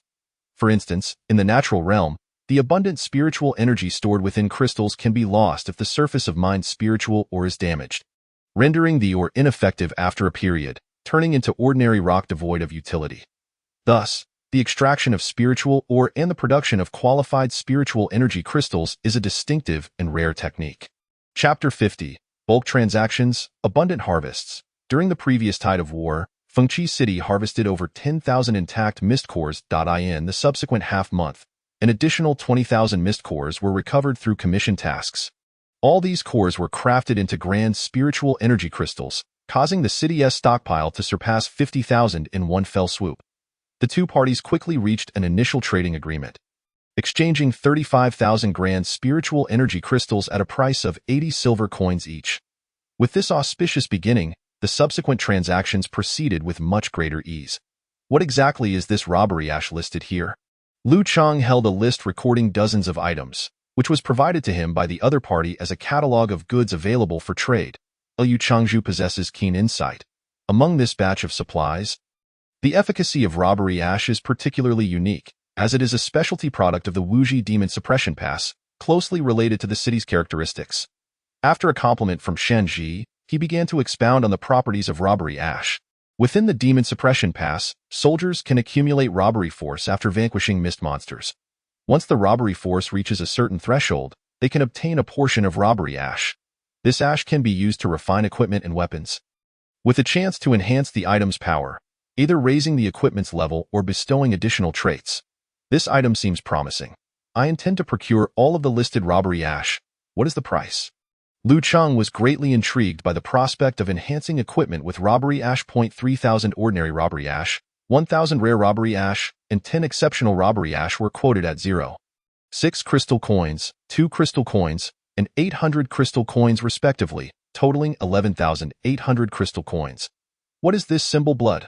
Lu Cheng soon encountered another novel item. Within the Demon Suppression Pass, using secret methods, one can extract the essence of blood from the remains of mist monsters, which can be utilized for crafting symbols, painting, alchemy. That it serves many functions and is likewise a specialty of the Wuji Demon Suppression Pass, which piqued Lu Chengzhu's interest. Recently, the spiritual painting industry in Fengqi City has been rapidly developing, yet it suffers from a shortage of materials. Thus, this symbol blood precisely meets that demand. Soon, 32,000 units of varying quality symbol blood were transacted for 26,000 crystal coins, 40,000 ordinary high-quality mist cores, and 600 rare medium-quality shell remains. Lu Cheng meticulously reviewed all the supplies on the list and straightforwardly declared, "I shall take all of these. Please name your price." Shunji hesitated for a moment before gradually articulating his thoughts. Lu Chengzhu? To speak candidly, given the impact of the spiritual realm storm, the likelihood of our airship returning smoothly to the Demon Suppression Pass is rather slim. I believe that rather than risking a ship full of supplies to be lost in the storm, it would be better to entrust them all to you, provided Fengqi City can furnish us with the agreed-upon grand spiritual energy crystals. Liu Cheng did not anticipate such a response, and for a moment, he was taken aback. Although the other party's words held truth, this almost gratuitous offer of resources still struck him as quite surprising.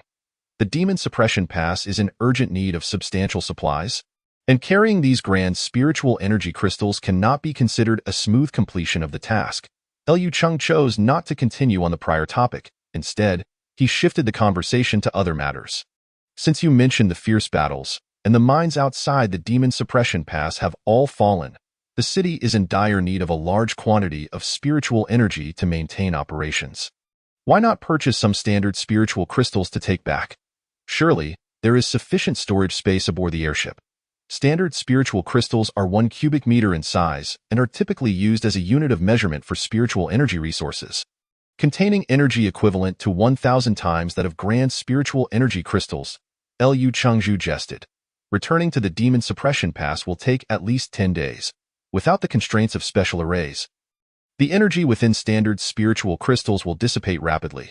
Shunji shook his head, privately lamenting that Lu Chengzhu was still somewhat inexperienced and unfamiliar with these matters. Standard spiritual crystals do not support repeated charging and discharging of spiritual energy and can only be used once. Compared to the rechargeable and stable grand spiritual energy crystals, standard spiritual crystals are more challenging to transport and have a significantly smaller range of application. Although they contain immense energy, their drawback lies in the inability to maintain internal energy storage, typically dissipating within a week. Liu Cheng explained. The standard spiritual crystals from Fengqi City are different. They can effectively contain internal spiritual energy. Even a month later, the internal energy reserves can remain above 70%. Is that truly the case? Shunji abruptly stood up, excitement evident on his face as he looked at Lu Cheng. Certainly, Liu Cheng retrieved a standard spiritual crystal from the spatial realm and displayed it on the ground of the hall, stating, "You may measure the dissipation rate of the energy within the crystal to ascertain the accuracy of my data. Speaking of which, what makes Fengqi City's standard spiritual crystal so extraordinary? It all hinges on that wondrous particle mining machine.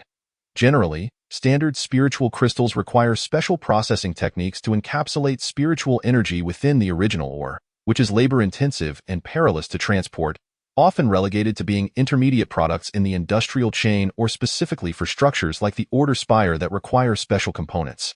However, the particle mining machine can transmit minerals in particle form to the storage chamber of the mining machine, packaging them into standard units for storage.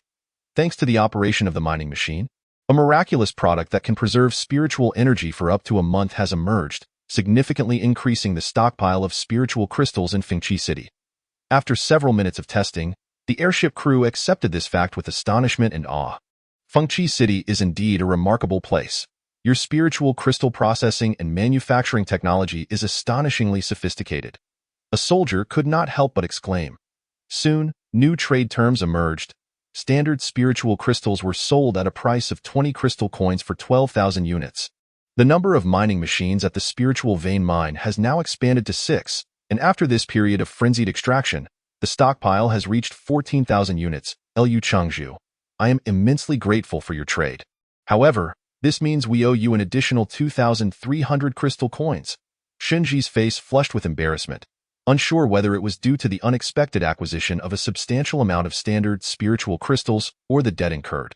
Initially, he had intended to gift these resources to Fengqi City, but unexpectedly, it turned out that his side had benefited instead.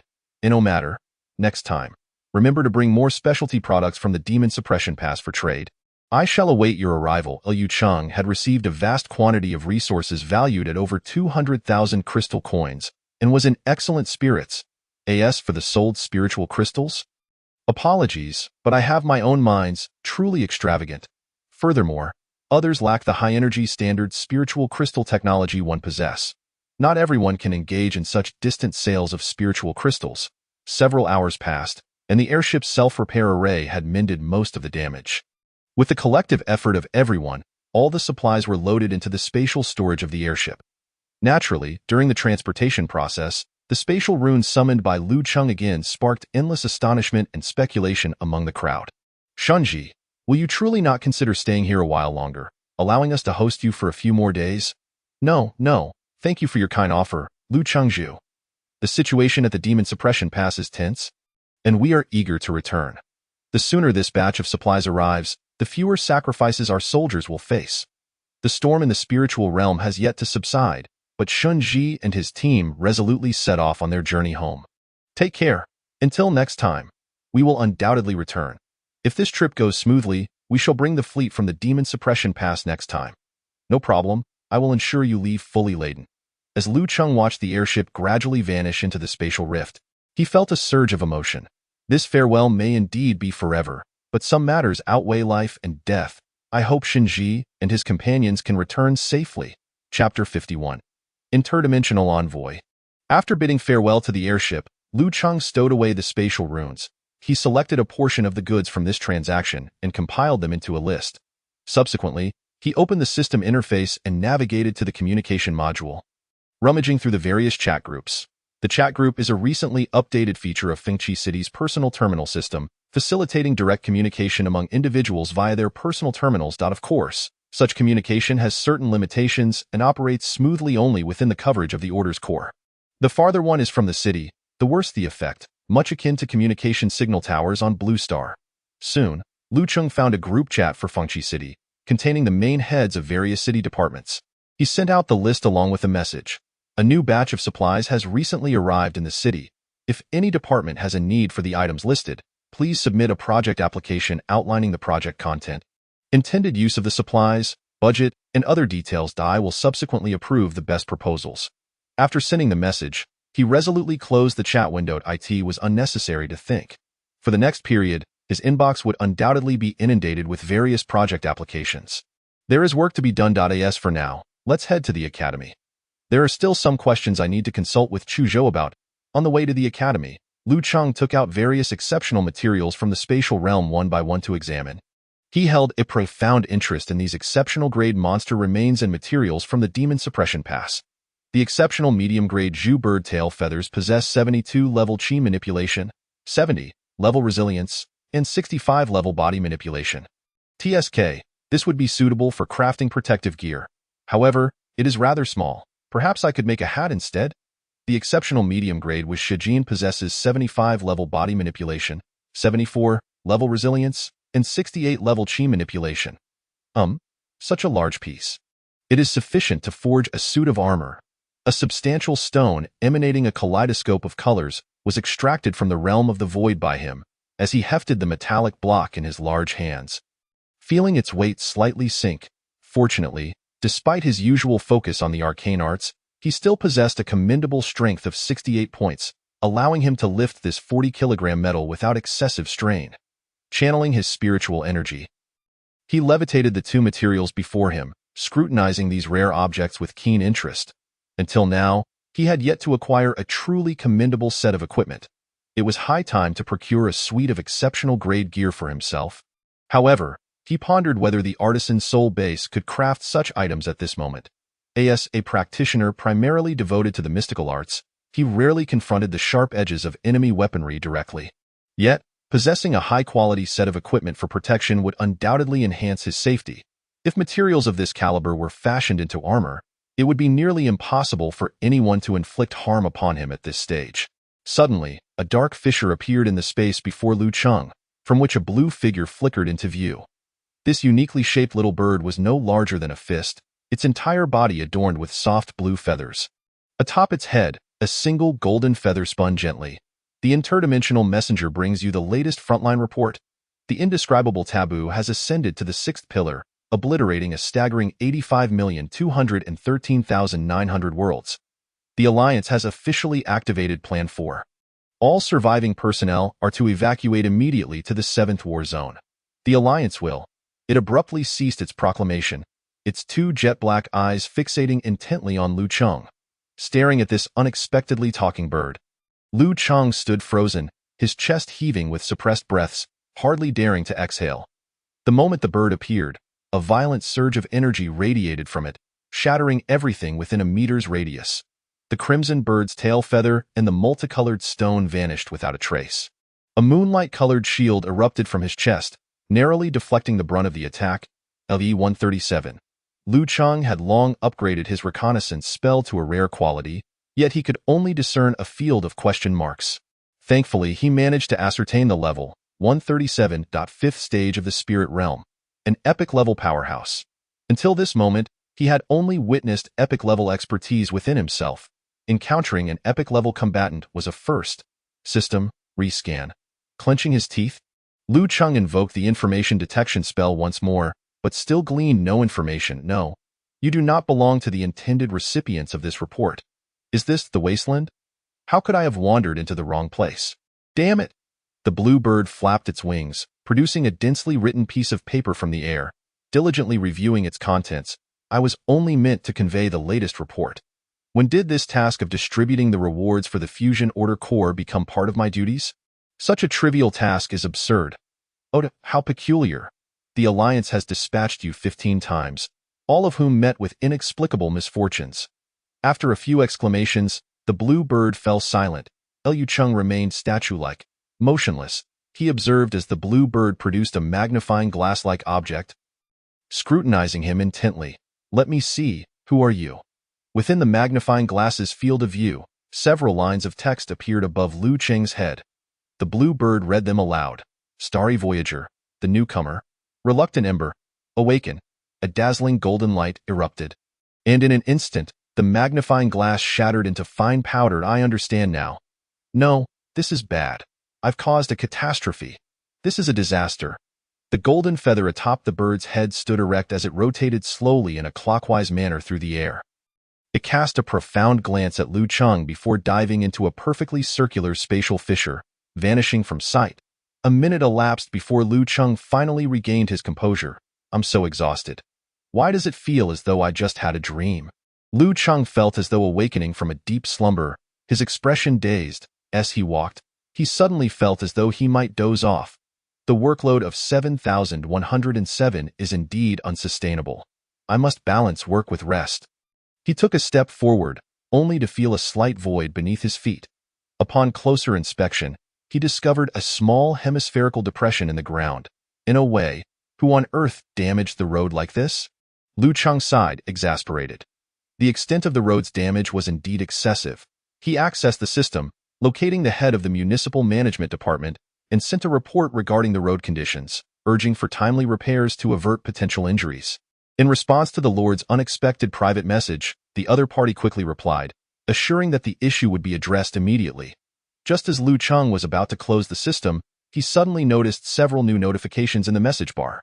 The Alliance Envoy has granted you the reward for the Fusion Core. As a reward for this fusion core, your order tower has been upgraded. You have received information regarding the upgrade of your city. Please seek out your unique path to territorial advancement. The Alliance Envoy has bestowed upon you a small gift. Enhancing your order tower's energy storage attributes. Chapter 52. Moonlight Crystal. Lu Cheng swiftly reviewed the new attributes following the upgrade of the order tower. Building name. Order tower quality. Exceptional description. The order tower is the core structure of the territory. Housing the order core and providing various enhancements. It can offer a celestial system to the city, protecting it from the encroaching fog and safeguarding all beings. Attributes. Celestial coverage radius. 10 kilometers, spherical, energy storage capacity. 200. 000, spiritual crystals, maximum output power. 64 spiritual crystals second, specialization. Anchor of locality. Quality, legendary. Within the influence of the order tower, all spatial coordinate information has a chance to be captured by the order core. You may spend a certain cost to strengthen fix connect to the domain indicated by the coordinates. Note: the spiritual energy stored within the order tower resides in a special space and will not dissipate. Following the upgrade of the order tower, its attributes underwent a significant transformation. Firstly, the coverage radius of the celestial system expanded from a 5-kilometer sphere to a 10-kilometer sphere, tripling the surface area of the covered territory. This expansion meant that the city's territorial range could likewise increase, and once the city walls extended, ample new land for construction would become available. Secondly, the energy storage capacity surged from 5,000 to a staggering 200,000. Several mines were directly incorporated into the city, facilitating mining operations and significantly reducing the need for security patrols. Vast agricultural zones would also benefit from the protection of the celestial system and city walls. Should another wave of war arise, with monsters besieging the city, the internal resource self-sufficiency of the city would be greatly enhanced. The city walls require expansion, necessitating a vast quantity of construction resources. Using a particle mining machine to collect stone would result in a considerable loss of spiritual stones. Lu Cheng silently calculated the expenses for the wall expansion, unable to suppress his astonishment. Subsequently, he mused. The small gift from the Alliance Envoy has remarkably increased the energy storage capacity to 200,000. This envoy seems rather benevolent. On another note, has the envoy ever visited? I have yet to see him. It has been over half a month. Could it be that rewards are distributed remotely? Then what is the nature of this additional small gift? After pondering fruitlessly for a while, Lu Cheng finally arrived at his destination, the academy. Pushing open the door to the director's office, he immediately spotted Chu Zhou seated behind the desk. Chu Zhou, every time I come to see you, you're engrossed in your research. It's rare to find you resting for once. Chu Zhou, with a serious expression, was intently focused on an intricately designed hourglass, with fine white sand flowing steadily from one end to the other.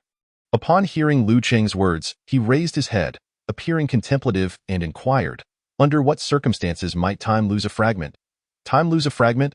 Lu Cheng stepped forward, pulling out a chair and casually directed an information detection spell at the hourglass. Just hourglass, LV-72, capable of accurately measuring time, dispelling illusions, and enhancing the user's perceptual abilities. As a scholar of the Enlightenment Society, Chu Zhou always carried various peculiar artifacts of commendable quality. For instance, this seemingly unremarkable hourglass was, in fact, of exceptional middle-grade quality. Recalling a famous animated series from a century ago on Blue Star, Doraemon, Lu Cheng asked, "What does it mean for time to lose a fragment?" Chu Zhou pointed to the upper chamber of the hourglass, where a small clump of golden sand floated, failing to descend into the lower chamber under the influence of gravity. The hourglass indicates that time has been lost for half a minute, a duration that will require considerable time to restore. Lu Cheng, bewildered, remarked, "Perhaps a moment of time was stolen by someone, and it will gradually return." He then retrieved a leather document pouch from the realm of the void, marked with the character for urgency. Slapping the document pouch onto the table, he pushed it toward Chu Zhou, stating, "Chu Zhou, you've worked hard. This document is urgently needed and should be prioritized." Chu Zhou, momentarily lost in thought due to Lu Cheng's previous statement, turned his expressionless gaze toward him. With a series of thuds, 7 or 8 document pouches flew out from the bookshelf behind Chu Zhou. He pointed to each of the file bags in succession and said, "Feasibility analysis for constructing the city's spiritual energy network, urgent. Feasibility analysis for restarting the domain fortress and establishing a secondary training ground, urgent. Design and planning for the Pure Land function in the Windry City training area. Urgent. Performance optimization plan for the spiritual energy crystal blocks. Urgent. Among these projects, is there any that is not urgent? Upon seeing the other party pull out one marked urgent after another, Lu Cheng chuckled awkwardly. There are numerous matters to be researched within the city, yet there is only one scholar, Chu Zhou. Entrusting all these tasks to Chu Zhou alone is truly overwhelming. The number of scholars needs to be expanded, which requires establishing a branch of the Enlightenment Society. However, Windry City does not meet the required level. To construct branches of several extraordinary institutions, it must be upgraded to a secondary city, with a population reaching 10,000. This is not something that can be accomplished in a short time. Let me see. This project's focus is on designing a set through resonance. Chu Zhou opened the file bag brought by Lu Cheng, glanced through the contents, and remarked, "A commendable concept. Are you planning to create a distinctive legion?" Lu Cheng replied, "Indeed. The city's population has surged recently, and the city guards have increased from 300 to 800. Next, I plan to create a set of armor to form an elite legion. Do you intend to train at the domain fortress, or are you looking to expand territorial control?" Chu Zhou inquired. The danger level of the domain fortress is unknown, and the passageway is too treacherous. It is currently not suitable for training. Lu Cheng dismissed this plan, continuing, "Recently, there has been an influx of refugees outside Windry City, who, having encountered misfortune in other domains, fortuitously stumbled upon a temporarily open convergence point and arrived here. I have arranged for a substantial number of personnel to search for and guide these refugees, integrating them into Windry City. At this rate, we should soon be able to upgrade the city to a secondary level." Chu Zhou nodded in agreement, stating, "In the coming period, I will collaborate with the blacksmiths at the artisans' base to expedite the design and mass production of the armor." After finalizing the arrangements for the armor, Lu Cheng departed from the academy. He had inadvertently received an upgrade reward from the Alliance, and the attributes of the Order Tower had significantly increased. The conditions for territorial advancement had also emerged, with the requirements for upgrading to a middle city surprisingly simple, just reaching a population of 10,000. Something about today feels off. What is this? He pulled out a crystal from his pocket. Its attributes revealing themselves. Name: Moonlight Crystal. Quality: Rare. Description: May I be like the stars and you like the moon, shining brightly each night. Durability: 0-1. Skill: Moonlight Shield, LV 119. Automatically triggers when the wearer is in danger, can be recharged. Current status: empty, awaiting recharge. Chapter 53. Gale Armor. Under the moonlit night, in the courtyard, Lu Cheng sat by the stone table. Lost in thought. Was he still pondering over the matter of the envoy? Night Wei emerged from the small building, carrying a white jade tray that held 2 bowls of rich soup. She gently placed the tray on the stone table, lifting a bowl with her delicate hands and offering it to the person across from her. "Drink it while it's hot. This 7 treasures soup contains 7 types of rare quality ingredients, and the enhancement effects will last for 3 hours after consumption." Lu Cheng accepted the bowl, lifted the lid, and a rich aroma wafted forth. He took a spoonful of the soup, and in an instant, a refreshing sensation enveloped his mouth, accompanied by a subtle spiciness that intricately outlined a rich tapestry of flavors. Truly delightful. Lu Cheng praised sincerely, then began to consume heartily. "You have consumed the rare medium-grade food. 7 treasures soup. You have gained level 45 recovery enhancement and level 37 constitution improvement effects, lasting for 6 hours. With the extensive cultivation of spiritual plants, the variety of spiritual ingredients in the city has become increasingly abundant, and prices have gradually decreased, making them accessible to ordinary households. The prepared spiritual foods provide various enhancement effects, offering substantial assistance to explorers venturing out for battles. Coupled with the various recipes that have inexplicably circulated within the city, the cuisine of spiritual food has flourished. After several days, I have confirmed that I encountered the Alliance envoy that day. However, that individual's strength was overwhelming, and I still cannot recall the details of the incident." Lu Cheng compared the actual quantity of materials in the dimensional realm with the recorded amounts on the list and, combined with the charging status of the Moonlight Crystal, further solidified his speculation. "It's nearly time. I should set off." Lu Cheng stood up, grasped the crystal from the table, and said, "From now on, I shall rely on you for the affairs of the city." Ever since that night when Night Wei inexplicably activated the Moonlight Radiance skill, She had fallen into a prolonged state of weakness, spending most of her days in sleep. Under Lu Cheng's insistence, she had reluctantly set aside her administrative duties and entered a continuous rest period for nearly half a month.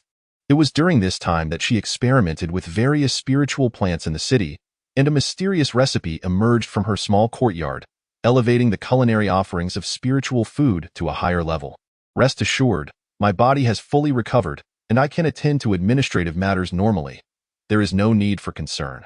Night Wei paused her meal, contemplated for a moment, then removed a hat made of red feathers from her head.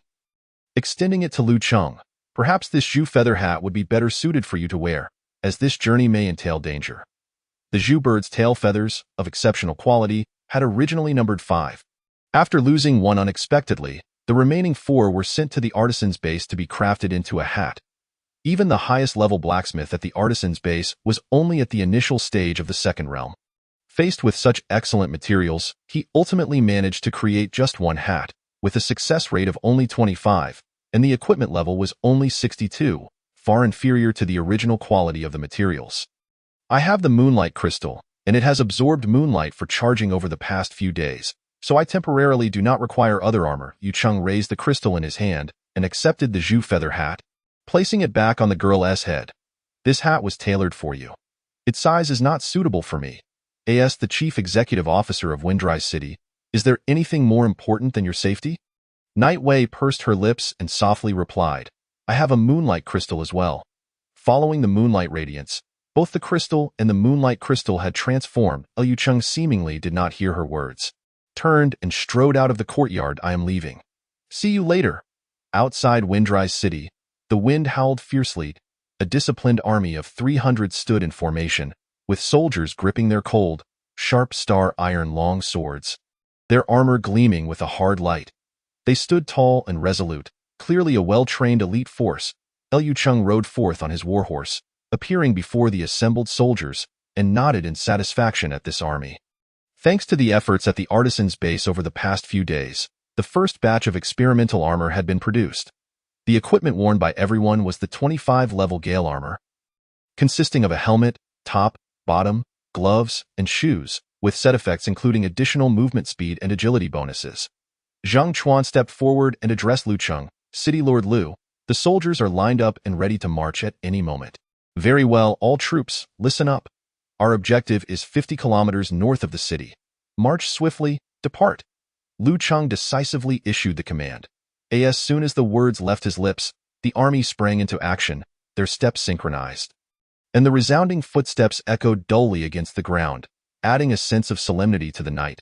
Yesterday, a renowned elite exploration team in Windrise City discovered a gruesome and shattered battlefield 50 kilometers north of the city. The ground was littered with corpses. A rough count revealed that no fewer than 1,200 had perished. Most of these bodies were in a horrifyingly mangled state, as if devoured by some creature. Additionally, some bizarrely colored giant insect limbs lay scattered about. It was evident that these were refugees tragically slaughtered by alien insects. This was an exceptionally rare sight of casualties on the scale of 1,000.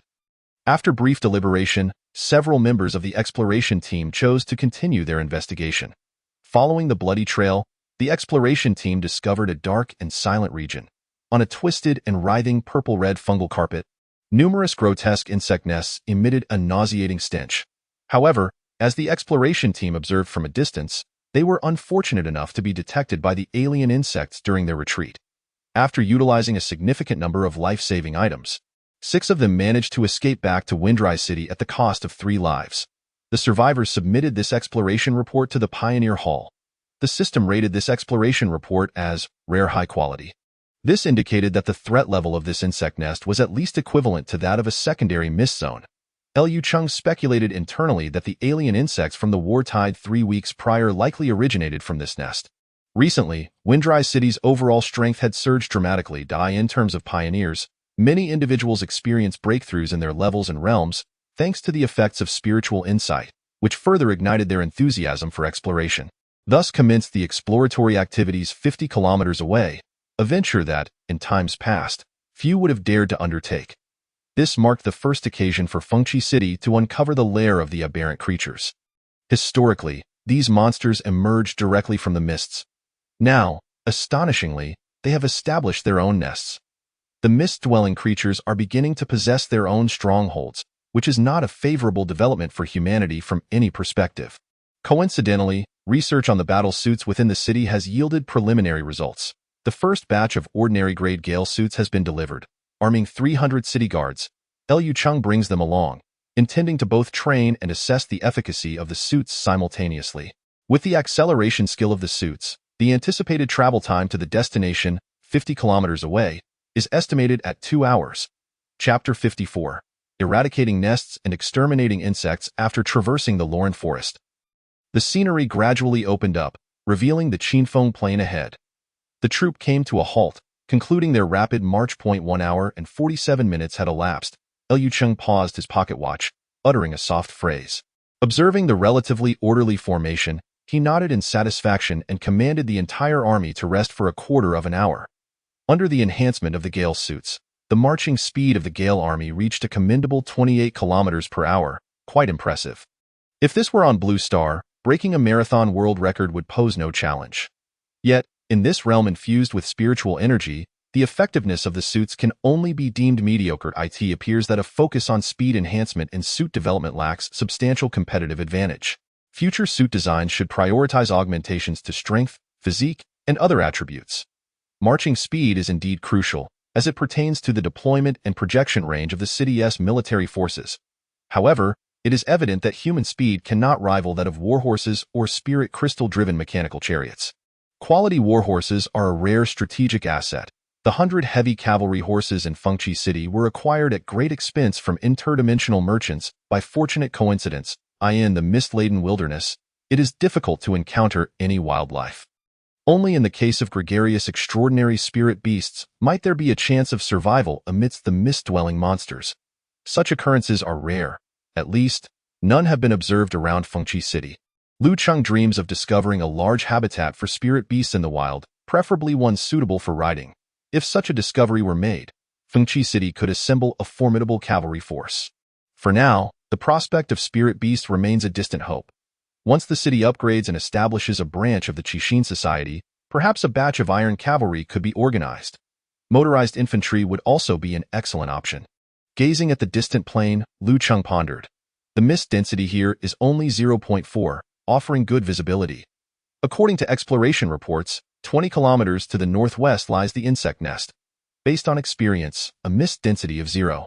For near a large gathering of mist monsters is evidently too low, which is abnormal. Could it be that the nest, akin to a sanctuary, absorbs the surrounding mist? A quarter of an hour swiftly passed. And after advancing a kilometer, the group arrived at their first destination.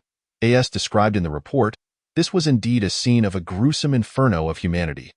Despite the slaughter having occurred at least 3 days prior, the acrid scent of blood still permeated the battlefield. Liu Cheng stepped onto this blood-soaked ground, attempting to glean some clues amidst the scattered, mangled corpses. Unlike the displaced townsfolk who lost their homes due to the Blood Moon incident, this deceased assembly numbered a staggering 1,200. Such a large group of refugees likely hails from a specific city. Was there a city in the vicinity that had been obliterated? Several city names flashed through his mind, but he shook his head, hoping it was not one of the cities maintaining amicable trade with Fengqi City.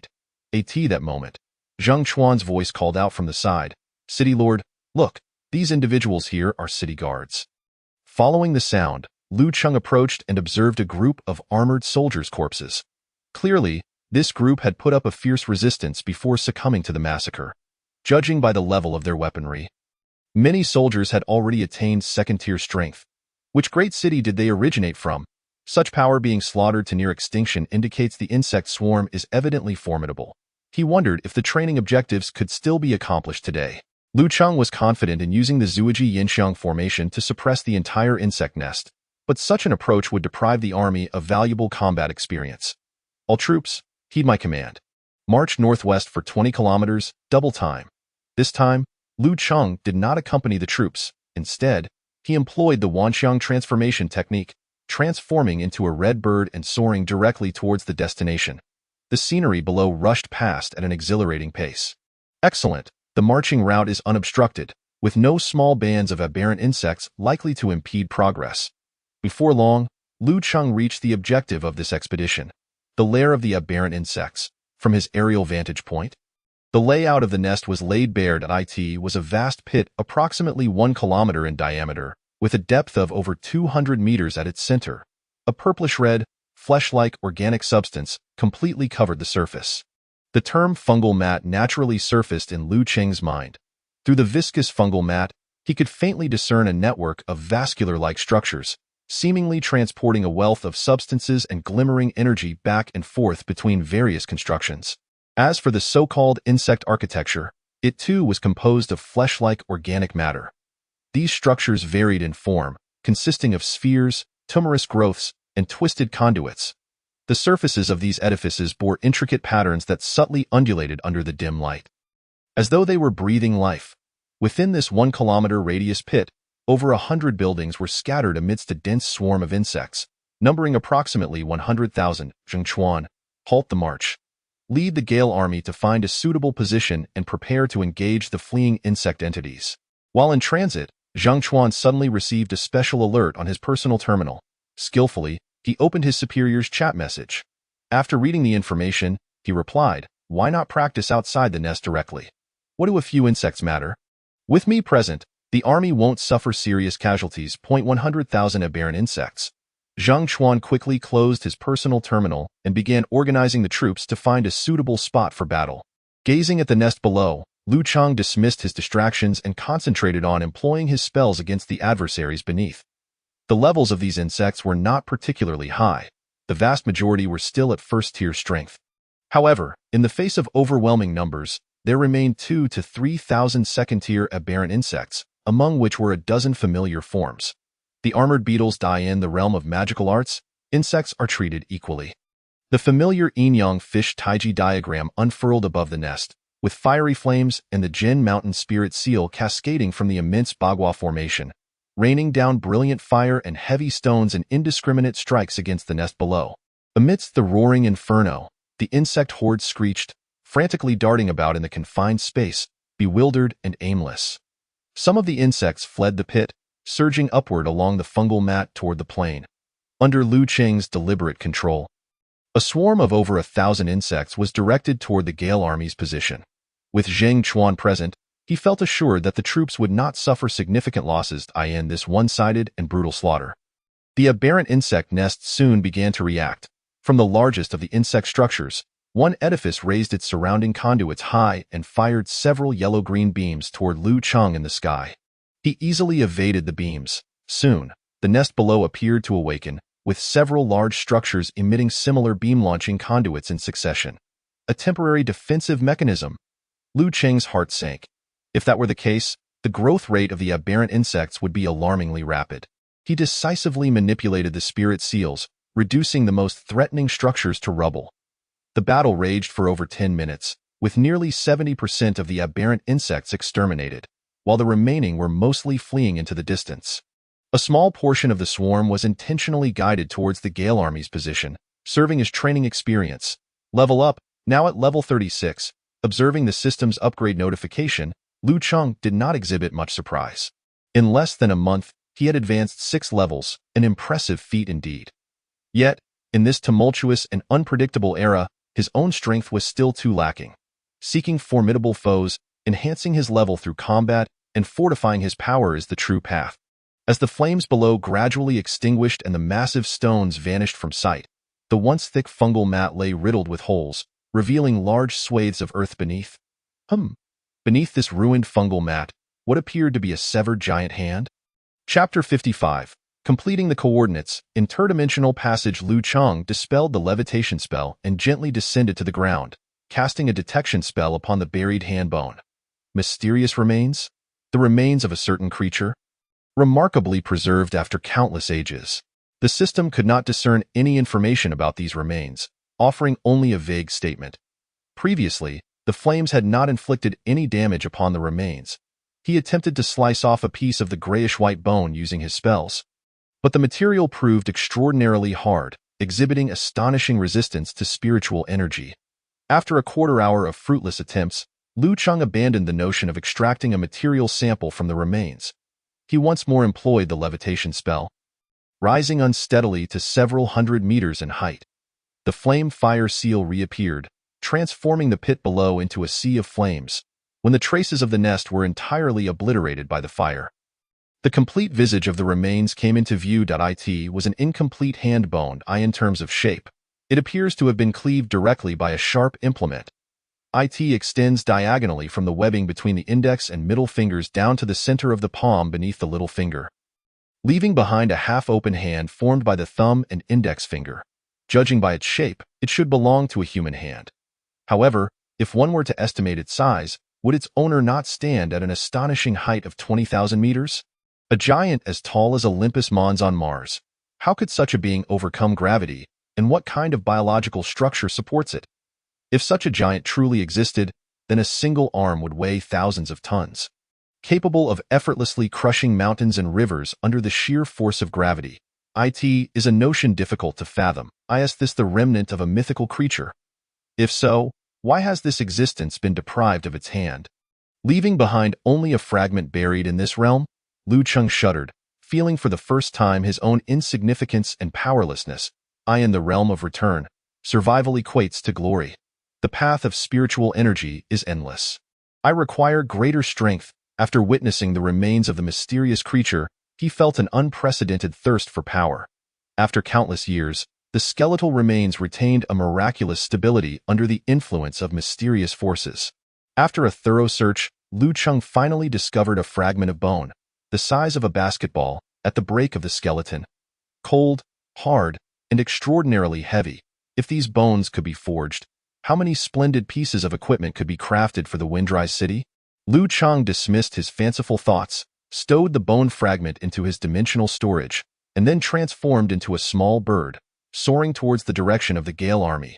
As his figure vanished into the horizon, the panicked alien insects around him fell silent in an instant, spontaneously forming into squads and establishing their positions across various patches of land. The purplish-red fungal mats spread continuously, with new nests rising from the ground. Soon, Lu Cheng located the army engaged in battle with the alien insects. The fighting was nearing its conclusion. Under the leadership of Zheng Chuan, this Gale army of 300 had slain over 2,000 alien insects, sustaining only a few minor injuries. The training exercise had successfully achieved its intended outcome. Zheng Chuan, demonstrating his formidable combat prowess, had single-handedly slain 2 adult armored beetles, earning the admiration and goodwill of the soldiers. The population of Windrise City was rapidly expanding, and the construction of its armed forces was progressing in tandem. Zhao Ziyun's loyalty and strength were beyond reproach, yet the military system could not rely solely on one general. To effectively manage both external campaigns and the defense of the city, at least 2 capable commanders were required. Zheng Chuan, having undergone training at the Divine Strategy Bureau, possessed a solid theoretical foundation and strong personal capability. Coupled with a keen interest in leading troops into battle, he was undoubtedly an exceptional talent. His only apparent shortcoming was his relative inexperience, lacking military achievements. Recently, Lu Cheng had intended to promote Zheng Chuan, frequently sending him out for training exercises, with the aim of quickly elevating him to the rank of the second capable commander in Windrise City. Upon returning to the city, Lu Cheng first visited the investment center to meet with several representatives from Windrise City's merchant associations. During his previous investigation of the massacre scene, he had utilized a special spiritual painting tool to record the information. Now, he intended to consult these well-traveled merchants using the spiritual paintings to see if he could glean any clues. My lord, based on the information recorded in the spiritual painting, I believe these individuals hail from Frostfall City. The speaker was Bai Yinggu, the president of the Bai Lu Merchant Association, a stout man in his 50s. Perpetually wearing a friendly smile, Liu Qing glanced at Bai Yinggu, recalling his impression of the man. During the incident when the Black Rain besieged the city, the Bai Lu Merchant Association had introduced a powerful mechanical creation, the large gun, to aid in resisting the crisis. After the conflict subsided, the entire association joined Windrise City, actively participating in its commercial trade, earning the goodwill of the citizens for their principled dealings. Oh? I would like to hear more. Frostfall City is a settlement established beside a frozen ocean, where the populace often survives by fishing and harvesting ice. I conducted business with them a year ago and am quite familiar with their clothing characteristics. Bai Yinggu recounted his past experiences, supporting his judgment with observations of clothing and soldier armor. After half an hour of discussion with the merchant representatives, Lu Chang confirmed the origin of the refugees and departed from the investment center. Outside the training grounds in the eastern part of the city, Lu Chang retrieved the bone fragment, channeling the spiritual energy from the spiritual crystal into it. The fragment absorbed the energy ravenously, as if it were a bottomless pit. This was a discovery he had made during his return journey. The fragment could absorb spiritual energy and react to it. Soon, the fragment emitted a faint glow. A subtle humming sound emerged in his ears, reminiscent of the sound he had heard while exploring the stronghold in the Red Rock Canyon. This was the resonance of the spatial convergence point. However, the sound was too faint. It likely could not successfully establish a passageway between the realms. The presence of Frostfall City near the nests of the alien insects indicated that there must have been a spatial convergence point there. Yet today, nothing had been discovered. The convergence point must have been depleted. If the bones could absorb spiritual energy and autonomously generate convergence points, it would certainly explain the phenomenon. Lu Chang took out a scroll from his dimensional storage. Inscribed with a series of characters, one of which was Frostfall City. The list obtained from Zhou Mingjue contained incomplete coordinates for each city, missing the final segment of coordinate information, preventing precise location identification of the realms. However, now, with this bone fragment as a catalyst, after the bone had absorbed the spiritual energy from 10 spiritual crystals, it trembled violently in the air, radiating an ethereal blue light that illuminated the surroundings. "Let me complete your final segment of coordinates," Lu Chang murmured to himself on the scroll. The symbols to the right of Frostfall City illuminated one by one, emanating a chilling frost-white glow before extending several new symbols. The system notifications refreshed rapidly. You have used the anchor of domain, connecting to a spatial coordinate. The precision of this coordinate is insufficient to capture the specific location. Through the resonance of the bones, you have sensed a level 3 domain within the area indicated by this coordinate. With the anchor of domain's enhancement, you have strengthened this connection. A large door quietly appeared, its frame thickly coated with frost. The door shimmered with light and shadow, surging like waves, echoing the sounds of crashing seas. Suspended above the door were a few small words: domain passage, durability, 100, effective time, 71, 59, 59. Chapter 56. The snowy coast. A leaden gray sky loomed over the sea. As the relentless coastal winds whipped snowflakes towards the earth, the swirling snow obscuring the boundaries between heaven and earth. Along the shore, jagged rocks silently observed this silvery world, with icicles hanging from their crevices, refracting a cool light in the dim glow, adding a touch of lively brightness to the desolate landscape. In the distance, the deep blue waters churned, waves carrying broken ice floes rhythmically crashing against the shore, producing crisp, chilling sounds of shattering ice. This the domain of Frostfall City, even colder than Windry City? 2 ember marks circled around Lu Chang, dispelling the cold and providing a measure of illumination. After using the anchor of domain to stabilize and reinforce the portal, he stepped through the door into this realm. To his surprise, under the combined effects of the Starry Traveler and the anchor of domain, he could return to his previous location, the portal beside the training grounds of Windry City, at any time. With the dual protection of the Moonlight Crystal and the teleportation function, he decided to first explore this realm independently, seeking the reason behind Frostfall City's destruction. If the danger level here proved manageable, the portal could be permanently stationed in the city, offering new options for training and exploration activities.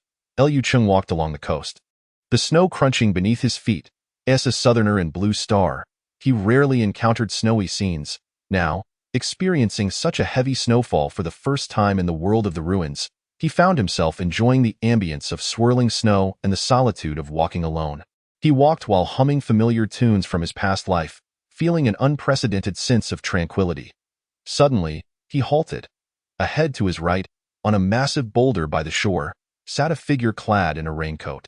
Judging by the thick layer of snow on him, he had likely maintained this posture for quite some time. At that moment, he was holding a slender bamboo pole, directly probing into the ocean before him. A fisherman in such a place? Lu Chang hesitated for a moment, squinting at the strangely behaving figure, as layers of spiritual seals began to manifest around him. Wraith, LV-56, a lingering obsession entwines this wraith, stubbornly guarding this snowy coast. Awaiting the arrival of a suitable individual, an aged voice came from the direction of the fisherman, I have been waiting for you for a long time. Come up and let us converse. Lu Cheng furrowed his brow slightly, a brief hesitation flickering in his eyes, before he walked toward the boulder where the fisherman Saturday. The figure was an elderly man, his straw hat fluttering in the sea breeze, revealing sparse and conspicuous white hair. As Lu Cheng approached, the old man did not turn his head but began to narrate a story. 40 years ago, I resided in a quaint coastal town, where the inhabitants relied on the vast sea for their livelihood. At that time, I was as youthful as you are now. I relished the moments spent fishing along the shore when the mist began to dissipate, savoring the thrill of anticipation when a fish would bite. During one lunar tide, I awakened a talent for order and established a city by the coast, Dinghai City. Upon hearing this, Lu Cheng's expression subtly shifted. The words of the elder before him were undoubtedly those of the spectral lord of Dingshuang City. As if perceiving Lu Cheng's astonishment, the old man continued. When the frost and wind besieged this city, it had already been a decade since its foundation. From that day forth, the storms of this world have never ceased, and my city was renamed Dingshuang City. I aim to anchor the relentless gales, providing my subjects with a more comfortable living environment. Lu Cheng nodded in agreement. The scene of the swirling snowflakes was indeed a fleeting delight, yet to reside here long-term would undoubtedly be a torment. Reflecting on this, he concurred. My city has recently undergone a significant transformation. Since the sun vanished from the heavens, it has yet to rise again. The elder then moved, turning to gaze at Lu Cheng, sighing softly. Every realm bears its unique calamities. The only distinction lies in the timing of their arrival. After speaking, he gently lifted his long rod, and a fish, transparent and radiating a green luminescence, leaped from the sea, transforming into a streak of light that halted before Lu Cheng. A snow eel. It can be sliced into fillets for consumption, and its flavor is exquisite. Would you care to taste? At that moment, Lu Cheng indeed felt a pang of hunger. He roasted the fish over flames and began to eat. The elder shook his head repeatedly, lamenting that the taste of the fish in its raw form is superior. Lu Cheng chose to ignore this. The elder then began to recount many trivial tales of the past, while Lu Cheng quietly savored the roasted fish, gaining further insight into Dingshuang City through the old man's words. After a while, having finished his meal, he cast the fish bones into the sea below and inquired, I have a question. It puzzles me that while the people of Dingshuang City depend on the sea for sustenance, they are also ensnared by it. Why do you not venture to explore the world beyond the mountains? One side of the coast is an endless expanse of ocean, while the other is a towering mountain range, with Dingshuang City nestled in the plain where sea and mountain embrace. The elder shook his head and replied, You and your city are still young and have yet to explore the boundaries of your realm.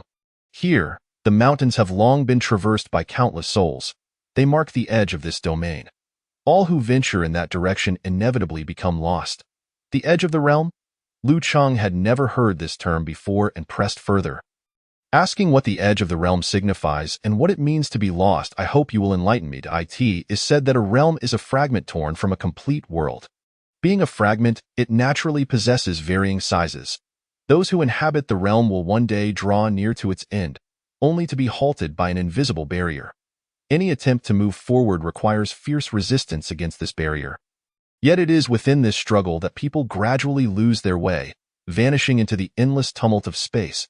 Lu Cheng then asked, Is there anyone capable of penetrating the barrier, resisting the allure of being lost, ultimately catching a glimpse of the realm's end? I have yet to hear of anyone who has discerned the edge of the realm.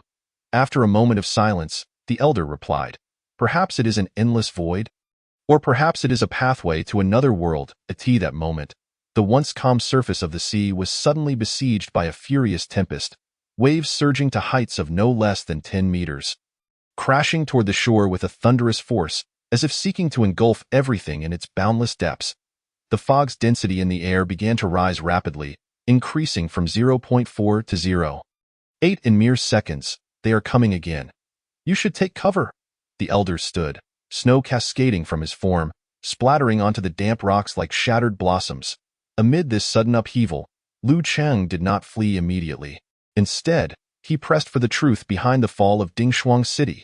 The elder gestured towards a direction, saying, 60 kilometers from here lies the ruins of Dingshuang City. There, You may uncover the truth and a gift I have left for those who come after. The condition is that you must ensure your own safety. Only those who survive are worthy of knowing everything. Soon, a bird ascended from the shore, soaring into the distance. Chapter 57. The Spirit Beasts of the Illusion Realm. As Lu Cheng's level increased, the effects of the transformation skill evolved as well, extending the duration of his metamorphosis to 8 minutes. He circled high above twice, watching as the spectral elder's form gradually faded before departing. To venture directly to the ruins of Dingshuang City in search of secrets, that would be unwise. Prior to encountering the spirit, he had indeed contemplated a distant exploration of the ruins, but now he had altered his course of thought. Lu Cheng flew along the coastline, seeking signs of ships while mentally comparing the words of the elder with those of the representatives from the Merchant Guild. The Lord of Dingshuang City established the city at the age of 22. And by 53, he had entered the third tier of the spirit realm, becoming a formidable figure amidst calamity. That same year, Dingshuang City was upgraded to a Tier 3 metropolis, boasting a population of 100,000. Although the power system within the ruins is vast and varied, in general, an increase in strength manifests as a rise in soul nodes, i.e. level advancement, with corresponding enhancement of spiritual power. Higher levels yield stronger soul intensity, which in turn prolongs lifespan and slows the aging process.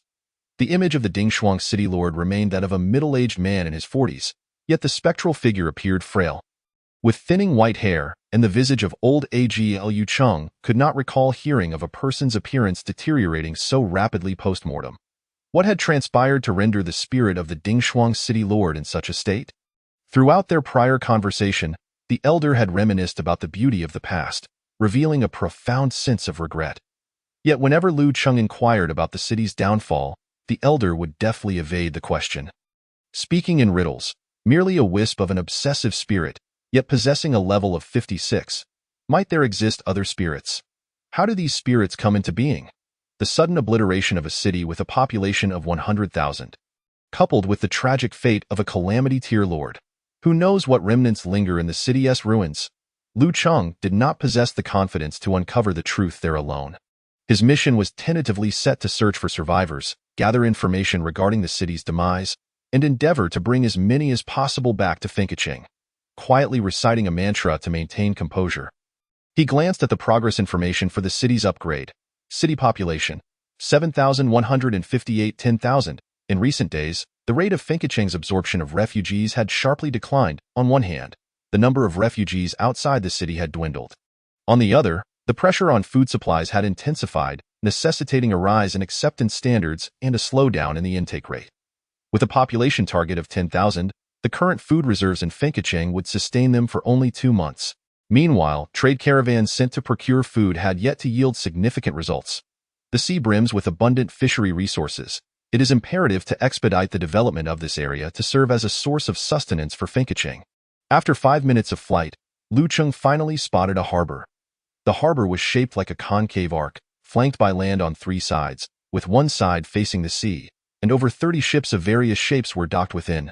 As the surging waves entered the harbor, their energy was gradually diminished by the widening expanse of water, with both the height and speed of the waves decreasing. Mist and snow blurred Lu Cheng's vision, prompting him to lower his flight altitude, making the scene below clearer.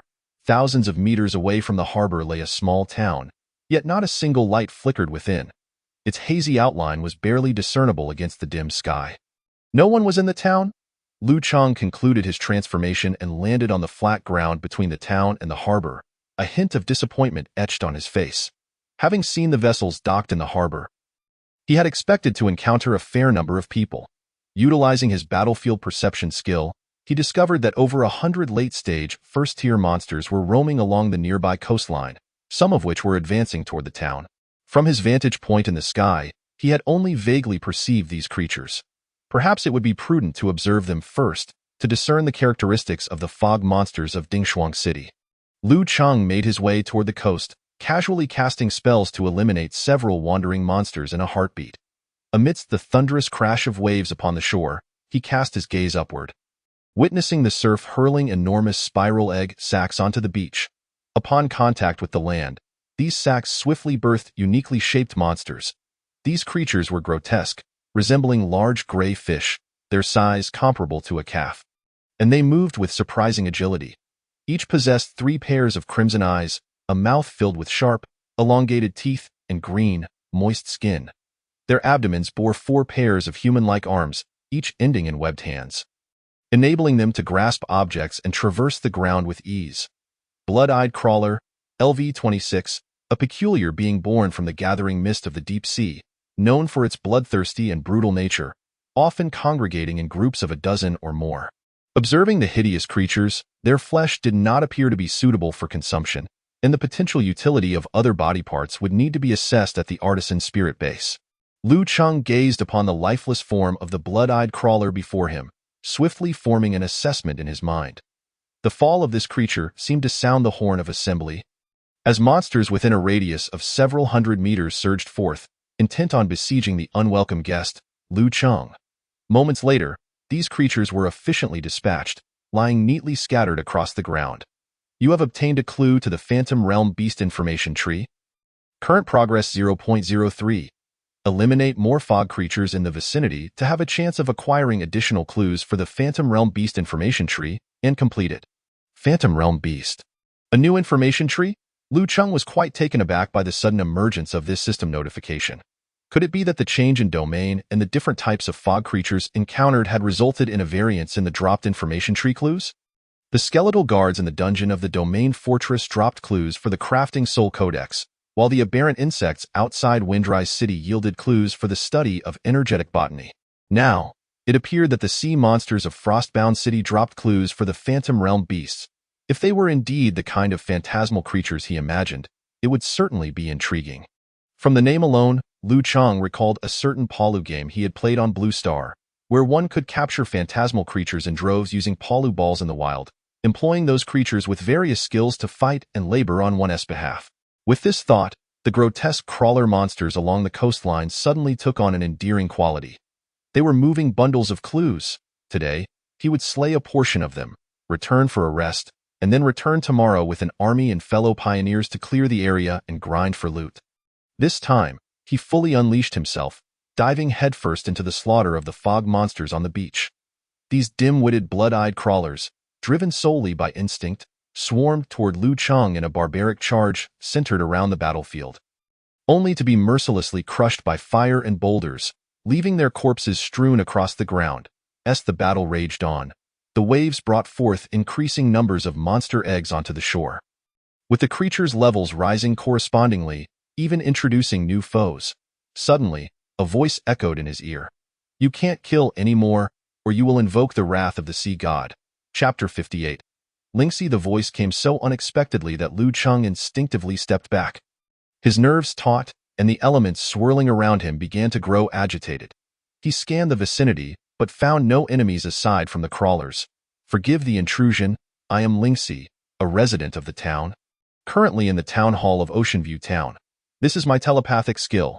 The voice re-emerged, still sounding frail and delicate. Lu Cheng made his way toward the direction of the town, his casting frequency slowing as he shifted from an offensive to a defensive posture. Upon entering the small town, he found the streets and houses eerily silent, shrouded in an oppressive stillness, devoid of any human presence. His battlefield perception yielded no targets imbued with spiritual energy. Guided by the voice, he successfully located the town hall. After melting the door lock with fire, Lu Cheng cautiously stepped into the building. What he beheld was, pushing open the door, Lu Cheng was instantly taken aback. In the vast central hall stood a colossal stone lantern. Surrounding the lantern were numerous human-shaped statues, arranged closely together.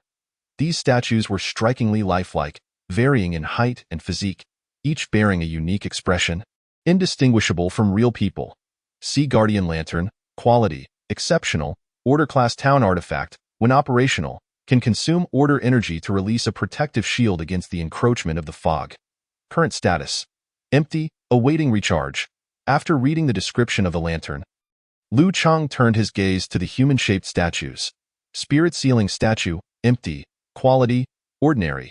A living being uses secret arts to imprison themselves within the statue, greatly enhancing their defenses while concealing their presence. Note: the soul within this statue has long since vanished, leaving only an empty shell. He examined several statues, all exhibiting the same empty state, their souls lost. Finally, Lu Cheng's attention fell upon a statue directly in front of him. This statue depicted a girl, and unlike the others, her face was animated, her eyes still twinkling with life as she gazed curiously at Lu Cheng. This was the sole statue that retained a non-empty status. Her soul remained within. Liu Cheng took a few steps closer, scrutinizing her with an inquisitive gaze, and asked, "Were you the one who called out to me?" "Yes, it was indeed I who reached out to you." The statue replied without movement, the voice resonating directly in Lu Cheng's ear. "This is my talent. By the sea, I can communicate with you directly." Such peculiar abilities were not surprising given the myriad of personal talents. "What exactly is this sea god you speak of?" Lu Cheng inquired. "The sea god is immensely powerful. He is the master of this ocean. Those who anger him will face annihilation. Those peculiar creatures are his subjects. If you slay them, you will provoke the sea god, and should he appear, you shall die." Recalling the description of the blood-eyed crawlers and the statue's portrayal of the sea god, Lu Cheng couldn't help but let out a scoff. Such behavior hardly qualifies as divine. They are more akin to mere sea monsters. The air fell silent for a moment, and after a pause, a faint agreement seemed to echo back. "Why have you all become like this, sealing yourselves within the statues?" The voice responded once more. "Months ago, the enraged sea god appeared upon the sea, wielding his trident to deliver divine retribution.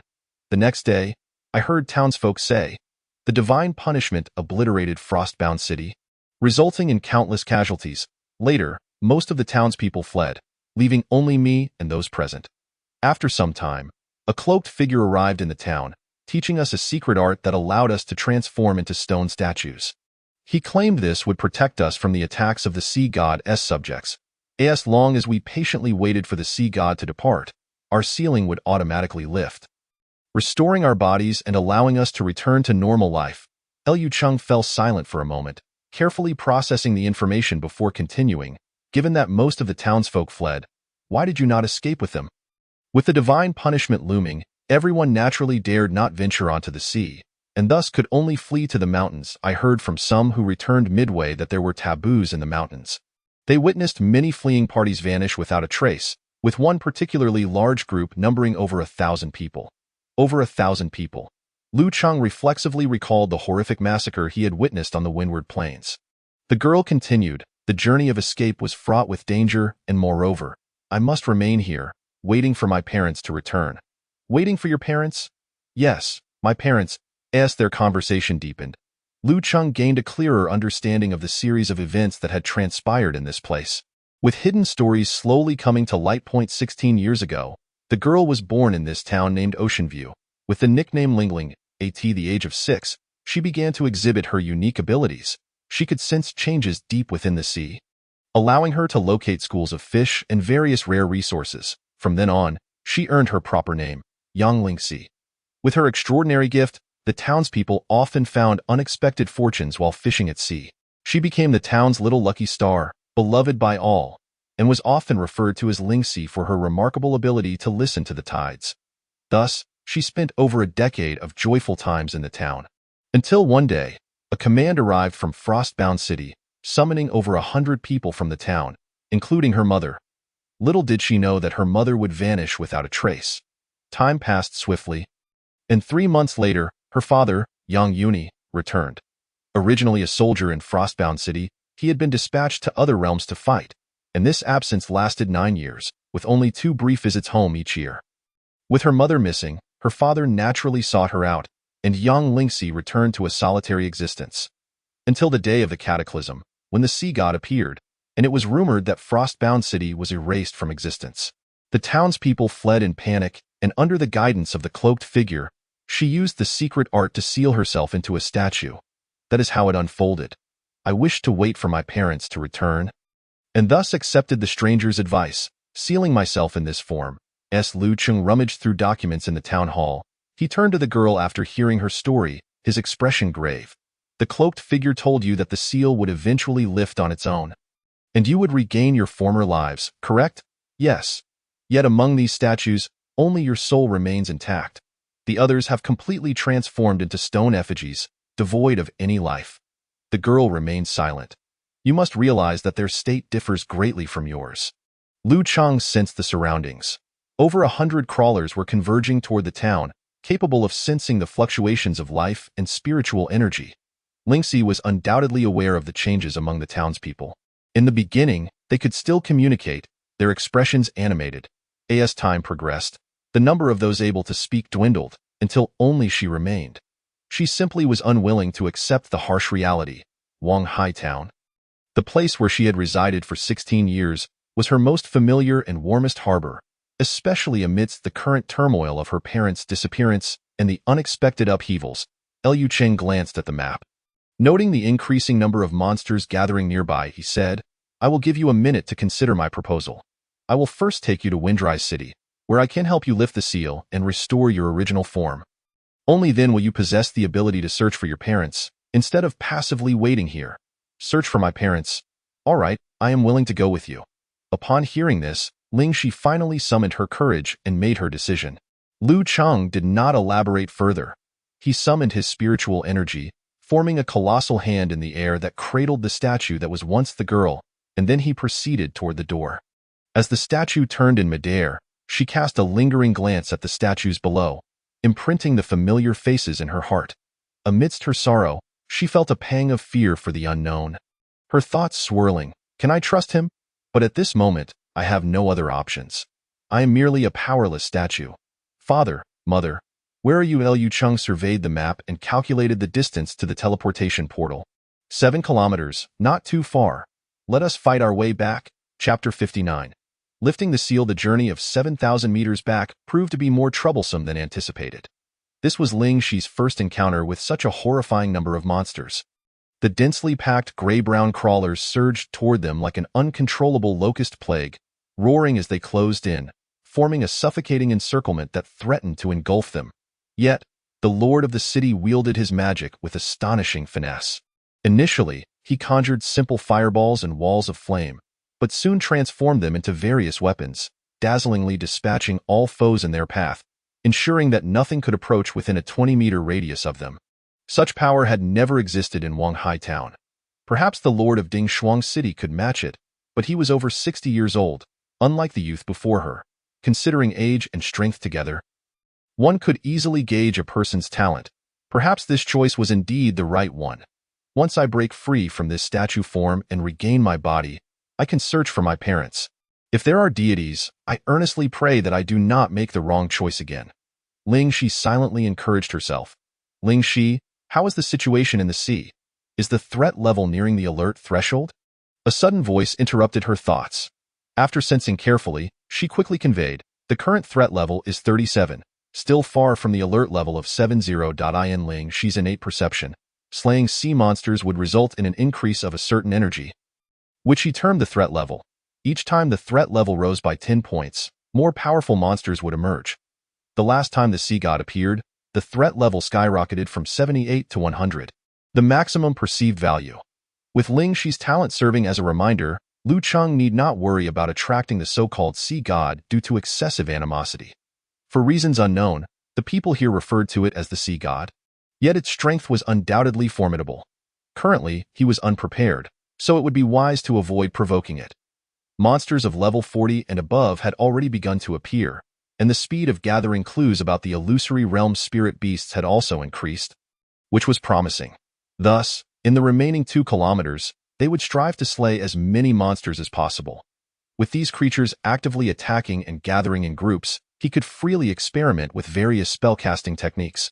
Even simulating skills from the games on Blue Star with his spiritual seals, Liu Cheng quickly formed seals with his hands, and the spiritual energy from all directions surged towards him, coalescing above his head into hundreds of crimson magical seals. These seals gradually split, transforming into delicate, flame-like long swords.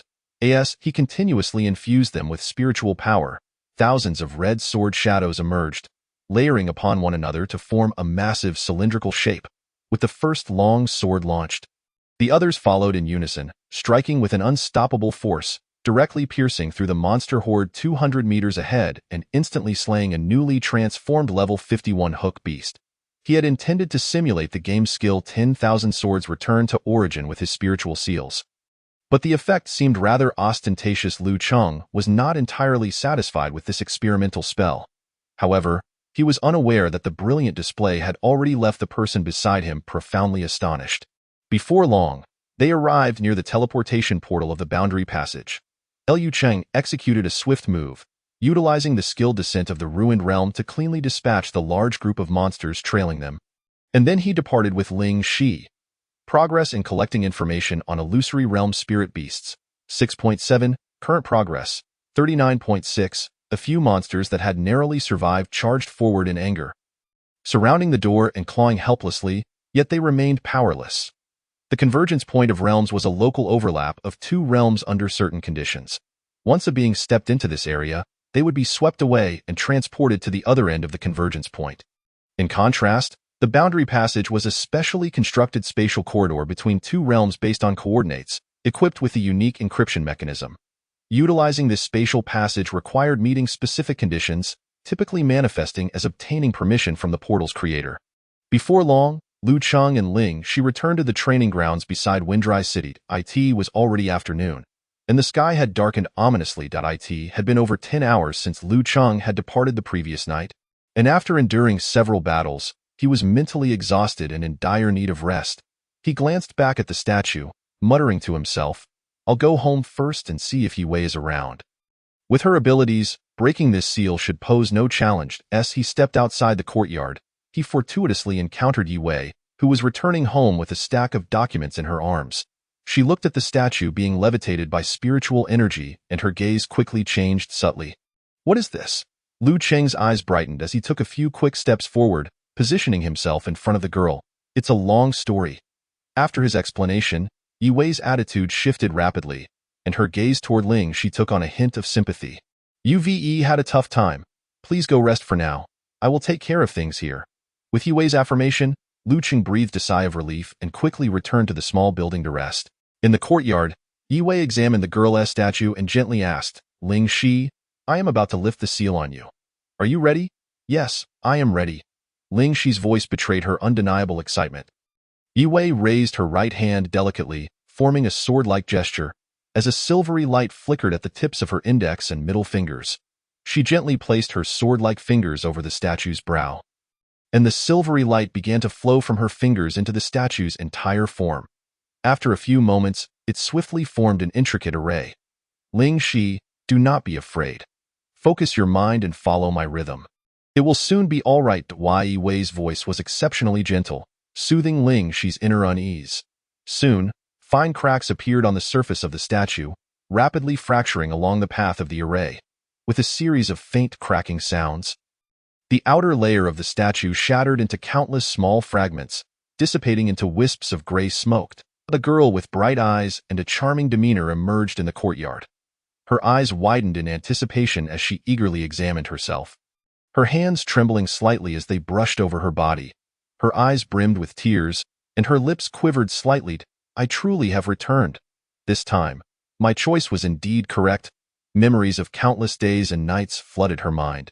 Once upon a time, in that vast and empty town hall, she had witnessed her companions gradually lose their vitality, transforming into cold stone statues. She had gazed countless times at the rising sun and setting moon, snowflakes swirling, yet her parents remained lost and unknown. Ling Shi let out a small gasp, bending her knees as if to kneel before Yue Wei. "Thank you, Sister Yue Wei. The kindness you and Brother Liu Cheng have shown me will never be forgotten." "Absolutely not." The usually composed Yue Wei was momentarily taken aback, quickly reaching out to support the girl before her. Liu Cheng had mentioned that no one in Windrise City should kneel to others. Ling Shi's face bore traces of tears as she slowly lifted her head, her slightly reddened eyes filled with confusion. "But in Ding Shuang City, commoners must kneel to the nobles as a sign of respect." Yue Wei lightly tapped her forehead in mild frustration. "I completely forgot. You have yet to join Windrise City." Before long, a prompt appeared before Ling Shi. "Yue Wei, Chief Administrative Officer of Windrise City, invites you to join Windrise City. Do you accept?" "Yes, no." Chapter 60. The Bookstore Tycoon Chief Administrative Officer. Is that Sister Yue Wei's position? Ling Shi looked at the stunning girl before her, blinking her eyes before decisively selecting yes. "All right, from now on, you are a member of Windrise City. Next, I will teach you how to use the personal terminal. This is a basic right for every citizen of Windrise City." observing the somewhat bewildered girl before her. Yue smiled gently and began her detailed explanation. Time flowed silently by, and an hour passed in the blink of an eye. Under Yue's guidance, Ling Shi gained a preliminary understanding of Windrise City. Simultaneously, Yue gleaned a wealth of information regarding the Frost Domain from Ling Shi. Considering that the hour approached when rest was warranted and that much work lay ahead for the morrow, Yue delicately suggested that the girl take her leave for the night. Before long, the two arrived at the Tongan Inn. After prepaying a month's lodging fee, Yue guided the girl to a private chamber, complete with an exclusive courtyard, a setting quite pleasant indeed. Rest well tonight. I shall return to seek you after my work tomorrow, she assured, observing the flicker of panic and helplessness in Ling Shi's eyes. Yue sighed softly in her heart, stepped forward, and gently ruffled her hair, whispering, "Your parents will be safe. I shall help you find them. For now, take some time to explore the city and adjust your mood." With that, she produced a small bag of crystal coins and handed it to the girl, stating, "While traveling, money is indispensable. Use these for your needs." Ling Shi hesitated, flustered at first, but ultimately accepted the coins. Uttering a shy, "Thank you, elder sister." Watching Yue's departing figure, Ling Shi stood in a daze for a long moment before murmuring to herself, "Ling Shi, oh Ling Shi, how fortunate you are to have encountered such two noble benefactors. From this day forward, I must strive to learn how to live independently. Let us go, let us go." After a while, faint sounds of weeping reverberated within the room, and the night passed, as the moon descended. A new day dawned. Ling Shi strolled through the streets, her curiosity piqued by the unfamiliar city. She had learned from Yue the previous night that Windrise City was devoid of sunlight. Yet, being immersed in this scene still evoked a sense of wonder within her. Ling Shi's gaze fell upon a 5-meter-tall phoenix tree by the roadside, its trunk and leaves emanating a gentle white luminescence. Below it stood a sign inscribed with several lines of text, "Moonlit Phoenix Tree, a botanical experiment in spiritual energy. Moonlight plants can absorb lunar radiance and transform it into spiritual energy. Zhao Xing, Agricultural College. Please do not harm this tree." Following this path, she noted that several trees bore similar descriptions, all peculiar creations of the students from the Agricultural College. "How marvelous," she murmured at that moment. She noticed a few hurried figures in the distance, their voices faintly echoing phrases about being late. Driven by curiosity, she quickened her pace to follow them. 5 minutes later, she found herself before an imposing edifice. Ling Shi gazed up at the plaque above the entrance, captivated by the powerful, swirling characters that read Lecture Hall I. In the brief moment of distraction, the trio she had been following vanished into the training hall. Pondering for a moment, she decided to enter as well. "Little girl, this lecture has already commenced. Entry mid-session is not permitted. You may wait for the next one," a staff member stationed beside the door informed her. Ling Shi softly apologized and hurriedly exited the training hall, feeling a pang of embarrassment. Had she known to stay closer, perhaps she could have glimpsed what lay within as she reflected on her hasty pursuit. She found herself standing before a bookstore. "Young lady, we just received a shipment of skill books. Would you be interested in acquiring one?" The shopkeeper, noticing her curious expression, mused internally, though she doesn't seem like someone who would buy skill books. It costs little to extend an invitation with so few customers. Ling Shi lingered, her gaze flitting between the bookstore and the nearby academy, lost in the sights before her. Upon hearing the invitation, she momentarily startled but soon found herself unconsciously walking toward the source of the voice. "Skill books?" she repeated, her eyes widening as she beheld titles like Ice Arrow Technique, True Sight, and Void Sword Strike on the shelves. Leaving her utterly dazzled, the shopkeeper, feeling a surge of excitement, perceived that the girl was a newcomer and a sale seemed promising. With a beaming smile, he eagerly began to explain, "My dear, skill books are a specialty of our Windrise City Academy. Allow me to elaborate. Skill books are consumables that enable users to comprehend the skills contained within, with a chance of directly learning them based on attributes like perception. Once successfully learned, the user masters the skill as if they had practiced it countless times in a dream." The shopkeeper elaborated. Ling Shi's eyes sparkled brighter. Memories of Lu Cheng wielding a myriad of swords, vanquishing thousands of monsters in one stroke, flooded her mind. "Ling Shi, oh Ling Shi, to find your parents, you must grow stronger. Become as formidable as the Lord. Let us learn sword techniques. They are powerful. I want this one, and this one. She eagerly pointed out several sword techniques. Although uncertain of their power, she resolved to purchase them for later experimentation. The shopkeeper's smile broadened, especially upon seeing her produce a handful of crystal coins from a small pouch. Thus, Lingxi acquired dozens of skill books, more than 10 of which were sword techniques, while the rest were various auxiliary methods recommended by the shopkeeper. "Miss, why not take a look at our new product, the identification scrolls?" he proposed, seizing the opportunity with a rare customer.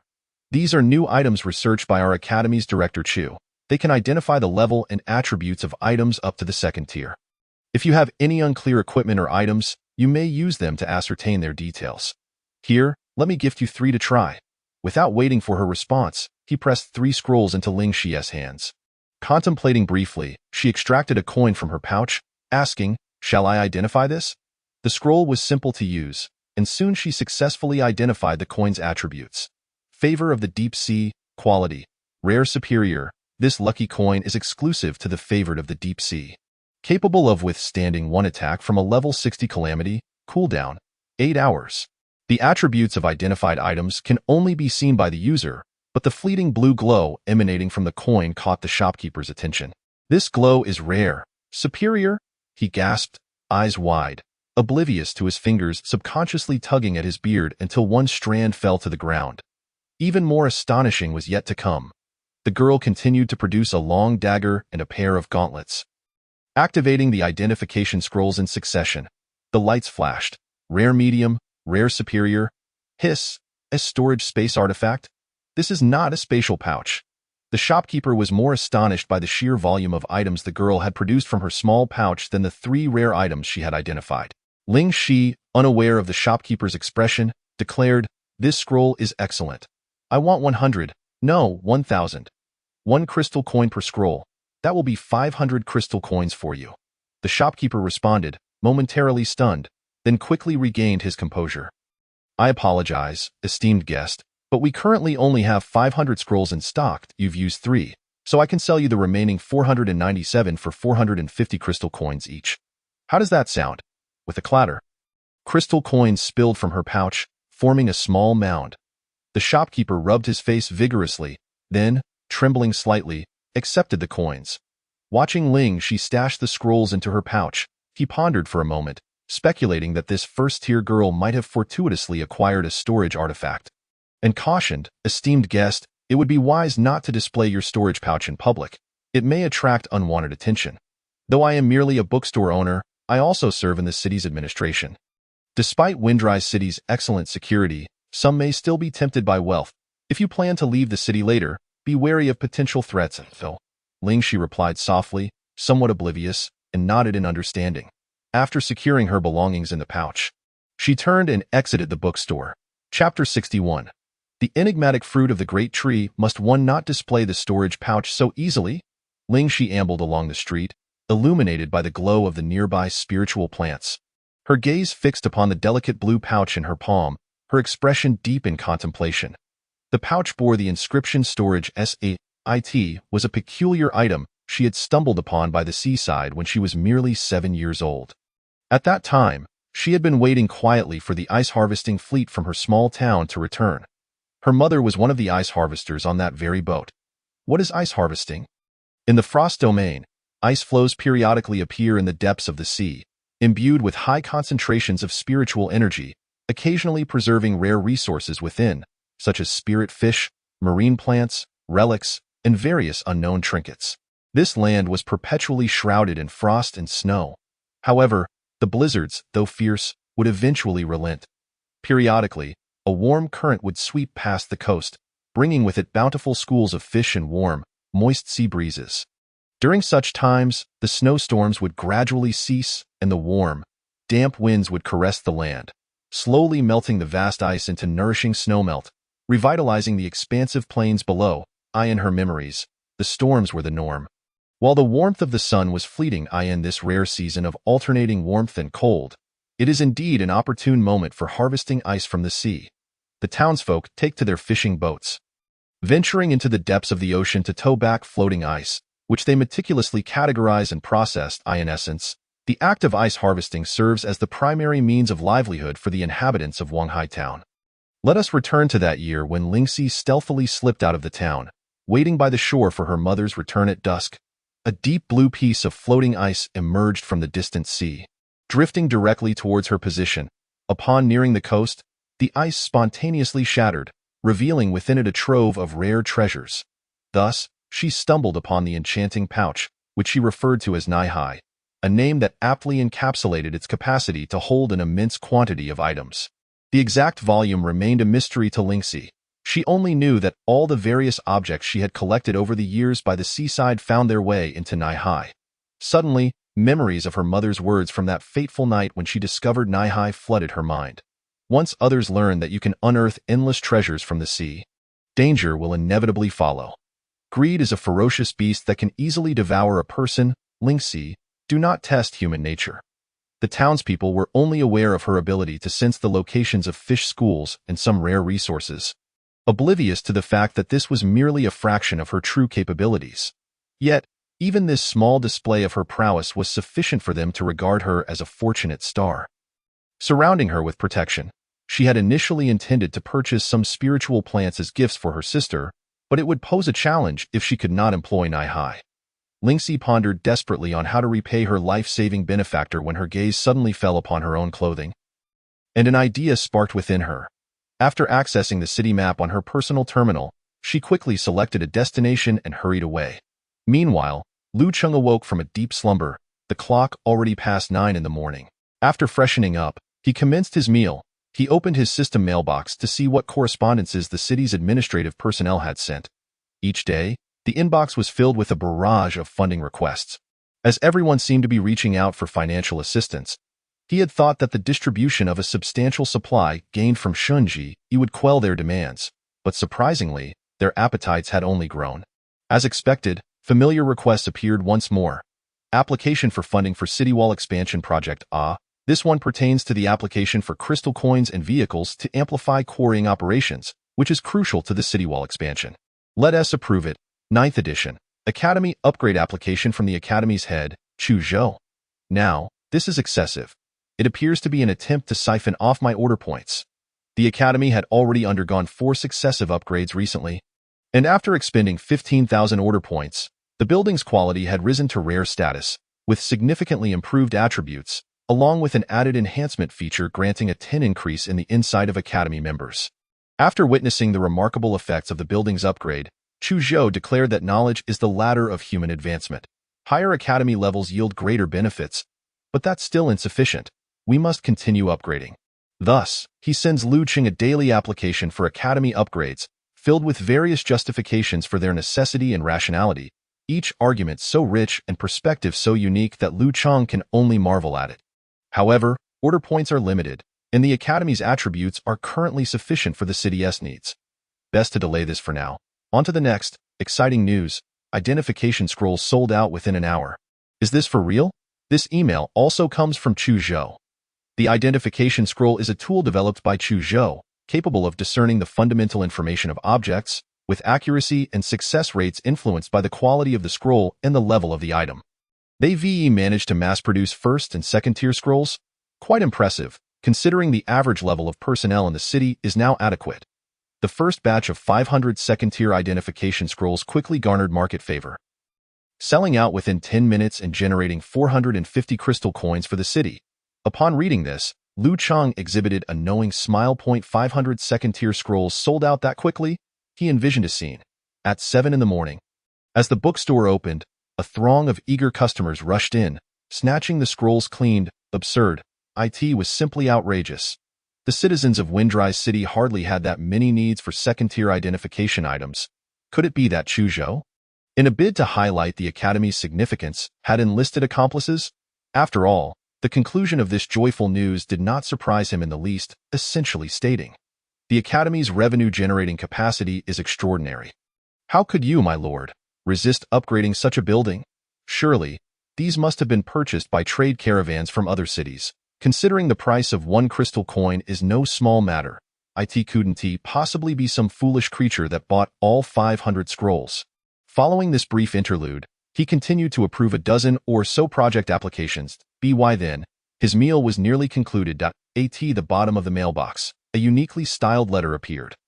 Auspicious signs at the Agricultural Academy. A giant tree bearing extraordinary fruit. The sender was Su Zusher, the principal official of the Agricultural Department, a kindly man in his 50s, specializing in spiritual plant cultivation, and already having reached the second realm of spiritual mastery. Given Su's usual prudence, the giant tree he deemed auspicious must be quite extraordinary. Lu Qing's face lit up as he opened the letter. The contents were brief, easily read in just a few moments. The study of spiritual botany had recently unlocked a skill blueprint of exceptional quality, the spiritual plant fusion technique. This technique enables the fusion of various spiritual plants, with a chance of producing new mutated varieties. Through the collective efforts of the Agricultural Academy's faculty and students, after enduring numerous failures, they finally succeeded in cultivating a sapling. This sapling, fused from over a dozen spiritual plants, grew into a towering tree of over 60 meters in just one day, with a trunk diameter reaching an astounding 7 meters. Even more astonishingly, this tree bore spherical fruits with a slightly triangular top, encased in a layer of hard yellow shell. Once infused with spiritual power, the fruit could be opened, revealing its randomly shaped pulp, which, when consumed, offered a small chance of acquiring a random ability, a giant tree yielding such miraculous fruits. Lu Qing's fingers rhythmically tapped the table, producing a steady sound. After a moment of contemplation, he resolved to investigate this matter personally. Chapter 62. Observations. As Lu Qing stepped out of the city's northern gate, a striking sight met his eyes. A tree emanating a gentle green glow. This tree must be from the Agricultural Academy's experimental base, located about 6 kilometers away. Estimating the visual height and distance of the tree, he concluded that in just one day, it had grown to an impressive height of 110 meters. Such a terrifying growth rate. He wondered how long it could be sustained and how much larger it might grow in the future. Hopefully, this miraculous giant tree would prove beneficial for Windrise City. Ever since the protective dome's coverage radius had expanded to 10 kilometers, and with no external threats of war looming, this vast area outside the city had become remarkably safe, allowing its inhabitants to move about without fear of encountering sudden monster spawns. Lu Qing rode leisurely along the roads outside the city, enjoying the gentle breeze. The spiritual fields flanking the road stretched endlessly, lush crops swaying like verdant waves in the wind. Once this first harvest outside the city was completed and stored in the warehouses, it should yield around 3,000 tons of grain. If the fishing grounds within the Frost domain could be successfully constructed, the policy of accumulating grain would be well underway, as the Lord. Surveying his flourishing lands brought him great satisfaction. The number of spiritual cultivators in the city had already surpassed 3,000, a remarkable ratio given the total population of 7,000, largely attributed to the enhancement feature of Lingxi Miwu. The city was gradually accelerating forward, with various aspects taking shape. Spiritual botany provided food and herbs, the Soulforge base supplied alloys and weaponry, the academy offered skill learning and sharing, and commissioned exploration tasks enhanced the strength of pioneers. The sanctified land created a relatively safe area for monster farming. Together, these elements had established a more complete training system. As long as they could continue to develop steadily, Windrise City would rise at an astonishing pace. This year's year-end assessment was bound to yield commendable results, and perhaps they could even secure some special rewards. Having failed to pass the year-end assessments in the previous 2 years, he was determined to redeem himself this time. Just as he was lost in thought, 2 swift steeds galloped by, interrupting his reverie. Remarkably, the number of people on the road today seemed excessive, perhaps 4 to 5 times the usual amount. In just a few minutes outside the city, more than 10 riders had sped past him, most of them utilizing short-term rentals of spiritual beasts from the city's carriage services for convenient transportation around the area. At that moment, a passenger vehicle approached from behind, resembling a bus from Blue Star to about 70%. Powered by large crystal blocks, it could accommodate up to 50 passengers and had an acceptable speed. This was the latest product developed by the Soulforge base, reportedly aided by the technical expertise of Director Chu. Notably, on the day of its debut, the engineers unanimously voted to name it the Lingxi. However, Lu Qing swiftly vetoed that name, ignoring protests regarding why a spirit-driven vehicle couldn't be called Lingxi, renaming it simply as a passenger vehicle. Ever since the protective dome's coverage had significantly increased, the trial grounds in the mist and purified land had all moved beyond the 10-kilometer radius of Windrise City. However, The residential addresses of the townsfolk remained unchanged. They traversed from within the city to the outskirts, adding dozens of miles to their daily journeys, much to the lament of the pioneers, as not everyone possessed a means of transportation. Thus, upon the introduction of the passenger bus, the market erupted with praise. Observing the bus approaching from behind, Lu Cheng further slowed his horse's pace, feeling a stir within him as a faint greenish-blue vortex swirled by his ear. Soon, a muted conversation emerged from within. "Husband, your words are truly embarrassing. Are you not afraid of being overheard and laughed at? No one would be so uncouth.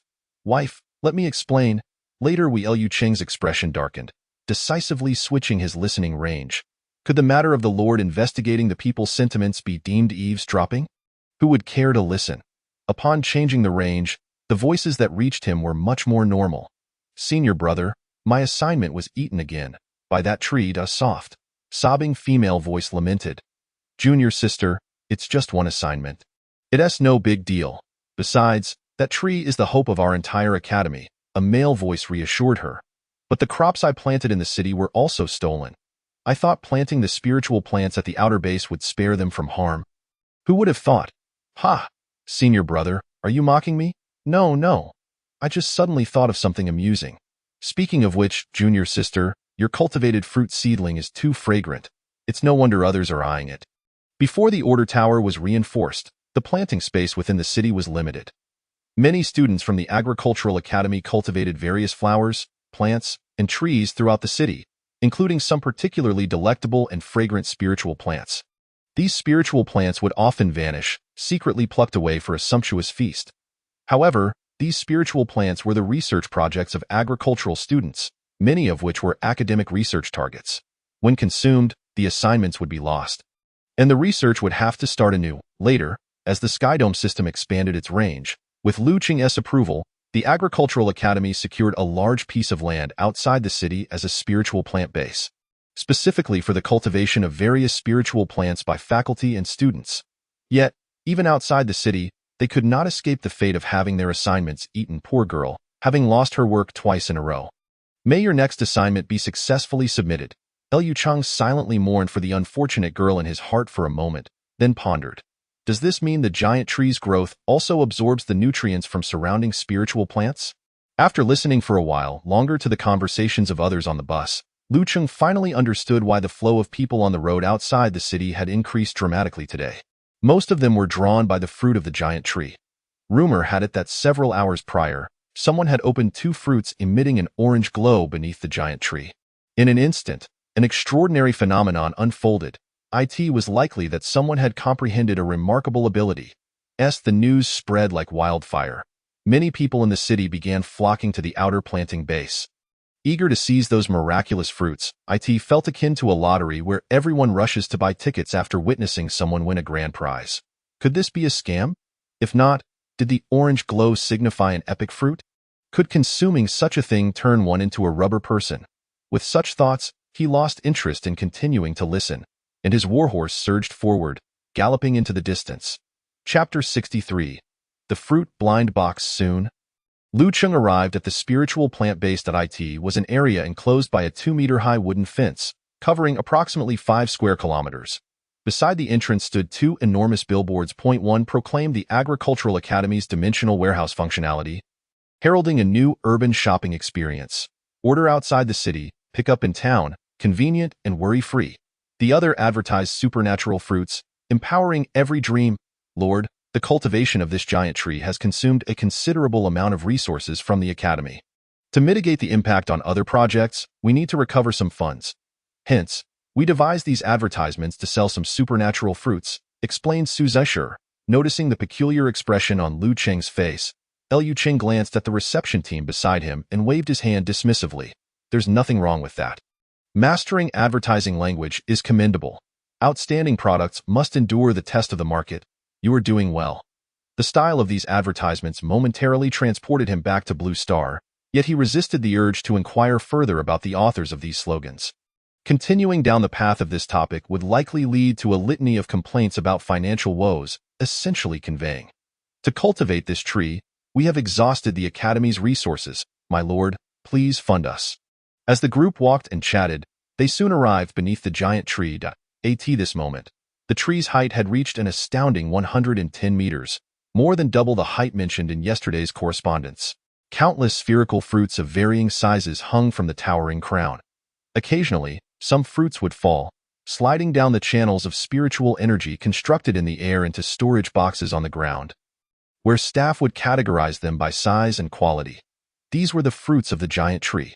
Once infused with spiritual energy and activated, the shells would split evenly in two, revealing the flesh within, which, when consumed, would yield random effects.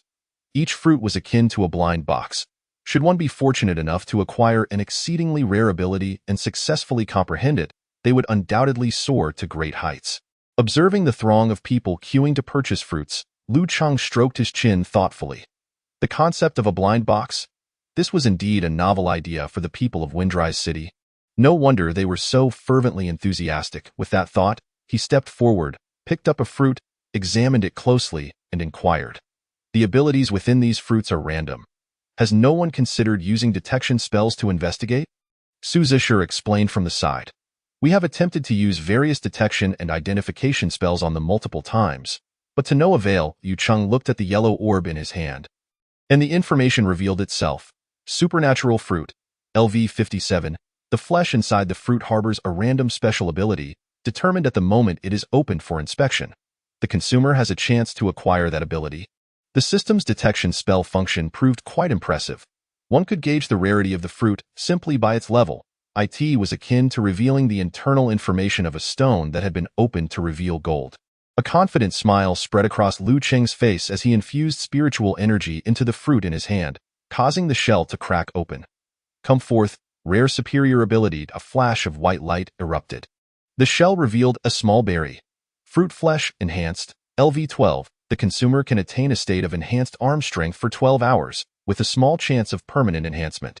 Lu Cheng felt as if a herd of llamas had just galloped past. Was this reasonable? Wasn't it supposed to be a LV57 fruit?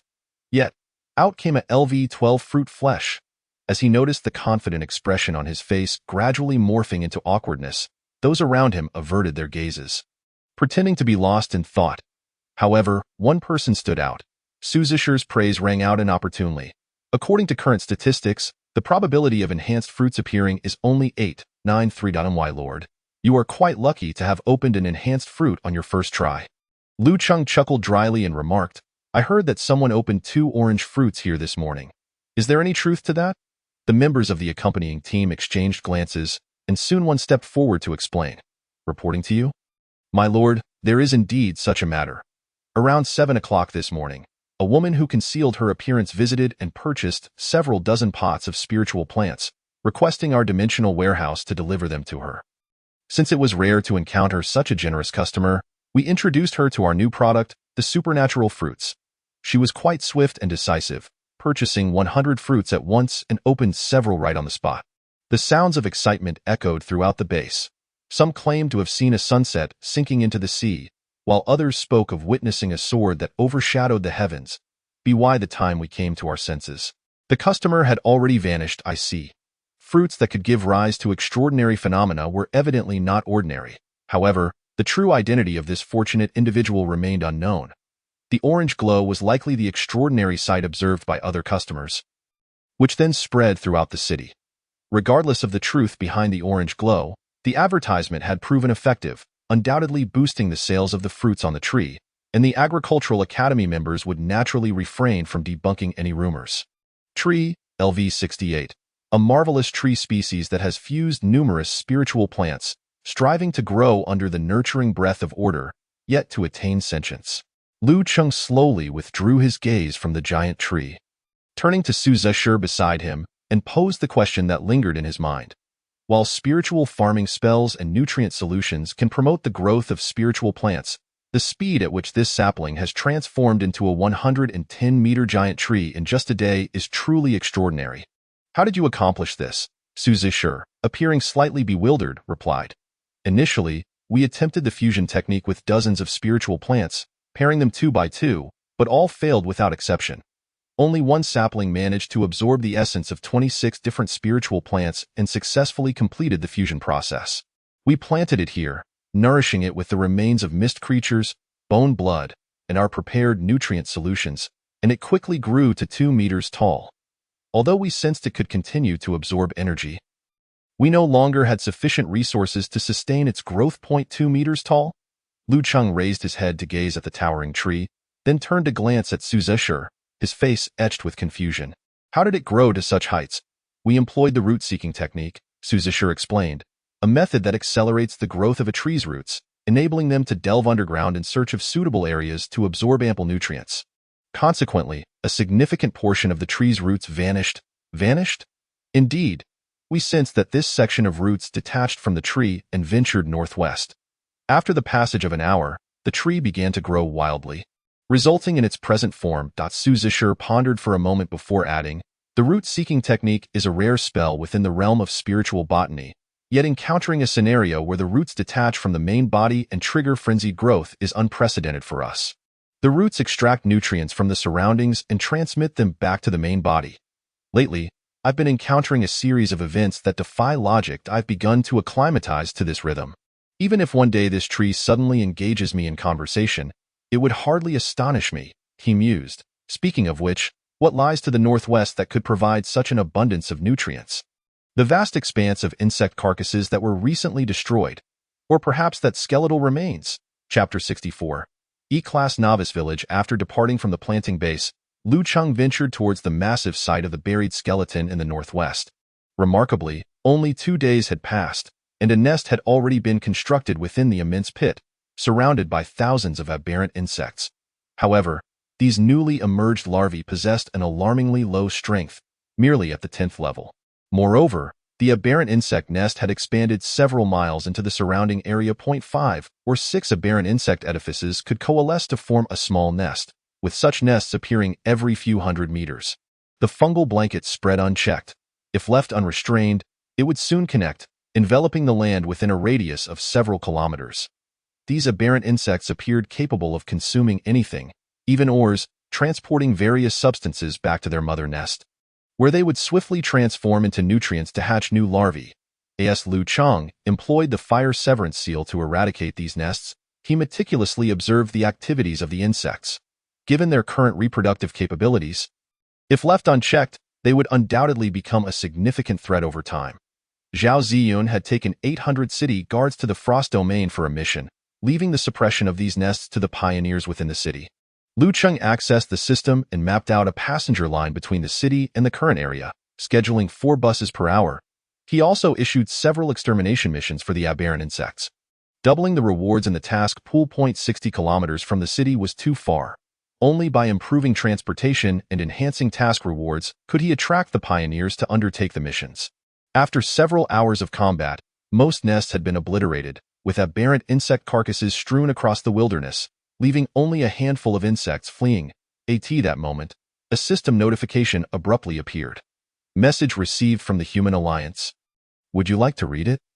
After destroying the last aberrant insect structure not far ahead, Lu Cheng ceased his assault and opted to accept the message. Greetings, Lord Lu Cheng of Windrise City. This year's assessment will commence on September 1st and conclude on December 31 ST. Please make necessary preparations in advance. Kindly provide the current specific coordinates of your domain to facilitate the Alliance's subsequent operations. After sending the coordinates, approximately a minute passed before a new notification emerged. Based on Windrise City's performance in the past 2 assessments, your initial rating for this assessment is E75-100. And your current assessment focus is non-combat direction. Drawing your identity card, based on your initial rating, you have received the territory identity. Obscure Novice Village. Quality, Gray.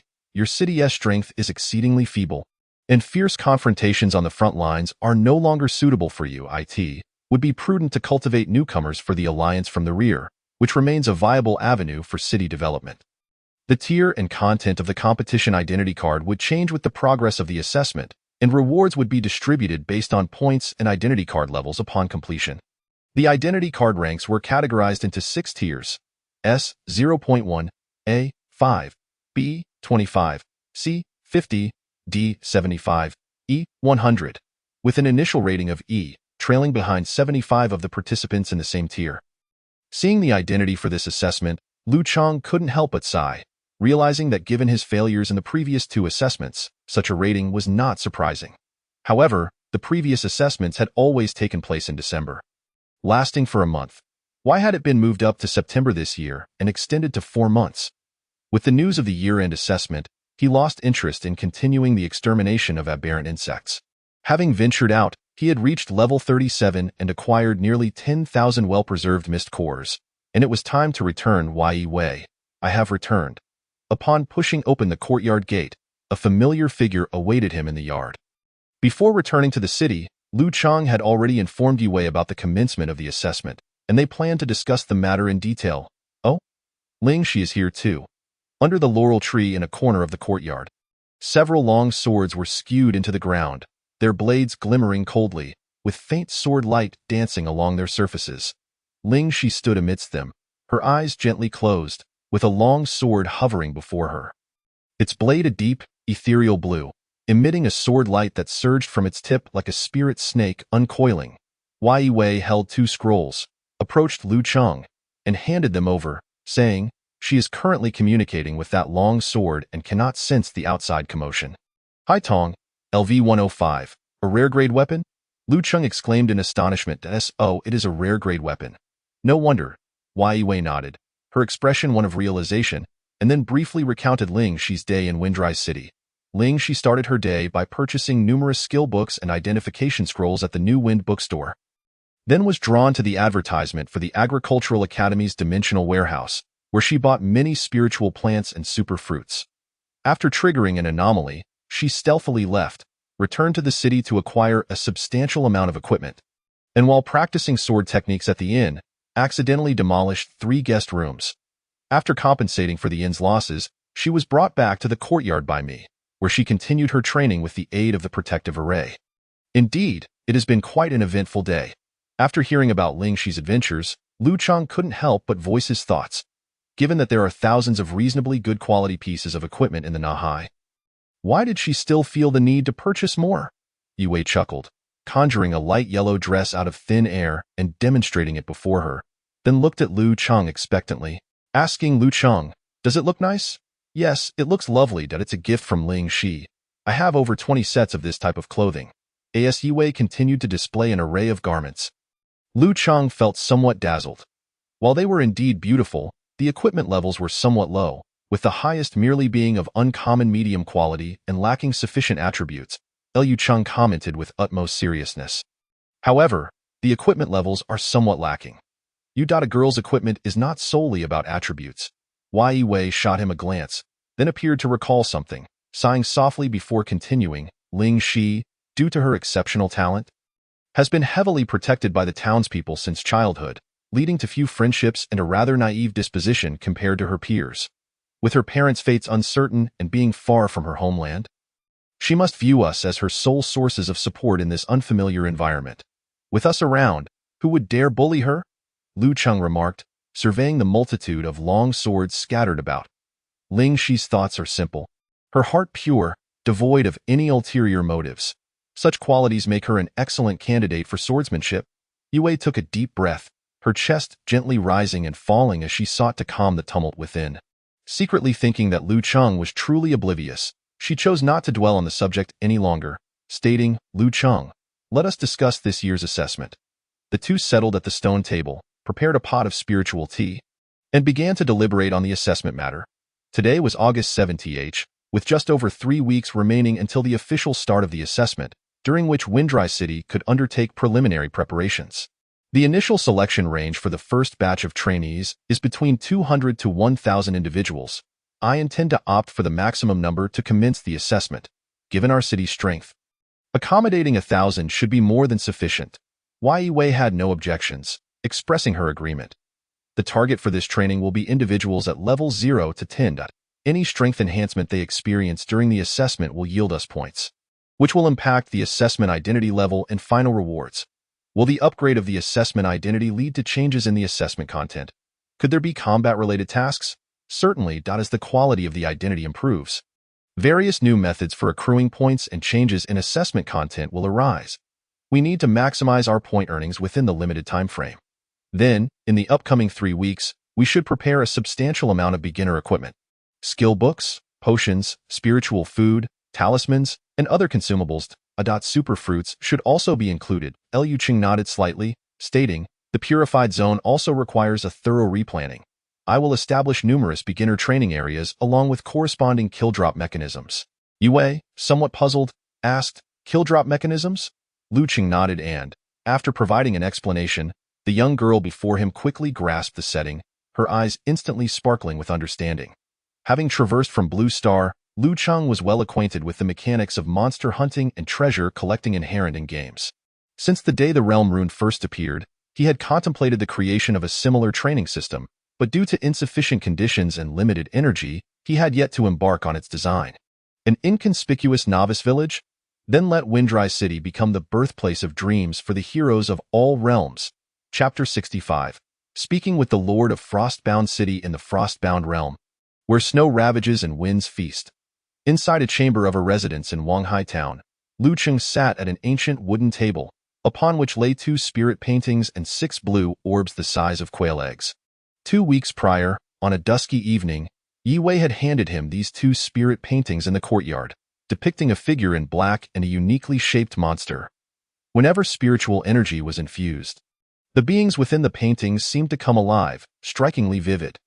The images were crafted based on Lingxi's memories, rendering them nearly 100% accurate. The figure in black was the one who had appeared in Wanghai Town, teaching Lingxi the art of spirit sealing. His attire bore a striking resemblance to that of the 2 black-clad attendants accompanying Zhou Mingjue on that fateful day for the bizarre-looking monster. It was the so-called sea god that people spoke of in hushed tones. It was a colossal beast emerging from the depths of the ocean, resembling an octopus to a significant degree, with a portion of its body above the water stretching over 1,000 meters long, a pair of crimson eyes glaring with menace, and its face adorned with a multitude of twisting and writhing tentacles. Instilling a sense of dread, it thrust several thick and powerful tentacles from the waves, hoisting a white trident high, enveloped in a rich purple glow that seemed to harbor the power to annihilate all. However, in Liu Qing's eyes, this so-called trident bore a striking resemblance to 3 enormous phalanges, harmonizing seamlessly with the severed hand outside Windry City. Thus, it could be inferred that when the Bone Shatter sensed the coordinates of Frostbound City, leading to the creation of a portal to this realm, it was, in fact, the skeletal fingers calling out to one another. In recent days, Windry City had dispatched thousands of explorers to the Frostbound Realm, surveying thousands of square kilometers, ultimately discovering 17 survivors. Regrettably, most of these individuals were driven to madness, their minds shattered, providing scant clues. Yet, all these limited clues confirmed the authenticity of the spirit paintings. Ding! The hour of the rat has arrived.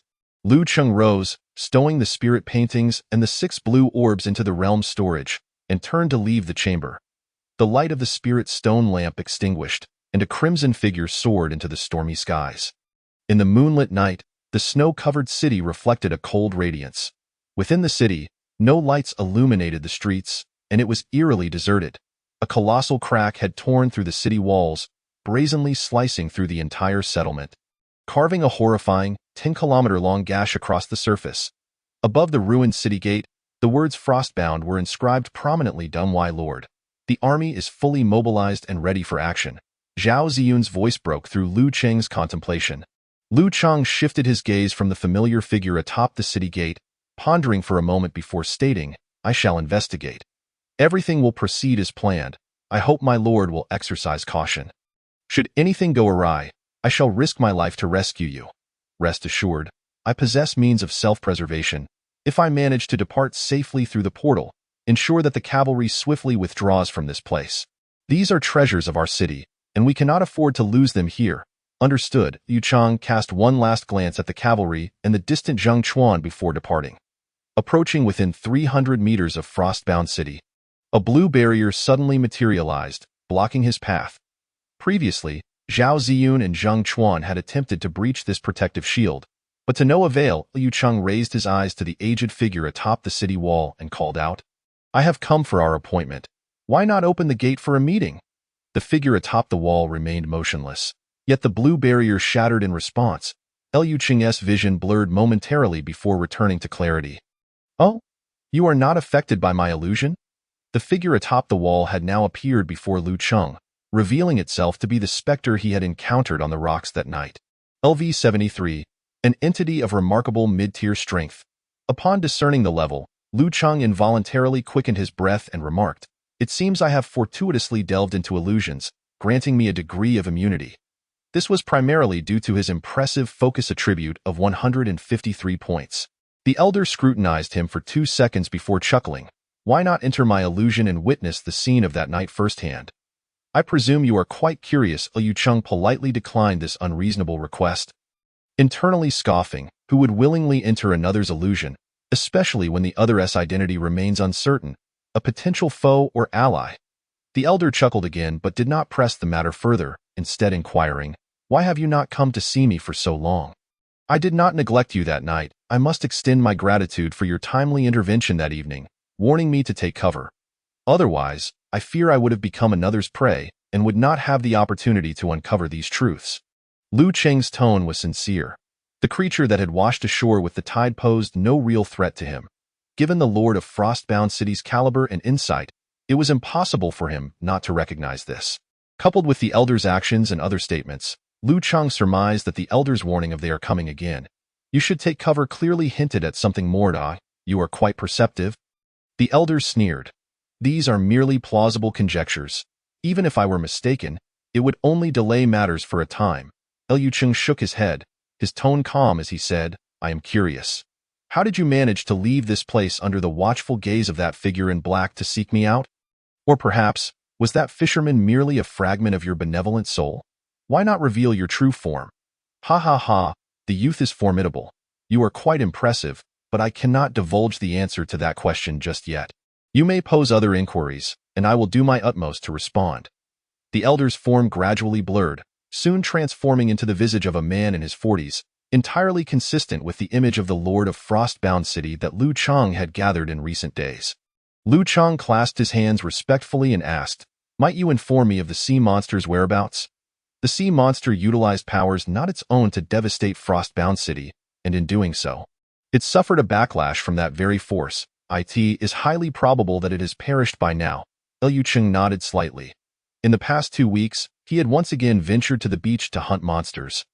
Yet despite the alert level exceeding the threshold, reaching 80 points, he had still not encountered the so-called CGOD. It seemed the sea monster was likely in dire straits. He then asked, "Could you disclose the organization to which the figure in black belongs?" The middle-aged lord scrutinized him for a moment before responding, "You have likely interacted with them already, yet you remain quite well, indicating you possess some skill. However, I cannot provide a straightforward answer to this question. Allow me to ask you, as a lord, what is your ideal for managing your territory?" "Ideal?" Lu Cheng echoed, a thoughtful expression crossing his face. After a while, he replied, "To safeguard a realm amidst the mists. Ensuring that the people under my care live in peace and prosperity." 40 years ago, Dinghai City was merely a small town, and I harbored similar thoughts to yours. However, in the span of a lifetime, from being changed by the world to changing the world, only a few decades pass. The middle-aged lord seemed to reminisce, his tone shifting slightly. Those who dwell in comfort often fail to perceive impending dangers. They may even resent those who confront darkness, believing they can remain unscathed. Those in high positions defend their glory, not necessarily out of ambition. They may simply sever the paths of others. There are also those who, under the guise of salvation, pursue their own interests, treating the masses as mere pawns to manipulate at will.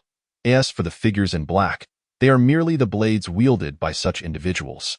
Following this declaration, silence enveloped the air for several minutes until Lu Cheng broke the stillness. There will always be those who remain true to their original intentions. I know of one such person.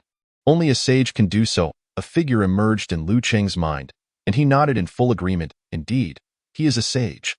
The middle-aged man cast an odd glance at Lu Cheng, dismissing him as a young person speaking recklessly and refraining from further comment. Lu Cheng inquired, "So, as you grew in strength, you gradually lost sight of your true purpose, leading you to establish the Sea God sect, compelling your followers to chant incantations and willingly sacrifice their souls to you as sustenance for your ascension?" The middle-aged lord did not shy away from the matter, affirming, "Indeed, I once stumbled upon a secret method that allowed me to extract the power of souls to aid in forging new soul nodes and breaking through my limits. Sacrificing the souls of thousands to elevate myself further, thereby enabling me to save even more, is hardly a loss. Thus, you are the third type of person you just mentioned. Our ideologies align. There is nothing inherently wrong with that. I merely lost the game, not that I was in the wrong. The middle-aged lord's tone shifted as he asked, "Since I have answered several of your questions, it is time for me to inquire. This realm has been sealed. Nearly all avenues of entry have vanished. How is it that you managed to enter?" Lu Cheng replied, "It was merely by chance." This answer evidently did not satisfy the other. The middle-aged lord suddenly burst into laughter, producing an ancient mirror from his hand, stating, "On that day, I mentioned I had a gift for you. Since you have come, I shall fulfill my promise." Liu Cheng's face lit up with delight as he extended his hands.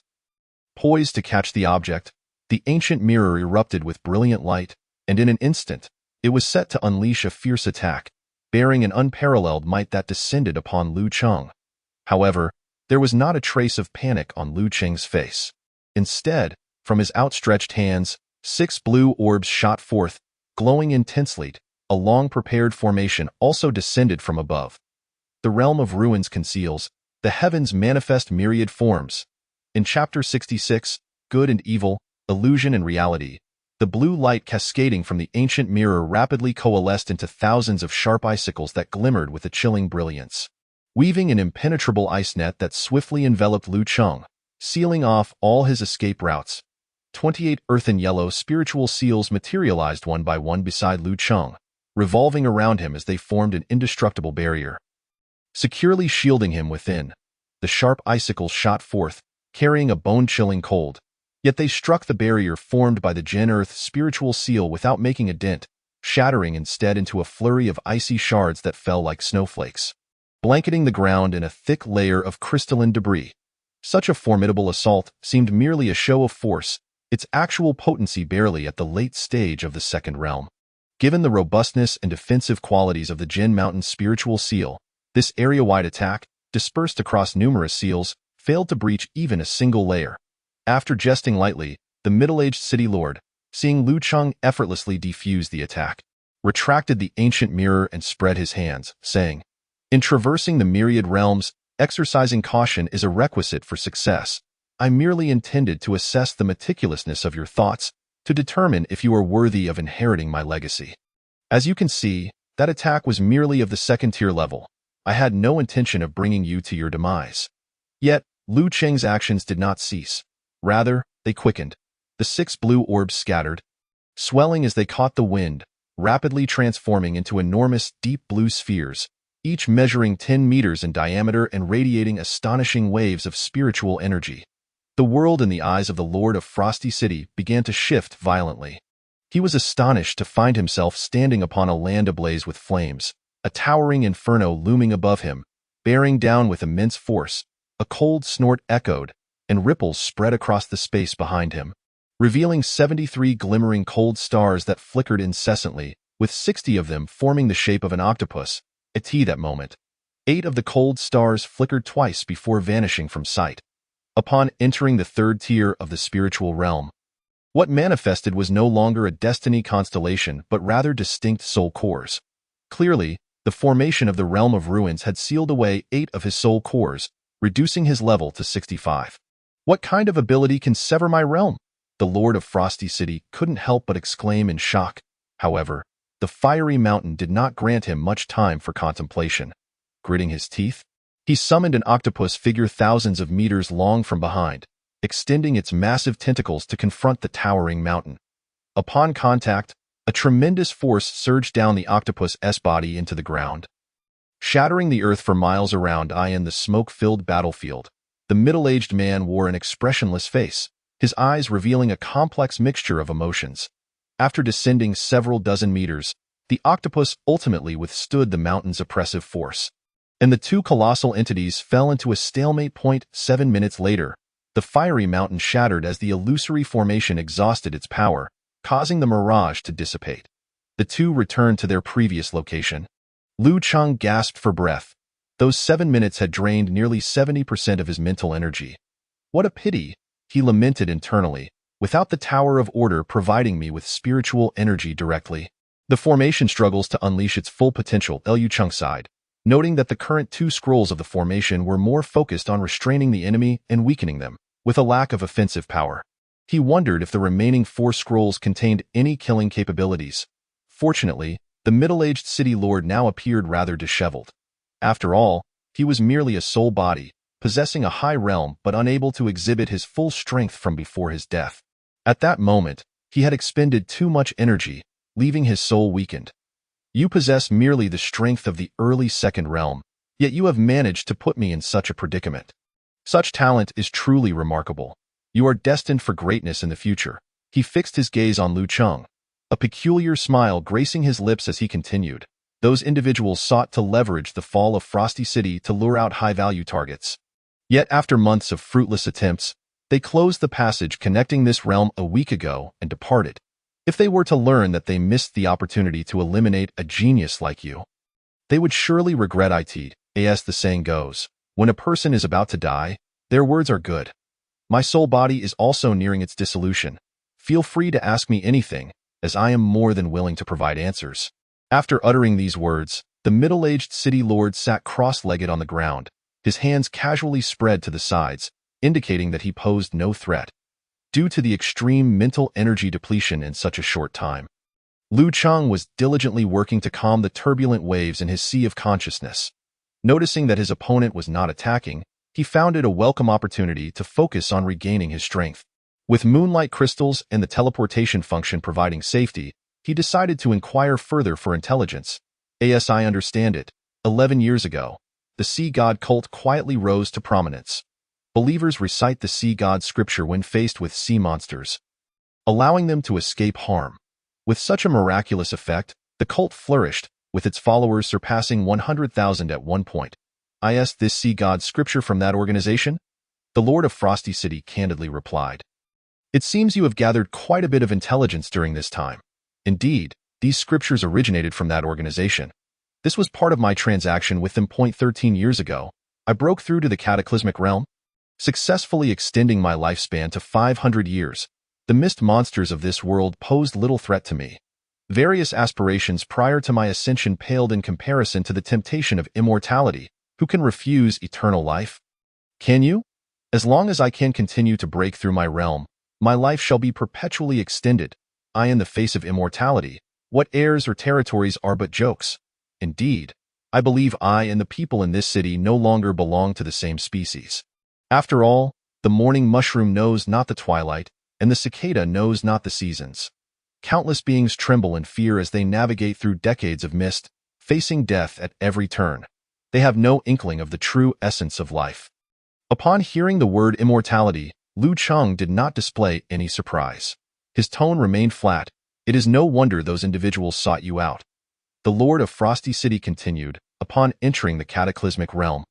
I had to begin cultivating my soul, but this path is too ethereal, and I made little progress over 2 years. It was not until those individuals approached me, offering that scripture, that those who recited it could dedicate their soul power to me, allowing my strength to grow rapidly. Noticing the energy around Liu Cheng beginning to stir restlessly, he chuckled. You wish to kill me, to avenge those people, do you? Ha! Such a laughable sense of justice. It will ultimately become an obstacle on your path to advancement. With your exceptional talent, you are destined to be no common person. Sooner or later, you shall step into the cataclysmic realm, and at that time, you will understand my perspective. With that, the figure of the Lord of Frosty City began to fade gradually, transforming into an elderly man clad in a raincoat, resembling the fisherman from the rocky shore. The old man removed his hat, revealing an aged face, kind and benevolent, starkly contrasting with his previous middle-aged appearance. He sighed deeply, trembling as he stood upright and approached Liu Cheng, murmuring, "There is no need for you to take action. My soul body, be it good or evil, is about to dissipate. Liu Cheng, if given a second chance, I would still wish to return to Wanghai Town and live as a joyful fisherman. Life spans a mere century. In the end, it is but smoke and dust. I hope you can take my fate as a warning." He walked up to Liu Cheng and handed him a golden orb, saying, "In my youth, I was fortunate to acquire an epic skill, the art of universal fishing. It allows one to catch rare treasures from various realms. Unfortunately, my talent is limited, and after decades, I have only grasped a mere fraction. Now that my soul is about to dissipate, I pass this on to you. I believe that with your talent, mastering this technique will pose no challenge. This is the gift I promise to bestow upon you. I hope you will cherish it. Farewell, young friend. The old man's form gradually dissolved into mottled fragments, vanishing into the cold wind, leaving no trace. The golden orb floated in midair, slowly rotating and emitting a soft, warm glow. Liu Cheng gazed at the orb, hesitating to accept this epic technique right away. He rubbed his forehead and said helplessly, "Good and evil souls? Your words, half true and half false, truly leave me in confusion." A flicker of flame suddenly ignited in midair, engulfing the golden orb completely. In Chapter 67. Once again, the cards, this performance had gone on long enough. It was time for the curtain to fall. The flames upon the golden orb grew increasingly intense, and the frequency of the leaf fire seal's appearance began to escalate. It resembled a golden egg being roasted over a fire. And a faint aroma of meat gradually filled the AI art. Liu Cheng stood calmly to the side, his gaze serene and profound as he patiently waited. 5 minutes passed, and the radiance on the surface of the golden egg faded, revealing a gray shell. Cracks began to spread across the shell. Soon, it shattered. A fist-sized octopus emerged from the broken shell, its body bizarrely adorned with a human face. Upon closer inspection, it was the familiar visage of the fisherman. At this very moment, the face before me was etched with astonishment, resentment, interwoven with profound disbelief and unwillingness. As I watched the visage of the octopus plummet towards the ground, 16 long prepared Li Hua seals emerged from the surroundings, delivering a fatal blow. The octopus instantaneously transformed into a crumpled mass of blackened charcoal, landing on the earth and rolling twice before gradually reshaping itself. Its astonishing defensive prowess had cost me a total of 64 Li Hua seals to bring about its demise. Liu Cheng clicked his tongue and approached the remnants of the octopus. There lay a card, comparable in size to the J card of Plum Blossom that Zhou Mingjue had once transformed into. The surface of the gray-black card depicted a figure kneeling on the ground, slightly raising his head, half of his face resembling that of the middle-aged lord of Ding Shuang City, his teeth clenched, revealing an expression of reluctance as a stream of blood tears flowed from his wide-open eyes. The other half of his face bore the features of an elderly fisherman, his eyes closed, a serene expression gracing his visage, with the corners of his mouth curving into an exaggerated smile, seemingly filled with joy. Behind this kneeling figure loomed a gargantuan octopus, from whose tentacles dangled countless fine crimson threads, binding the lord's entire body as if manipulating a marionette. Yet, atop the octopus's head was a perfectly round hole, revealing an intricate mass of biological tissue within. A colossal gray crystal hovered above the opening, beside which stood a cloaked figure, eyes closed in rapture, arms outstretched as if to embrace the crystal before him, wisps of gray aura swirling between them. You laid the groundwork for so long, all for this final moment, did you not? If I were to open my heart and willingly accept this so-called epic skill, what awaited me would be the next cycle of parasitism.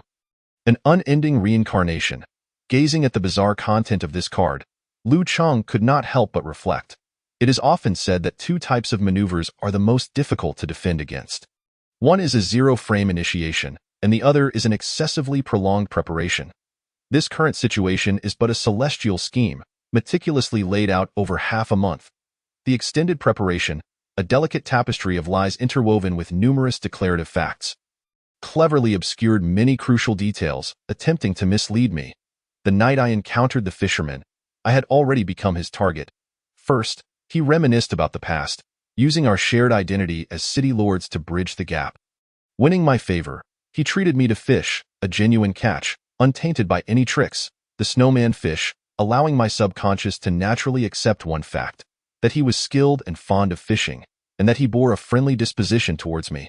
Finally, he subtly warned me of the danger present, advising me to refrain from venturing into Ding Shuang City for the sake of my safety. After all, only by delaying until the cloaked figure departed could the ownership of this prey be transferred from him to the fisherman. Then came the transition of identities, downplaying the role of the middle-aged city lord while elevating that of the elderly fisherman. The matter of the octopus was treated lightly, employing the ancient mirror to conduct a preliminary deceptive investigation, then answering my own queries, all merely to lower my guard in the final moments before my soul's demise. A wave of memories combined with the identity of a benevolent spirit seamlessly ushered forth the long-prepared fishing skills. This dazzling so-called epic skill inheritance was the true bait. All actions and dialogues served solely to ensnare me in this last moment. Liu Cheng had always disdained idle chatter during confrontation. In favorable winds, his verbosity could easily lead to a reversal, thus it was better to act first and speak later. As for the enemy's chatter, discerning the truth within their words was no simpler than uncovering the truth through action. Yet this matter before me was indeed infuriating, leaving him with a plethora of words pinned up within. Yearning to be released, Liu Cheng cast a spell to probe the card, but it remained utterly unresponsive. After gazing at the image on the card for several seconds, he began a series of sarcastic remarks. Who would have thought, my fish in the end, did not bite your hook?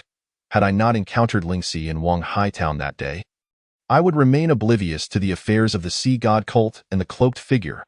Yet only recently had I clashed with that organization, my guard fully raised, when we met again. I crafted an identity of a benevolent spirit for you, and you dared to accept it? Do you not consider the heinous acts you have committed? Tens of thousands of lives, after all. Such malevolence renders all your theatrics utterly unconvincing to me. Even if you truly manifested a pure and innocent persona, do not think you can survive in my presence. Your existence is a profound disrespect to the deceased. At this point, reflecting upon the countless innocent lives lost, Liu Cheng found no desire to continue his tirade. Victory had been achieved, yet his heart felt heavy. After repeated examinations of the card, confirming its lack of special attributes, Liu Cheng nevertheless picked it up. To that esteemed figure in the virtual realm, do you have any interest in this card? Liu Cheng tentatively called out into the air, yet received no response, leaving him somewhat disheartened as he stowed the card into his spatial realm. After issuing commands to Zhao Ziyun and Zhang Chuan to lead troops in searching the city, he ascended to a lookout tower on the city wall. From this vantage point, the entirety of the city unfolded before him. It was a sprawling city covering over 80 square kilometers, with a resident population of approximately 100,000. The urban layout was orderly, with a myriad of bustling marketplaces and shops, all bearing witness to the former splendor of this place. Alas, a massive chasm stretching over 10 kilometers cleaved through the city, a wound 200 meters wide and 50 meters deep, wreaking havoc upon its landscape. Scattered throughout the city were gray statues, standing or seated, reminiscent of those spirit-ensnared figures in Wang Hai Town, their souls siphoned away, rendered lifeless in one square. The number of statues reached into the tens of thousands. After the city had suffered an assault by the octopus sea monster, its inhabitants must have undergone a grand sacrificial rite. Given some time and the gathering of sufficient clues, a more complete truth should be pieced together. Meanwhile, the forces of Fengqi City were scouring the streets in search of both people and items. Months had passed since the city's downfall, and virtually no living souls remained, yet a thorough search was still necessary, for the quest for items. After a victorious battle, cataloging the spoils was an indispensable task. Originally expecting a fierce battle today, he had prepared 3 plans, all of which turned out to be unnecessary. Now, this presented a perfect opportunity for the soldiers he brought along to thoroughly search the city. With the year-end assessment approaching, he aimed to gather as many resources as possible before the official commencement of the evaluation. This abandoned city, now a desolate shell, evidently offered Fengqi City an exceptional opportunity to enhance its strength. Chapter 68. Ning Xiaozhu. Outside the camp gate of Dingshuang City, several individuals awaited in silence. A cavalry unit galloped swiftly from the distance, and even before their arrival, a deep, rugged voice echoed forth. Brother Ziyun, our Liwind army has just discovered an armory. Guess what we found? Zheng Chuan dismounted nimbly from his steed, striding towards Zhao Ziyun and the others with a hearty laugh.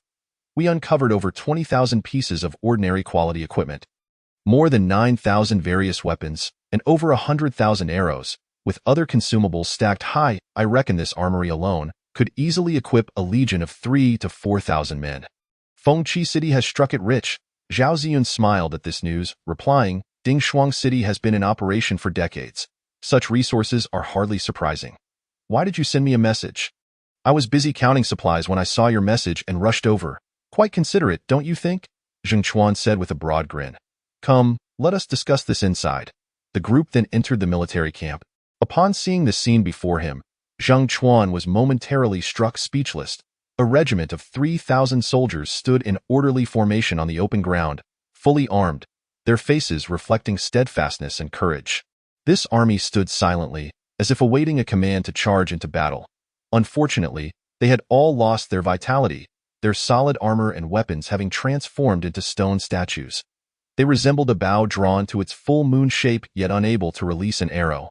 They, too, had their lives snatched away in an instant by the Lord and the monster.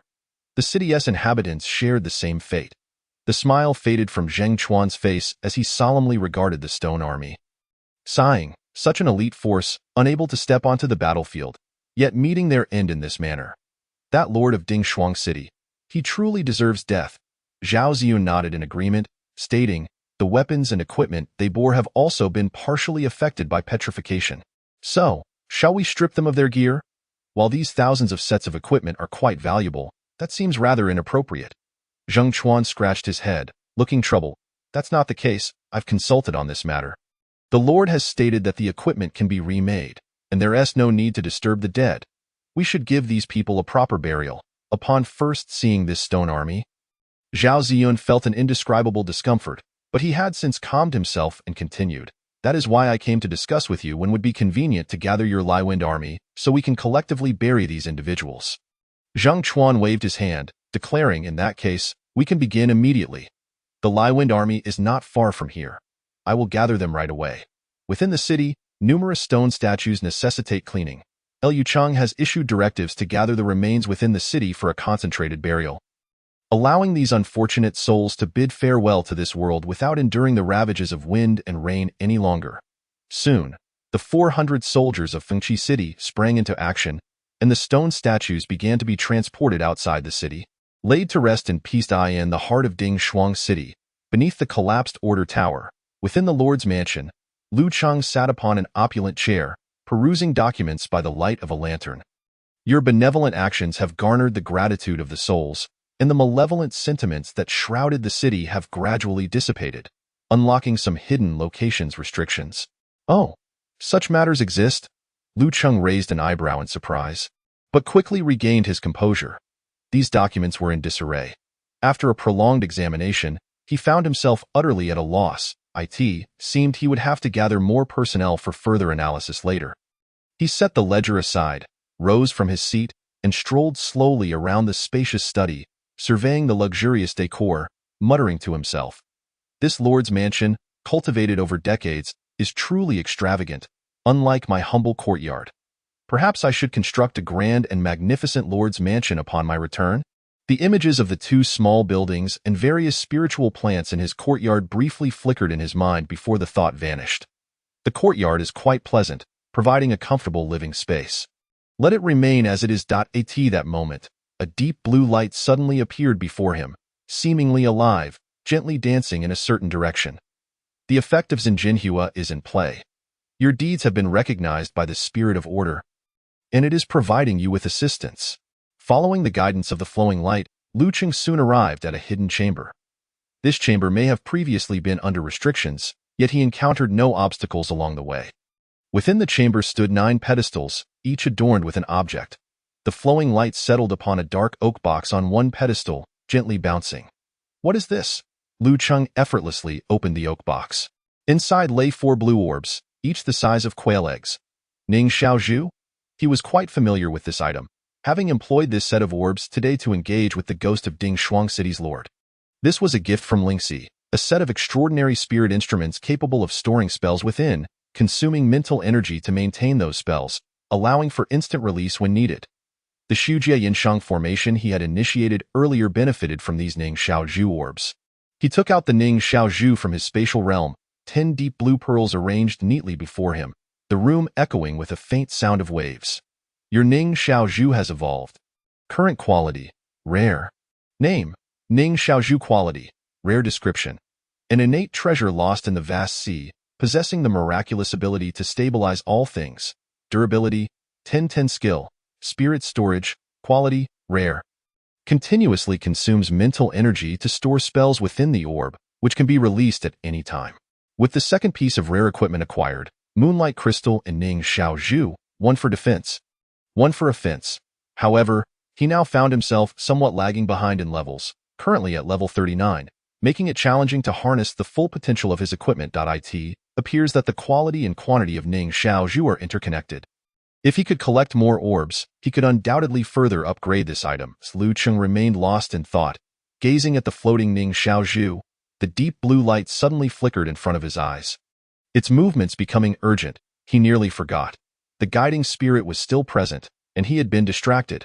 Realizing that the guidance of the light had not yet concluded, Lu Cheng quickly gathered his thoughts and followed its lead. Soon, the light vanished into the wall ahead, disappearing from sight. He extended his hand, gently touching the spot. His palm seamlessly melded into the wall, discovering an object. A diary. Lu Cheng looked at the book he had extracted from the wall. Its cover inscribed with the word diary, and he suddenly recalled a film, chuckling as he jested. Who writes diaries in earnest? Do you write? I do not. Do you read? This piques my interest. Finding such an item here reveals the identity of its owner. Reviewing the diary of Ding Shuang City's lord to gather clues about his crimes surely cannot be deemed an invasion of privacy. After pondering for a moment, Lu Cheng decisively opened the diary. Ding Shuang Calendar, Year 25, 8th day of the 12th month, the expedition ship has returned, yet still no clues about Ning Xiaozhu have been brought back. Chapter 69 of the Diary. Ding Shuang Calendar. Year 25. Lu Cheng organized the current timeline information. The Lord of Ding Shuang City established the city at the age of 22, marking it as the first year of Ding Shuang. In the 25th year, the Lord would be 46 years old.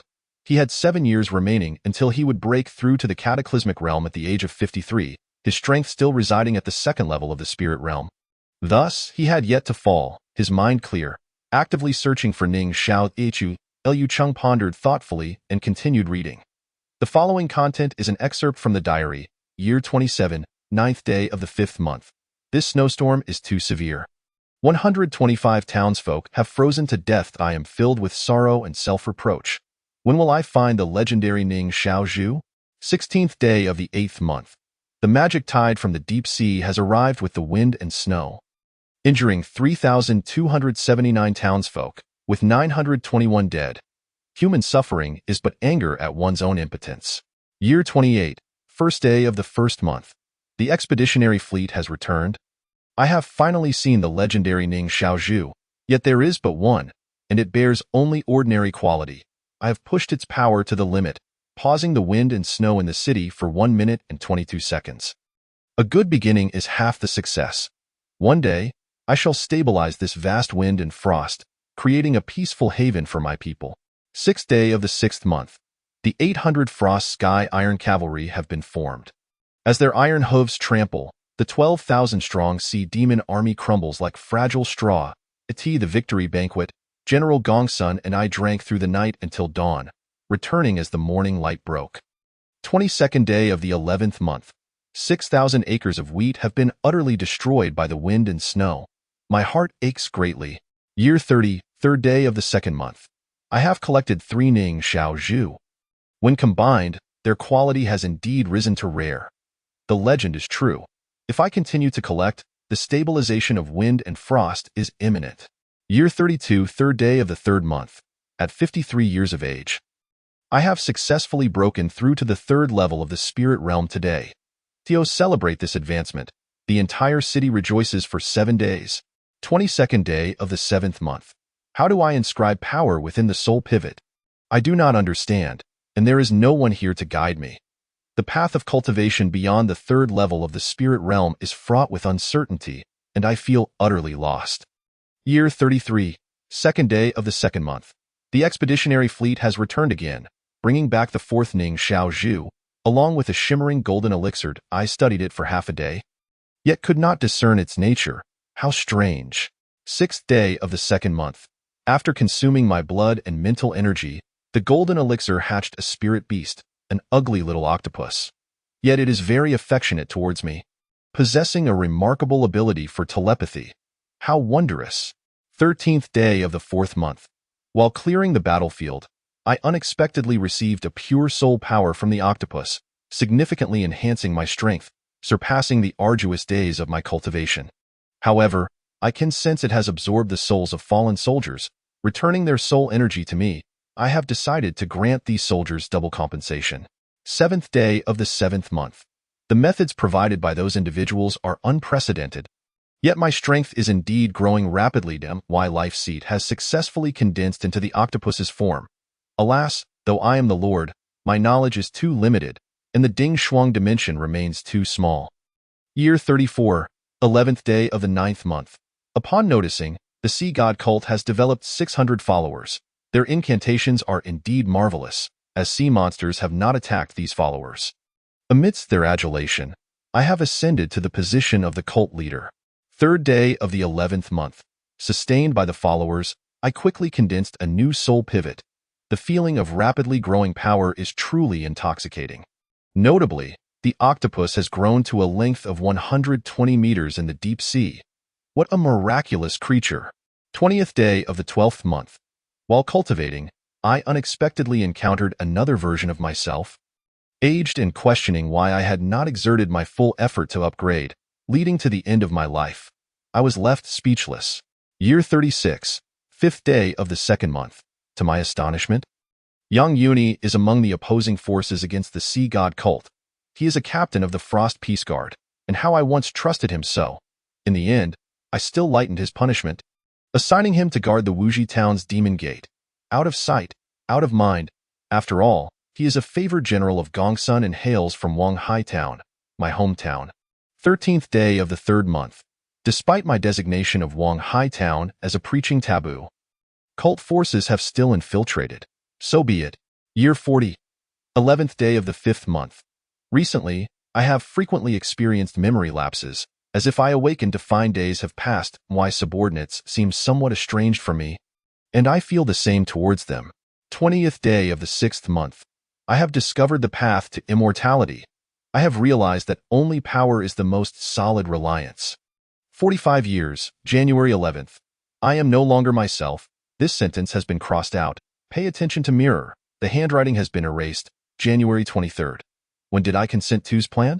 Gathering so many people to celebrate the sea goddess' birthday? It's merely my pet. March 1st. When did I write this journal? I have no recollection. Nevertheless, I shall add a note. My life is about to transcend. April 25th. The group from Wuji Town's Demon Sealing Pass has returned, led by Yang Yuni, who has boarded that ship to the island in search of his wife. April 27th. In recent days, I have regained much clarity.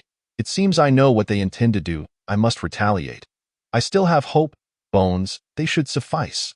The final page of the diary bore no date, only a line. Puppetry, greed, deception, an endless cycle. Liu Cheng gently closed the journal's cover and, after a few moments of silence, began to move. He collected the items from the other display stands into the spatial realm, weapons, armor, scrolls, blueprints. It was evident that these were rare treasures. Yet, at this moment, his thoughts were clearly not on these artifacts. A man's half-life had been condensed into this thin volume. Upon exiting the secret chamber, Liu Cheng walked through the grand yet desolate palace, his steps slow, akin to a specter wandering in the dark night. At which point did the Lord of Ding Shuang City stray from the correct path? Was that octopus from the very beginning merely bait set by the cloaked organization? Various uncertainties fluttered like the snowflakes dancing in the sky, each one drifting into his hardest lake, creating ripples. The night had deepened, and the army had long since obeyed his orders to return to the city. Liu Cheng stood beneath the ruins of the order tower of Ding Shuang City, extending his hand to gently stroke the mottled wall before him. This massive tower, nearly a kilometer in diameter, once served as the core of a large city, sheltering over 10,000 humans for decades, only to crumble into ruin due to the Lord's errors, leaving behind only shattered walls. If one day I too unwittingly tread the wrong path, would Fengqi City meet the same fate? Leaning against the cold wall, Liu Cheng sat down, his gaze deep as an endless abyss. After a long while, a prolonged sigh emanated from the tower's base, as a snowman shook off the wind and snow from its body and stood up. Liu Cheng initially planned to teleport back to Fengqi City, but after a moment's reflection, He halted his incantation. 8 minutes later, he appeared at the dock outside Wanghai Town. Not far away, a young girl wielded a spiritual sword, hunting the surrounding monsters. He stepped forward and said, "Ling Shi, let us return. I have news about your father." Chapter 70. The function of illusory beasts activated upon returning from the Ding Shuang realm. Ling Shi did not go home but instead followed Lu Cheng to the courtyard. From the diary of the Lord of Ding Shuang City, she had obtained the clues about her parents she so desired. According to the entries, Ling Shi's mother was on an overseas island, while her father, Yang Yuni, had boarded the city's exploration ship to search for her. Though the island was far away, 3 months had passed since then, and it was time for their return. However, the two had yet to return, leaving her uncertain if they had encountered any mishaps at sea. For Ling Shi, the fall of Ding Shuang City had rendered her search for her parents a faint hope. Now, learning of their expedition into the ocean had undoubtedly rekindled the hope within her heart. Consequently, overwhelmed with emotion, Ling Shi burst into tears, while Yi Wei comforted her and sent Lu Cheng back to the small building to rest. Lu Cheng opened his eyes and glanced at the clock on the wall. It was now 7 in the morning. After a night's rest, the inexplicable heaviness he felt after reading the diary yesterday had dissipated, leaving him refreshed and invigorated. As he opened the door, the scene of the small courtyard greeted him. A swing set in one corner was enveloped in a silvery hemispherical shield, blocking out the wind and chill. The swing seat was a soft, comfortable fabric couch, where Yi Wei often rested. This moment, Yi Wei reclined on the sofa, her eyes gently closed, breathing evenly and steadily, her long, glossy black hair cascading like a waterfall, a few strands slipping from her face, adding to her delicate and serene appearance. Ling Shi nestled affectionately against her, slightly turned, her head gently resting in Yi Wei's embrace, resembling a languid kitten. Had they been chatting late into the night? They had even fallen asleep here, Liu Qing muttered softly to himself, refraining from intruding upon this harmonious scene, and turned to the kitchen to prepare breakfast. He retrieved a rare quality deer leg along with various spices from the spatial realm and began to roast it. The cause of Ding Shuang City's downfall had been largely uncovered. Based on the diary and card contents, the octopus known as the Sea God was highly likely dead. The threat level of the Ding Shuang realm had significantly decreased, and it was time to enhance exploration and resource collection efforts there, which would likely require considerable spatial runes and spiritual crystals. Initially, he had anticipated gathering a large population in the Ding Shuang realm to rapidly elevate to a secondary city, but he had hardly found anyone. Soon, the aroma of roasted deer meat wafted through the air, waking the young girl sleeping on the swing. A quarter of an hour later, a plate of fragrant roasted deer leg was placed on the dining table. Lu Cheng, this roasted deer leg tastes truly delightful. Yi Wei cut off a piece of crispy deer meat, savored it, and her eyes lit up as she praised it sincerely. Liu Cheng, chewing heartily on the deer meat, replied indistinctly, "It's primarily due to the quality of the ingredients. I merely employed ordinary roasting techniques. A few days ago, while Zheng Chuan and I were planning the Pure Land training area outside the city, we unexpectedly encountered a second-tier spirit beast, the listening wind deer. We intended to capture and tame it, but Zheng Chuan mistakenly killed it. Wild spirit beasts? That is indeed quite rare." Yi Wei raised an eyebrow slightly and then asked, "Earlier you mentioned that an illusory realm spirit beast information tree was collecting clues. What is the current progress? Already? How did it reach 99.3? Wasn't he at 92 just yesterday?" Lu Cheng opened the system to check the clue collection progress, initially believing it would take another 2 days to complete, but was surprised to find it almost done. Realizing this, he said, "I'll head to Ding Shuang City shortly to clear out the monsters that have washed ashore. That should complete the clue collection." Ling Shi, enjoying her meal quickly, swallowed her food and asked softly, "Lord, when shall we arrange the fleet to set sail? I wish to accompany the fleet to the sea to help find rare resources. I am sure we will reap great rewards." This is no exaggeration. The former lord of Ding Shuang City spent decades sending out numerous exploration fleets, yet ultimately found only 4 Ningxiao pearls. Meanwhile, when Ling Shi was a child, singing songs in the sea breeze, 6 Ningxiao pearls simply floated in on the drifting eye in the face of absolute luck. Effort seems insignificant. Noticing Lu Cheng's silence for a few seconds, Ling Shi's tone grew slightly anxious, seemingly worried he might refuse, and she hurriedly added, "I have many treasures in my spatial realm. I can donate them all to assist in building the fleet." Lu Cheng smiled and said, "Little Ling Shi, this is not a matter of funding. This sea naturally requires exploration. However, most people in Fengqi City are not skilled swimmers and need training and preparation before setting sail. The ocean in the Ding Shuang realm is rich in resources and treasures, undoubtedly worth extensive development. Yet, while eagerness is commendable, objective principles must be respected. First, we shall gather shipbuilding techniques in Ding Shuang City, while simultaneously offering generous rewards to motivate people to explore the ocean." Seeing Ling Shi respond softly with a hint of melancholy, he reassured her, "I will arrange the sea expedition as soon as possible. Moreover, exploring the ocean need not rely solely on ships. If we can create vehicles powered by spiritual energy, why not aircraft?" Although he had yet to encounter knowledge of aerodynamics, flight mechanics, or structural mechanics in this world, spiritual energy was inherently mysterious, and the properties of various materials were astounding. A flying vehicle crafted from the combination of the two might very well soar into the skies.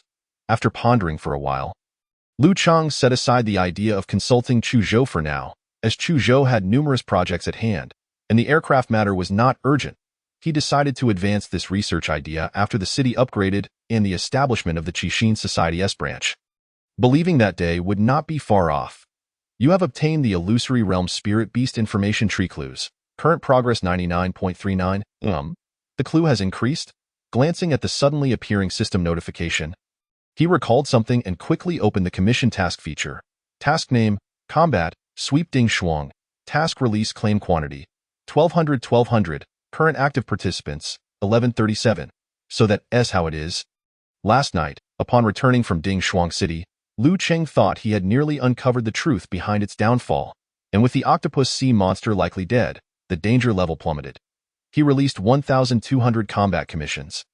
And to his surprise, it was already past 7 in the morning, and they had all been claimed by the pioneers.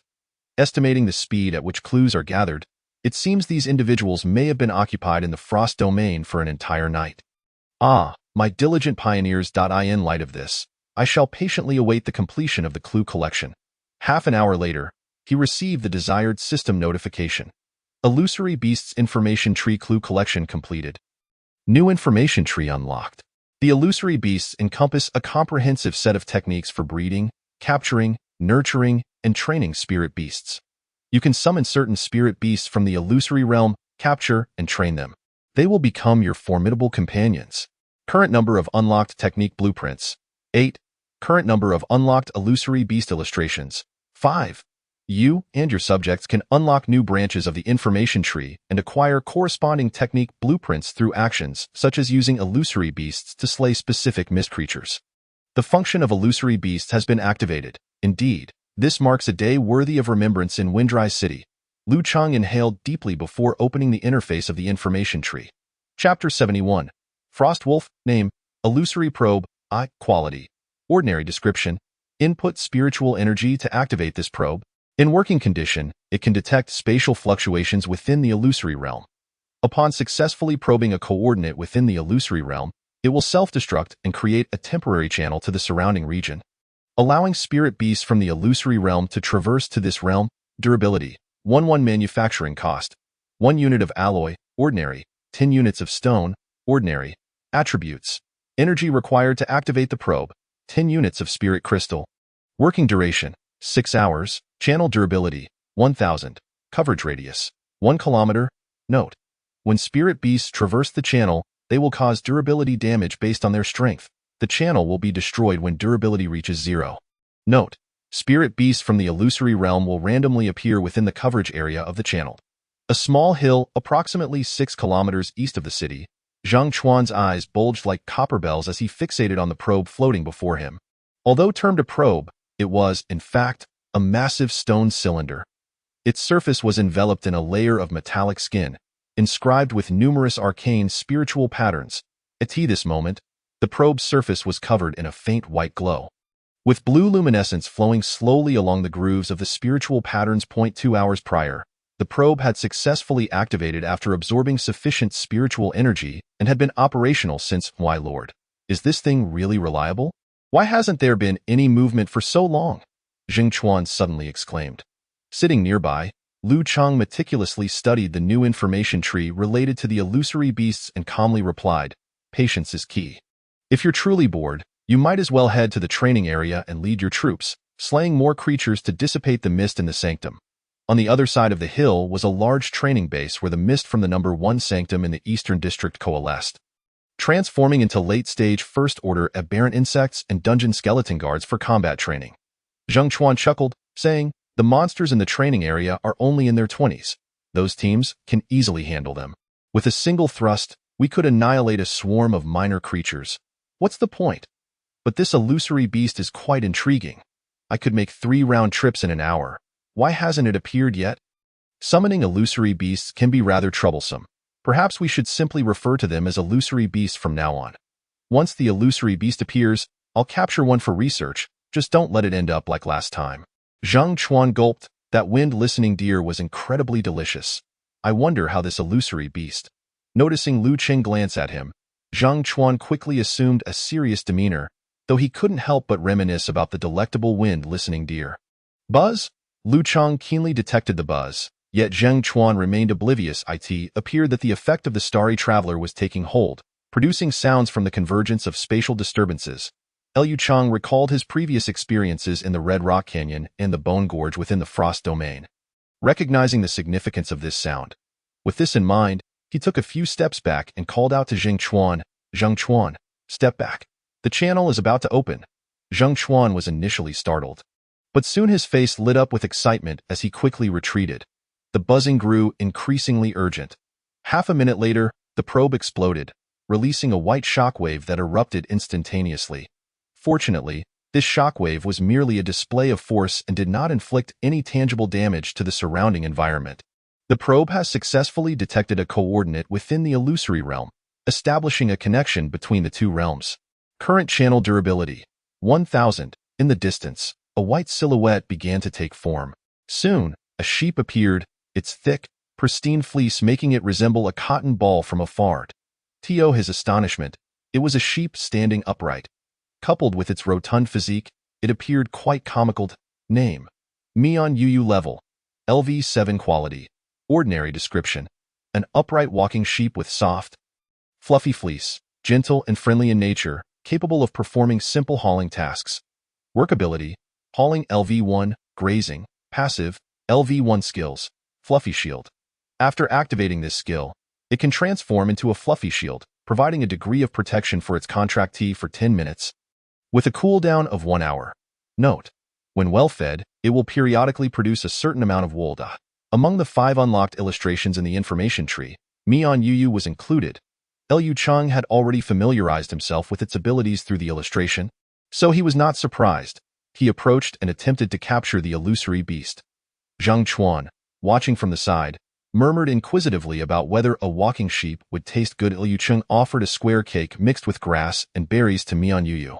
After a moment's hesitation, it rolled over to Lu Chang, accepted the cake, and began to enjoy it. Not particularly bright, is it? Minutes later, Lu Chang successfully captured the low-level illusory beast, Mian Yu. According to the information tree's description, once the illusory beast's affection reaches a certain level, it can be captured using a contract item to serve its master. For such a low-level spirit beast, a delicious spiritual meal would suffice. After more than 10 minutes of training attempts, Lu Chang roughly gauged Mian Yu's abilities.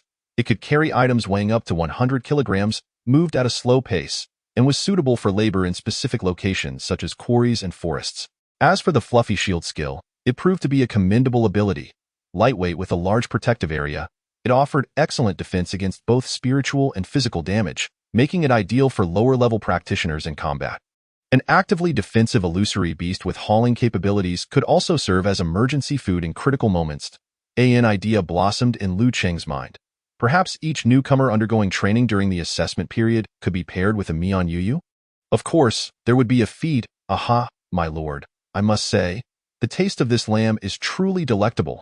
In my opinion, these diminutive illusory beasts are indeed suitable for domestication, providing both meat and wool. On the hillside, Zhang Chuan was relishing a golden brown, sizzling roasted lamb.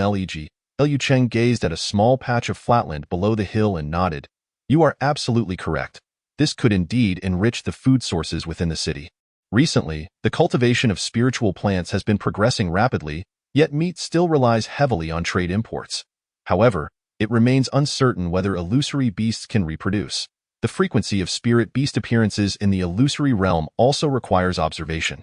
Of course, this was not the illusory beast Lu Cheng had just captured. An hour had passed since the channel's opening, and the number of spirit beasts in the forest had increased.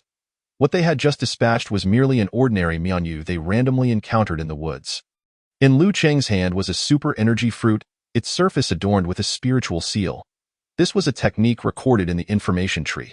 Inscribing the beast spirit seal onto an object imbued with spiritual energy allows for the illusory beast to enter a low consumption state within the sealed space. The Mianyu he had just captured was currently resting within this super energy fruit. Why, Lord, the gathering of the wolf pack is nearing its end. Can we simply throw this ball to capture them? Down at the foot of the hill, over 200 enormous frost wolves had congregated in the open space. Each was over 3 meters long and nearly 2 meters tall at the shoulder. With robust physiques and fur that gleamed like steel needles, exuding an air of ferocity. Naturally, whether a frost wolf cavalry could be formed depended on our forthcoming actions, Lu Cheng stated with a serious tone.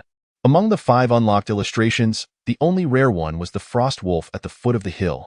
After capturing Mianyu, Lu Cheng had begun to search for traces of the frost wolves. Fortunately, they had directly found the gathering pack. After waiting for a quarter of an hour, the wolf pack finally seemed to be concluding their assembly. Zheng Chuan could easily slay the wolves, but capturing them poses a bit of a challenge. Zheng Chuan lamented, holding several super energy fruit balls, his tone laden with frustration. Is this illusory beast ball truly that effective? Indeed, the super energy fruit, when coupled with the beast spirit seal, creates illusory beast balls that have a certain chance of directly capturing the target illusory beast. Moreover, with the binding capabilities of the Shujie Yinxiang array, dealing with these frost wolves of levels 25 to 35 would be a mere trifle. With this thought in mind, Lu Cheng confidently declared, "No problem, I will suppress the wolf pack, and then capturing them will be a breeze." Chapter 72. The phantom beast ball A Ningxiao Pearl was tossed into the air, emanating rippling blue light as it sped towards the pack of wolves at the foot of the mountain. Moments later, the array contained within the Ningxiao Pearl was activated, enveloping the entire area where the wolves resided. Over 200 frost wolves were entrapped in the illusion created by the array, remaining utterly still. There was no need to exert the full power of the array to deal with these frost wolves. The force contained within a single Ningxiao Pearl sufficed. Before long, Lu Cheng and his companion arrived at the plain at the foot of the mountain. The strength of the wolf pack had been diminished significantly. It was truly astonishing. Zheng Chuan, navigating through the wolves, expressed his amazement. Under the influence of the array, the levels of the frost wolves had generally dropped by about 15 levels, and with the additional 5-fold weakening effect, the pack had lost much of its former vitality and ferocity, their eyes now filled with fear and bewilderment. Zheng Chuan infused spiritual energy into the phantom beast ball in his hand and hurled it towards a trembling frost wolf lying on the ground. The moment the ball made contact with the wolf's body, the spiritual patterns inscribed on its surface erupted into dazzling white light, enveloping the frost wolf entirely. After 3 breaths, the form of the frost wolf suddenly vanished, and the floating phantom beast ball vibrated violently, as if something within was thrashing about, fiercely resisting the power of the beast spirit imprint. This stalemate did not last long. Soon, the ball regained its tranquility and slowly returned to Zheng Chuan's hand. Had he succeeded in capturing it? Curiously, Zheng Chuan examined the phantom beast ball in his grasp, weighing it before holding it to his ear to listen. There was no change in weight, nor any sound emanating from within. The ball's condition was indistinguishable from when he had initially captured the spirit beast. He infused spiritual energy into the phantom beast ball once more, activating the beast spirit imprint and leaving a spiritual mark, thereby gaining control over the ball. As long as he maintained the energy supply within the phantom beast ball, he could ensure the confinement of the spirit beast inside. Once he had secured control, he would be able to summon the phantom beast. Zheng Chuan aimed the phantom beast ball at a vacant spot ahead, and a multitude of white particles surged forth from the ball, coalescing into the massive form of the frost wolf. With a slight exertion of force, Zheng Chuan leaped into the air and landed precisely on the wolf's back. Alas, this frost wolf was devoid of a saddle or stirrups. How was he to ride it? As Zhang Chuan mounted the wolf's back, he was immediately taken aback. The frost wolf's size far exceeded that of an ordinary warhorse, and its anatomical structure was evidently different, making it difficult to control in the manner of riding a horse. Moreover, this frost wolf was not as docile as the previous one, Mian Yu. It displayed considerable resistance to Zhang Chuan's commands. After a round of friendly persuasion, Zhang Chuan finally managed to ride the frost wolf, boasting, "You see, it's merely a first-tier spirit beast. If I cannot subdue you, wouldn't Ti, Zhang Chuan, become a laughingstock?" A deep yet penetrating roar echoed from afar, causing the wolf pack ensnared by the array to exhibit signs of struggle. As if attempting to break free from the illusion, the roar resounded once more, only to be abruptly cut off, evidently interrupted by an external force. Zhang Chuan turned his gaze toward the source of the sound. Spotting a frost wolf phantom beast shimmering with golden particles, its size larger than that of an ordinary frost wolf, Liu Cheng stood before the golden wolf, releasing a series of runic chains to bind the phantom beast. Is there a situation with the Lord? With this thought, Zhang Chuan promptly turned his frost wolf mount and raced towards Liu Cheng's direction. A distance of 1,000 meters was merely a matter of a few agile bounds for the frost wolf. And he arrived in an instant. "Oh, you've mounted the frost wolf so quickly. How does it feel?" Liu Cheng paused his data recording and inquired with curiosity upon seeing the sudden appearance of the frost wolf rider. "The phantom beast ball is truly effective. I easily captured a level 27 frost wolf. Riding it feels splendid. It's incredibly fast and possesses remarkable explosive power. Once you capture it, can you ride it immediately?" "Not quite. Initially, the phantom beast was quite uncooperative. I had to engage in a thorough dialogue with it to successfully convince it to acknowledge me as its master." Zhang Chuan replied nonchalantly, secretly considering that physical persuasion was indeed a valid approach. Subduing the frost wolf through sheer force was entirely justified. Oh, I should have mentioned, the initial friendliness of the phantom beast captured by the phantom beast ball is not very high. After all, this is a rather cunning method of capture, which deviates from the recommended approach in the information tree, Liu Cheng explained with a smile, elaborating on the principles behind the phantom beast ball. According to the information in the Phantom Beast Manual, capturing a phantom beast requires establishing a friendly relationship with it and gaining its acknowledgement before constructing a contract to include it in the spirit beast item. However, Liu Cheng had exploited a loophole. Could one bypass the step of establishing friendliness and achieve the beast's acknowledgement through other means, directly advancing to the beast's spirit imprint step? He quickly recalled the super ability fruit. Individuals consuming the super ability fruit would swiftly enter an illusion. If they successfully broke through the illusion within the allotted time, they could comprehend the corresponding super ability. The speed of breaking the illusion was influenced by multiple factors, such as concentration, comprehension, luck, and alignment with one's abilities. In other words, if these attributes were lacking, one might remain entrapped in the illusion for a period. From this perspective, the super ability fruit resembled a poisonous mushroom, possessing a wondrous hallucinatory effect. Previously, while waiting on the hillside for the probe to locate coordinates, Liu Cheng had attempted to imprint the beast spirit onto the super ability fruit, combining it with some auxiliary spirit imprints to create the phantom beast ball. When the phantom beast ball made contact with the phantom beast, it would instantaneously decompose the fruit's flesh into energy to feed the beast, inducing a hallucinatory state. Seizing upon its disoriented state, he would guide the emotions of the phantom beast into a state of delight. Once a moment of acknowledgement arose, it would be sufficient to transition to the step of absorbing it into the spirit beast item. Compared to conventional methods, capturing a phantom beast with the phantom beast ball was swifter and involved fewer steps. However, the drawback was that the mood value of the captured phantom beast was not particularly high. After forming a contract with the phantom beast, the user would still need to cultivate the relationship to gain the beast's acknowledgement, thereby unlocking its full combat potential. In simple terms, this method allowed one to board the vehicle first and pay for the ticket later. "Oh, I understand now. I don't care about the details. As long as it works, that's what matters." After hearing Liu Cheng's explanation, Zhang Chuan was enlightened, then glanced back at the now docile frost wolf, hesitating. "However, I did subdue it through force earlier, so I haven't established any emotional connection. There are indeed many ways to gain acknowledgement. Evidently, physical dominance is one of them." Liu Cheng nodded, noting this information. At that moment, the frost wolf, bound by the runic chains in the air, ceased its struggles and appeared to enter a state of exhaustion. Liu Cheng took out the Phantom Beast Ball and successfully captured this extraordinary Phantom Beast. "Lord, is this the Wolf King?" Zhang Chuan inquired with curiosity. That earlier roar, which resonated throughout the arena, nearly incited the entire wolf pack into a state of frenzy. It originated from this very frost wolf before them.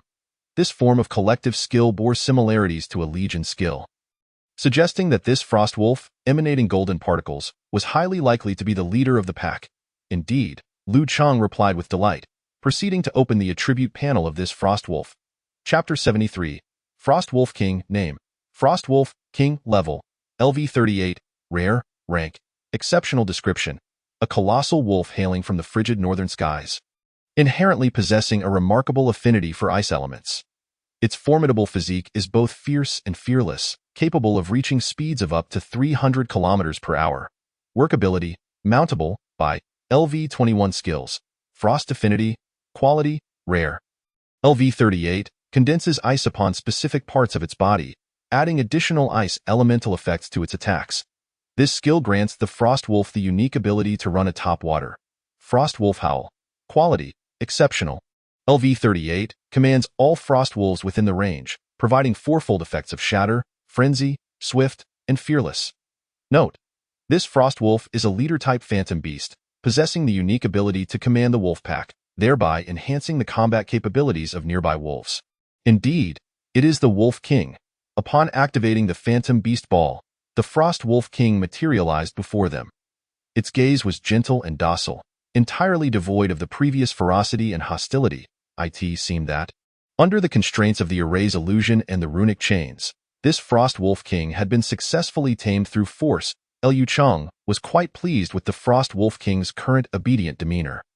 After circling around the Phantom Beast, he concluded, "It appears that for Phantom Beasts significantly weaker than oneself, subduing them through force is far more efficient than establishing a friendly relationship through spiritual food." He mounted the broad back of the Frost Wolf King, and after communicating with it through his spiritual sense and issuing commands, the Frost Wolf King swiftly sprang into action, racing around the area covered by the array. With a single leap, the Frost Wolf King covered more than 10 meters, easily traversing dozens of meters in the blink of an eye. Before long, it arrived at a massive boulder standing 2 meters high. Coming to a halt, raising its right paw high, it struck the boulder with a fierce gust of wind and a chill, instantly shattering it and leaving a carpet of white frost in its wake.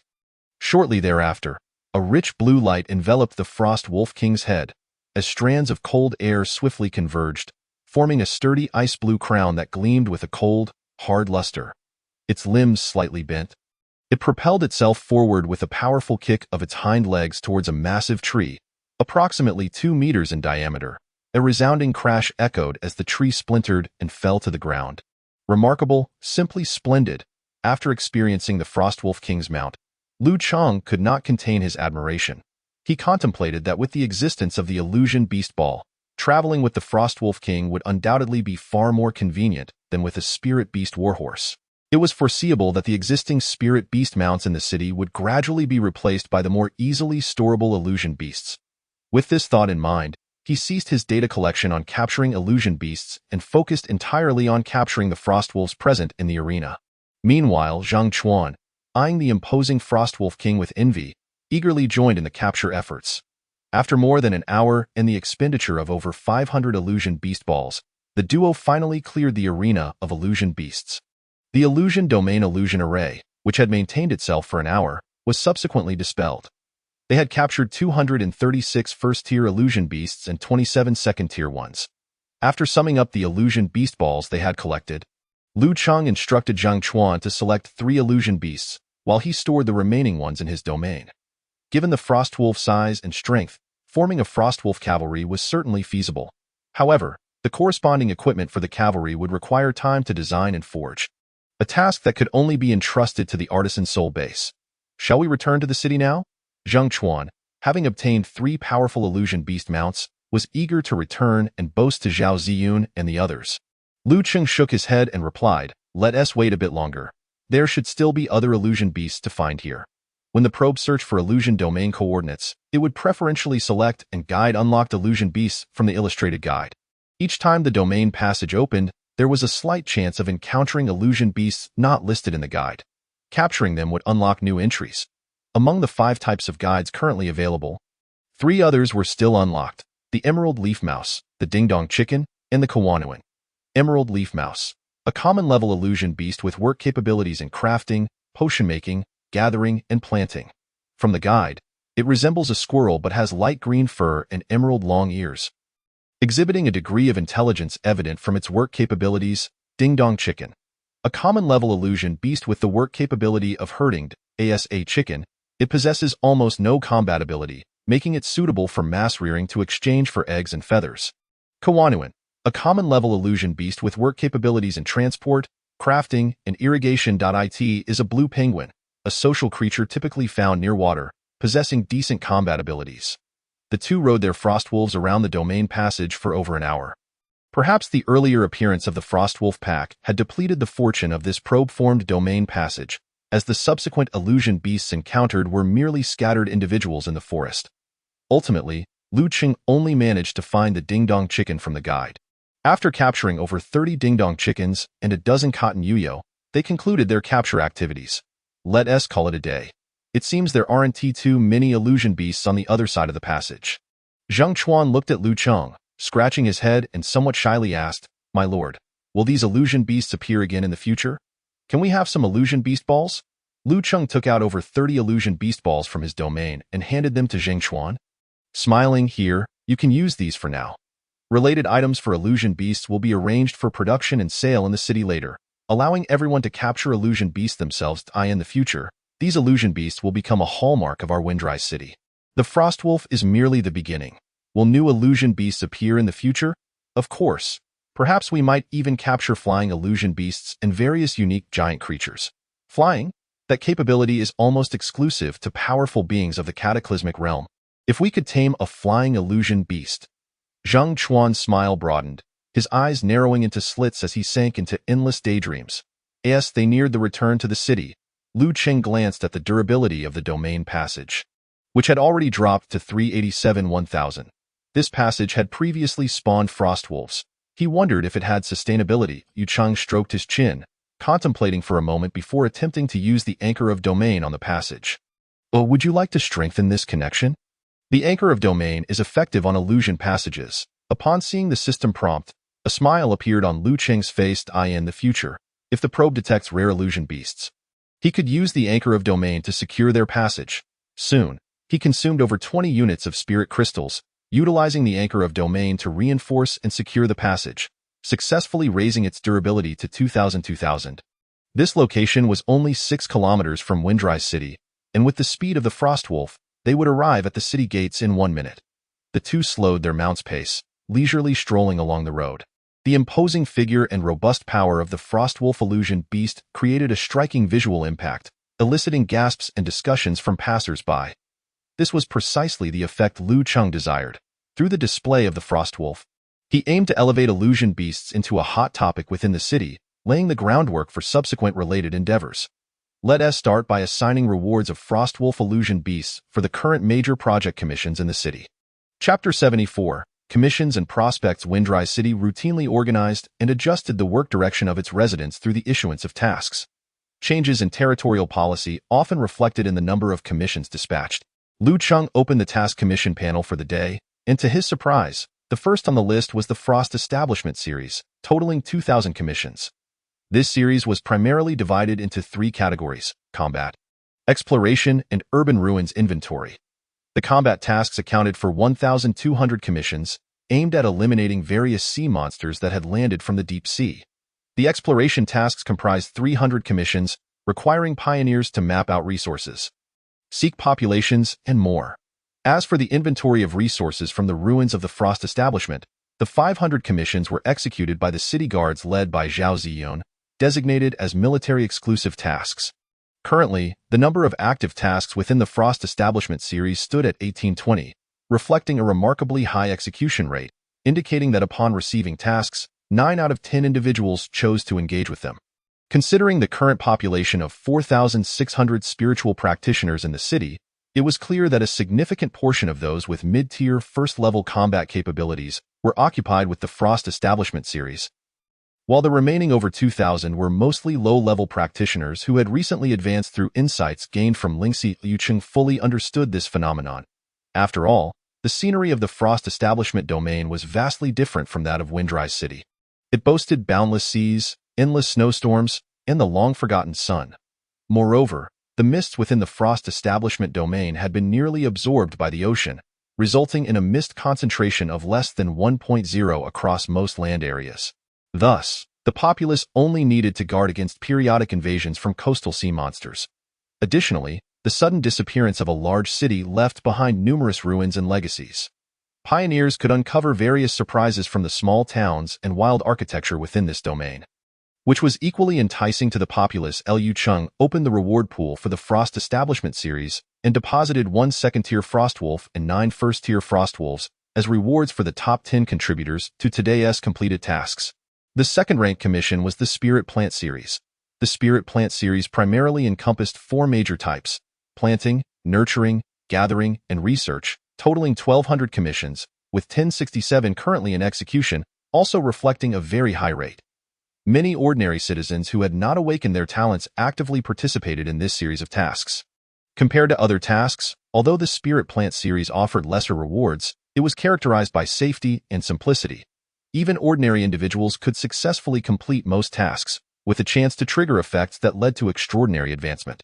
Since the Spirit Plant tasks pose little difficulty, Liu Cheng decided to insert 3 first-tier Frostwolves into the reward pool, 2 as ranking rewards, and 1 as a lottery prize. He mumbled to himself, deciding to keep 1 as a prize, awaiting some fortunate individual to draw it. The subsequent series of tasks ranked as follows: Pure Land Trials, Artisan Soul, City Wall Expansion, Academy Studies, and Trade. The Pure Land Trials series typically issued over 2,000 tasks daily, being a primary choice for the city's pioneers. However, today, due to the influx of combat tasks from the Frost Establishment series, the number of combat commissions in the Pure Land Trials naturally decreased. The Artisan Soul tasks encompass smelting, forging, and technique development, totaling 900 commissions, primarily executed by artisans from the Artisan Soul base, proving to be very stable. The City Wall expansion involved tasks such as quarrying, transportation, and storage, issuing 700 commissions daily. This task aimed to gather sufficient stone for the expansion of Windrise City's walls, characterized by low difficulty but substantial engineering volume, though its rewards were insufficient to attract many participants. The Academy Studies series of commissions included tasks such as creating skill books, skill scrolls, organizing materials, conducting lectures, researching, and deciphering ancient artifacts, typically arranged by Chu Zhou.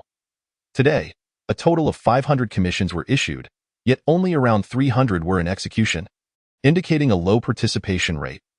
The trade series of commissions involved tasks like patrolling trade routes, protecting caravans, and procurement orders, with most tasks self-applied and issued by merchants, while Windrise City merely provided a platform for posting. As for other types of tasks, including gathering, transport, logging, exploration, information, and crafting, there were numerous varieties, which need not be detailed here. In the prize pool for today's commission tasks, Liu Cheng has contributed a total of 4 second-tier Frostwolves and 30 first-tier Frostwolves. These creatures serve either as rewards for task contribution rankings or as surprises. Once the rewards are distributed, information regarding the magical beasts will naturally spread among their owners. Recently, in order to swiftly enhance the strength levels of the territory's inhabitants, the rewards for commission tasks have exceeded the costs incurred, a situation that cannot be sustained. For the city to upgrade and expand its territorial boundaries, it must attract a large population, gather resources to fortify the city walls, and invest in the arts and crafts research at the academy, all of which are substantial financial drains. Even with a spirit stone mine, the trade profits are insufficient to cover the expenses. Liu Cheng summoned the territory's resources, commission tasks, and scheduling panel. Under the implementation of multiple plans, the financial flow of the territory has entered a deficit over the past week, with the Academy's research projects being the most costly. How to improve the territory's economic situation? Liu Cheng pondered for a moment, jotting down 3 lines on paper: revenue generation, cost reduction, and financial reform. The momentum of territorial development must not wane. These projects are necessary expenditures. And as for cost reduction, it is currently unfeasible. He struck through the term cost reduction. Regarding financial reform, Liu Cheng contemplated briefly, recalling relevant concepts from economics, If financial instruments are utilized effectively, the credit mechanism could rapidly accelerate the territory's economic growth. But this inevitably involves currency and interest rate mechanisms. If we were to start with the currency system, legend has it that crystal coins were created by the god of contracts, serving as a medium of equivalent exchange among the human race for an exceedingly long time. There's circulation history now beyond verification. The exchange rate of silver coins to crystal coins stands at 101, reportedly guaranteed by a mysterious celestial trading firm, also beyond reach.as for copper coins. They are merely auxiliary currency facilitating the circulation of goods, hardly worth any significant manipulation. Issuing currency ourselves, although I have undertaken part of the monetary responsibilities with contribution points, they are confined to internal circulation within the territory, lacking any external influence. The conclusion is evident. The path of issuing currency and adjusting the interest rate transmission mechanism to influence the territory's economy is currently unfeasible. Fengqi City does not yet possess the capability to mint currency. Nevertheless, Lu Cheng inscribed the word bank on his paper, planning to establish a banking system once the territory upgrades to a secondary city. Finally, his gaze lingered on the phrase revenue generation. Magical beasts possess work capabilities and can assist individuals in combat, making them undoubtedly popular among the populace. Once the promotional activities conclude in a few days, people will begin to actively embrace the magical beasts. Subsequently, selling magical beast orbs, magical beasts, and magical beast capture permits in the market will surely yield considerable income. Furthermore, the work-capable magical beasts represent another form of population within the city. Liu Cheng envisioned a scene where thousands of magical beasts were lined up neatly, diligently working, and couldn't help but chuckle, muttering about the chosen laborers. The vast resources of the Frost Domain await collection. The inheritance from this great city will surely not disappoint. Lastly, there is the development of the Purity Trial Zone, balancing the relationship between trial task rewards and the income from mist remnants. This matter shall be entrusted to the Academy. Approximately 2 hours later, Lu Cheng had thoroughly organized his thoughts and recorded them systematically. Of course, the most pressing matter now is the annual assessment scheduled for a week later, which concerns numerous rewards related to the territory. Although the territory's initial rating is E, Lu Cheng is confident he can surprise all who come to participate in the assessment. This will mark the beginning of Fengqi City's emergence upon the world stage. Is S-rank truly a rare find? Then let us commence by securing the S-rank territory in the novice competition. It is time to conclude this 3-year novice protection period with a perfect finale. Chapter 75. The Astral Train on the G2025 Astral Train. In the dining area, 15 children were seated in an orderly fashion around a round table. With one chair left empty, a young woman wearing a white fluffy hat approached, holding a tray neatly arranged with 16 pieces of cake. She walked to the side of a little girl at the table and offered her a piece of cake. "Thank you, Teacher Qing Ke, for the cake." The little girl stood up, accepting the piece of cake, politely expressing her gratitude, and then curiously gazed at the white bird plush perched atop Teacher Qingchua's hat. After a moment's hesitation, she quietly asked, "Teacher, after finishing this piece of cake, may I go to the window to see the scenery?" This request quickly garnered agreement from the other children at the table. Teacher Qing Ke, observing the eager yet anxious expressions of the children, smiled and replied, "Of course, that's no problem. The train will remain stopped for another 10 minutes before we embark on our next leg of the journey. If you wish to see the scenery, you can head to the observation area on the east side once the train departs." Upon hearing Teacher Qingchua's prompt affirmation, the children beamed with joy, munching on their cake while chattering excitedly about their upcoming plans. Teacher Qing Ke smiled as she made her way around the table, distributing the cake to each child before preparing to return to her seat to enjoy her meal. However, as her gaze fell upon the cakes on the tray, she seemed to suddenly recall something. She set the tray down on the table and picked up one piece of cake, walking in a specific direction. After walking several dozen meters, she paused in front of a sofa seat. G2025-24-1671A. This line of characters indicated the seat number on the train. A man wearing sunglasses sat on the sofa, engrossed in a newspaper, maintaining that position for half an hour. "Senior Luo, would you like a piece of cake?" Teacher Qing Ke stood for a moment, noting the man's stillness, before gently inquiring. The man rolled up the newspaper, setting it aside, a slight smile tugging at the corners of his mouth as he replied, "Thank you, but I do not require any. You may dine at the seat opposite me." As Teacher Qing Ke sat down, she caught a glimpse of the newspaper, which seemed to flash the words battle report. But upon closer inspection, it transformed into a jumble of characters. After savoring a piece of cake topped with strawberry, she mustered the courage to ask, "Senior, may I inquire when we will be able to disembark?" Teacher Chinke had lost track of how long she had been on the train, only recalling the countless stops it had made. She was uncertain as to why she found herself aboard this G2025 astral train. When she awoke long ago, she was merely one of the passengers. The train functioned as a small community, providing food, shelter, and other necessities, allowing her to live a tranquil life. It was only when this mysterious man appeared, revealing many things, that she began to gain a hazy understanding of her current situation. "Just call me Luo Yi. There's no need for such formalities. It makes me feel old, as I am not much older than you," Luo Yi remarked, appearing somewhat averse to the term senior. He leaned forward slightly, speaking earnestly. "I understand you wish to find a safe and reliable place for those children, but such matters depend on fate and cannot be rushed. This carriage has already lost a significant number of its passengers, leaving only over 20,000 behind. I fear that the opportunities for choosing our destinations will dwindle as this journey progresses." Teacher Chinke surveyed the interior of the carriage, the scene coming into focus. The carriage measured 500 meters in width and 2,000 meters in length.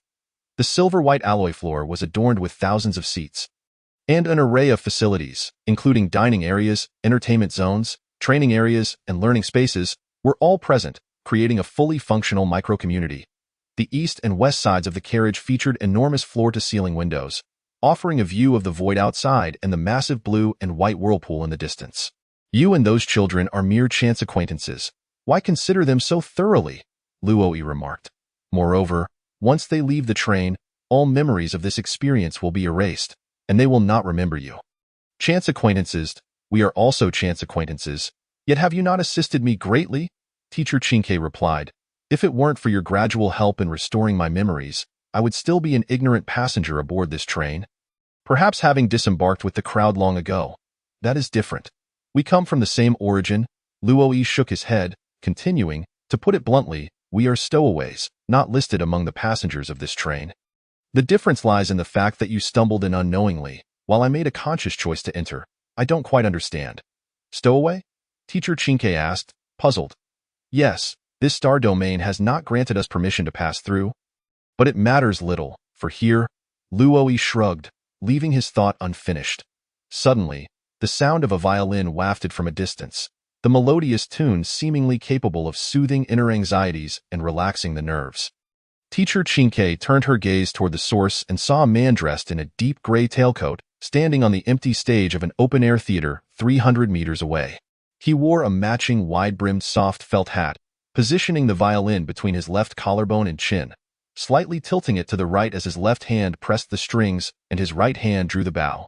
Lost in the music, the once empty audience area began to fill with people, their faces lighting up with rapture. "Look, that person is like us. He is also a stowaway," Luo Yi said, retrieving a wooden owl carving from his coat pocket and placing it on the table. "A storm is approaching." The owl's orange-yellow eyes turned and gazed at Luo Yi. His expression grew serious, in a hushed tone. The blue magpie inquired, "Is it the storm of the spirit realm?" Although the present moment was calm and serene, the storms had been a frequent occurrence during their previous journey. Perhaps the tempest would rise once more in the next leg of their voyage? Luo Yi shook his head, his gaze fixated on the distant performer. And after a considerable pause, he replied, "Generally speaking, the storms of the spirit realm cannot affect this astral train, and it is not worthy of such foretelling from me, this wooden owl, such a marvelous object." The blue magpie exclaimed in admiration, "Indeed, among the artifacts discovered by scholars of our star domain, only that individual's measuring instrument can rival my wooden owl." As he spoke, a hint of pride unconsciously surfaced on Luo Yi's face. "Is it the person you previously mentioned, the one who sought the ancient seals and then vanished?" "Yes, that is indeed him." Luo Yi sighed and continued, "Though he has always overshadowed me, it must be acknowledged that his disappearance is a tremendous loss to the Academy."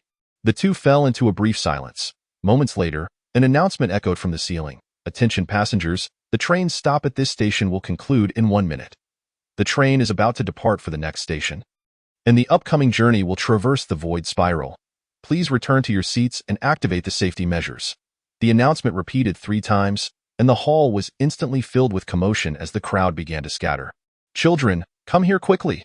The blue magpie stood up and walked towards the dining table. Hearing her call, the children hastily ended their meals and rushed towards her. Soon, everyone who had been scattered across various areas returned to their seats, enveloped by rising blue lights from the sofas, resembling enormous eggs. Just a second before the energy shield descended, the blue magpie noticed that the audience area in the distance remained packed, with no one leaving. Why aren't they returning to their seats to ensure their safety? A thought flickered through the blue magpie's mind. The train slowly started moving, and the scenery outside began to change dramatically. Before long, the train plunged into the vast blue and white whirlpool. The myriad domains that had floated in the spirit realm had vanished without a trace. The soothing music abruptly shifted, transforming into a chaotic downpour of raindrops amidst a storm. Its rhythm urgent and uplifting. Chapter 76. The arrival of demons beyond the massive glass curtain. Blue and white lights intertwined, spiraling outward in concentric circles, casting a dreamlike glow throughout the carriage. The train, which had been gliding smoothly, now began to sway slightly, with the oscillation increasing as time passed. Passengers seated within the energy shield felt little turbulence. The sound of the violin continued unabated, untouched by the external chaos. As the train traversed the bizarre spectacle of the whirlpool, the spirited music added a sense of grandeur to the scene. 115, 116, 117. The blue magpie sat in her seat, counting each second in her mind, quietly awaiting the conclusion of this whirlpool journey. This was her second experience with the void spiral, and she felt no anxiety. Rather, she was subtly anticipating the sights that lay at the other end of the whirlpool. The spirit realm housed countless projections of domains, along with myriad strange phenomena. 2 domains, separated by great distances, could connect through the spirit realm as a transit point, allowing for interaction between their realms. The void spiral, as a wonder of the spirit realm, could link two places that were unimaginably far apart, spanning billions of kilometers with ease. During the previous leg of their journey, they had primarily encountered endless voids and planets formed from the projections of various domains within the spirit realm. She wondered what sights awaited them at the other end of the void spiral. A thought crossed the blue magpie's mind, only for her to realize she had lost count of several numbers, which caused her some distress. 618, 619. Woo-woo. A chorus of gasps erupted around her. The blue magpie opened her eyes. Despite the blue protective shield distorting her view, she could still clearly discern the changes in the landscape outside the window. They had successfully traversed the void spiral. Just as the protective shield was lifted, everyone eagerly rushed towards the viewing areas at both ends of the carriage, able to see the outside scenery through the glass curtain. The children, suppressing their excitement, followed the blue magpie to a viewing area on the eastern side. Luo trailed leisurely behind the group, hands tucked into his pockets. Before long, they arrived at viewing platform 24, E176. The children dashed out, gazing at the breathtaking exterior. "It's the ocean." A boy pressed his face against the glass wall, peering downward, and then leaped up in excitement, shouting. Indeed, beneath the train lay a vast expanse of azure ocean. At this moment, the astral train soared high above the sea, descending at a 60-degree angle toward the surface. Where the train passed, a greenish track materialized from thin air, allowing it to float effortlessly above, gliding gracefully through the sky. "Teacher Chinke, look, the front of the train is about to touch the sea." A little girl nervously grasped the blue magpie's hand, while her other hand pointed downward. They were in the 24th carriage, and the front had extended more than 20,000 meters, with the train's head nearly plunging into the ocean. The blue magpie glanced in the direction indicated and felt a wave of dizziness wash over her. She gently squeezed the child's hand and comforted, "It's all right. The train is very safe, so there's no need to worry." Suddenly, a thought struck the blue magpie. Would the train travel through the ocean in the subsequent journey? However, as the train accelerated slightly, the exterior scenery transitioned from high above to the vast ocean below. As the train resumed its normal pace, the passengers gradually calmed down, returning to their respective activity zones. The violin's melody shifted back to a soothing rhythm. Nonetheless, the audience area beneath the stage was now overflowing with people, a throng of new listeners surrounding the stage, their faces reflecting a rapturous ecstasy. Luo frowned at the stage, his brows knitting into a furrow. The music was over 500 meters away, yet the volume remained unchanged. The blue magpie approached, contemplatively remarking, "Indeed, this music carries an element of mental control." Though currently, this effect is merely released unconsciously and passively, Luoi nodded in agreement. The blue magpie quickly grasped the crux of his statement. Passive. If the performer consciously activated this mental control effect, then we would likely all be ensnared. Can we stop him?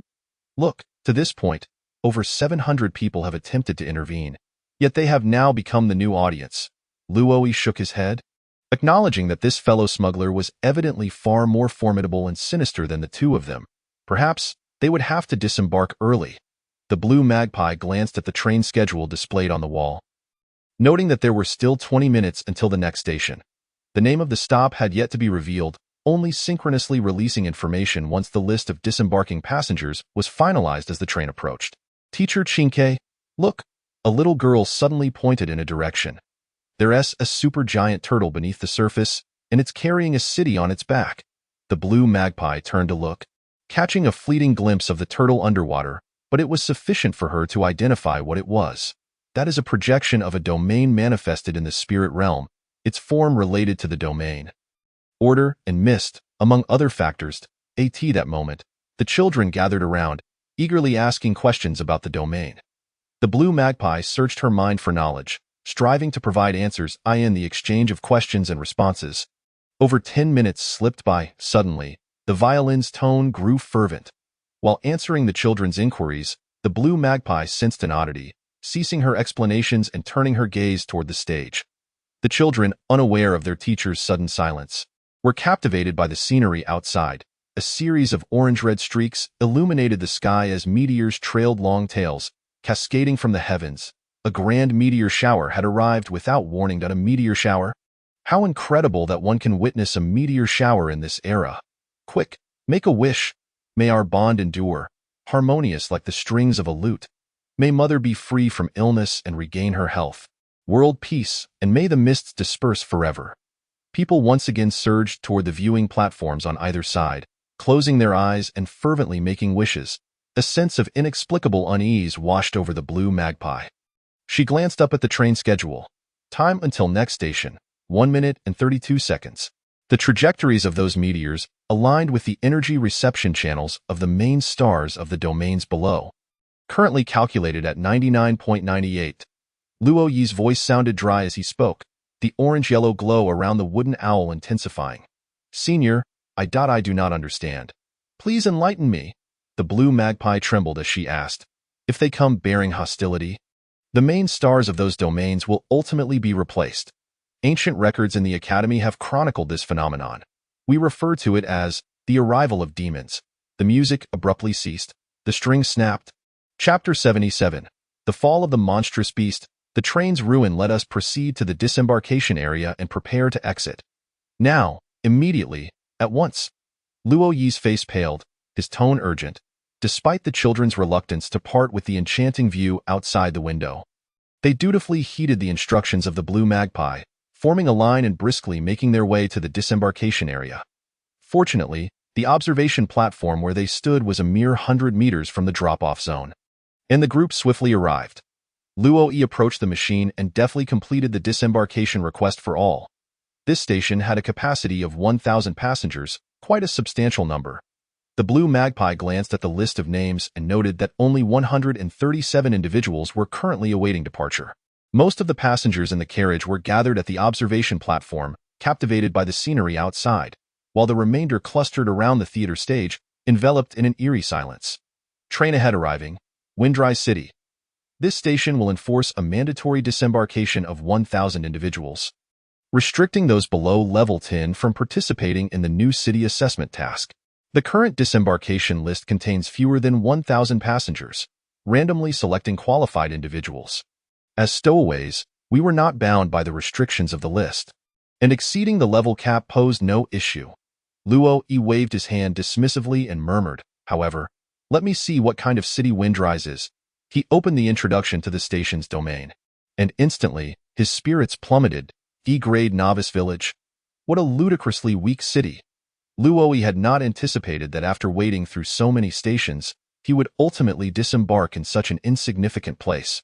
With that thought, He took out the wooden owl and inquired, "How far away is the danger you sense?" If the anticipated peril was still some time away, affording him enough opportunity to reach the next station, he would prefer to wait a while longer. The owl's feathers radiated a vibrant orange-yellow glow, and it conveyed a single number. 48 minutes? Luo Yi felt a wave of relief wash over him. The train schedule indicated that the next stop would arrive in precisely 35 minutes. Would it be prudent to cancel the disembarkation request now? Just then, Luo Yi turned and sprinted toward a nearby glass curtain. Gazing skyward, an orange-red meteor was hurtling swiftly towards the train, and as it drew nearer, its features became unmistakably clear. It was an 8-kilometer-wide asteroid, its surface densely covered in insect nests, with countless aberrant creatures clinging tightly to the purple-red fungal carpet beneath. Resembling a massive, writhing mass of flesh, the asteroid was enveloped in an orange protective shield, allowing the internal aberrant creatures to survive despite its rapid descent. Upon discerning the true nature of the so-called meteor shower, the crowd on the observation platform erupted into chaos, scattering in panic as the situation spiraled into utter disarray. Merely an asteroid infested with aberrant creatures should not be capable of destroying the astral train. Luo Yi calculated quietly, and a sense of calm settled within him. At that moment, a massive circular aperture opened on the surface of the asteroid, revealing a colossal yellow eye that slowly rotated its pupil in the air. Finally fixing its gaze upon the train compartment, a yellow eye, 300 meters in diameter, Luo Yi felt his blood run cold, his jaw tightened, and his vocal cords constricted as he struggled to utter 4 words: Abomination Meteor Beast. The Abomination Meteor Beast was an enormous insectoid entity capable of carrying numerous other aberrant units, able to navigate the spirit realm with its physical form and possessing an extraordinarily vigorous vitality. This particular abomination was also equipped with numerous aberrant structures, transforming it into a fully armed fortress of destruction, boasting terrifying offensive capabilities. The wooden owl continued to relay the countdown, its voice devoid of any emotion. Luo Yi instantly comprehended the gravity of the situation. His doubts regarding the predictive accuracy of this enlightening artifact evaporated.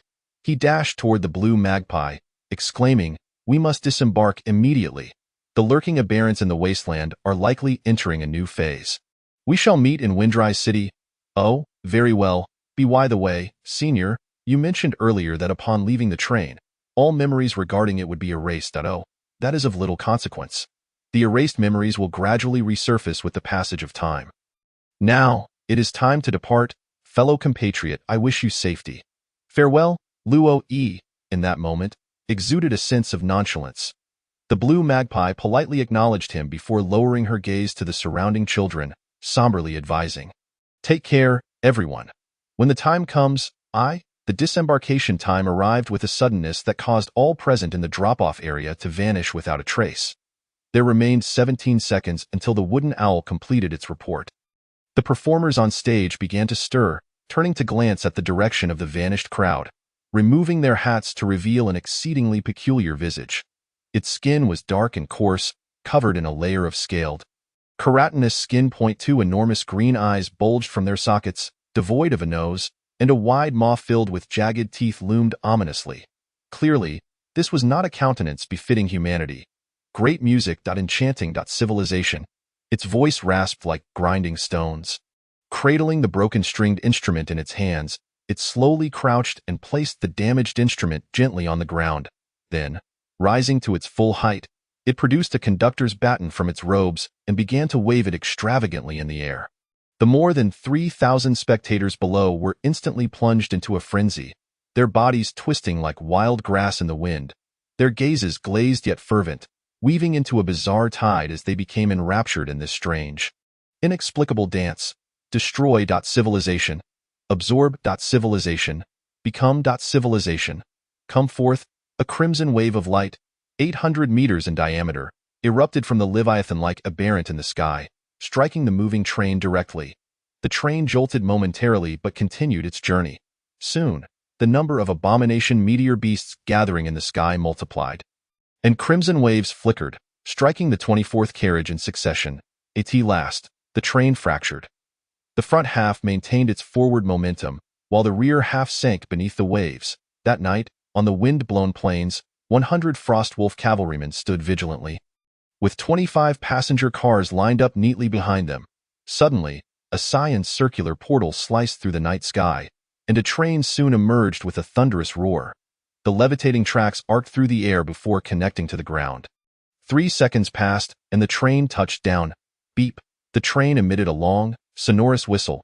Liu Cheng stepped forward, keenly observing the train that had descended from the heavens. The train comprised 5 carriages, each measuring 30 meters in length and 8 meters in width. However, based on its form and the fluctuations of spiritual energy, it was most likely a special technique composed of condensed spiritual energy.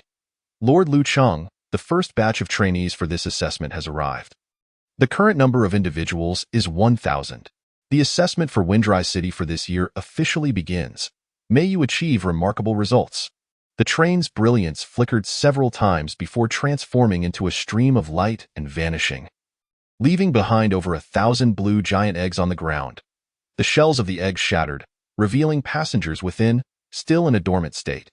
The age range was quite broad, encompassing individuals from infancy to the elderly.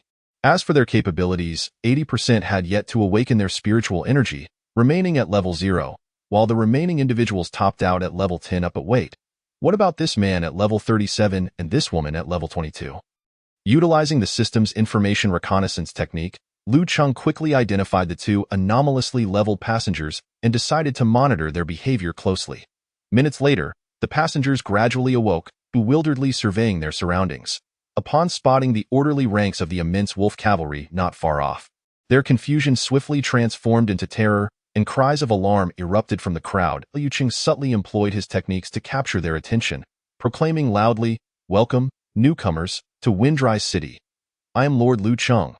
According to the Alliance's arrangements, you will undergo training here for the next 4 months, advancing to the extraordinary and enhancing your strength." Chapter 78. Contracts without commission, equitable distribution. After Liu Cheng succinctly outlined the training arrangements, the group of newcomers boarded the return passenger cars. The Frostwolf cavalry dispersed to eliminate the surrounding fog creatures, particularly the small bands of aberrants. Liu Cheng rode his Frostwolf at the rear of the convoy, intentionally placing the 2 anomalously leveled individuals in the last passenger car. He observed them discreetly for a while, noting that there was no exchange of expressions or words between the 2. The Alliance had already informed that the transportation of the first batch of trainees would be conducted via special means in the spirit realm, with memories of the journey being erased. While the reason for the presence of these unusual individuals in the assessment remained unclear, it appeared unlikely that they had traveled together, given the low probability of prior acquaintance. With the aid of the system's reconnaissance technique, Liu Cheng successfully gleaned their names and some of their abilities. The woman was named Qingke, possessing rather ordinary skills, suggesting a likely profession akin to that of a teacher. The man, however, was more intriguing. Although he had yet to exhibit any skills, Liu Cheng was unable to ascertain his abilities. Nevertheless, he had unexpectedly discovered an item, Wooden Owl. This was an exceptional quality enlightening artifact, endowed with special capabilities of foresight and deciphering. Upon encountering several familiar terms in the item's information, combined with the individual's intellect surpassing that of his peers, Liu Cheng was quite confident that he had encountered a scholar from the Enlightenment Academy. He resolved to send this individual to the academy later, where Chu Zhou would be responsible for their arrangements and assessments. If only he could find someone of Chu Zhou's caliber. Liu Cheng couldn't help but entertain the thought, only to shake his head. Individuals like Chu Zhou were exceedingly rare, and possessing even half of his capabilities would be commendable. The research prowess exhibited by Chu Zhou is truly formidable. He can complete a project in just a few days while also finding time to decipher and analyze ancient artifacts, single-handedly accomplishing the majority of the workload at the academy.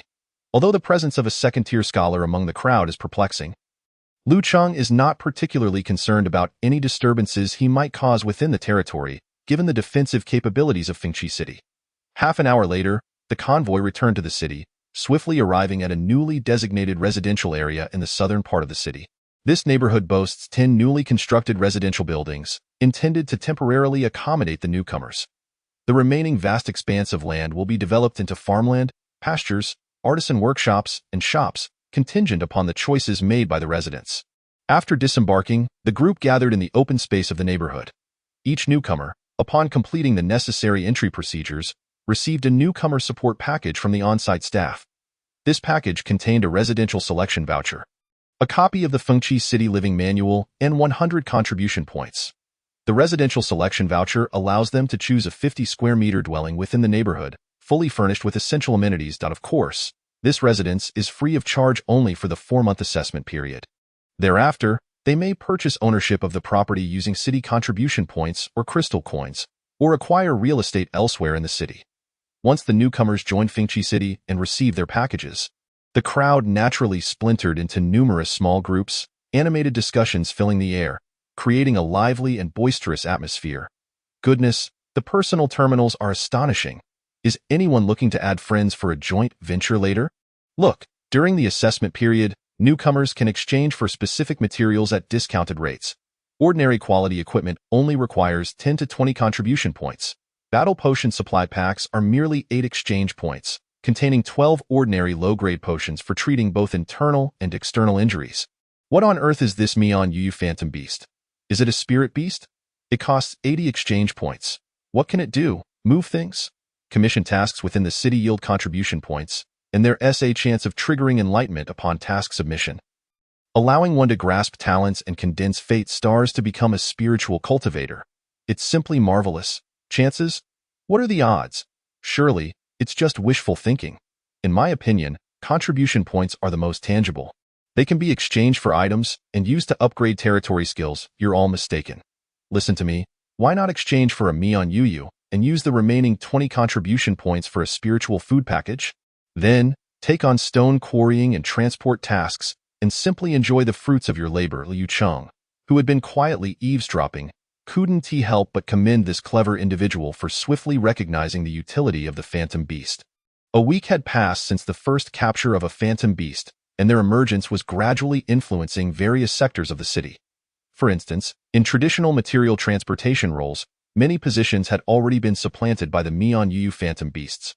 A trend that was steadily intensifying. Liu Cheng smiled as he observed the newcomers, reflecting on how their arrival had increased the population of the territory to 9,527. It seemed that in just a few days, they would be able to upgrade to a second-tier city. However, his personal escort of the crowd from outside the city to within was not solely for the satisfaction derived from their astonishment and joy. It was primarily for the sake of a task. Soon, a system prompt appeared. Under your meticulous arrangements, the newcomers participating in this assessment have expressed their utmost satisfaction with your city. The progress of the Novice Village Series task, welcoming newcomers, has changed. Current evaluation. Rave reviews. This is the highest level of evaluation. Would you like to settle the task? Liu Cheng decisively selected yes. Shortly thereafter, the task rewards were calculated. You have obtained the Architectural Blueprint, Celestial Trading Post, Alliance Assessment Special Edition, Building Name, Celestial Trading Post, Alliance Assessment Special Edition, Tier, White, Time Limited, Description. During the assessment period, each participating lord can obtain this building blueprint through the initial task, enabling material trade with other lords via the trading post. Attributes. Trading channel energy value. 1,000 day, energy consumption. 1 crystal day. Construction costs. Minerals, stone, 100, alloy tin, crystal 5 note. Material transactions within the trading post will consume trading channel energy value, with consumption influenced by weight, tier, variety, and other factors. Reference value. 1 ton of ordinary grade materials consumes 1 trading channel energy value. In this assessment, you have received a territorial attribute bonus related to your identity as a novice village. Commission-free trading, territorial trait, commission-free trading quality, special, time-limited, attribute. During this assessment period, all your actions in the trading post will be exempt from any transaction fees. Explanation. As merely an E-tier novice village, how much tradable material and crystal currency can you possibly possess? The Alliance generously decides to waive all transaction fees for your orders. As a weak lord, please make reasonable use of the trading post to trade materials and strive to develop your territory as much as possible. Special care from the Alliance. Note. The Celestial Trading Post can connect countless realms, providing trade services between different realms, but will charge additional fees based on the realm levels, distances, and environments of both parties. Note. This trade is designed to support the growth of weaker territories and cannot be used for deliberate large-scale buying and reselling of materials. Violating this principle will result in the trait becoming ineffective. In this task, you receive the highest level evaluation. Rave reviews. You have gained an additional lottery opportunity. You have acquired the trait, Equitable Distribution, Territorial Trait, Equitable Distribution Quality, Special, Time-Limited, Attribute. During this assessment period, you will also earn points for nurturing non-annual assessment residents in the city. These points can be exchanged for rewards in the shop but will not contribute to rankings. Explanation. The territory can grant assessment points for nurturing newcomers participating in the assessment, which often leads to a tilt of territorial resources towards the newcomers, causing dissatisfaction among the existing population. As an exemplary lord, you should avoid favoritism. You need to ensure equitable distribution, as each enhancement of an individual S-strength will yield assessment points for you. That said, as an E-tier novice village, merely surviving in the mist has already drained your resources. How many individuals can you truly nurture? The Alliance allows you to gain some additional benefits through this trait. Keep going, weak lord. We look forward to your growth. Special care from the Alliance. Note: in this assessment, territories that acquire novice village identity cards can earn points from the level increases of nurtured individuals. Level 0 individuals awaken their talents to earn 10 assessment points. Initial mid-late stage individuals of the first realm earn 20 points per level increase, while initial mid-late stage individuals of the second realm earn 2,000 points per level increase. The identity of an E-tier novice village is indeed marvelous. Upon reviewing the 2 territorial traits from the task rewards, Lu Cheng's heart swelled with joy. If he had previously harbored slight reservations about this identity, the acquisition of task rewards had completely dispelled any lingering discontent. Indeed, I am the exceedingly weak lord of an E-tier novice village, in dire need of the Alliance's further support. The exemption from transaction fees. What a splendid trait. Lu Chang retrieved the architectural blueprint for the trading post and immediately summoned personnel to commence its construction. Chapter 79. Inventorying resources on Nanshan Avenue. A construction team of 30 was diligently at work. Large building materials were being precisely cut into various shapes by spiritual energy, seamlessly assembled, and accurately positioned according to the blueprint, without a hint of error. The entire process resembled a cooperative effort to build with blocks, with various construction materials soaring through the air in harmonious coordination, creating a dazzling spectacle. This demonstrated the architect's exceptional skill and mastery.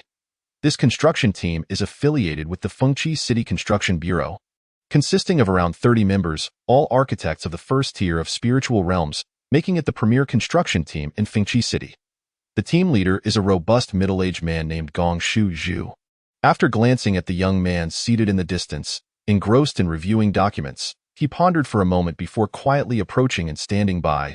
Waiting silently, Liu Chang sensed someone nearby and set down the book of condensed spiritual energy he had been holding. Slightly tilting his head, he inquired, Gong Shu Zhu, what brings you here? Lord, the progress of the trading post construction is proceeding exceptionally well. At the current pace, the trading post will be completed in just 15 minutes. The middle-aged man replied respectfully. Dado? That quickly a flicker of surprise crossed Lu Cheng's eyes, as it had only been a quarter of an hour since the building materials were delivered, and yet the work was already more than halfway done. As per your instructions, we've additionally incorporated a dimensional warehouse within the trading post's architecture. Would you prefer to inscribe the dimensional runes now, or arrange for them post-construction? Lu Cheng glanced at the book he had been perusing, stating, let us inscribe the runes after it's completed. The middle-aged man acknowledged and quickly returned to the construction work. Liu Chang continued to examine the report in his hands, which detailed the statistics of the city's resources, meticulously recording the specifics of each resource's composition and flow. The Celestial Exchange is nearing completion, and before stepping into the exchange to partake in trading, it is imperative to conduct a systematic assessment of the fundamental resource situation within the city. Today is September 1 SD, and after a rapid development over the past month and a half, the emergence of various extraordinary edifices has brought about transformative changes to Fengqi City. Among these, the particle mining machine stands out prominently, since upgrading the mining machine to possess the characteristic of a void or repository at the Star Iron Mine on July 22 ND, Lu Chang has implemented the deployment of this machine across the 4 major mining sites, ultimately constructing a total of 80 particle mining machines. The Spirit Stone Mine alone hosts 20 of these machines. Over the past 40 days, they have collectively harvested 310,000 units of spirit crystals for Fengqi City. However, the mining machines themselves consume spirit crystals at an astonishing rate, requiring 96 units of spirit crystals to extract 480 units of ore daily. With 80 machines operational and additional demands for spirit crystals from other sectors in the city, more than half of the daily output of spirit crystals has been consumed, leaving a remaining balance of 43,250 units in the city. The remaining 60 machines are distributed among the Star Iron Mine, Cloud Copper Mine, and Common Crystal Mine, with 20 machines allocated to each site. Currently, the territory produces 28,800 cubic meters of raw ore daily. After deducting the 8,000 cubic meters consumed by the Artisan Soul Base and other expenditures within the city, nearly 20,000 cubic meters can be added to the territories or storage each day. After 40 days of intensive harvesting, the stored ore resources in the city have reached an astonishing 480,000 cubic meters, weighing a total of 2.37 million tons. The construction of the 60 machines occurred at different times, and not all have been operational for the full 40 days. The majority of these ores are stored in the void ore repositories of each particle mining machine, thus placing minimal strain on the city's dimensional storage. It is only when the city requires raw ore that it will be transferred through the dimensional storage to supply the needed locations. Within Fengchi City, the highest demand for ore comes from the Artisan Soul production-based. It boasts a comprehensive smelting system and a plethora of skilled artisans, capable of refining raw ore into metal ingots or alloy ingots to meet the city's demand for metal resources. 2 weeks ago, an extraordinary edifice of superior quality, the Spirit Energy Furnace, was completed within the Artisan Soul Base. Its advent has propelled Fengchi City's mineral smelting capabilities to unprecedented heights. The Spirit Energy Furnace can smelt 8,000 cubic meters of raw ore in a single operation, producing 10,000 to 30,000 tons of metal alloy ingots daily, contingent upon the quality and density of the ores. Since its inception, the stockpile of alloys in the city has reached a staggering 290,000 tons. This rapid collection and processing of mineral resources is attributable to the tripartite support of particle mining machines, spirit stone mines, and dimensional storage, each element being indispensable. Liu Chang turned a few pages in his tome and discovered a report on the exploration of spirit stone mines. Spirit stones are not inexhaustible. According to the exploration report, the remaining extractable reserves stand at 1,430,000 units of spirit crystals. At the current extraction rate, the spirit crystal resources will be depleted in 5 months. Utilizing particle mining machines to harvest ordinary ores consumes 4 units of spirit crystals per hour in exchange for 20 cubic meters of raw ore, effectively translating spirit crystals into minerals. Without the support of the spirit stone mine, this would likely yield a loss. The strategic reserve targets for raw ore and alloys have been met, should subsequent transactions fail to circulate and realize these resources. It would be prudent to reduce the extraction power of the particle mining machines for ordinary minerals. Liu Cheng flipped to another page, which detailed the food reserves. Over the past week, the city guards had successfully scoured a significant amount of supplies from Dingshuang City. Through dimensional storage, Liu Cheng prioritized the return of some essential resources to Fengchi City, which included over 7,000 tons of grain. Originally, Dingshuang City had a population nearing 120,000, making this amount of food sufficient to sustain the entire city for a month. Given that Fengchi City's current population is under 10,000, this equates to an ample year's worth of food reserves. If the population does not experience a significant surge in the short term, there is no immediate concern regarding food supply. Nonetheless, the cultivation of spiritual plants and the establishment of fishing grounds must persist. After all, the more abundant the food reserves, the better. The significance of food is self-evident for the various cities within the Guishu realm. Ultimately, having enough to eat supersedes all else. Should the populace of a territory find themselves hungry, it could potentially incite rebellion. Thus, many cities implement unified management of their food harvests, instituting a rationing system to ensure the basic sustenance of the majority. Of course, enforcing a food rationing system does not preclude market transactions of food. If a territory enjoys a bountiful harvest in a given year, or if food reserves reach saturation, the city will release surplus food into the market for residents to purchase as they see fit. There are also cities like Zhuixiang City, which specialize in food production, yielding a significant surplus each year. They then transport food through merchant caravans or their chain brand, Zhuixiang Lu, to various realms, exchanging it for crystal coins and other resources to benefit their territory. Among the itinerant merchants traversing between realms, there are those who specialize in the food trade, facilitating a continuous exchange of goods. Provided the financial means are available, individuals may freely purchase their preferred foods in the market for supplementation or indulge in a lavish meal at a restaurant for a delightful feast. After reviewing several basic resource flow and statistical tables, the construction work on the other end was drawing to a close. Soon, a system prompt echoed. The Celestial Exchange Alliance Assessment Special Edition has been completed. Your trading seat has been automatically secured, and your current status is Junior Member. Chapter 80. Observations in the Hall. Every transaction you undertake within the exchange will influence your rating. Upon accumulating a certain level of score, you may elevate your membership tier, unlocking additional functionalities of the exchange. What is the method for calculating the score? What privileges correspond to membership? The system did not provide answers to these inquiries. Filled with curiosity, Lu Cheng stepped into the edifice of the Celestial Exchange. Rather than merely being a trading hub, it resembled a vast and spacious hall.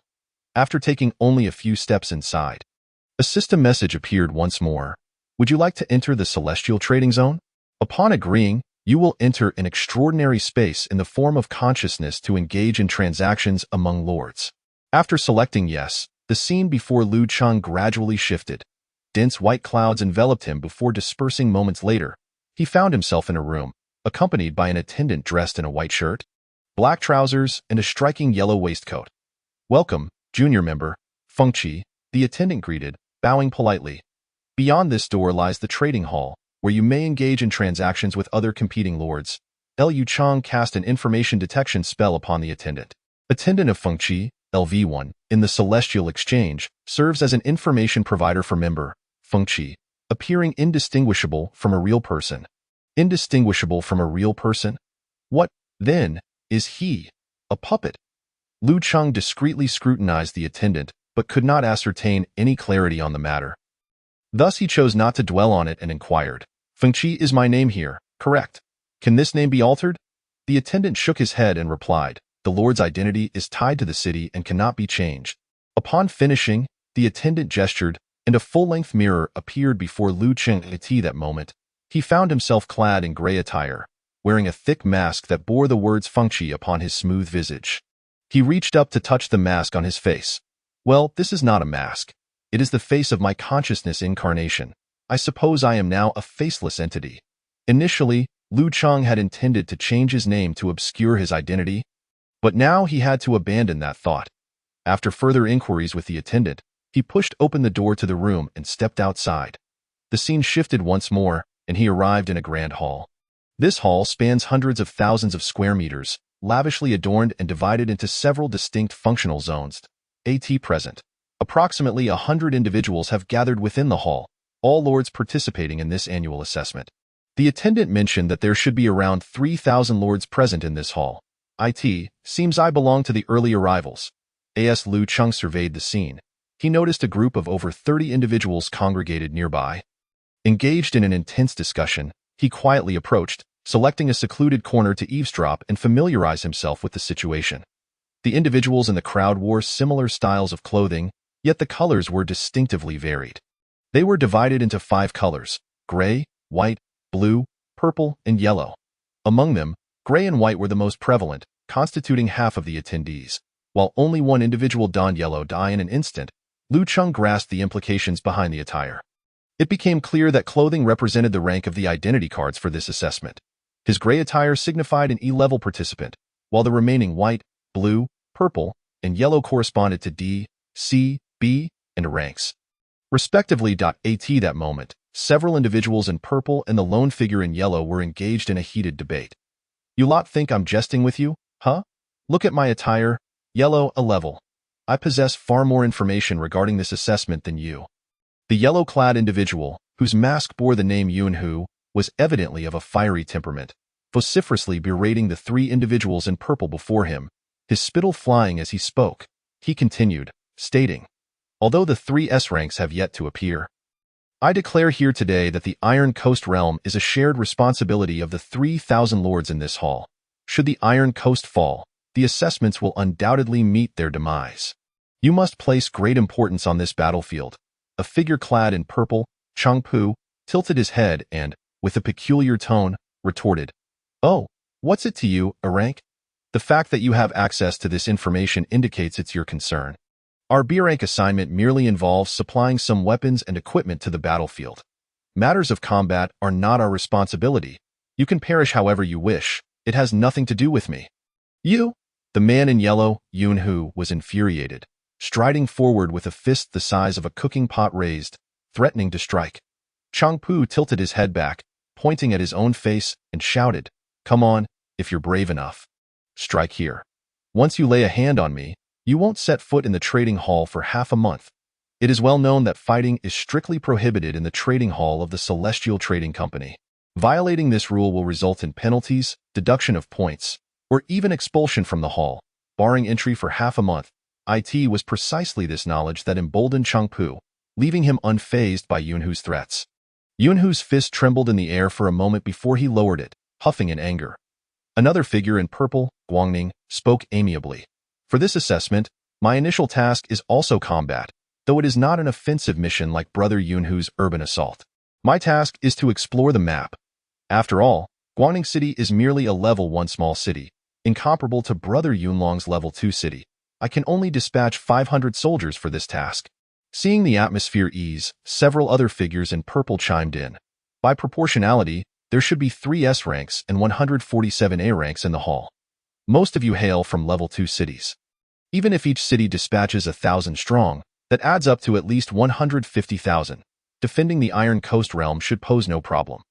Indeed, we B ranks and C ranks from smaller cities are merely tasked with logistical duties, supplying weapons, equipment, and resources like potions and spirit crystals.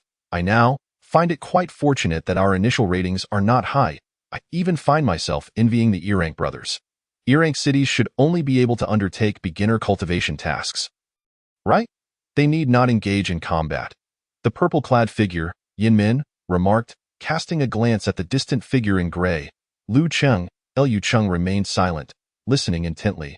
Yunhu gradually regained his composure, stating gravely, "The situation is far more complex than you imagine. According to my intelligence, this assessment has been disrupted by external anomalies. Many cities tasked with nurturing newcomers are only receiving about 1/5 of the expected number of new recruits. Is that so?" Yinmin gasped in shock. If there are significantly fewer newcomers, these cities might not even pass the first phase of the task. Indeed, Yunhu continued, however, the task of nurturing newcomers is primarily assigned to cities below D rank, with only a few exceptionally suited for spiritual awakening. These cities generally lack the capacity to pass the assessments. Yunhu shifted his tone, adding, "Moreover, some realms are witnessing their human main stars being eroded by aberrant insects, with the insect demonic stars gradually replacing the human main stars, casting their shadows over these realms." "What? The main star is being replaced?" Yinmin was again taken aback. "Isn't this phenomenon reminiscent of the ancient demonic invasion?" "Brother Yinmin, might we inquire what this demonic invasion entails?" Guangning asked curiously from the side. The demonic invasion, aberrant insects are a unique existence among the mist creatures. It is rumored that high-level aberrant insects possess intelligence and have even birthed an insect civilization. They also have their own race's main star, which can be reflected into other realms. Naturally, we refer to it as a demonic star. Yinmin paused for a moment, seemingly lost in recollection, before saying, "In realms illuminated by demonic stars, the mist proliferates uncontrollably, and the breeding rate of aberrant insects is terrifyingly high, making it exceedingly difficult for human civilization to contend with them." Exactly, the events unfolding in these realms are indeed the demonic invasion. Yunhu added, "If the Iron Coast realm is breached, the majority of this hall will fail the assessment. Without the new alliance's protection, everyone will likely face the demonic invasion." The crowd of onlookers erupted in uproar, akin to a stone cast into a tranquil pond, shattering the silence in an instant. Chapter 81.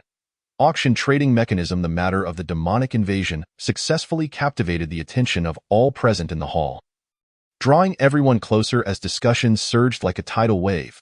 Liu Qing listened quietly for a while, absorbing and organizing some crucial information before departing. His purpose for coming here was to gather information regarding the trading of goods within the exchange. As for the demonic invasion and the Iron Coast realm, clearer conclusions would emerge when the number of lords in the hall increased and the 3 S-rank lords made their appearance. At present, Lu Chang deemed it unnecessary to invest excessive time in conversing with others. The trading area was not far from the resting area, and he soon walked there, A massive crystal screen hung on the wall of the trading zone, displaying a rolling feed of current product information, raw crystal or rich mine, tons, by 1. Price, 3.94, quantity, 54, by 2. Price, 3.88, quantity, 92, sell 1. Price, 4.02, quantity, 22, sell 5. Price, 4.32, quantity, 172. Lu Cheng gazed at the scrolling product messages on the screen, momentarily taken aback, exclaiming, "Is this stock futures?" These goods employed a bidding trading mechanism while also utilizing standardized product measurement units, resembling a fusion of stocks and futures. The prices of commodities were listed in crystal coins, separating the buyers and sellers into distinct columns, each presenting 5 rows. The bids from buy 1 to buy 5 displayed various quantities of buy orders arranged from highest to lowest price. Conversely, sell 1 to sell 5 presented 5 different selling prices arranged from lowest to highest based on the current order's commodity price. When the price of buy 1 matched that of sell 1, the trading hall would automatically facilitate the transaction, and the commodity orders would be executed automatically within the trading hall. Liu Cheng selected a seat and sat down, fully engrossed in the rolling product information on the screen. After 20 minutes, he had gained a rough understanding of the current market situation. Presently, only sporadic resource trades were occurring, with scant war supplies and weapons, and blueprints were exceedingly rare. Liu Cheng glanced back at the resting area, observing that the crowd had further expanded, the atmosphere growing ever more boisterous. Indeed, with fewer than 200 people in the hall, the majority were still discussing the Iron Coast realm and the demonic invasion. Rather than actively engaging in market transactions, to transact goods in the exchange, it was necessary to transport the corresponding materials to the trading hall structure within the city. Liu Cheng planned to return to Windrise City to arrange the materials intended for trade. While on his way back to his room, he passed by the service desk in the trading area, drawn in by a black cat. The black cat lounged lazily on the counter, a wooden name tag hanging from its neck, the upper half bearing a haphazardly drawn portrait of the black cat's head, while the lower half displayed the name. Meowing, in an exceedingly messy script, at that moment, the black cat raised its head, its amber eyes fixating on Lu Cheng for a brief moment before it extended a front paw, tapping the sign in front of it, which read Substitute Staff. Goodness, who would have thought that the staff at the service desk would be a black cat? Lu Cheng blinked, cleared his throat, and said, "Greetings, Mr. Meowing. May I inquire?" Quite the delightful little fellow, far more courteous than those previous individuals, the black cat interrupted, its tail standing high, seemingly pleased by the address of Mr. Meowing, replying in a cheerful tone, "Let me guess, you wish to know why the vending machine in the hall is currently not selling dried fish, correct?" Lu Cheng glanced at the empty vending machine behind the service desk, then at the black cat's displayed level of LV75, silently retracting his intended complaint, and replied earnestly, "Indeed, Mr. Meowing, your intuition is remarkable. That is precisely what I wish to inquire about. This trading hall has a total of 3,000 membership slots, but only 5% are currently registered. Therefore, many facilities remain closed. The vending machine will only commence operations once the registered number surpasses half. Given the current growth rate of lords in the hall, I estimate we will see the vending machine operational by tomorrow morning. Aside from dried fish, will the vending machine offer other items when it operates? The vending machine is a wondrous item. The goods each person sees are not the same. This cat enjoys dried fish, so that is what can be purchased as for what you may find. Only you will know when the time comes." Upon hearing the black cat's words, Lu Cheng was quite taken aback and pressed further. "Is the product refreshed completely random? And what is required for purchasing?" The black cat licked its paw and reclined once more, stating, "The items refreshed are related to each individual's score in the trading hall. As for purchasing, of course, crystal coins are required. If it weren't for the dried fish, I wouldn't bother substituting. Now, I need to sleep." With that, the black cat closed its eyes, no longer paying Lu Cheng any mind. Liu Cheng, upon noticing the black cat's eviction notice, bid farewell and made his way back to his room. "Welcome back," said the attendant, presenting a tray with a cup of coffee. "Would you care for a refreshing sip?" "Thank you." Liu Cheng reached out to take the coffee and gulped it down in one go. The rich, robust aroma invigorated him, and he settled into his office chair, beginning to sort through the various pieces of information he had just acquired. In this assessment, the initial identities of each lord determined the nature of their starting tasks, and the depth of the information available varied accordingly. The assessment tasks could be broadly categorized into four major types based on difficulty: novice training, logistical support, intelligence exploration, and legion warfare. These corresponded to the types of tasks accessible from lower-tier to higher-tier territories. As an E-rank lord, Liu Cheng had only received information on novice training from the Alliance, leaving him with no other options. He needed to accumulate 500 points to unlock the next stage of D-rank tasks, most likely either novice training or logistical support missions. The points awarded for logistical support tasks would depend on the quantity and quality of resources supplied by his territory to other factions. Given that Fengqi City currently produced more than it consumed, it was quite suitable for such tasks. By trading production for points, he could then exchange them for various rewards in the assessment shop at the beginning of each month during the assessment period. The Alliance would re-rank the lords based on their assessment points and issue new identity cards to each lord. However, generally speaking, the rate of points accumulation for logistical tasks was significantly slower than that for combat tasks. If the initial ranking was unfavorable, it would be exceedingly difficult to reverse the trend and improve the ranking later on. Moreover, the initial rating essentially reflected the strength of the territory, achieving a significant leap in ranking within just 4 months. Overcoming stronger opponents was a slim possibility. Of course, this was true in general cases, and Fengqi City clearly did not fall into that category. It's time to return to the city and prepare for trading at the exchange. Liu Cheng murmured to himself, and with that, his thread of consciousness dissipated. Chapter 82. The Void Warehouse. As the white mist cleared, Liu Cheng found himself back in the Celestial Exchange within Fengqi City. The journey had taken almost an hour, which was not too long. It was now time to install the spatial runes, allowing for the transfer of materials from other spatial warehouses to facilitate subsequent trading. He glanced around before heading directly toward the warehouse at the back of the exchange. Standing before the energy platform at the center of the warehouse, Liu Cheng swiftly traced his fingers through the air, gradually forming spatial runes that fell into the grooves of the platform below. 2 days prior, while eliminating sea monsters near Dingshuang City, he had successfully leveled up to 40, entering the mid-stage of the second realm of spiritual energy. The spatial runes had also been upgraded to level 40, expanding the storage capacity to 12,000 cubic meters. Once all 16 runes were embedded, the energy platform radiated a brilliant light, and luminous spiritual energy flowed along the surface patterns of the platform, activating all the spatial runes. Utilizing the anchoring function, Liu Cheng unified the spatial addresses indicated by the runes, directing them to the other spatial warehouses in Fengqi City. Let us first retrieve 600 tons of star iron, he decided, estimating the volume to be about 100 cubic meters, which would require 1 unit of spiritual crystal for extraction from the spatial realm. Liu Cheng activated one of the spatial runes, which indicated that over 20,000 tons of star iron ingots were stored in the corresponding spatial area. A multitude of metallic ingot phantoms appeared in the empty space of the warehouse, and 3 minutes later, these phantoms gradually solidified into glimmering star iron ingots. Detected goods meeting trade conditions in the exchange. Star iron ingots, ordinary. Would you like to submit these to the Celestial Exchange Warehouse? Submit 600 tons of ordinary star iron ingots. Submission successful, consuming 600 energy points from the trade channel. Remaining usable energy points today, 400. A faint blue glow enveloped the star iron ingots, vanishing in an instant.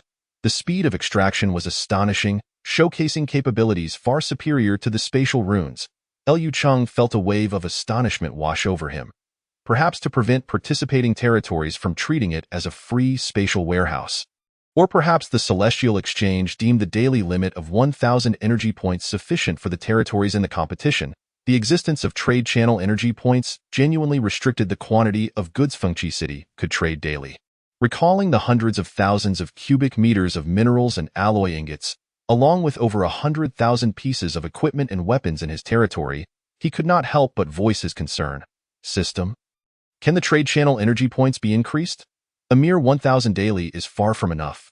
According to Alliance regulations, upgrading the territory's identity card level or increasing the exchange's membership level can enhance the capabilities of the trade channel. You currently do not meet the conditions for upgrading the channel.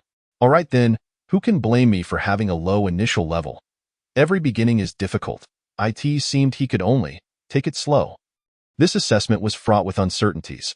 Whether it was the demonic invasion or defending the Iron Coast region, there was no room for leisurely development.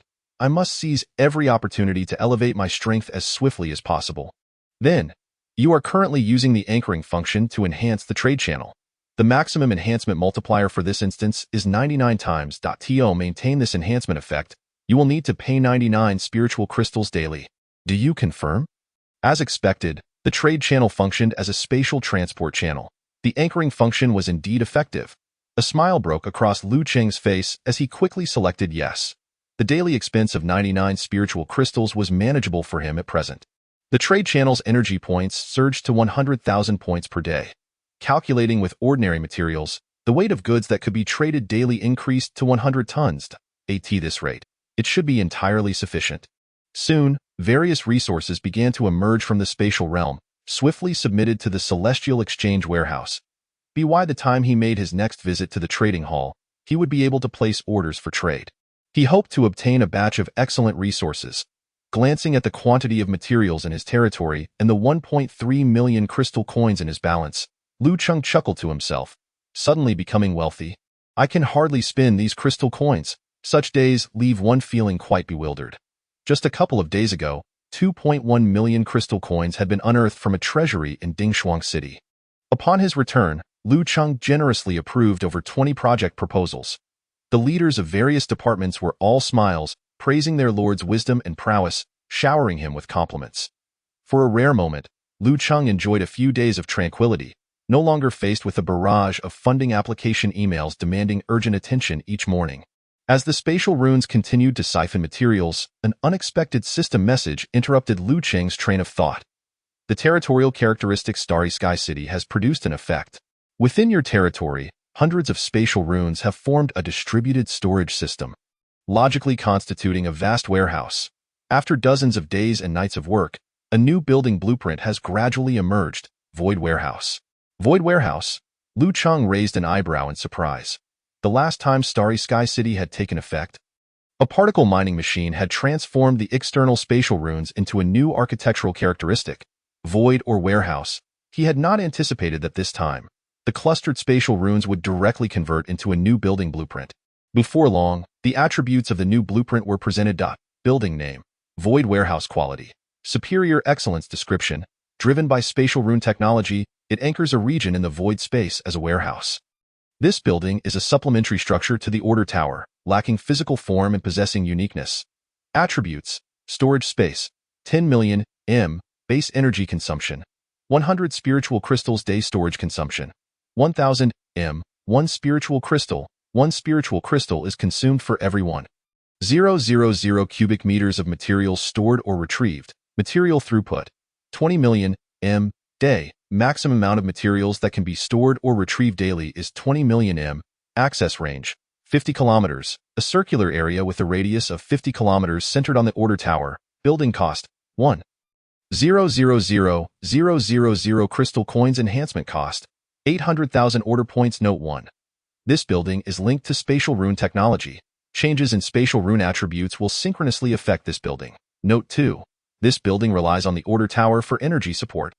Note 3. Personnel or buildings within the access range can directly store or retrieve materials from the warehouse, with the energy consumed being payable by either the party retrieving the materials or the Order Tower. Note 4. The Void Warehouse can connect to the void spaces of other territorial buildings within the access range, enabling bidirectional material transport.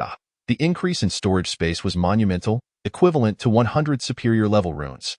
The storage energy consumption had also decreased from the current 100 m 1 spiritual crystal to 1000 m 1 spiritual crystal. Storage costs had been significantly reduced, allowing for more materials to be stored at lower costs.